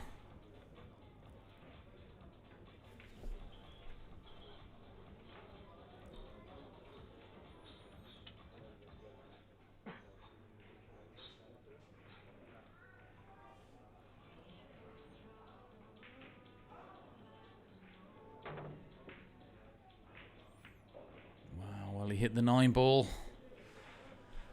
Yeah, that was a tough shot there. Cueing over the top of the 7. Didn't make that shot any easier. And Katschi back at the table.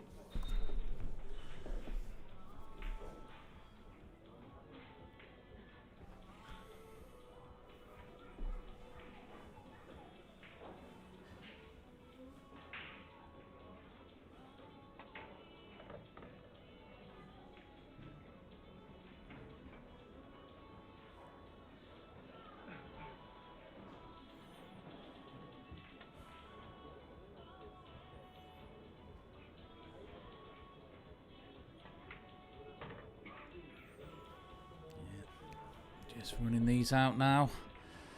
No real problems here. Just so long as he gets the right angle on that 8.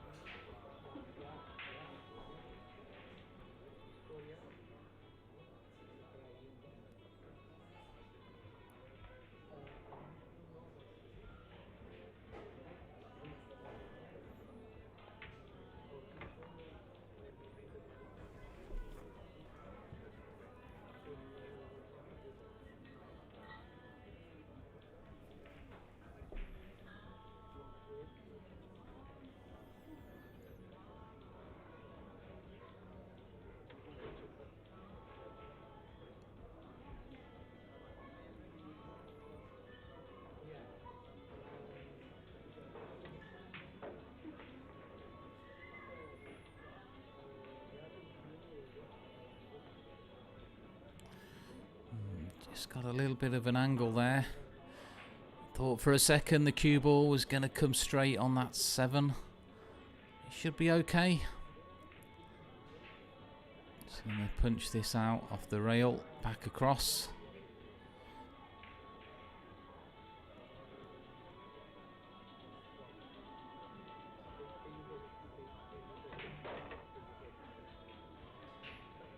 Yeah, just about enough there. So just draw this back behind the 9, and he's getting closer to the hill and that final. There he'll be facing filler. Yeah, that nearly went wrong.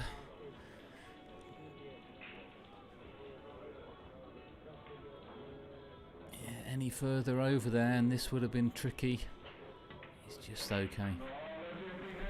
So Kaledio Katschi 7-5 on Viktor Zelensky in this second semi-final.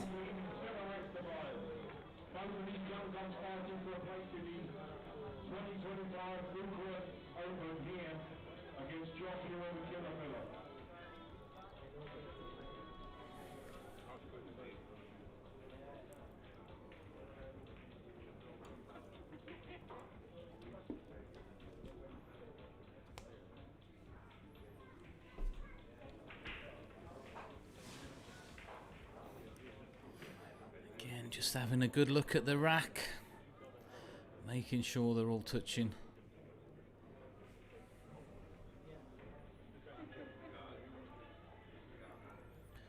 Yeah, like I say, it's difficult to not have them all touching with these racks, but he does like to check them, doesn't he? Unless he's just making Viktor sweat it out a bit more in the chair.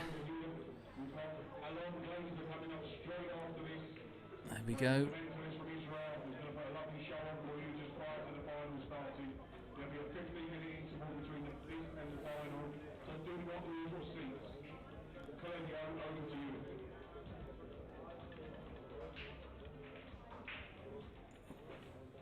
So Katschi 2 away from the final. He's going to be facing Joshua Filler. Should he get there?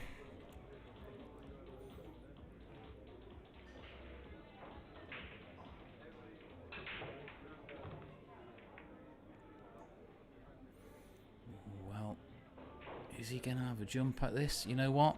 I think he'll be jumping at this, especially with the 3 ball hanging over the corner. Yeah.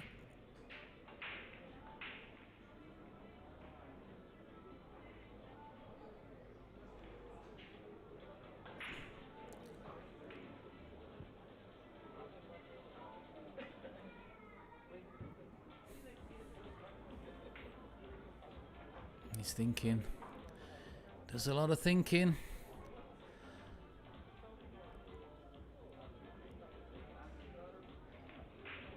Yeah. He might just be able to see the edge of the two. I don't think he can though.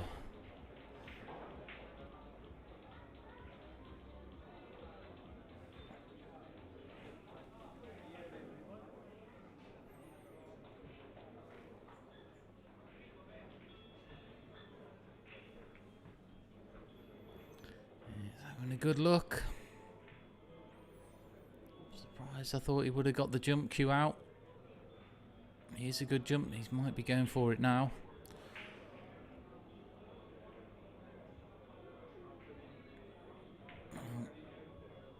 Or he might just be pushing out even. I don't know, I like the jump shot. Not that difficult of a jump shot. Just off straight. 3 ball will be waiting.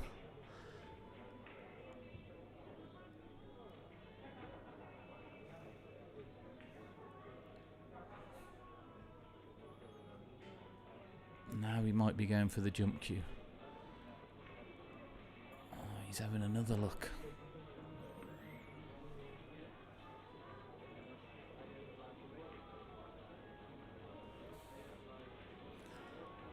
Well, we'll be back shortly, guys, I think.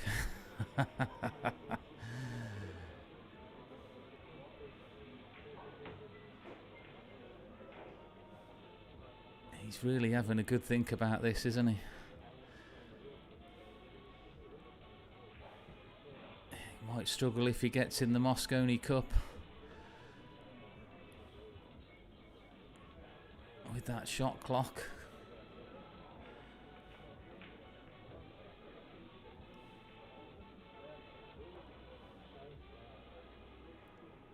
Victor just...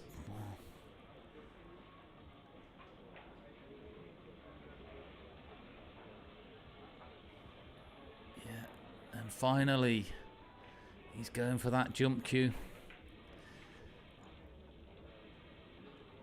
Is he gonna make it after all that thinking?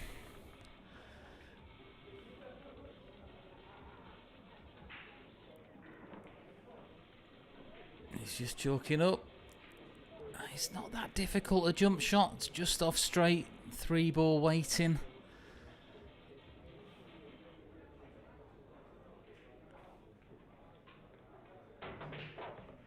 And there we go. He finally played it.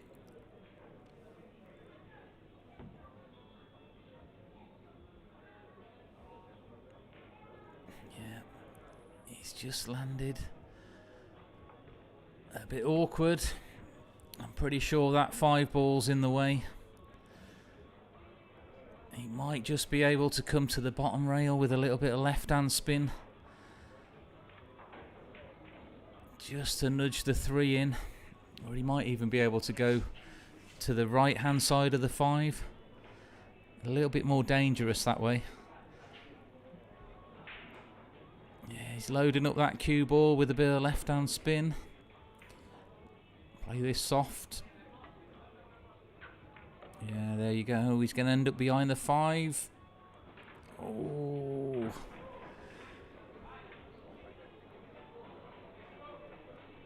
Yeah, I think he's landed all right there.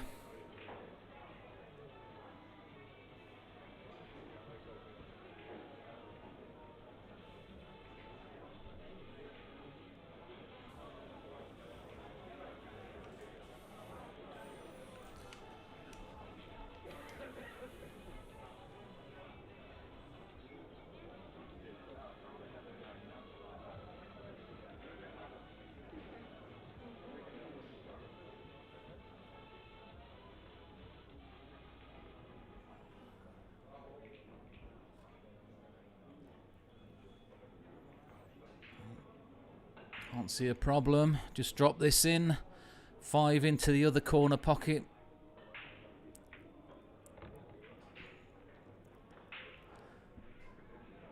As long as he can get on that 6 ball.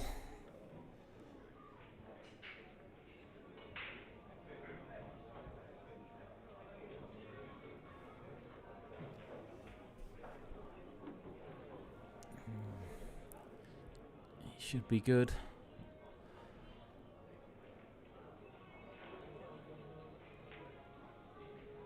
Oh, he's back up again.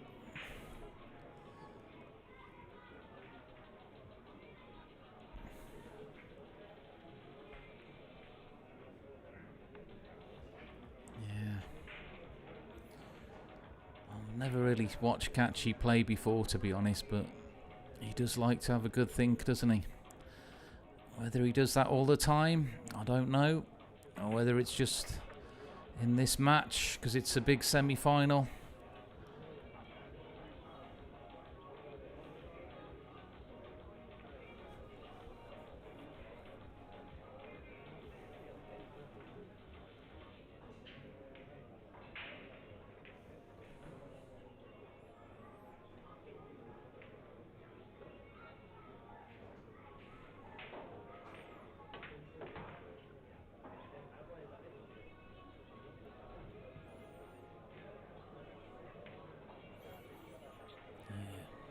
Now then, is he going to be drawing back straight into the 8-ball? I think the natural angle here. Might have to just cheat the pocket a touch.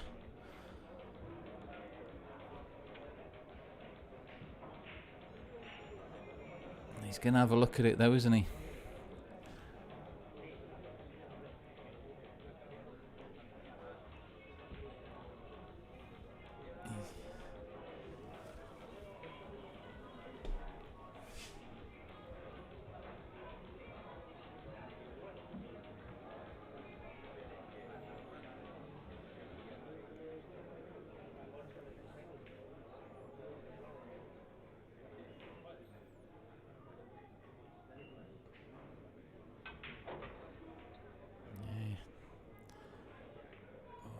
Look at that. I did say he was coming back straight into the 8-ball, and he's just glanced it on the way up.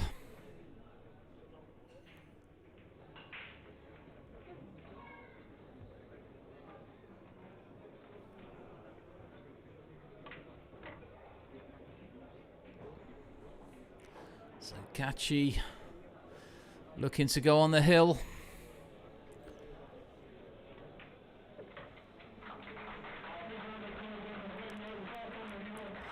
8-5 now, just needs one more.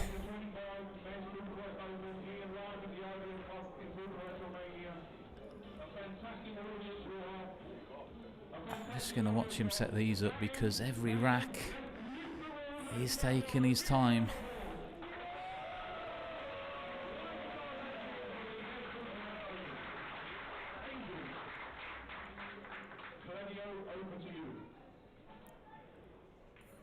So, you know, you put them balls in these racks, you don't really have to do a lot to them to make them all touch together, so he's checking it all.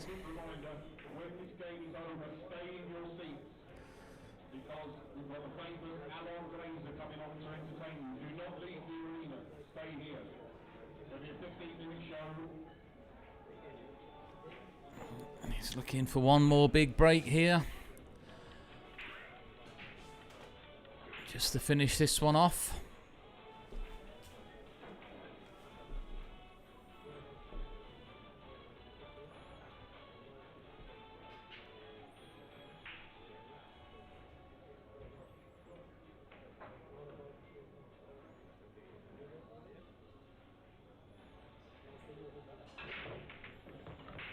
Oh. And how about that? Well, saying that, the 4-ball is hampered by the 7. A big break again, though, from Katschi. He has broke well in this match. I'll give him that.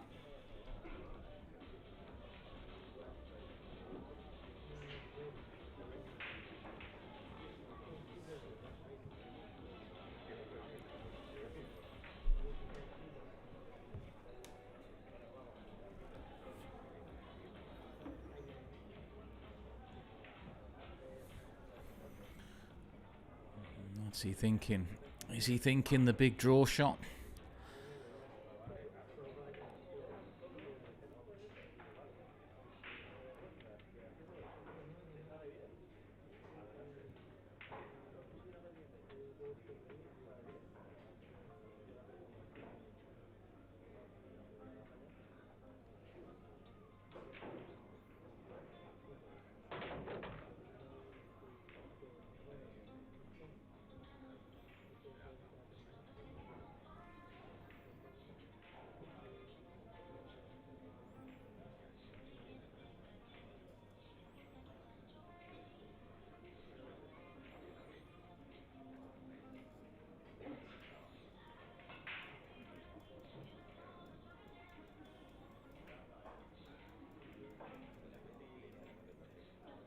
Just lining up the 4-7 combination.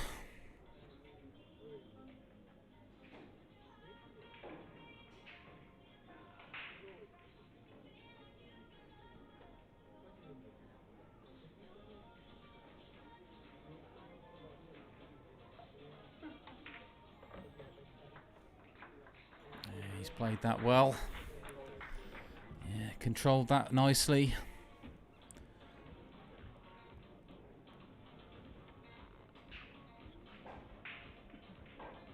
Just getting the extension for this one.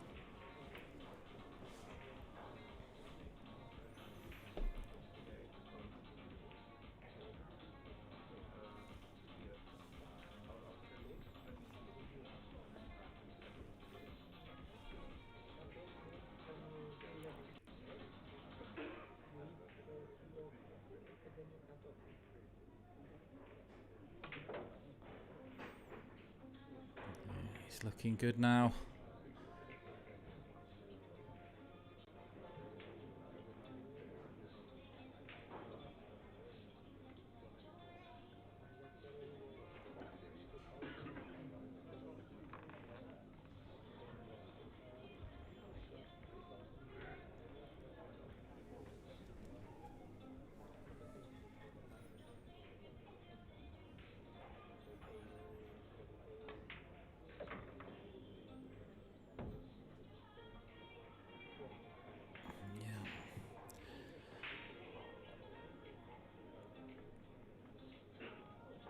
So 1 rail off the 6, back up for the 8 into the same pocket.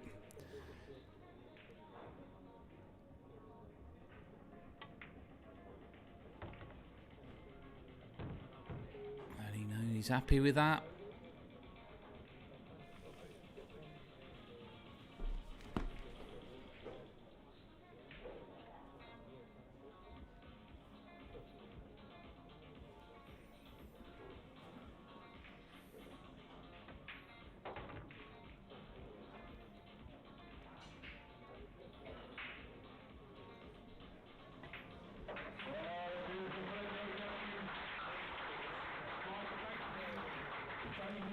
There you go, guys. So Katschi running out to take that. He did break well in that game. Can't take that away from him. Yes, he took a little bit of time there on some of the shots, but at the end of the day, he still won that match fairly convincingly.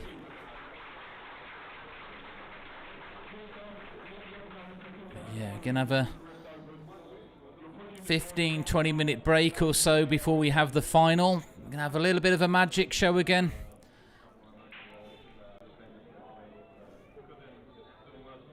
And then we'll be coming on to that final, guys.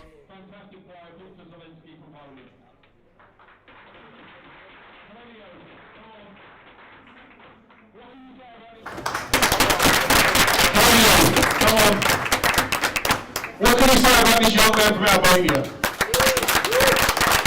A young superstar who's only been on the scene a couple of years. Claudio, in the footsteps of your big brother. You are a sensation. How are you feeling, young man? You enjoyed every bit of it, yeah? Right, okay, well, congratulations for getting in the final. I don't want you to go quiet yet, because I want you to do something for me. Guys, as you all know, we've been raising money for young Irish. Hey, it's mine. All pictures from here. Nobody can pick me in the auction. Yeah. Guys, as you know, we've been raising money for young Irish, and I've got another shirt here signed by all the top players here.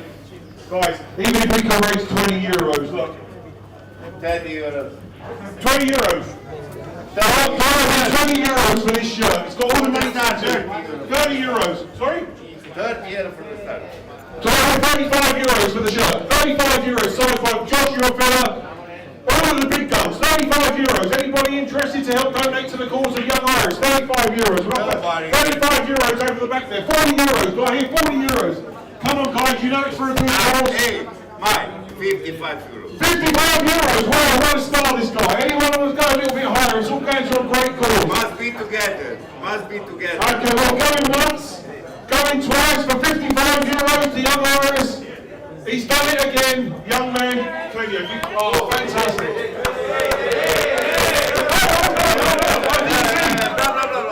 What did we get? It was €55. That's gone. Do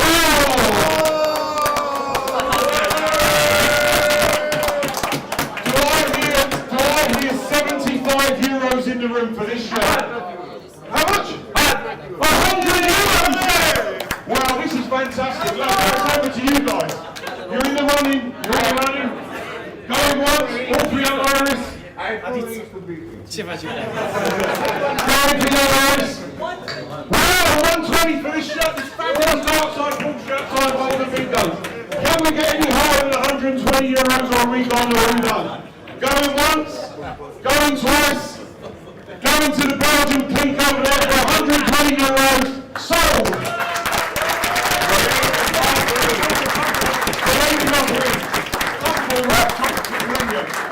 Absolutely, congratulations. Clevia, if you can... Two winners. Okay, you do that, you do it. If you wouldn't mind just coming in front of the main stage here, Clevia, if you could present that to the young lady, of course. So there we go, young lady. Sold for €120 here at the Mezz Bucharest Open with the finalist, Katschi. Thank you guys. We're going to do the draw for the main raffle in a moment shortly. Guys, thank you, much appreciated. Brilliant. Well, stay in your seats because now we've got the world famous Alan Glazer coming on stage within the next 3 minutes. So he's going to entertain you here. So just stay in your chair and just chill out, relax. We've got the final coming up in about 20 minutes. Good on you all, guys. Big round of applause for all of you.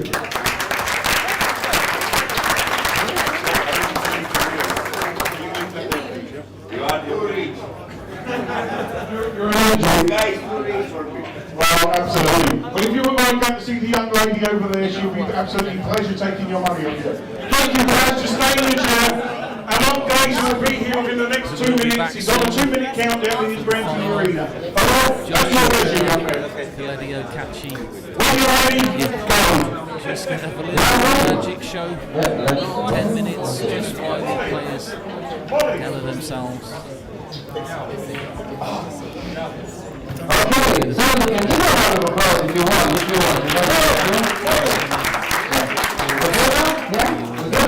Alright, so before I start my first act, I want to choose someone from the audience, okay? And I want to do it as random as possible. So I'm gonna throw this cue ball at you, and whenever this cue ball hits his head, it's gonna come, okay? You ready? No, kidding. I need a random man that has a good queuing. Someone wanna volunteer? Maybe? Yeah? We got someone? Yeah? You wanna do it? Okay, what's your name? Huh? Yeah? Give a round of applause, everybody. Yeah, you can do it. Come to the stage. Okay. So, I'm gonna try to trust you, okay? I don't know you so much, but I'm gonna try to trust your intuition, okay? You know what intuition is? Yes. You want me to explain or you want to explain?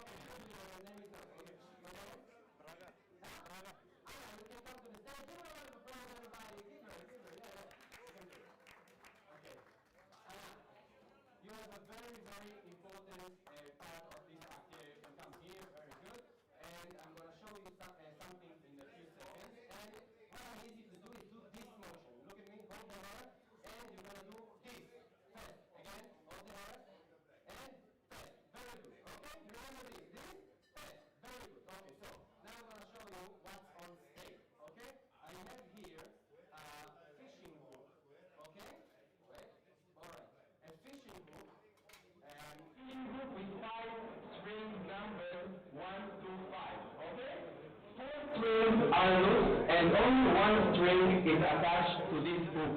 Okay? So whenever I grab my hand, you go down on the shelf, you pocket the ball, and whichever number you pocket, she's gonna take the number and pull without thinking. Okay? You ready? And to do it more interesting, I'm gonna put the hook in my mouth. All right? Yeah. Now it's yeah. Now it's getting comfortable. Okay, yeah. Okay, we're gonna do it, and use your intuition and trust you. Okay?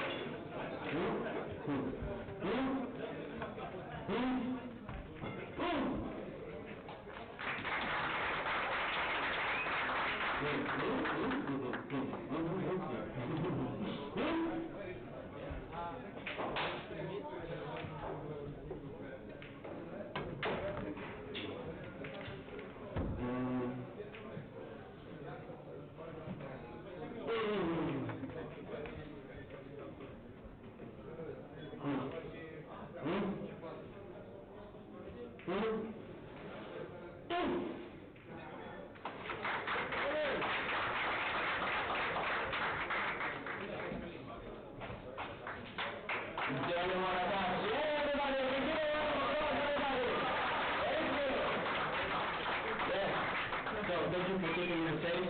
Thank you for nothing. Okay. Thank you very much. And for the next act, I'm gonna need 5 people. I know you don't like to volunteer, but if you have the guts, it's very simple act. 5 people and part of an act of influence. Okay, so you will take me for 2 rounds, so you rotate. What's your name?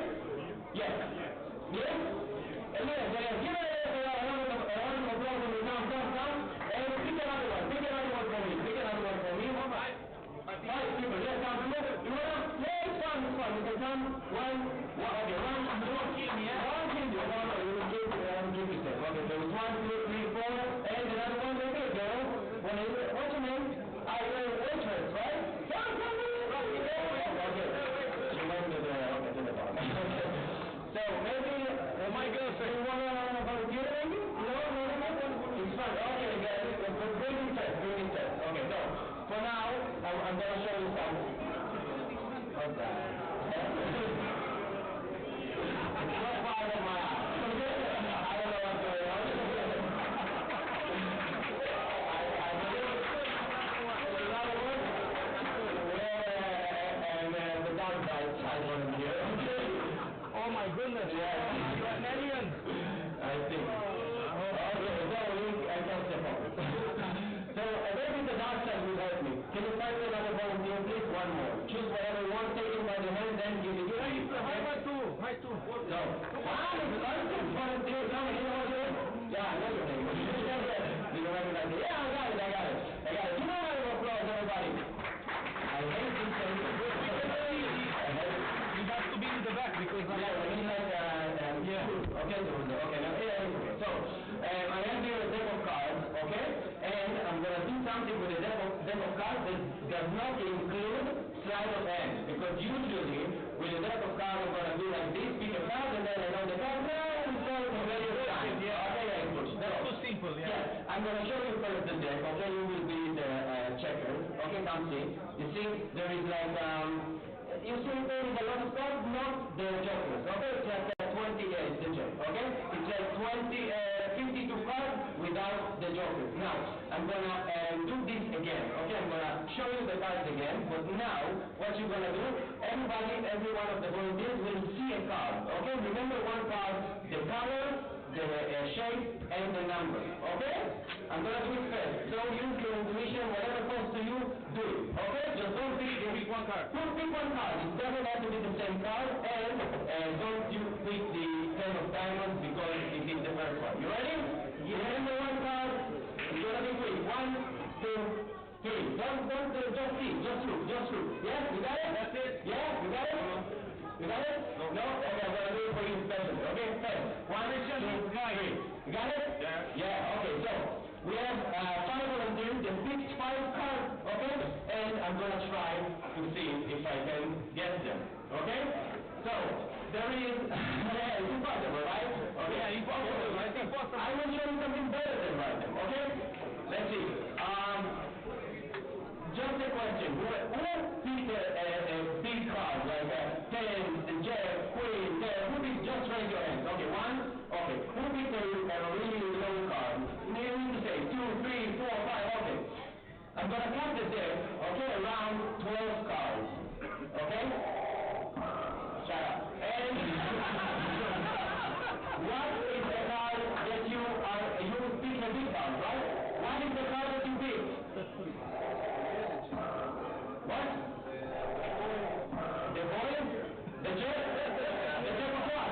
The boy of the jack of black, high and face or face. You ready? The other one? Okay, ready?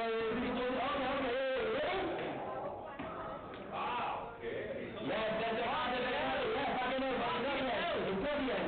You pick the low card, right? I'm going to cut. Yeah, you are going to pick the card like 37 cards, I think. Yeah, maybe a little more. Yeah, 37 cards. You too pick the low card. Okay, stay together. What is the card that you pick? 5. 3. 3 or 5? Red rom. What is it? A diamond? Yes, red diamond. 3. Wow. Fucking hell! Yes!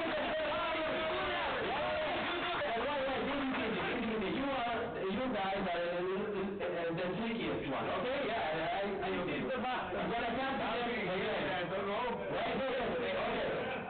What I counted again, 24 cards exactly, okay? It's better than saying it, right? When I count it. What is the card you chose? Hey, 1, 2, 3. 7 of spades. 7 of spades, and you? 7 of spades? 7 of clubs. 7 of clubs? Sorry. 7 of black. That's spades. 7 of spades. So it's gonna be the 7 of spades. Everybody, you are the no, yeah.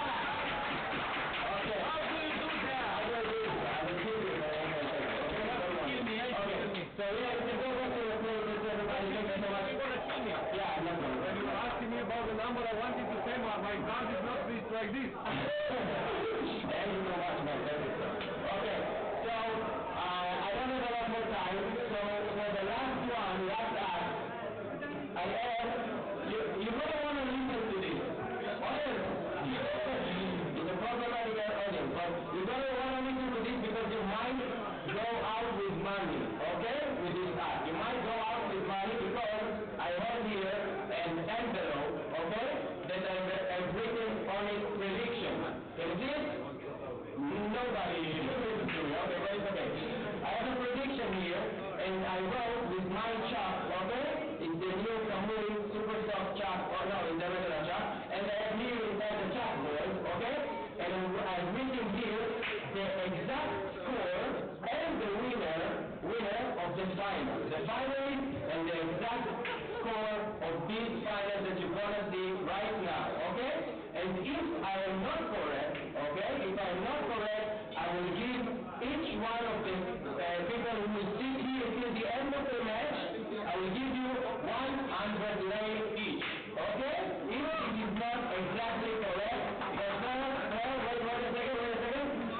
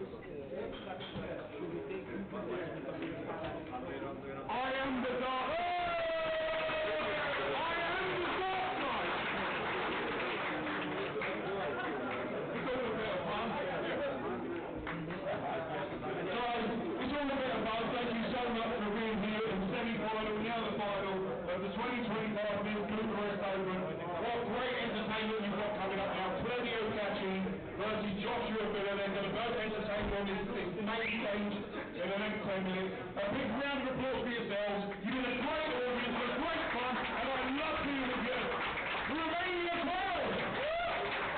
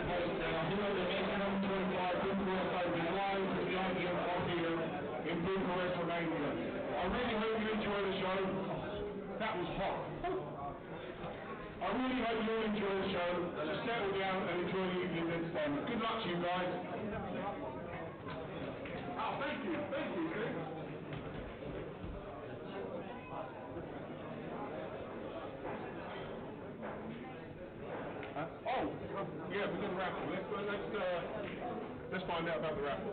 We're in about, we're just Now I remember you were always on my mind. I didn't know any fucking lyrics. You put me on white. So yeah, you're always on my mind. Good, give us a quick song if you want. Maybe I didn't treat you quite as good as I should have.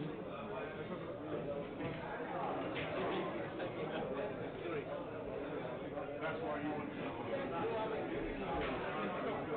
So, yeah, so you enjoyed that, yeah? So it's wondering what was your reaction about this? It's like Scooby-Doo. Okay, let's have a big round of applause for Third Stack. Third Stack is in the house. Yeah, Third Stack is in the house. Don't know what to do. Molly Power, isn't it?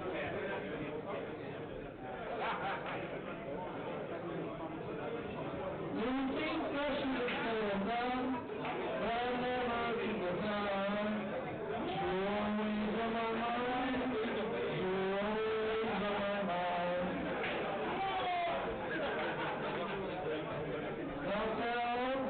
Don't tell me that you're Yeah, well, guys, Yes, who's back? a little bit of something different Back there. again.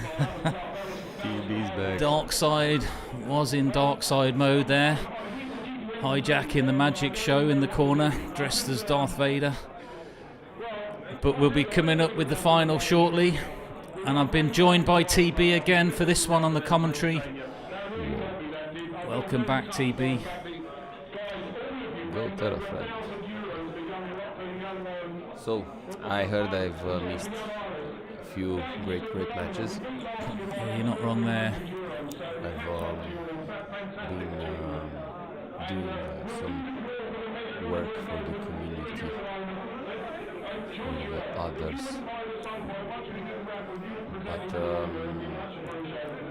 is it like is the match better when I'm not commenting, or was it just a coincidence? Ooh, coincidence, I think, TB. Yesterday we had Christos together, right? Yep. What a great game that was yesterday as well, Christos and Phil. Ooh. But who's your money on for this final, guys? let us know in the chat. Leave a message. We'll be getting it underway very soon. I heard Katschi is staying a lot on the table. How do you mean there, TB? What do you mean by that? I mean that if a clock is 1 hour, if an hour has 60 minutes, then Katschi has a few more minutes than that. Let's just say he liked to think about his shots in that last match, but yes, very diplomatic of you. Yes. Yeah, is he going to get a chance to think about his shots in this next match though? Because Filler is going to be looking to run away with it. Is it? I've missed the cliche, but is it still Filler's break the worst break we've seen? Or did he No, he's worked on it now. Yeah, Filler really worked on his break. I spoke to him this morning. He said he'd been practicing his break solid for about 30 minutes or so. Okay. And it's worked for him because he has broke better in this tournament today. How was the Capito match? Yeah, the Filler Capito match. Filler was trailing all the way, and he just came back to edge it out. Great match that was.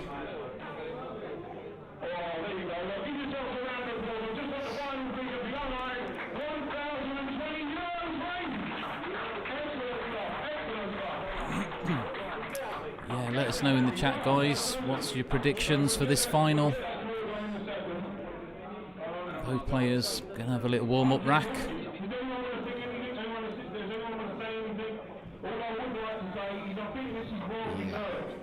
What's your prediction, TB? I predict that Katschi is going to be late to the final. Just to add a few more minutes, you know. Well, he has just come off, hasn't he? So he might just be having a breather. Filler, obviously. Yeah, he was outside. For the semi-final. He was outside. Yeah, plenty of time to relax. Let's predict some scores. What's yours? I'm saying 9-4 Filler. Wow, that's a big difference. Yeah, how about that? Well, if Filler wins, I think 9-6 would be the win. I think he played that, by the way. And if not, I think 9-8 Katschi. Wow. I think 9-8 Katschi is. Or how much? Last semi-final was Katschi against Zelinski, and it was what, 9-5? Yes. 9-8 or 9-7 Katschi. Okay. Yeah, I'm going to go with. I'm going to go with 9-7 Katschi. Wow, big bold prediction. Yeah. He is playing well. I mean, he did break really well in that last match against Zelensky. He did fluke a good ball earlier as well. Which could have been a bit of a turning point in that match, because he did run the rack out after it.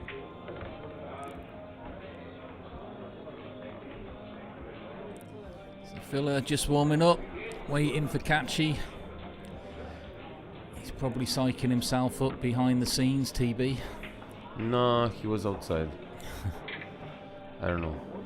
I don't think he smokes. I don't know. Oh my god, Darth Vader is here. Run.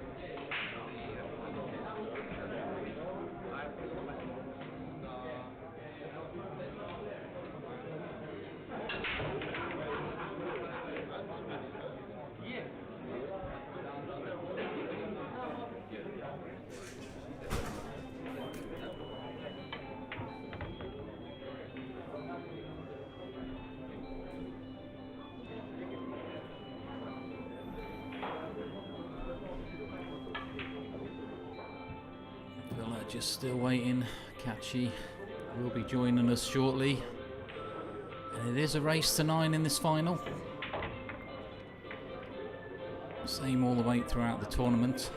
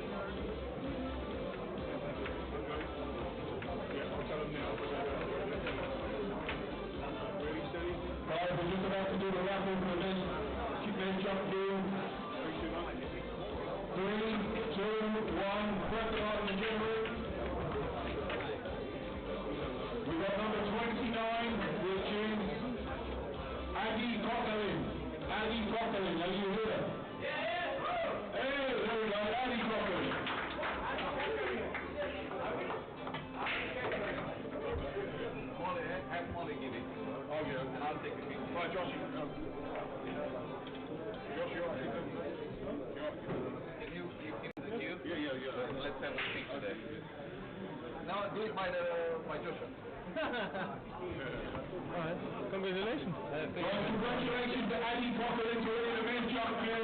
Thank you for participating in the event. Much appreciated. Hey. Thanks. Brilliant.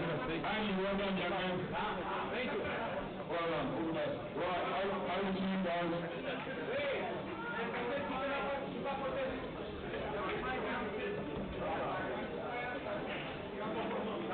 There we go.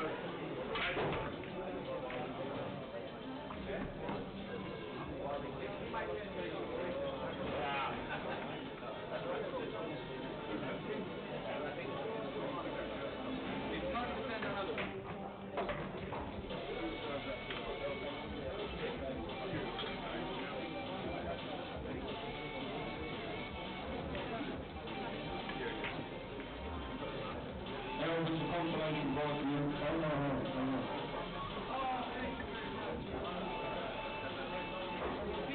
There you go. Really, I think the last one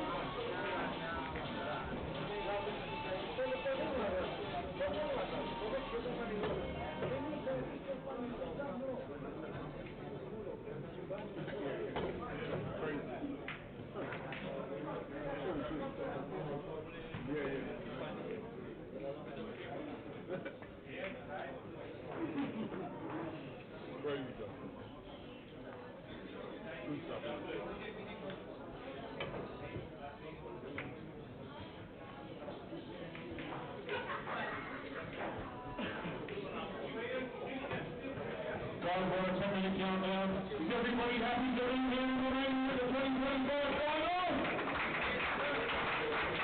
Good. How about you lot? Are you not happy to be down in the 2025 final? Come on, let's begin. Give me your hand. Come on.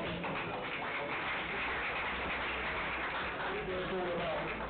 No doubt you're going to be seriously entertained with our two absolute talents. Plenty of Katschi, a 19-year-old from Albania, and this young superstar of the game, Joshua the Killer Bear. They're going to entertain you with nothing but pure brilliance on the table. And he's putting on a little joke here now, and he's not even started yet, so that's good news. Maybe I can put a trick shot up for him. What do you reckon, Josh? By the way, can I put a trick shot up to Joshua and see if we can make it? No? Yeah? Okay, let me think of one.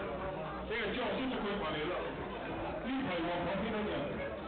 You play one properly, Josh. There we go, look, just a quick trick shot for the man. 9 blue centre pocket, Josh. Huh? Yeah, well, there you go, he's confused. He even, I'm going to teach Joshua Miller a shot. Oh, give it a go, Josh. Give it a go. There we go, look, I'll have 2 attempts on it. Yeah, hold that, young man. Here's a look. There we go. Put your shot on, Josh. I'm teaching Joshua Miller a shot. Whether it works or not, that's another story.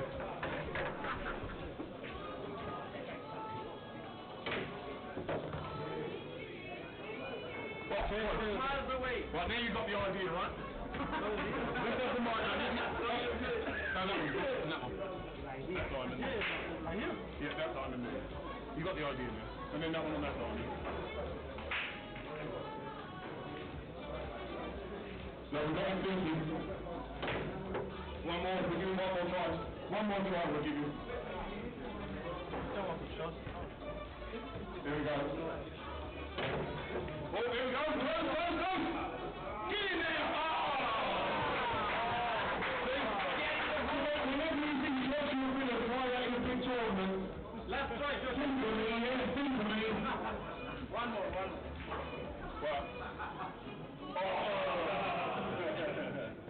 I don't think you'll give up. They'll do it in a minute, I'm sure. Come on. Getting the hole. Yeah. Great entertainer, great talent, great lad. Joshua Miller, guys.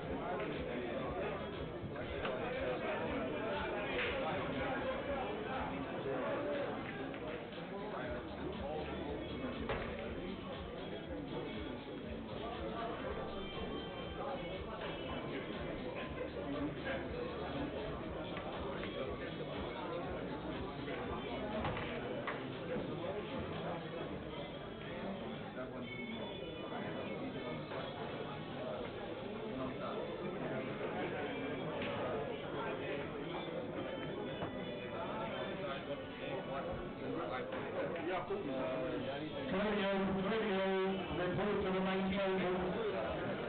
Report to the main table, guys. I think I might have to take your place.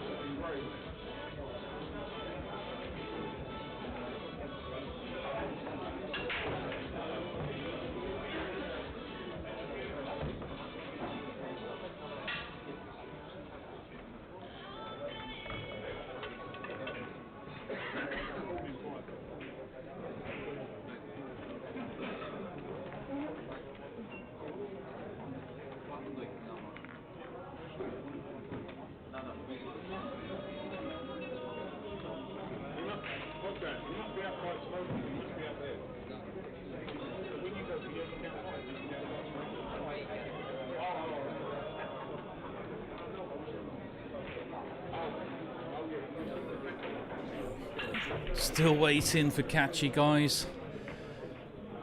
Have to send out search party. Maybe he's just gone home, TB. Yeah, it's not very far. Albania is pretty close to Romania. He's just gone. He's done for the weekend.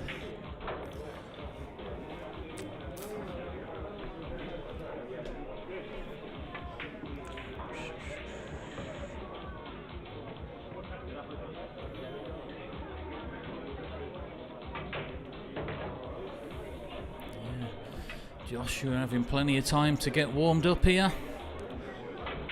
Katschi probably just take a little bit of time after that last match. Get himself ready for the final.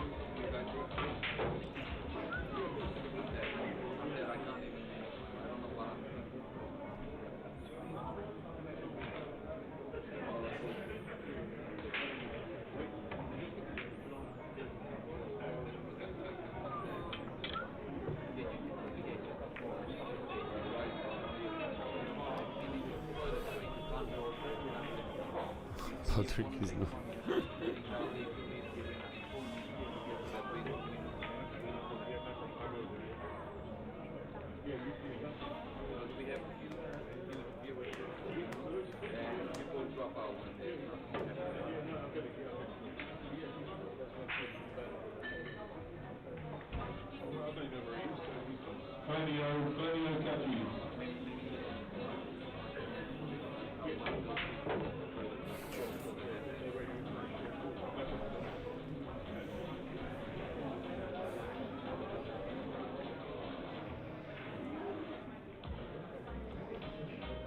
Yeah, sure.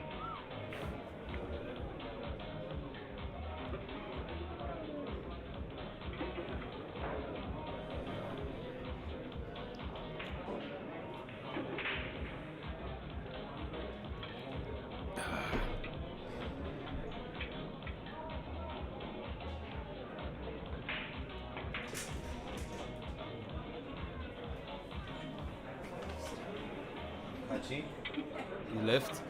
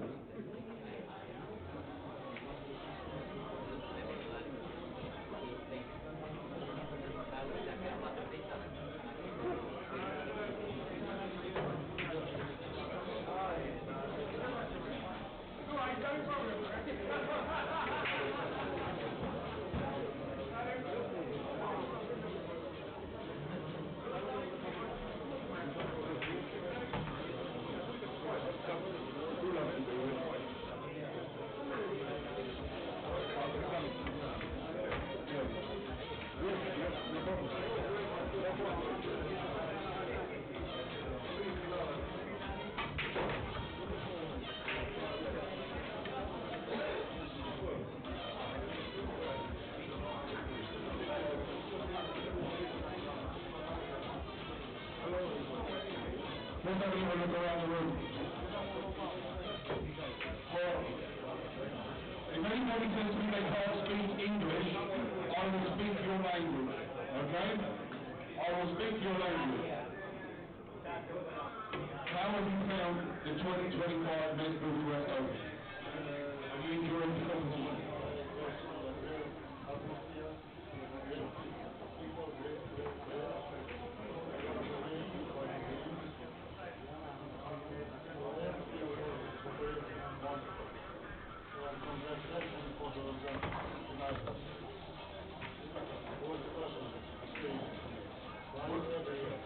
Brilliant. You say it was a great event, doesn't it?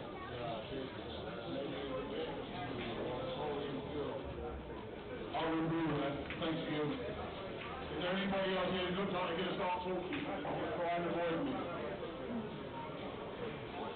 I've got to thank you, Chris, because your language is fantastic. Chris.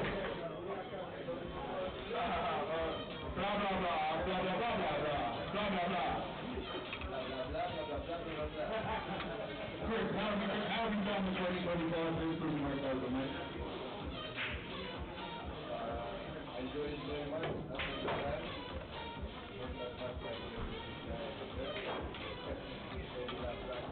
Yeah, well, Josh was a menace to anyone. You're a menace, Josh. That's what we're saying over here. It should be Josh, you're a menace, not Dennis. So, you're happy that you've been here, you're pretty good, you're happy with how things are going, yeah? Brilliant. Chris, been great to see you. Right, who else have we got in the room? Katschi, please report to the main table. Katschi. I'll tell you what, listen, I'll tell you who we haven't heard from. We haven't heard from Robert Bragg, the organiser. No, you say you don't speak English, I'm going to speak Romanian. Robert, a few words for the fans that come to the IDM Club in support of this event. They only have 5 minutes. I'm tired, I want to go home. Let's get Robert forward here. Give him a big round of applause. A few words for the fans. I'm afraid I'm going to break the camera and we'll live stream. Okay, well, a few words for the fans that turned up here to watch the final. So first of all, I just want to thank all the participants. You are the #1 sponsor of this event. Absolutely. That ain't Mezz, that ain't Brunswick, that ain't IDM. The #1 sponsor is the players, are the players that have taken part, and they have put up the money to offer the stars that we get here every year. So if you want to help the stars and help the event, join the tournament as fast as possible. We are looking, I and the other guys, Bogdan and Garrett, we are looking at extending the field, having the first event with 328 players in Europe. Wow, there you go, guys. If you want to help us, help the players, you know, it's going to be a 4-day event. We want to start doing one pocket event here in Europe, you know, so we are talking with Brunswick, we are talking with other sponsors, but the #1 sponsor, I'm going to repeat this the third time, are the players. So if you are a player, don't think about making money in the tournament, don't think about having a result, you know. You are supporting the top players in the world. There are no other sponsors in the pool world. Matchroom events, they have the same issue. They don't have any sponsors. The #1 sponsor in the pool world are the players taking, you know, participating in the event, you know. The US Open, the #1 sponsor are the players. They put up 200,000 euros. Matchroom does 100. You know, so it's the same for every promoter. There are no promoters. There is only one promoter that makes profit. That is, you know, we all know it is. The other promoters are losing money. So in order for players to make a living, like Joshua, like Shane, the only way is for the weaker players, the ones that have jobs, that don't do this as a profession, to come and enjoy the event, and forget about your ego, you know, it ain't about your ego, about winning or having a result. Just try and support. Big round of applause for our organisers. And Diego is starting with 1-0 left. Brilliant, guys. Well, the two players on the scene at the moment, really to entertain you for the rest of the evening. I hope you have a wonderful time watching these two natural talents of the hardball world. I'm going to leave you to it now. I'm just going to leave it to them, and I'll just come back in 2 minutes just for a quick interview with them before they start. But again, guys, as Robert said,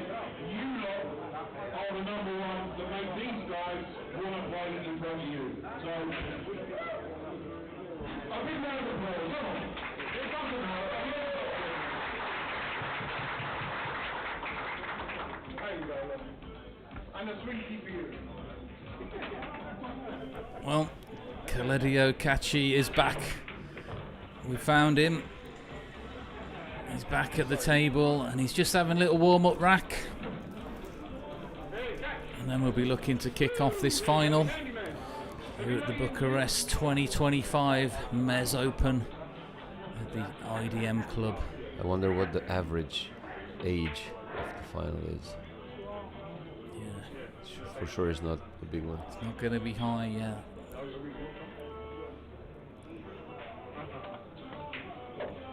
Let us have your score predictions, guys, in the chat.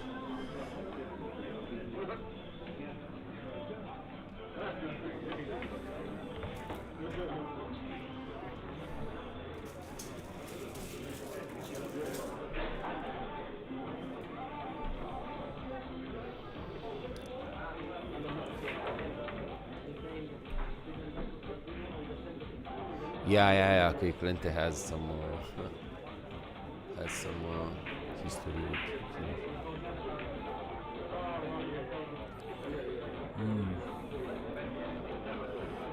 But same is with Koping Chung, I think. I think Koping Chung has more wins against Filler than Kopini has against Filler. So, do you think Kopini asks Koping Chung how to beat Filler? Yeah, probably. How do I beat this guy? Well, he is very difficult to beat when he is playing well. And he played well in the last semi-final.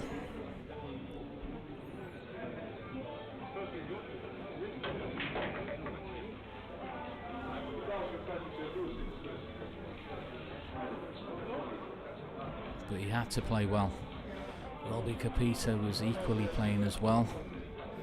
So here we go, guys. Lag coming up. I'm about to kick this one off.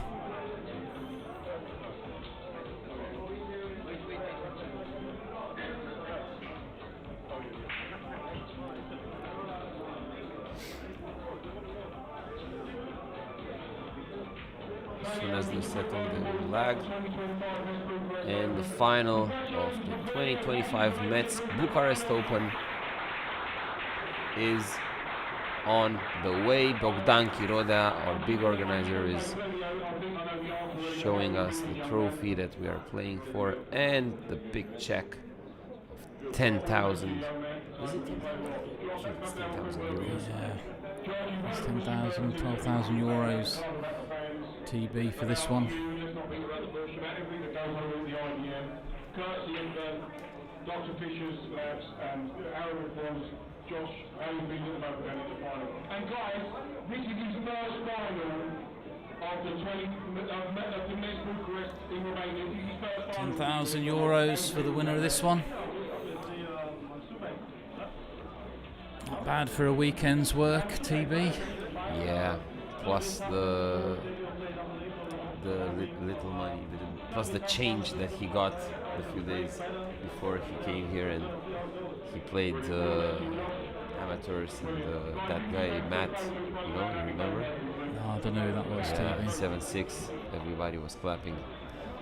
Oh, that game, yeah.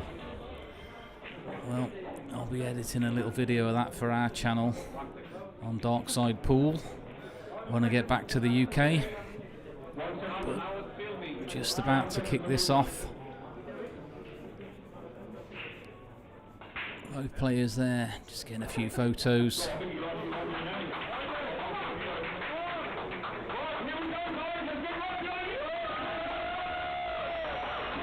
So here we go.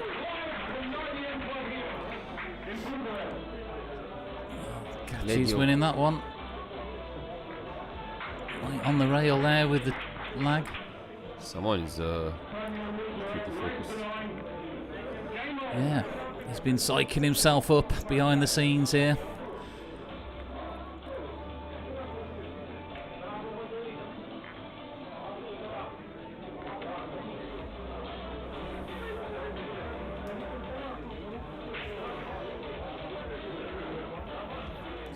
€10,000 for the winner. 4,500 for the runner-up. So they play for $5,500, right? Yeah, €10,000. What's that about? 8,000 English TB. I don't know. I don't know what the rate is these days. Somewhat. Not Right? far off. 5.7. It's like 1.13 or something like this. Yeah. So divided by that, 8.5.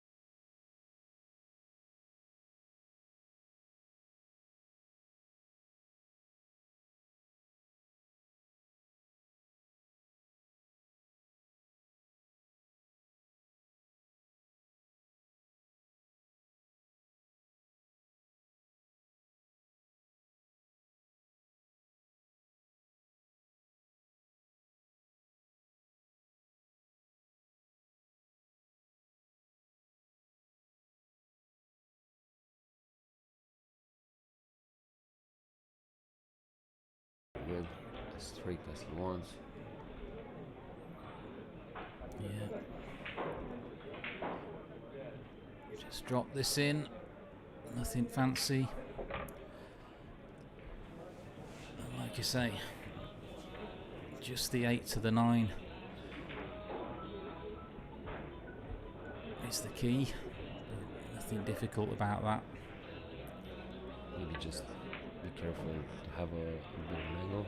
Yeah. Yes. Yeah, he's fine. He'll be coming high above the side pocket. Maybe you won't even want to. Yeah, he won't even be getting to that rail, to be honest. But yeah, I feel the same. Well, he did. Yeah, just for measure. Could have played it either way there. Maybe he didn't want to drag using the spin, you know, just. Yeah, just making sure. 1-0. Katschi.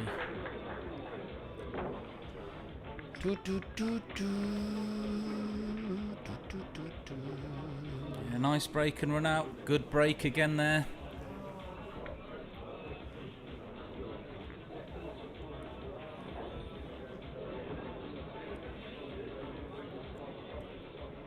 I was saying this in his last match, TB. He does like to check the rack.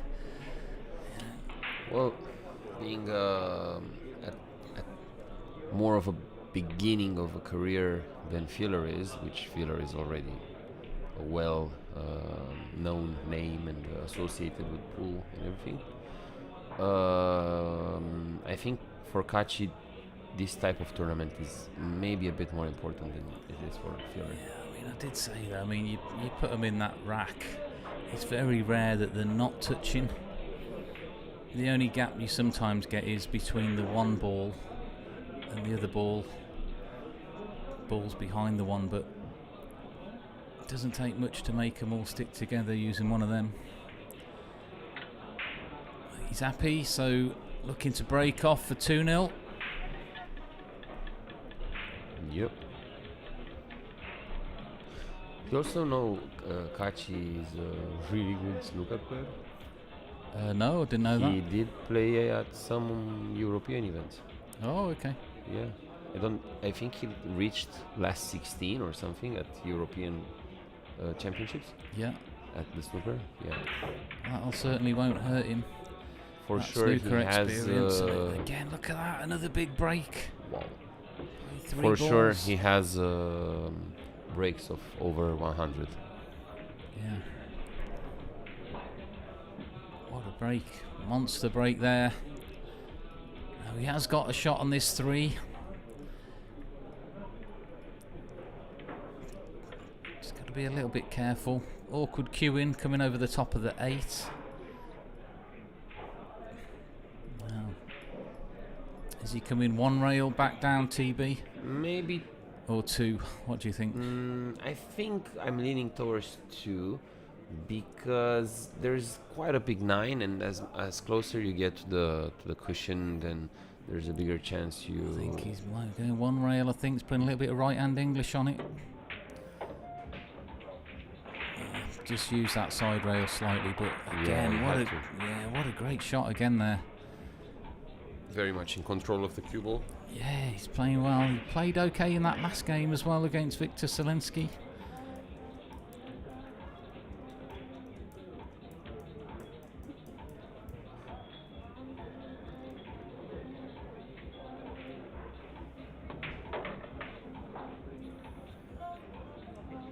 What do you think? How many breaks do you think, break and runs do you think Katschi will make now? I'm going towards 4. Wow. I'll tell you what, he seems to be playing a little bit quicker here than he did in his last game. Filler is Filler.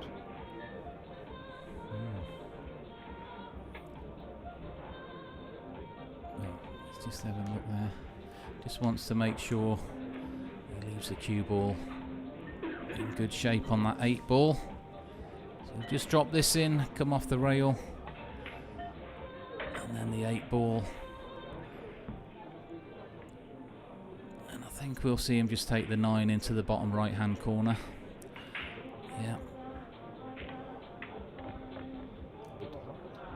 A little bit hard, but shouldn't worry him too much there.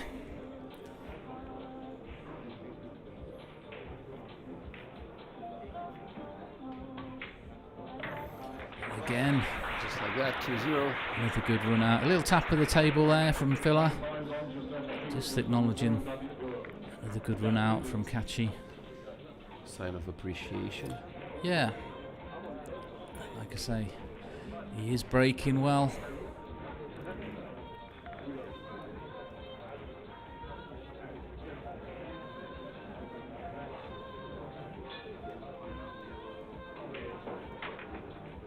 Filler still waiting to get a look in.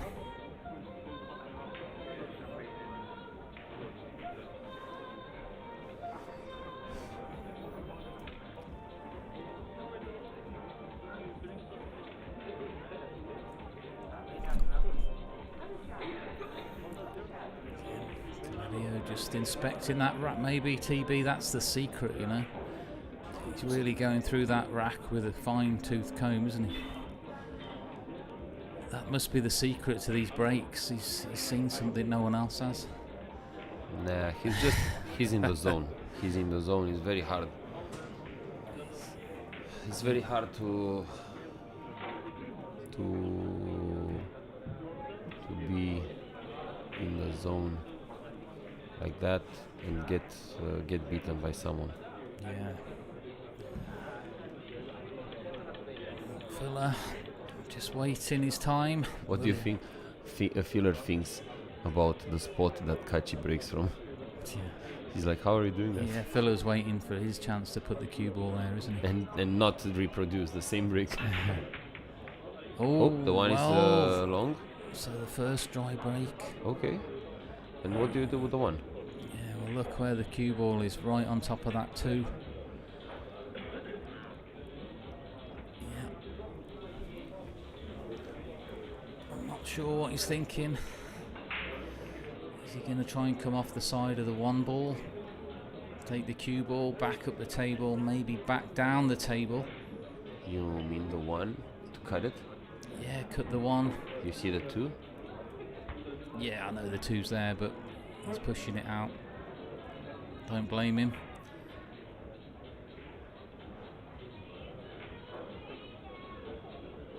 So, Is there like a two-way shot? With the 9? Yeah.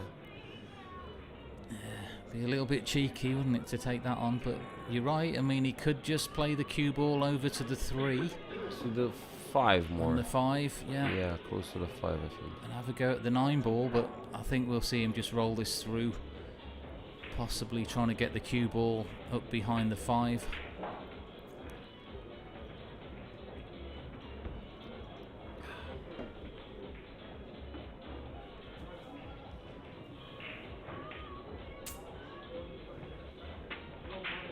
I mean, what's the downside of that? Why would you not do it and leave your The only opponent with- downside to having to go at that 9 ball, really, for me, is the 1 ball, because you don't really know where it's going to go, because if you Yeah, miss the but combination... If you cue that well enough to go past the 5 and leave it after the 5, you know? You know, he might be looking at taking this... Well, he's pushed it back. I thought he was looking at taking the 1 into the top right corner there for a second. But let's see what Filler's thinking. He's the one that pushed it out. He's got it back.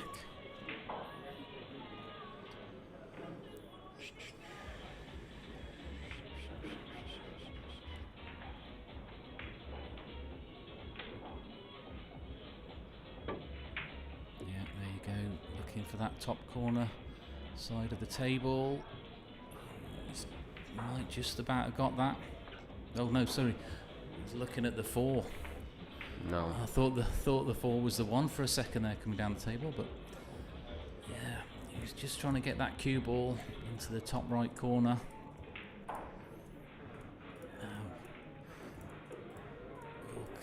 Will Katschi be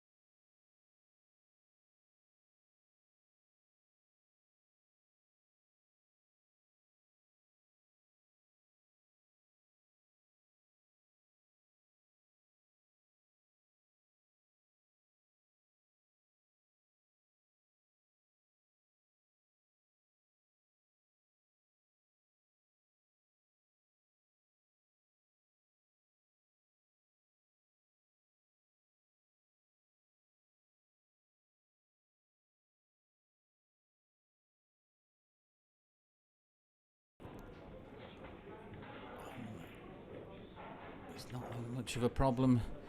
I can see TB for this one. Me neither. Just draw this up the table.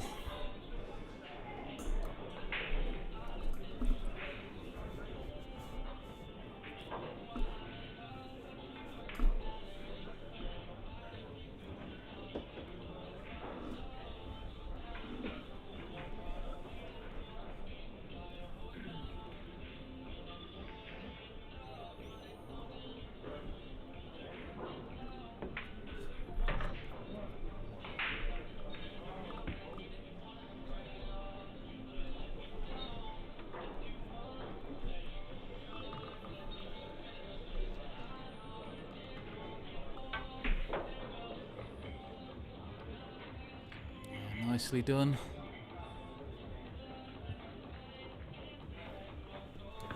Yeah, the good thing is that at least he's just slow on some of the balls, not. I mean, to defend a bit Katschi here, he's not doing it to play mind games against filler or something, you know. He's just really taking his time to be sure, which he is entitled to because of the rules. I've seen him play under the shot clock, so he can play. It's just that the viewer's perception of it is not that likable, so it's normal from a viewer's point of view that they react in some certain way, but it's within the rules, so it's nothing you can condemn the guy, you know? We've not got the shot clock in operation for this tournament.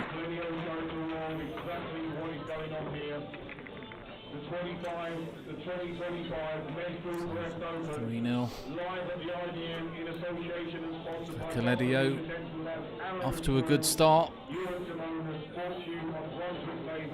Being played worldwide on the Billiard Network. Guys, a big round of applause for everybody that's in the arena right now. Filler's chance is Gareth to break Katschi's concentration. Nothing's going to break that at the moment. And again, just inspecting that rack. Meticulous each time he's setting them up. Yep. That's the secret though. Because he's breaking really well, isn't he?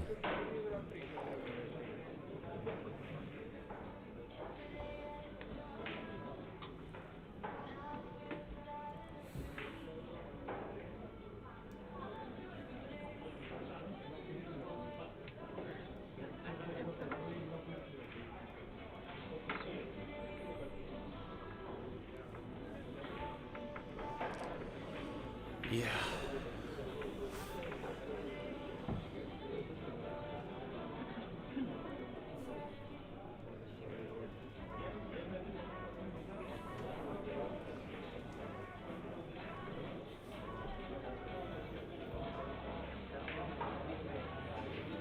Should bring in a magician between frames.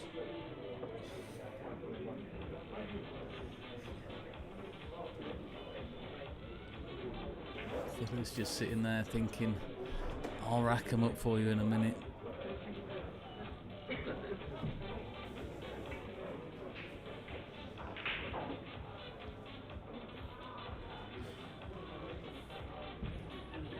Let's see. Last break wasn't that good for Katschi,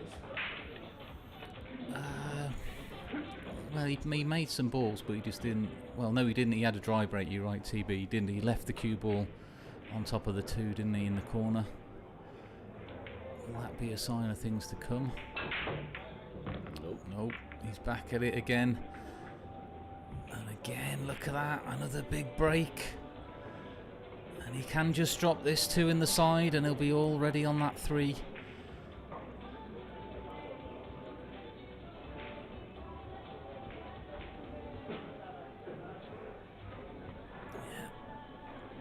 Breaking well, apart from that last one, of course, but that's four big breaks here. So 2-3 big breaks. It's easy, just come around the filler spot of break or there. It's good. Yeah. Give yourself an angle at that three. From the 3 to the 4, you have options. Basically, I would go inside two rails because I know the 6 is there to protect the pocket, in the risk pocket, to say like that. So basically, I really see no problems here. 4, 5, 5 to the 7, it's easy. Yeah. He's all right there. Still gonna have a look. He could go 1 rail, or he could go 2 rails here. I'd really like 2 here. Yeah, 2 rails is the more natural way of playing this shot, running it around. If a bigger angle is there, then yeah, I'd go 1 because I don't really have to punch the cue ball. So 2 rails here. Oh no, he did go 1 rail, TB. Okay. He's played it very well though. Yeah. I thought he was looking at 2 rails for a moment there, but he's played it well.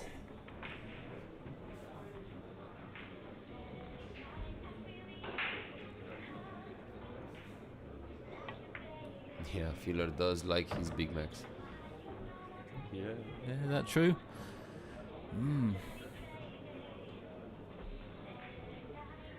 I've seen him going at the McDonald's after he just won, like, I don't remember what was it. I ate on Euro Tour.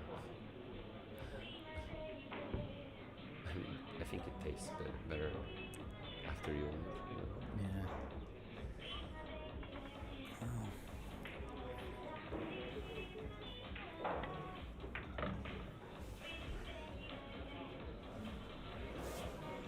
Katschi running these out again well. Looking to go 4-0 up.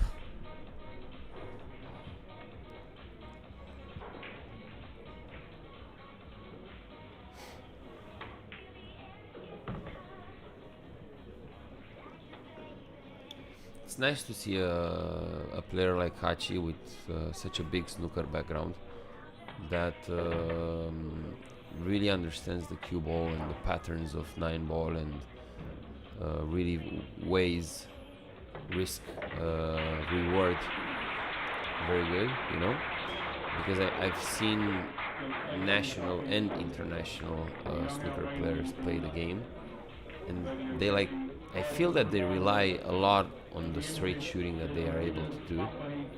Yep. More than the training of the patterns, the break, the other sides of the game that actually matter a lot. So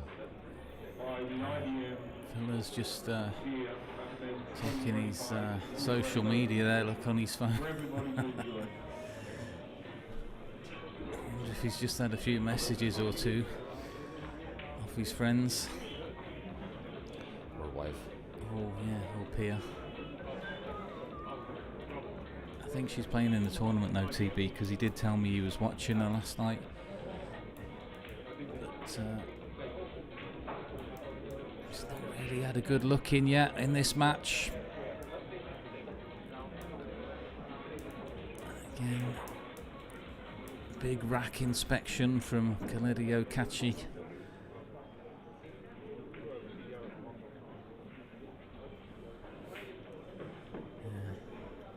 Someone just said Filler ordering his McDonald's.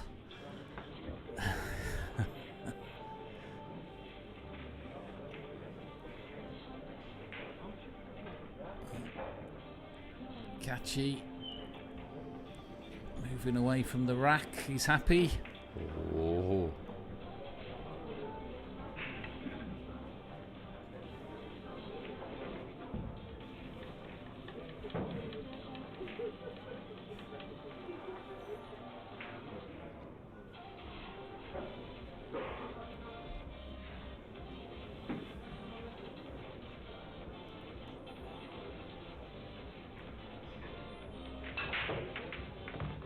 Ooh, the 9 was close.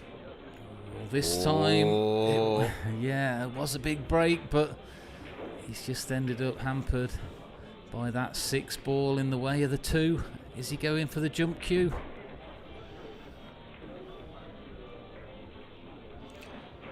I think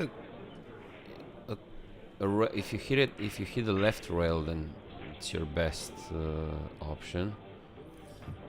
Yeah, it's a little bit close to the 6 for a jump shot, I think. Yeah, plus Credio, everybody's waiting for filler, so come on, give the crowd something. Yeah. Well, unless he pots this, filler will be coming back to the table. Not sure what kind of position he's going to be in yet. He might be looking to make some kind of push out.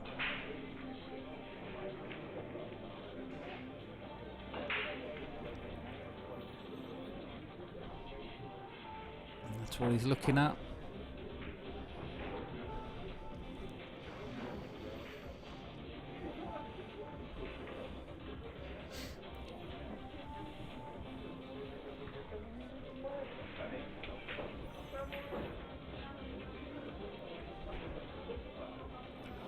He's just going to push out up the top of the table, I think, TV. He's just having a look again where he wants to leave it. I'm just gonna look after the push-up is going to be played. Yeah.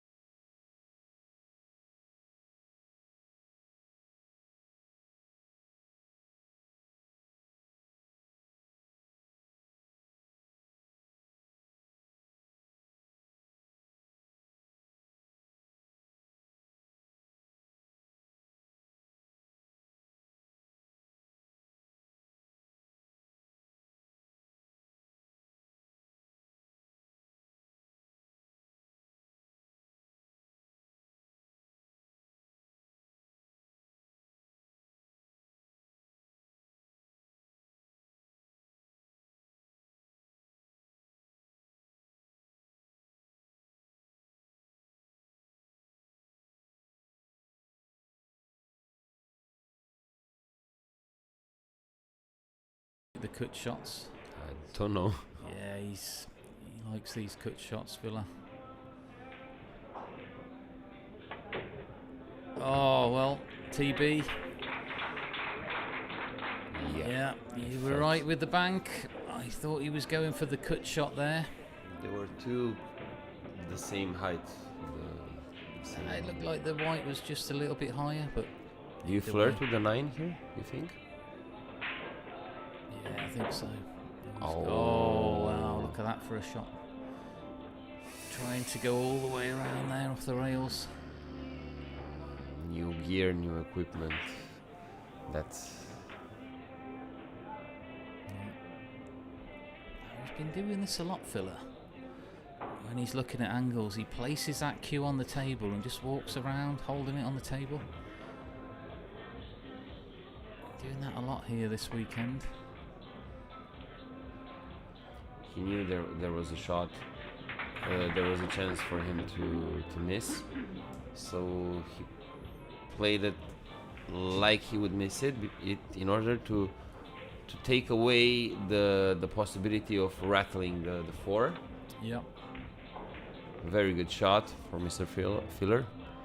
He's left an edge on this 4 though for Caledio. It's not coming easy for Filler, to be honest. He's going to be hitting this thin, coming back down the table. Possibly behind the 7.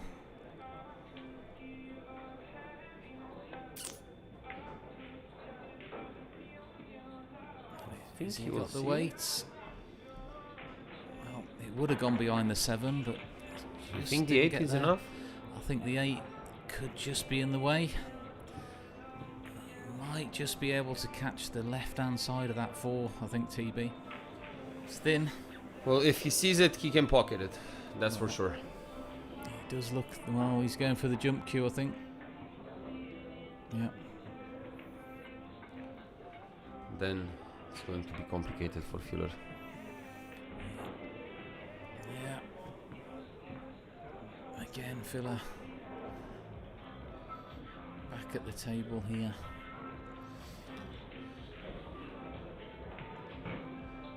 With that jump cue, so where's this going?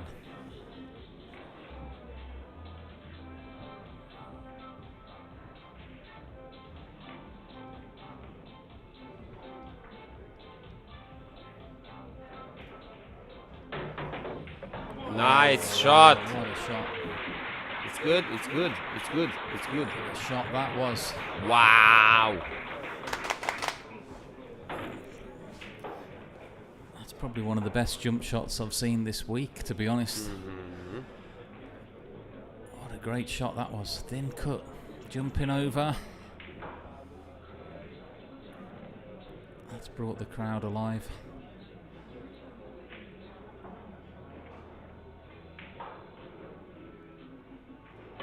And a big shot as well there. Nice. Okay, okay. What a shot. So it's not straightforward. We do have a final. Yeah. There are, for sure,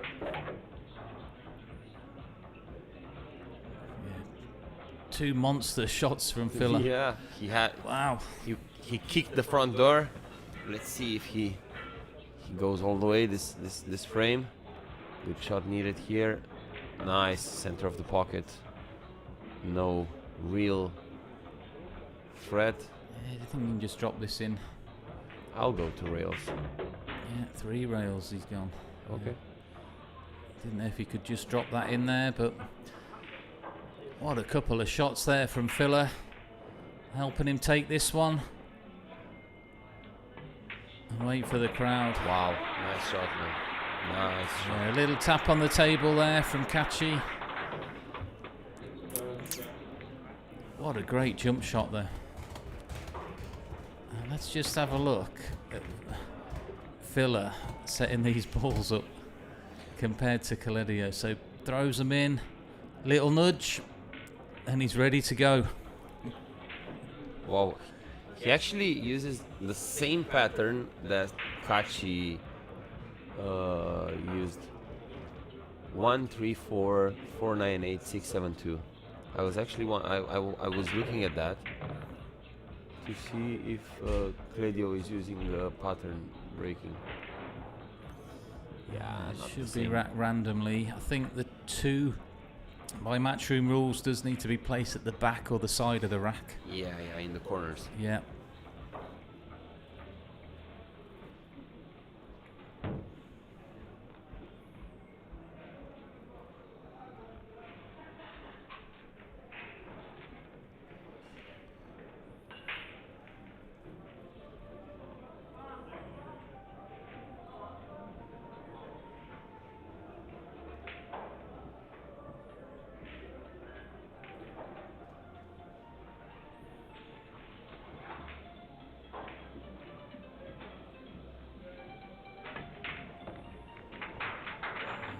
been lucky Wow. there. Yeah, good shot. What do you do here? Do you go offensive? I think, well, you know, he might go offensive. And a little bit of frustration maybe of a big bank shot here. And he did. Yeah.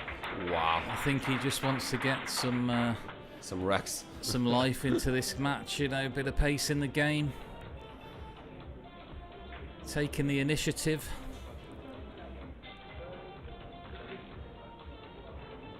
Wow. Thank you guys for all the 3,100 people watching us right now.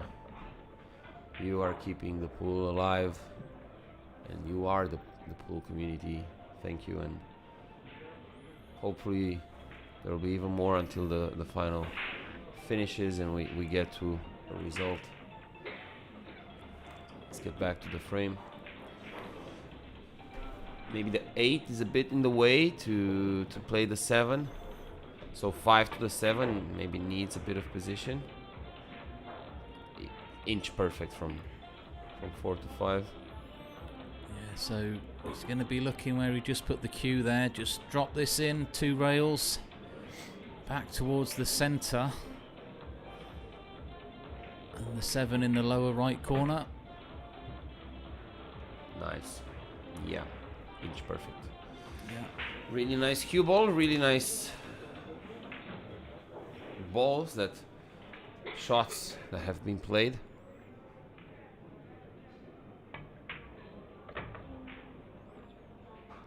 Mr. Filler looks pretty in shape to challenge he's looking Katschi's lead. He's looking like he wants to inject a bit of pace into this game, TB. I see Filler also slowed down a bit, so maybe he was preparing a... Ooh, bounce off the rail. It's good, it's good. It should be alright. He has played this shot many times. Millions of times. And there we go, so 4-2 now. Wow. Filler. Wow. What the final... what the beginning of the final we have back. Yeah. Nice. Again, Filler. Maybe the out of Just the day. throwing them in. You think it's the out of the day? Say that again, TB. The out of the day. Yeah. Combo, bank, long shots, good positions. No, I like the other one where he played them 2 monster shots before, the jump shot and then the ball into the side. Yeah, but he started with the 4 there. Yeah. He's just not nailing this break, man. He's not. The cue ball is maybe a bit lost under the pack. Yeah, gonna be pushing this one out.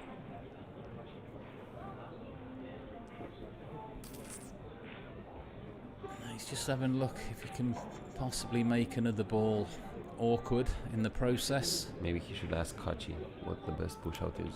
Yeah. Oreclente, Katschi's brother. I'll be interested to see in a minute when Katschi does come to have a look at it, if he's going to take a bit of time and then just hand it back to Filler anyway. You mean the poker play? Yeah.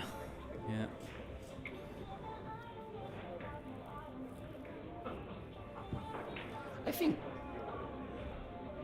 both players are capable of doing the slow game, to be honest. I've seen him both play very fast, and I've seen both play maybe a gear slower.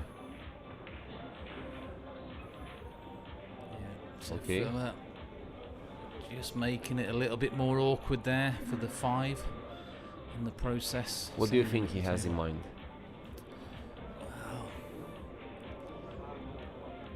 It's a tricky little shot there, TB. You know, he could just slow roll this, but it's dangerous. Yeah. Cue ball will be going up towards that corner pocket. Maybe use the 5-6 as blockers. Think cut the 2, leave it over the side, and use that 4 to maybe also throw the cue ball towards the corner pocket. Yeah, it's dangerous though. I mean, he's got to hit that so precise. It is Yeah. on, but he's got to hit it so precise if he's choosing that option. Well, I mean, it is the final. You need to maybe take some risks. He might be thinking of something that he might even be trying to cut it in. I thought for a second he was. Yeah, so it's yeah, the he shot did I go for said. the first shot we said, and he's played it well there. I think for sure he sees the 2.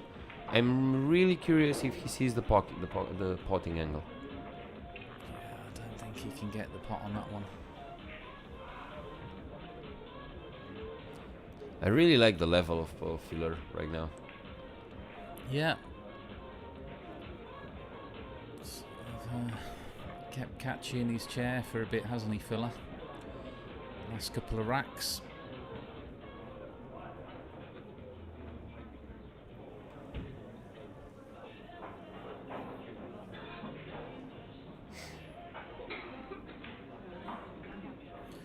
I think he can just get the edge of this too, TB. Yeah, watch the gear.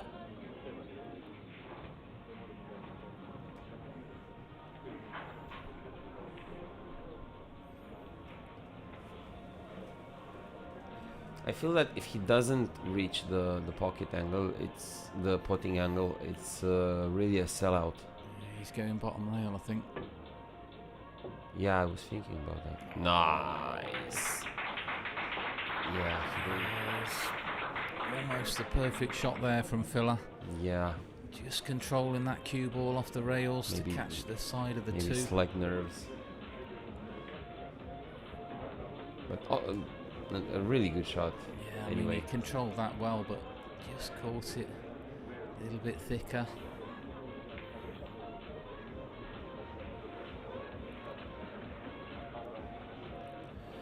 Now can Caledio just catch the side of the 2 and take the cue ball behind the 9? Or the 8. Or the 8. Yeah. The 2 will be behind the 6. Just got to be careful where the 4 is. Shouldn't really go into that from here. Yeah, for sure he's not gonna. He's going behind the... Yeah, he played the 2 all the way. Maybe trying to put it behind the 9, but the 2 was more important for him. 2 the priority there. The cue ball was going towards the 9. Filler with a little bit of a kick shot. But the 2 ball will be probably staying up the table. It just depends whether he can send it past that 5 ball. I think he wants to kick and stick behind the 6. He doesn't really mind if he will slightly touch the 2, except for the case. No, it's okay if even he pockets the 2 into the middle. Not a really good shot. Needs to bounce. Not a really good shot from Filler.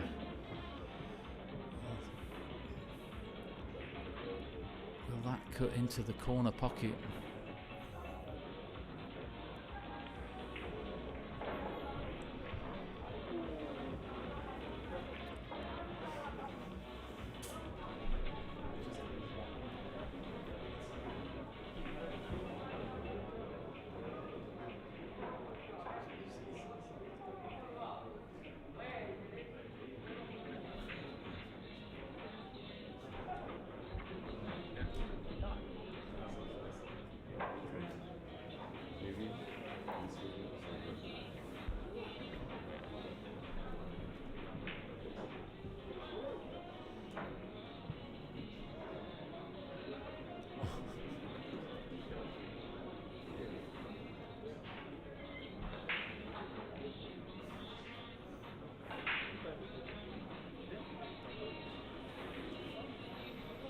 See.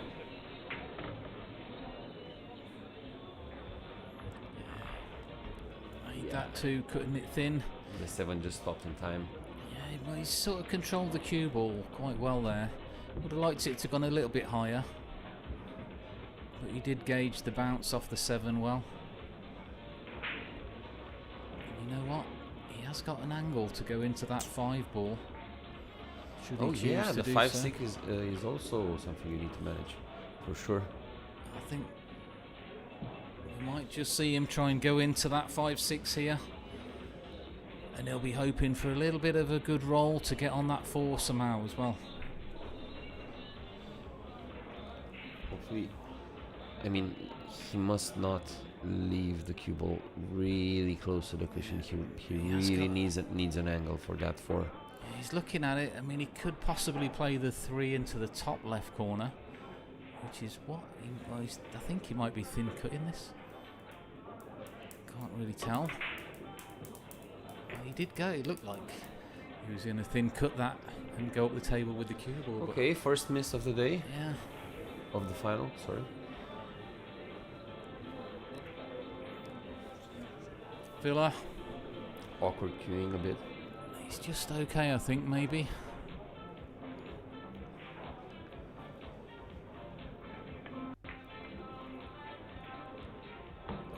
Just about.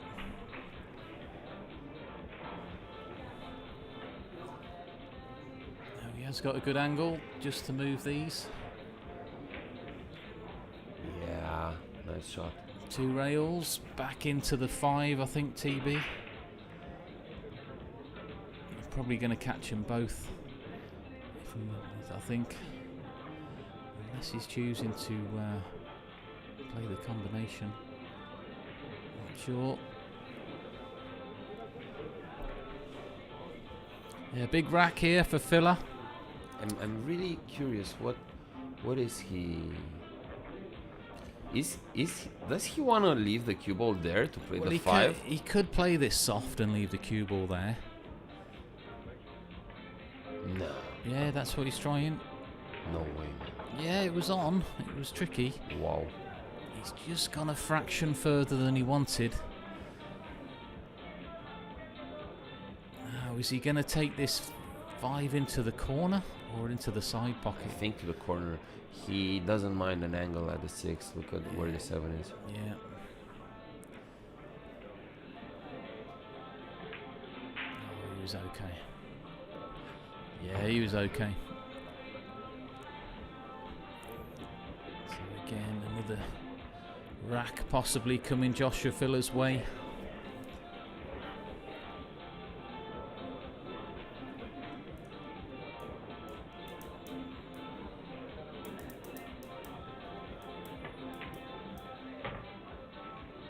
Where's this going?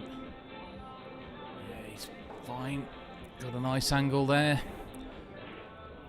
Just to come back out to the centre of the table. A little bit awkward cueing maybe here. He should be okay though.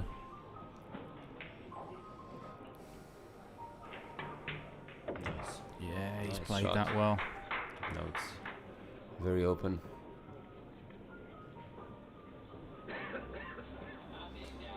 Thank you, the gamer life.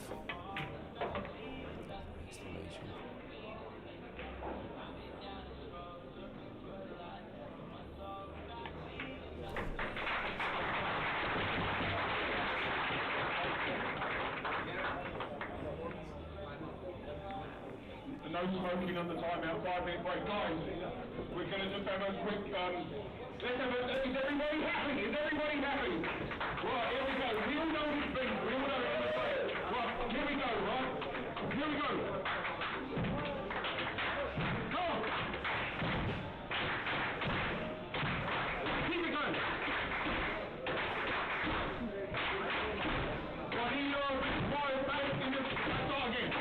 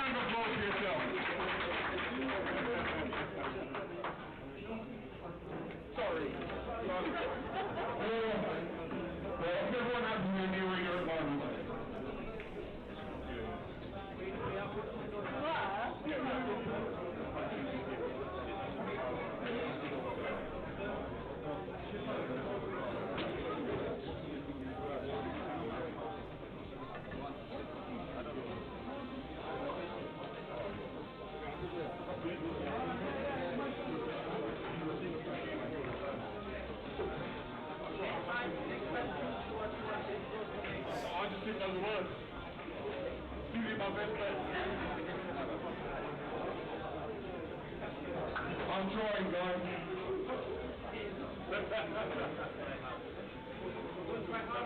No. Ah, legend. So look.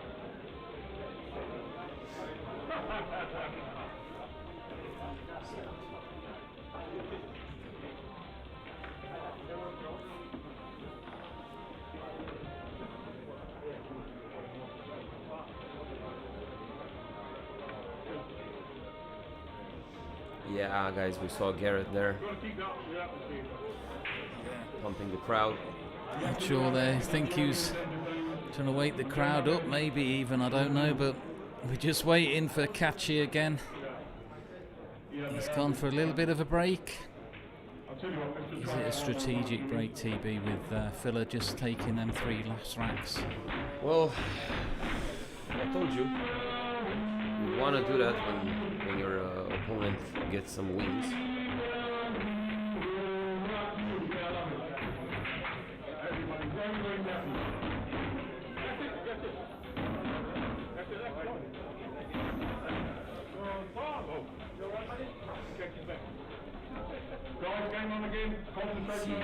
Katschi's back. Yeah. Filler back to his spot. Not taking any chance.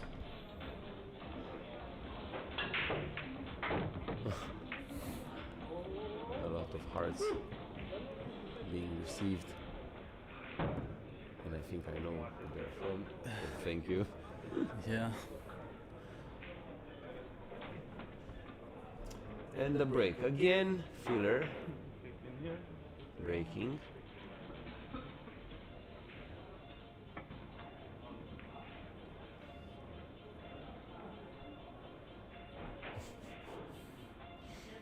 Enough with the hearts.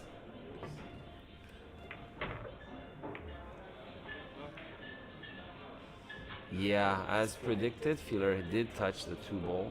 The 4 ball he was measuring.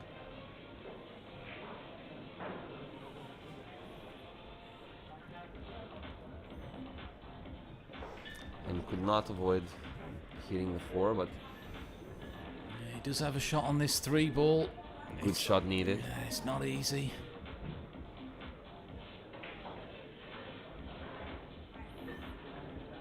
Cue ball will be coming back across the table though for the 4. So just concentrate on the pot.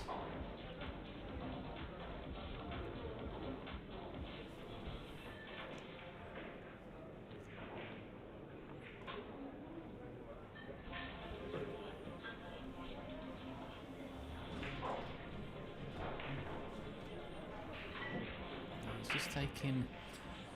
I think he will just pocket it. It's a natural shape, isn't there, just to come off the rail? Yeah, but you need to be in sync. You need to feel it. You need to stay still, deliver the cue smoothly. He's done this like millions of times. You see, this is exactly the difference after a break or the toilet break that his opponent just had. You know, broke the rhythm. Yeah, like 10 minutes ago, he would have put down, shot this, boom, in center of the pocket. Yeah. That's it. Wow, what a shot. Yeah, he's cued that really well. Yeah, did throw a bit the cue into the white, we saw, but he's feeling it. We can see that, but he likes it. He knows he's born for this kind of moments. Too much trouble here to get back for the 5. Yeah. Nice shot. And again, what about the 6? Do you need to get back on the lower? He's going to be drawing this back, TB, off the 1 rail, back down to the centre. Little bit of right hand English, drawing it back down. There we go. I'm pretty sure. Well, he's just had a look at that to check. Yeah, I think. I think he'll go 3 rails or just the 2 slightly? rails, I think. Oh no, you're right. Yeah, he's gone. Yeah. I Thought he might have just gone the 2 rails, but he's played that absolutely perfectly.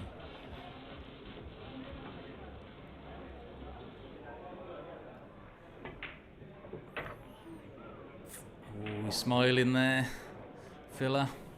Nice. I think he thought he'd missed that for a second, you know. Yeah, I think he thought he might have just missed that, you know. I'm surprised he came over for the 9 in the same pocket. I thought he would have just held the cue ball. I mean the level of this final. But we've got 4 all. It's all going on out there. 4-0, 4-4, 3 breaks, break and runs, each of them. Each one of them. Or maybe 3 to Katschi and only 2 for Filler, but at least more frames than not are a break and run in this final. He's got that 1 in the middle, and Yeah, he's got but the 4 in the corner. the cue ball and the 2 ball are pure lottery for them. Yeah. He just doesn't get any luck. I think he's just calling the ref in to move the rack. Not bogged down, I think, is it?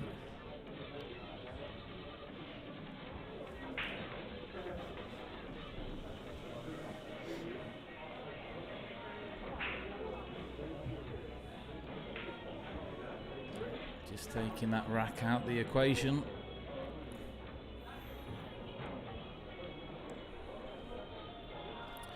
I think he'll be looking to come back down the table where the 4 is with the cue ball. Or the 8 even. Oh, he's played that nicely. Yeah. So, back at the table, he missed a shot at 4-0 or 4-1 and it's 4-4 and he's deadlocked. What do you think about this type of pull, Matt? Yeah, I mean, it's a... You miss a shot and you come back 3 or 4 rackets. Yeah, it's all going on out there, and it's an interesting game. Caledio well up in this match. Now he's sitting at level. And I'm just wondering, can he get that side rail to make the 2 rail kick shot? Can the cue ball pass the 9 and the 6? Not sure.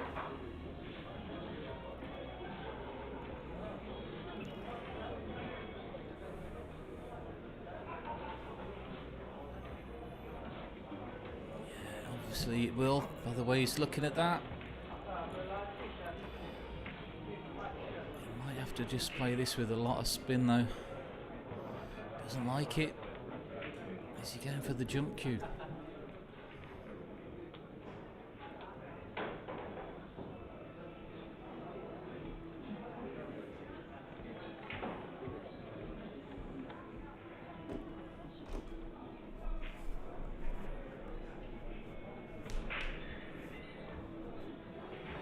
Yeah.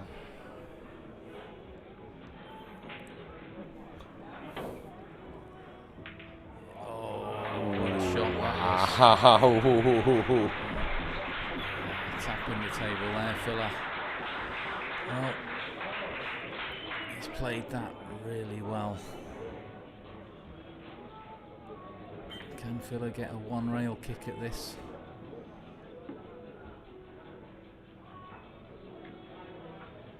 Just lining it up so he can get to the 1 rail for this. What a great kick shot there from Katschi.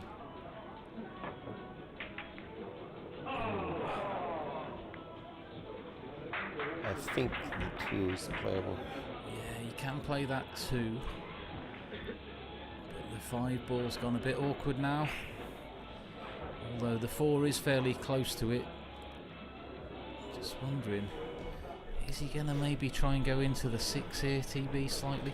The 7. Sorry, the 7. Keep getting it wrong. 7 ball. I keep saying that today. Must be tired. But yeah, I mean, he doesn't need to go into it. He can just draw up slightly, I think, and miss it. Yeah, the 4 is more likely to be used to develop, because the thing is, the 2 needs to play position to the 3. The 4 developing the 5 automatically plays position, you know? Yeah, he's going to be... But 2 to 3 is not easy as it is. It's Yeah, I mean, this is the thing. by any means. It's a tricky little shot coming back up the table. Looks quite thin.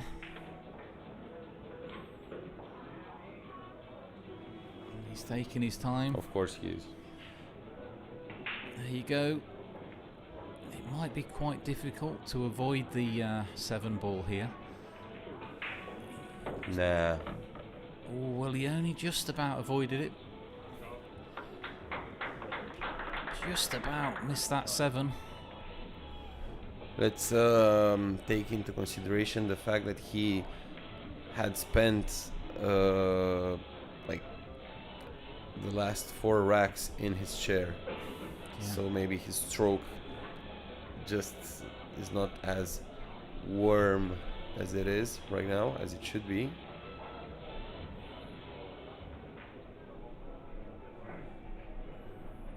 Yeah. We'll find out, see if he's going to run these out. He's looking for an angle on that 4 to disturb the 7-5.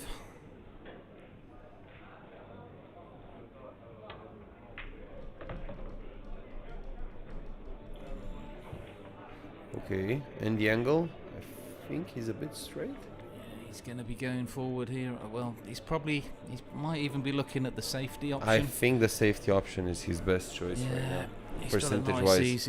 Nice easy safety. Doesn't really need to disturb the cluster. And Filler's going to be coming straight back underneath that 7 ball here. Let's see how well will he stick. Wow. Was he going over the corner?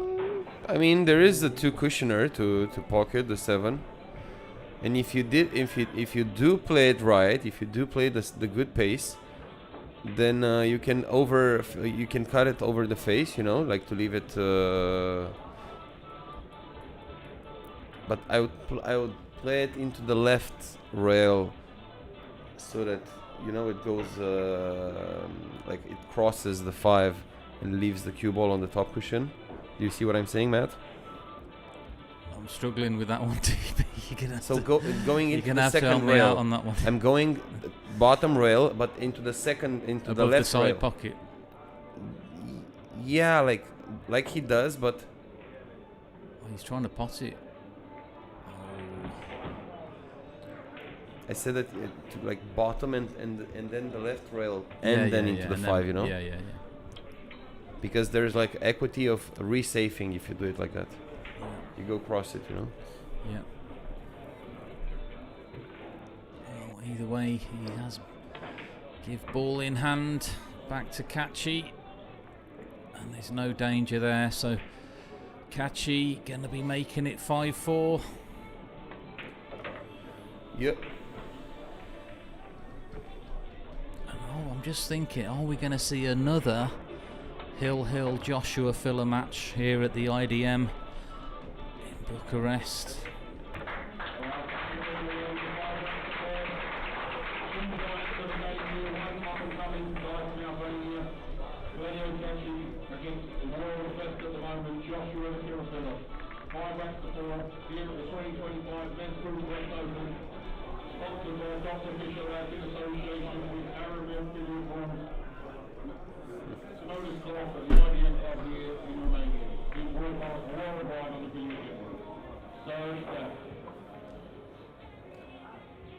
Who do you favor from here? 5-4 for Katschi. Yeah, I mean, another big break here from Katschi. And we could see a 6-4 lead.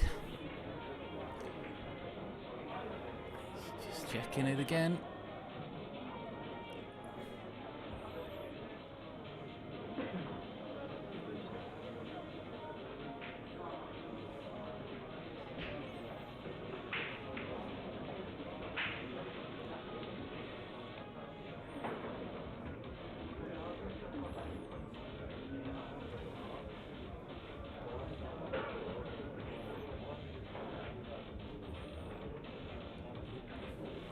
Well, he's ready.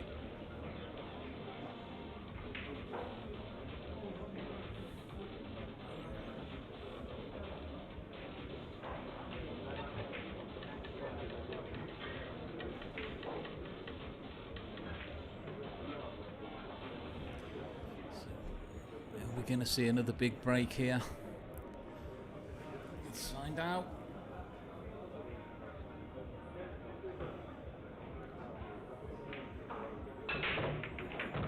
He's got the one, he's made the wing ball, and he's going to be on the 2 ball. So another massive break there from Katschi.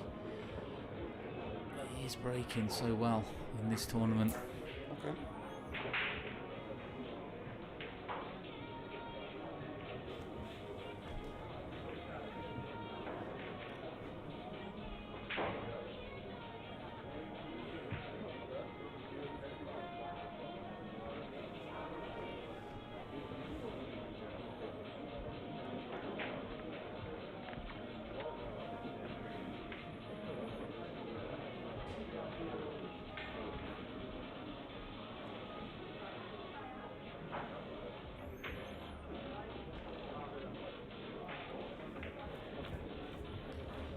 Katschi just looking at the best route down to the 4. I think we'll be seeing 1 rails. Coming back down the centre of the table, possibly. There we go. He's played that well.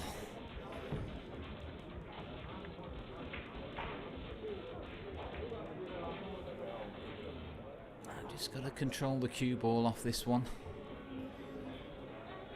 Just wondering if he's going to play this to come back up the table for the 5 in the other corner pocket. That's what he's looking at. It's going to be a little bit of right hand English. Straight in the cue ball off the bottom rail.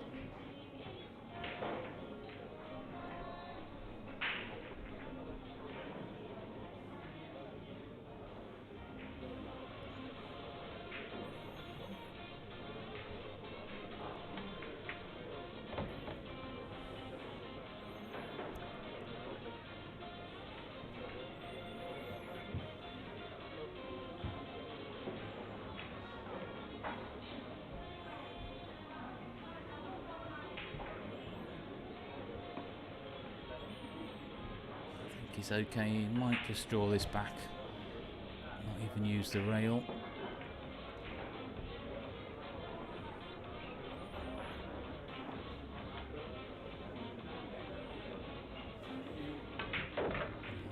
Chose to use the rail, and he's got a nice angle now just to draw back down the table. And we can be looking at 6-4 coming up soon.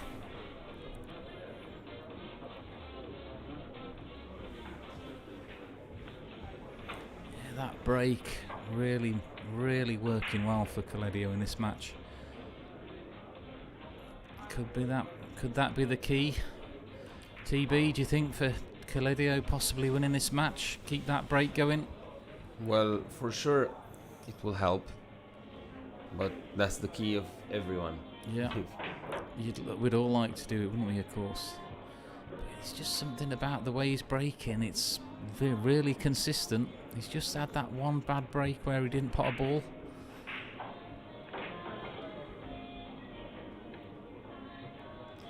So what do you think? A thin cut? Yeah, he's going to be thin cutting this, I think. Back into the left corner pocket. Not sure where he's thinking with the cue ball yet, though. He might just try and come past the side of the 9 ball and then take the 8 possibly into the top left corner. Oh, he had the room for the 2 rails there, so that was a good shot. Yeah, just had enough room for the 2 railer. And just like that, Katschi making it 6-4 here.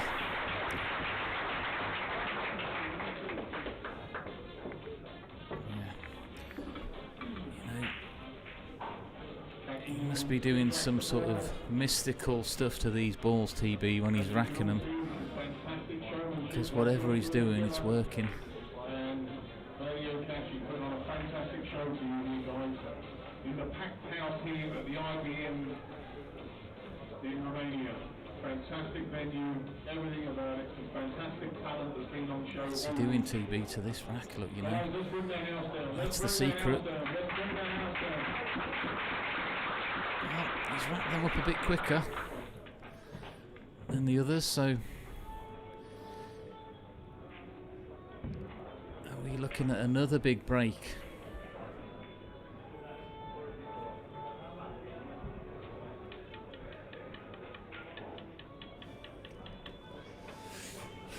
I don't know what to expect. Well, I'm expecting another big break here.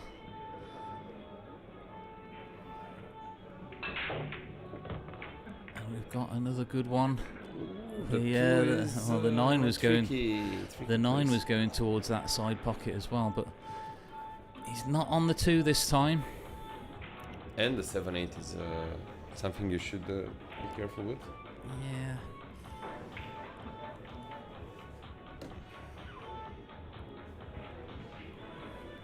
Where's he going here? A few different options. Could possibly draw the cue ball back into the corner where the 8 is.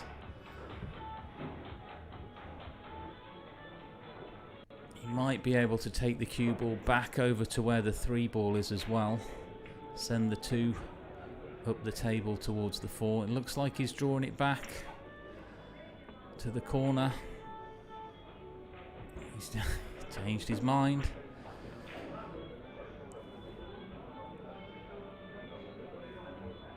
Yeah, a couple of options. I think he's just having a look. I mean, he can play the 2 up the table and come over towards the 3. Nah, I think he wants to go pretty aggressive. Filler is looking at him like a prey. He just wants a chance. I can feel Filler is there in his cherry, bursting and exploding on the inside. So I don't think he wants to play any type of containing shots. Maybe put the 2 up table and use the 3-9 to go cross with the cue ball. You know what I mean?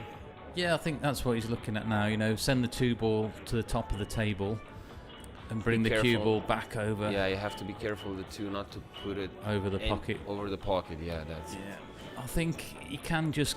Yeah, he can avoid that. I think he can just cut that 2 ball onto the rail, back up the top of the table, and the cue ball will be coming back across to the 3, unless he's going to be going back to the draw shot. Let's find out. Okay. He's drawing it.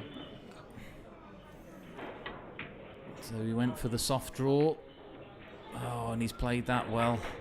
Yeah, but the 2 ball. I don't think it goes. Do you think it goes somewhere? I don't think that 2 will go anywhere. Let's see. Yeah, that 2 doesn't go anywhere. Very rare that, isn't it? You know, get a ball where it won't go anywhere at all with ball in hand. I'm just wondering, you know, is it the end of the world if he doesn't hit this? No, for sure not. Probably not. Of course, he will find himself in a very tough spot. But will it be a worse spot than he's in now? That's the thing. Well, I would just slow kick if I were him, and try to kick the left. Ooh, that's a bit hard. Yeah, he did use the 3-6 being shot. there. Very nice. Good shot from Filler.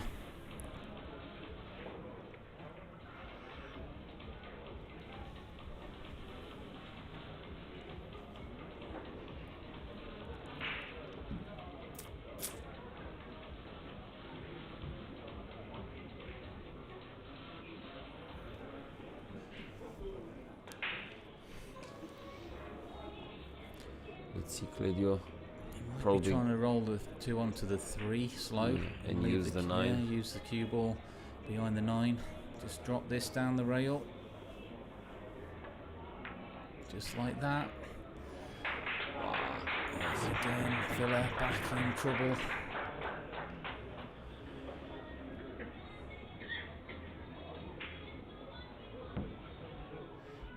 So he wants to 3 rail behind the 2. Use the 6, like let the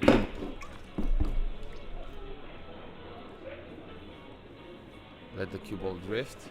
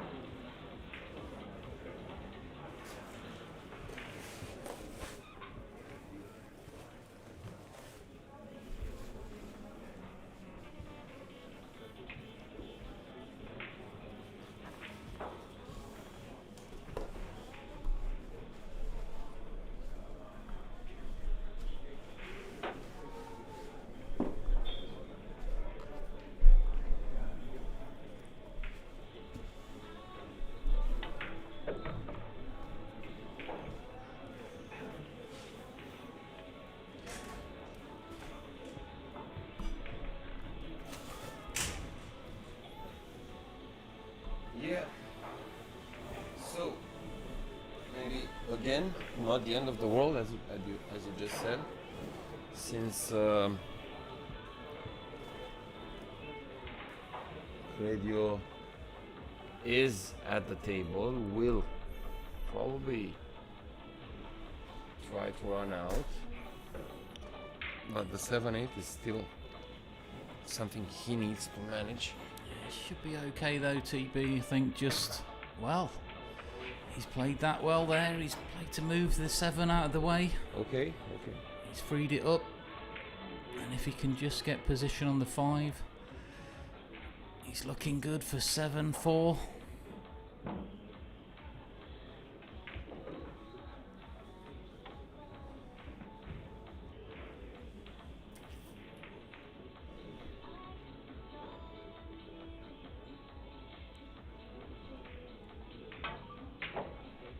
Nicely done there.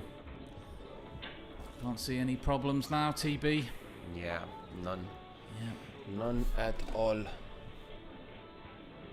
we're looking at 7-4.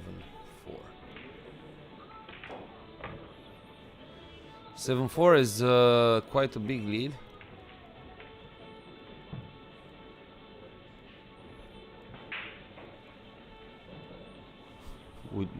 Do you think Filler will get a timeout? I can't see Filler going for a timeout.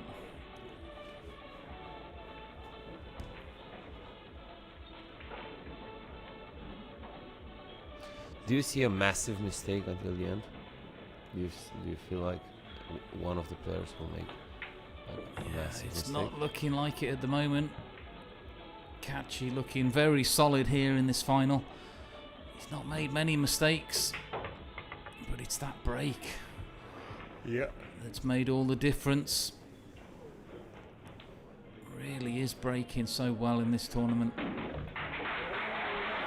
just like that, 7-4 now. Katschi starting to run away with it, but you know what? Filler was behind in his previous game. Earlier when he played Robbie Capito, and he came back to win that on the hill. Could we be looking at another hill final match of the day? We'll find out.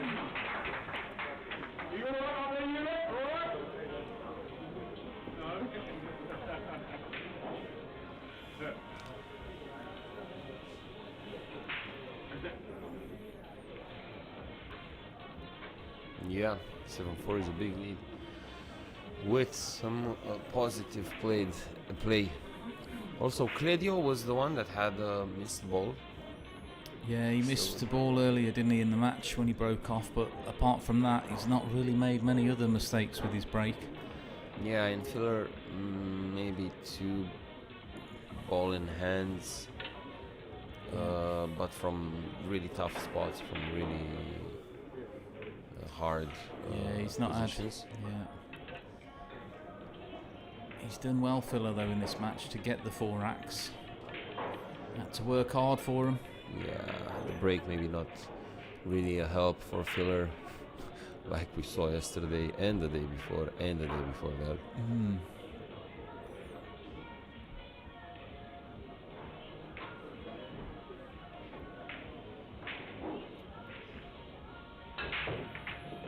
There goes the 1 and the 2. He's going to be sitting over that corner. This is a treat. Wow, raking so well. Yeah.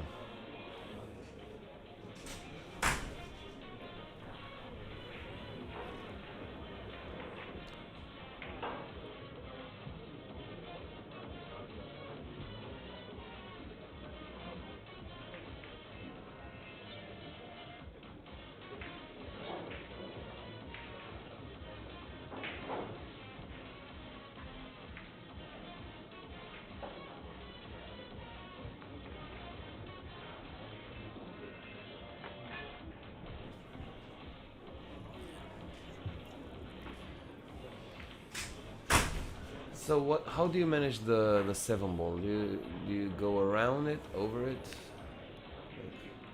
Yeah, it's a tricky. You might be trying to just avoid it by the back. Yeah. Yeah, he went around. He's gonna go past it. And so this is the drama. Jump cue. He's going to be coming straight out for this one, I think. Wow. And position to 4 is not Yeah, I really fancy stopping it there, him yeah? to get this. Yeah, he'll just play this and hold the cue ball around where the 3 is. Like I say, players these days, they're that good with the jump cue. I fancy him to get this and leave the cue ball perfect. Oh, he's still going in the corner. Oh, wow. So this is the chance. Yeah, he's just caught that jump shot a little bit low on the 3 ball there, because you can see the cue balls come down the table and he hit it high on the knuckle. Come on, Joshua. Joshua fella. Okay, maybe a bit straight here, but for how much time he spent in the chair, trust me, he will shoot any angle from anywhere on the table now. A little bit of left hand spin, wide and off the angle, off the rail. Not even needed. It was a good angle. He's fine.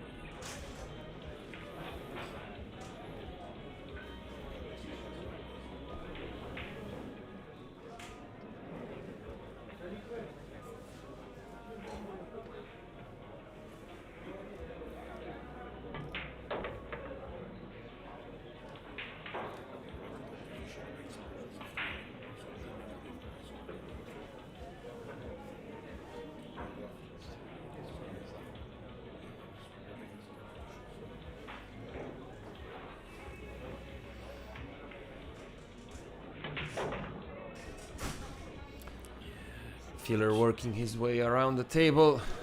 Come on, guys. Let's see.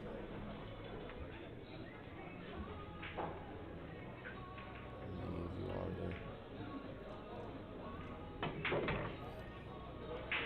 Oh. Oh, now. Dead straight, right on the rail. Middle pocket will help him here with the gap there. So we can just hit lower on the cue ball. Not a problem.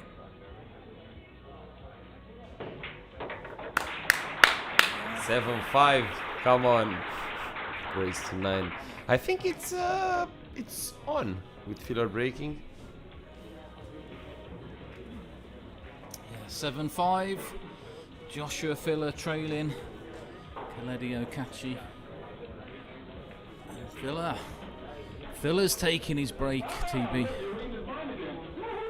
Yeah, I thought so. This was going to happen.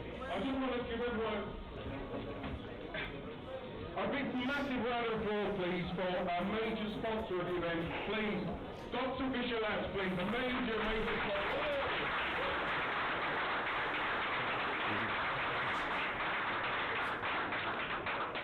Stop to Fisher lads. A courtesy of Dark Side Pool. You wear that at night time.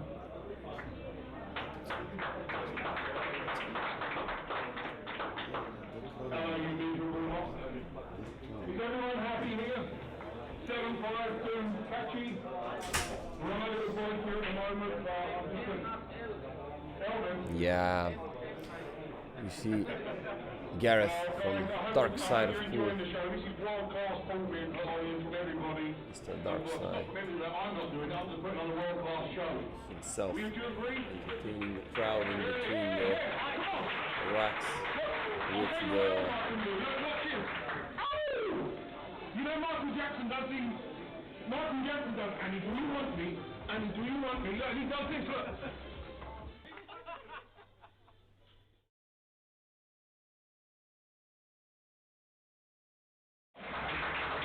Final. You miserable lot, you lot. Come on, give me a clap, come on. That's it. I'll leave my own dog for Fisher. I think I better leave the arena. Love you all. Love you all. Dark Side Pool.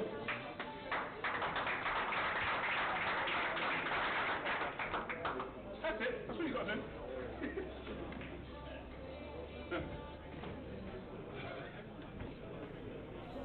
And we're back. Josh, really quick timeout or toilet break. We like to see it's a toilet break here.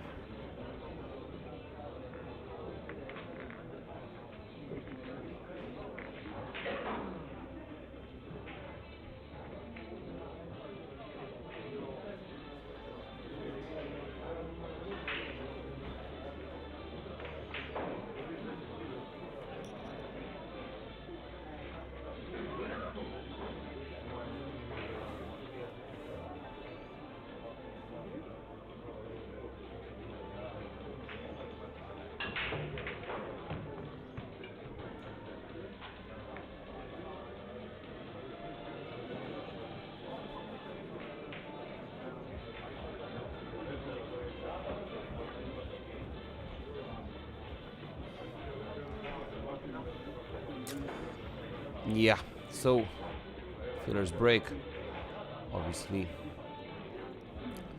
More often than not, filler would, okay, one ball, but cue ball and the two ball just don't get in sync. Don't tend to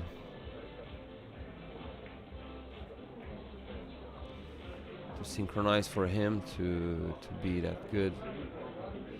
Let's see exactly what Mr. Filler is thinking. So, what do you guys think? Did he try to block the 4 and the 6 to maybe create a cluster there so that he can bring Claudio more into playing the game?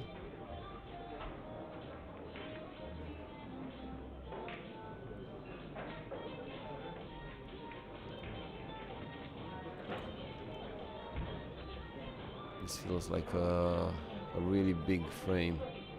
If Katschi wins it, gives him a good chance, while if Filler wins it, it still keeps him into the race.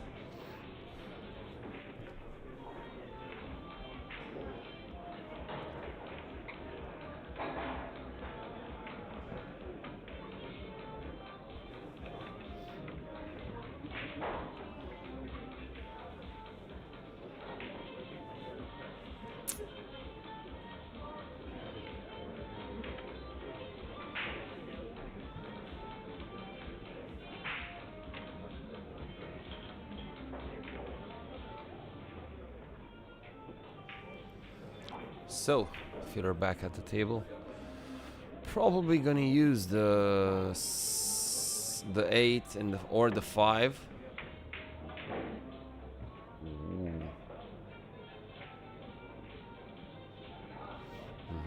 So he tried to use the 4 and the 3. Now he finds himself in the chair. Cledio at the table. Maybe there is an offensive shot, cutting the 2-ball into the low left corner as we look.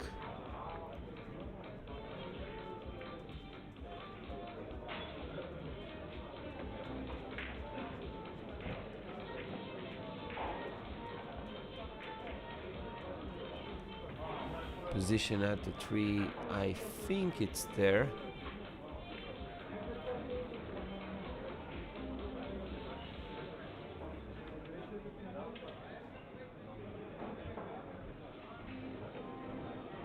I think position at the 3 is there. Let's see.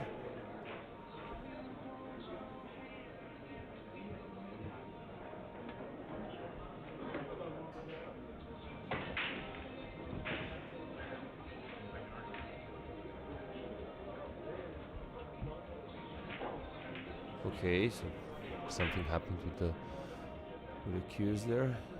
Maybe Joshua dropped them.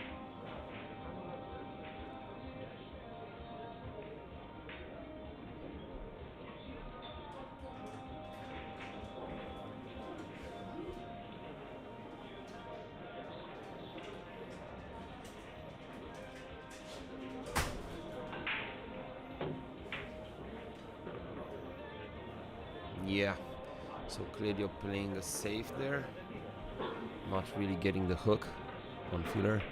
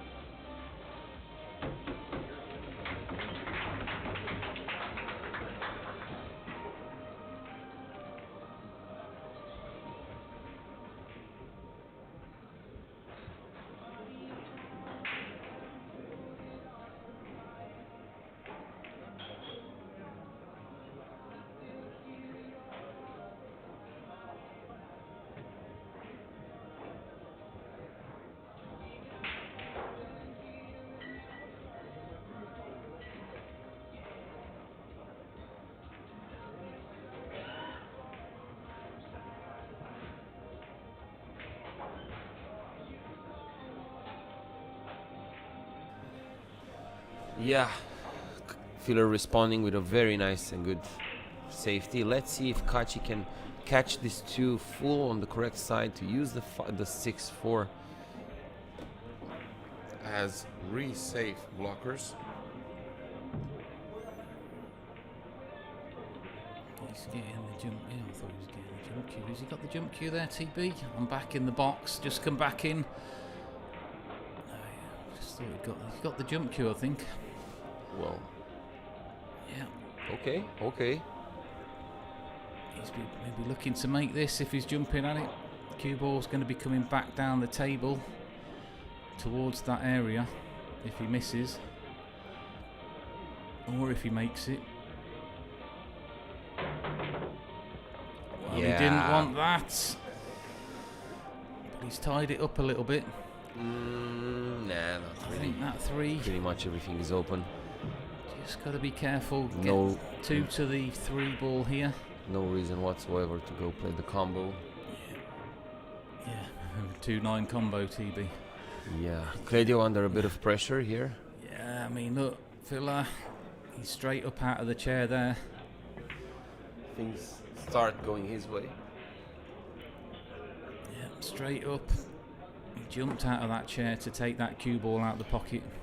Faster than it reached the bottom of the pocket. It went in the pocket. He's straight up. He'll be looking to make this 7-6. And then it's going to be tighter and tighter. Okay, this is a nice angle. You know what? He needs to come back pretty much the same than that angle he wants to the 5. Just wondering, you know, Filler starts getting a few more racks, whether Katschi's going to start feeling the heat a little bit more. And maybe he might make a few more mistakes. Exactly the same spot he came. Very nice. Yeah. Now he doesn't want to go too close to the 6, maybe using the same angle where the 5 is. Yeah. And now there's a debate. Do you go forward and play the 7 on the low side, or do you draw it under the... He's drawing it under. It's a preference shot for sure. Yeah, he's played that nice as well. Yeah. Now just be careful not to miss the 7. He's made this shot many times, so...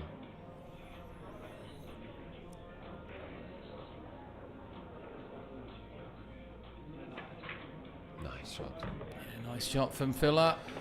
8 and 9, basic shots for... Yeah,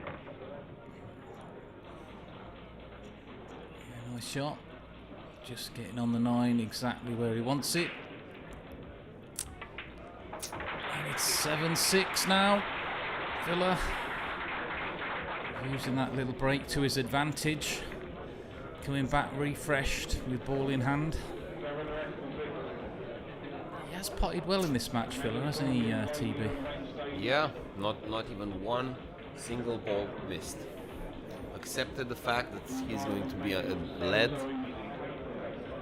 He came back against Capito, came back 2-0 against who he played in the quarters. Been a long day, I can't even remember now. But came back there also. I think, yeah. Oh, and look at this. I think he can get to that too. That would be a first. Yeah. He's made that one in the side. Yeah, there is a break and run possibility here. The 5 goes, the 6 goes. He's just looking at the 4. What type of angle does he want? Working it backwards to really understand. Yeah, all about the 4 ball here. What sort of angle can he get?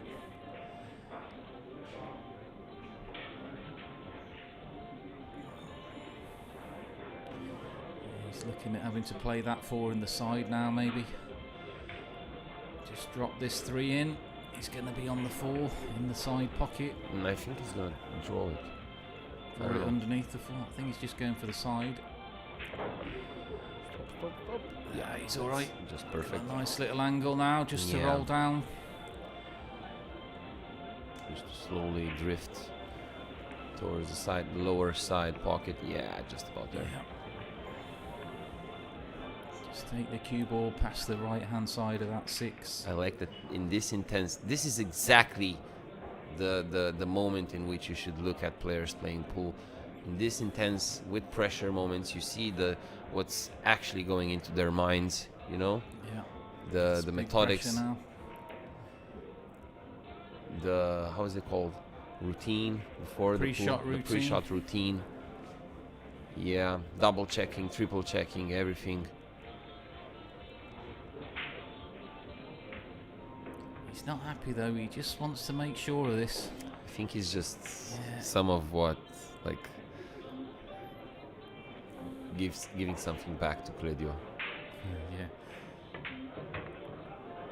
Wow. Exactly pinpoint position. Now 6 to the 7, the most important. He needs to gather himself up to leave. A nice angle at the 6 to get. Yeah, I think he's gonna up the table to the 7. I think he's going to be looking to play this 6 in the same pocket as the 5. If it passes the 9, then it's easier. Yeah. It's very easy to go. I mean, it's One easier. rail back over. Maybe 2. Yeah. Oh, he's going the other side. I thought he was going to play one rail back out into the same pocket. I think it's complicated now. The side pocket comes into equation a bit. I think he's okay, TB. I'm sure he can just come underneath that side pocket here. It's a natural angle, but the problem is it's a tricky little 6 ball. So you slice it into that lower corner pocket on the right hand side. He won't be hitting this very hard because the cue ball is going to be doing all the work anyway. And he's played that very well. Absolutely perfect there, look. Just a little Nice draw. shot. Yeah. Natural angle, come down the table.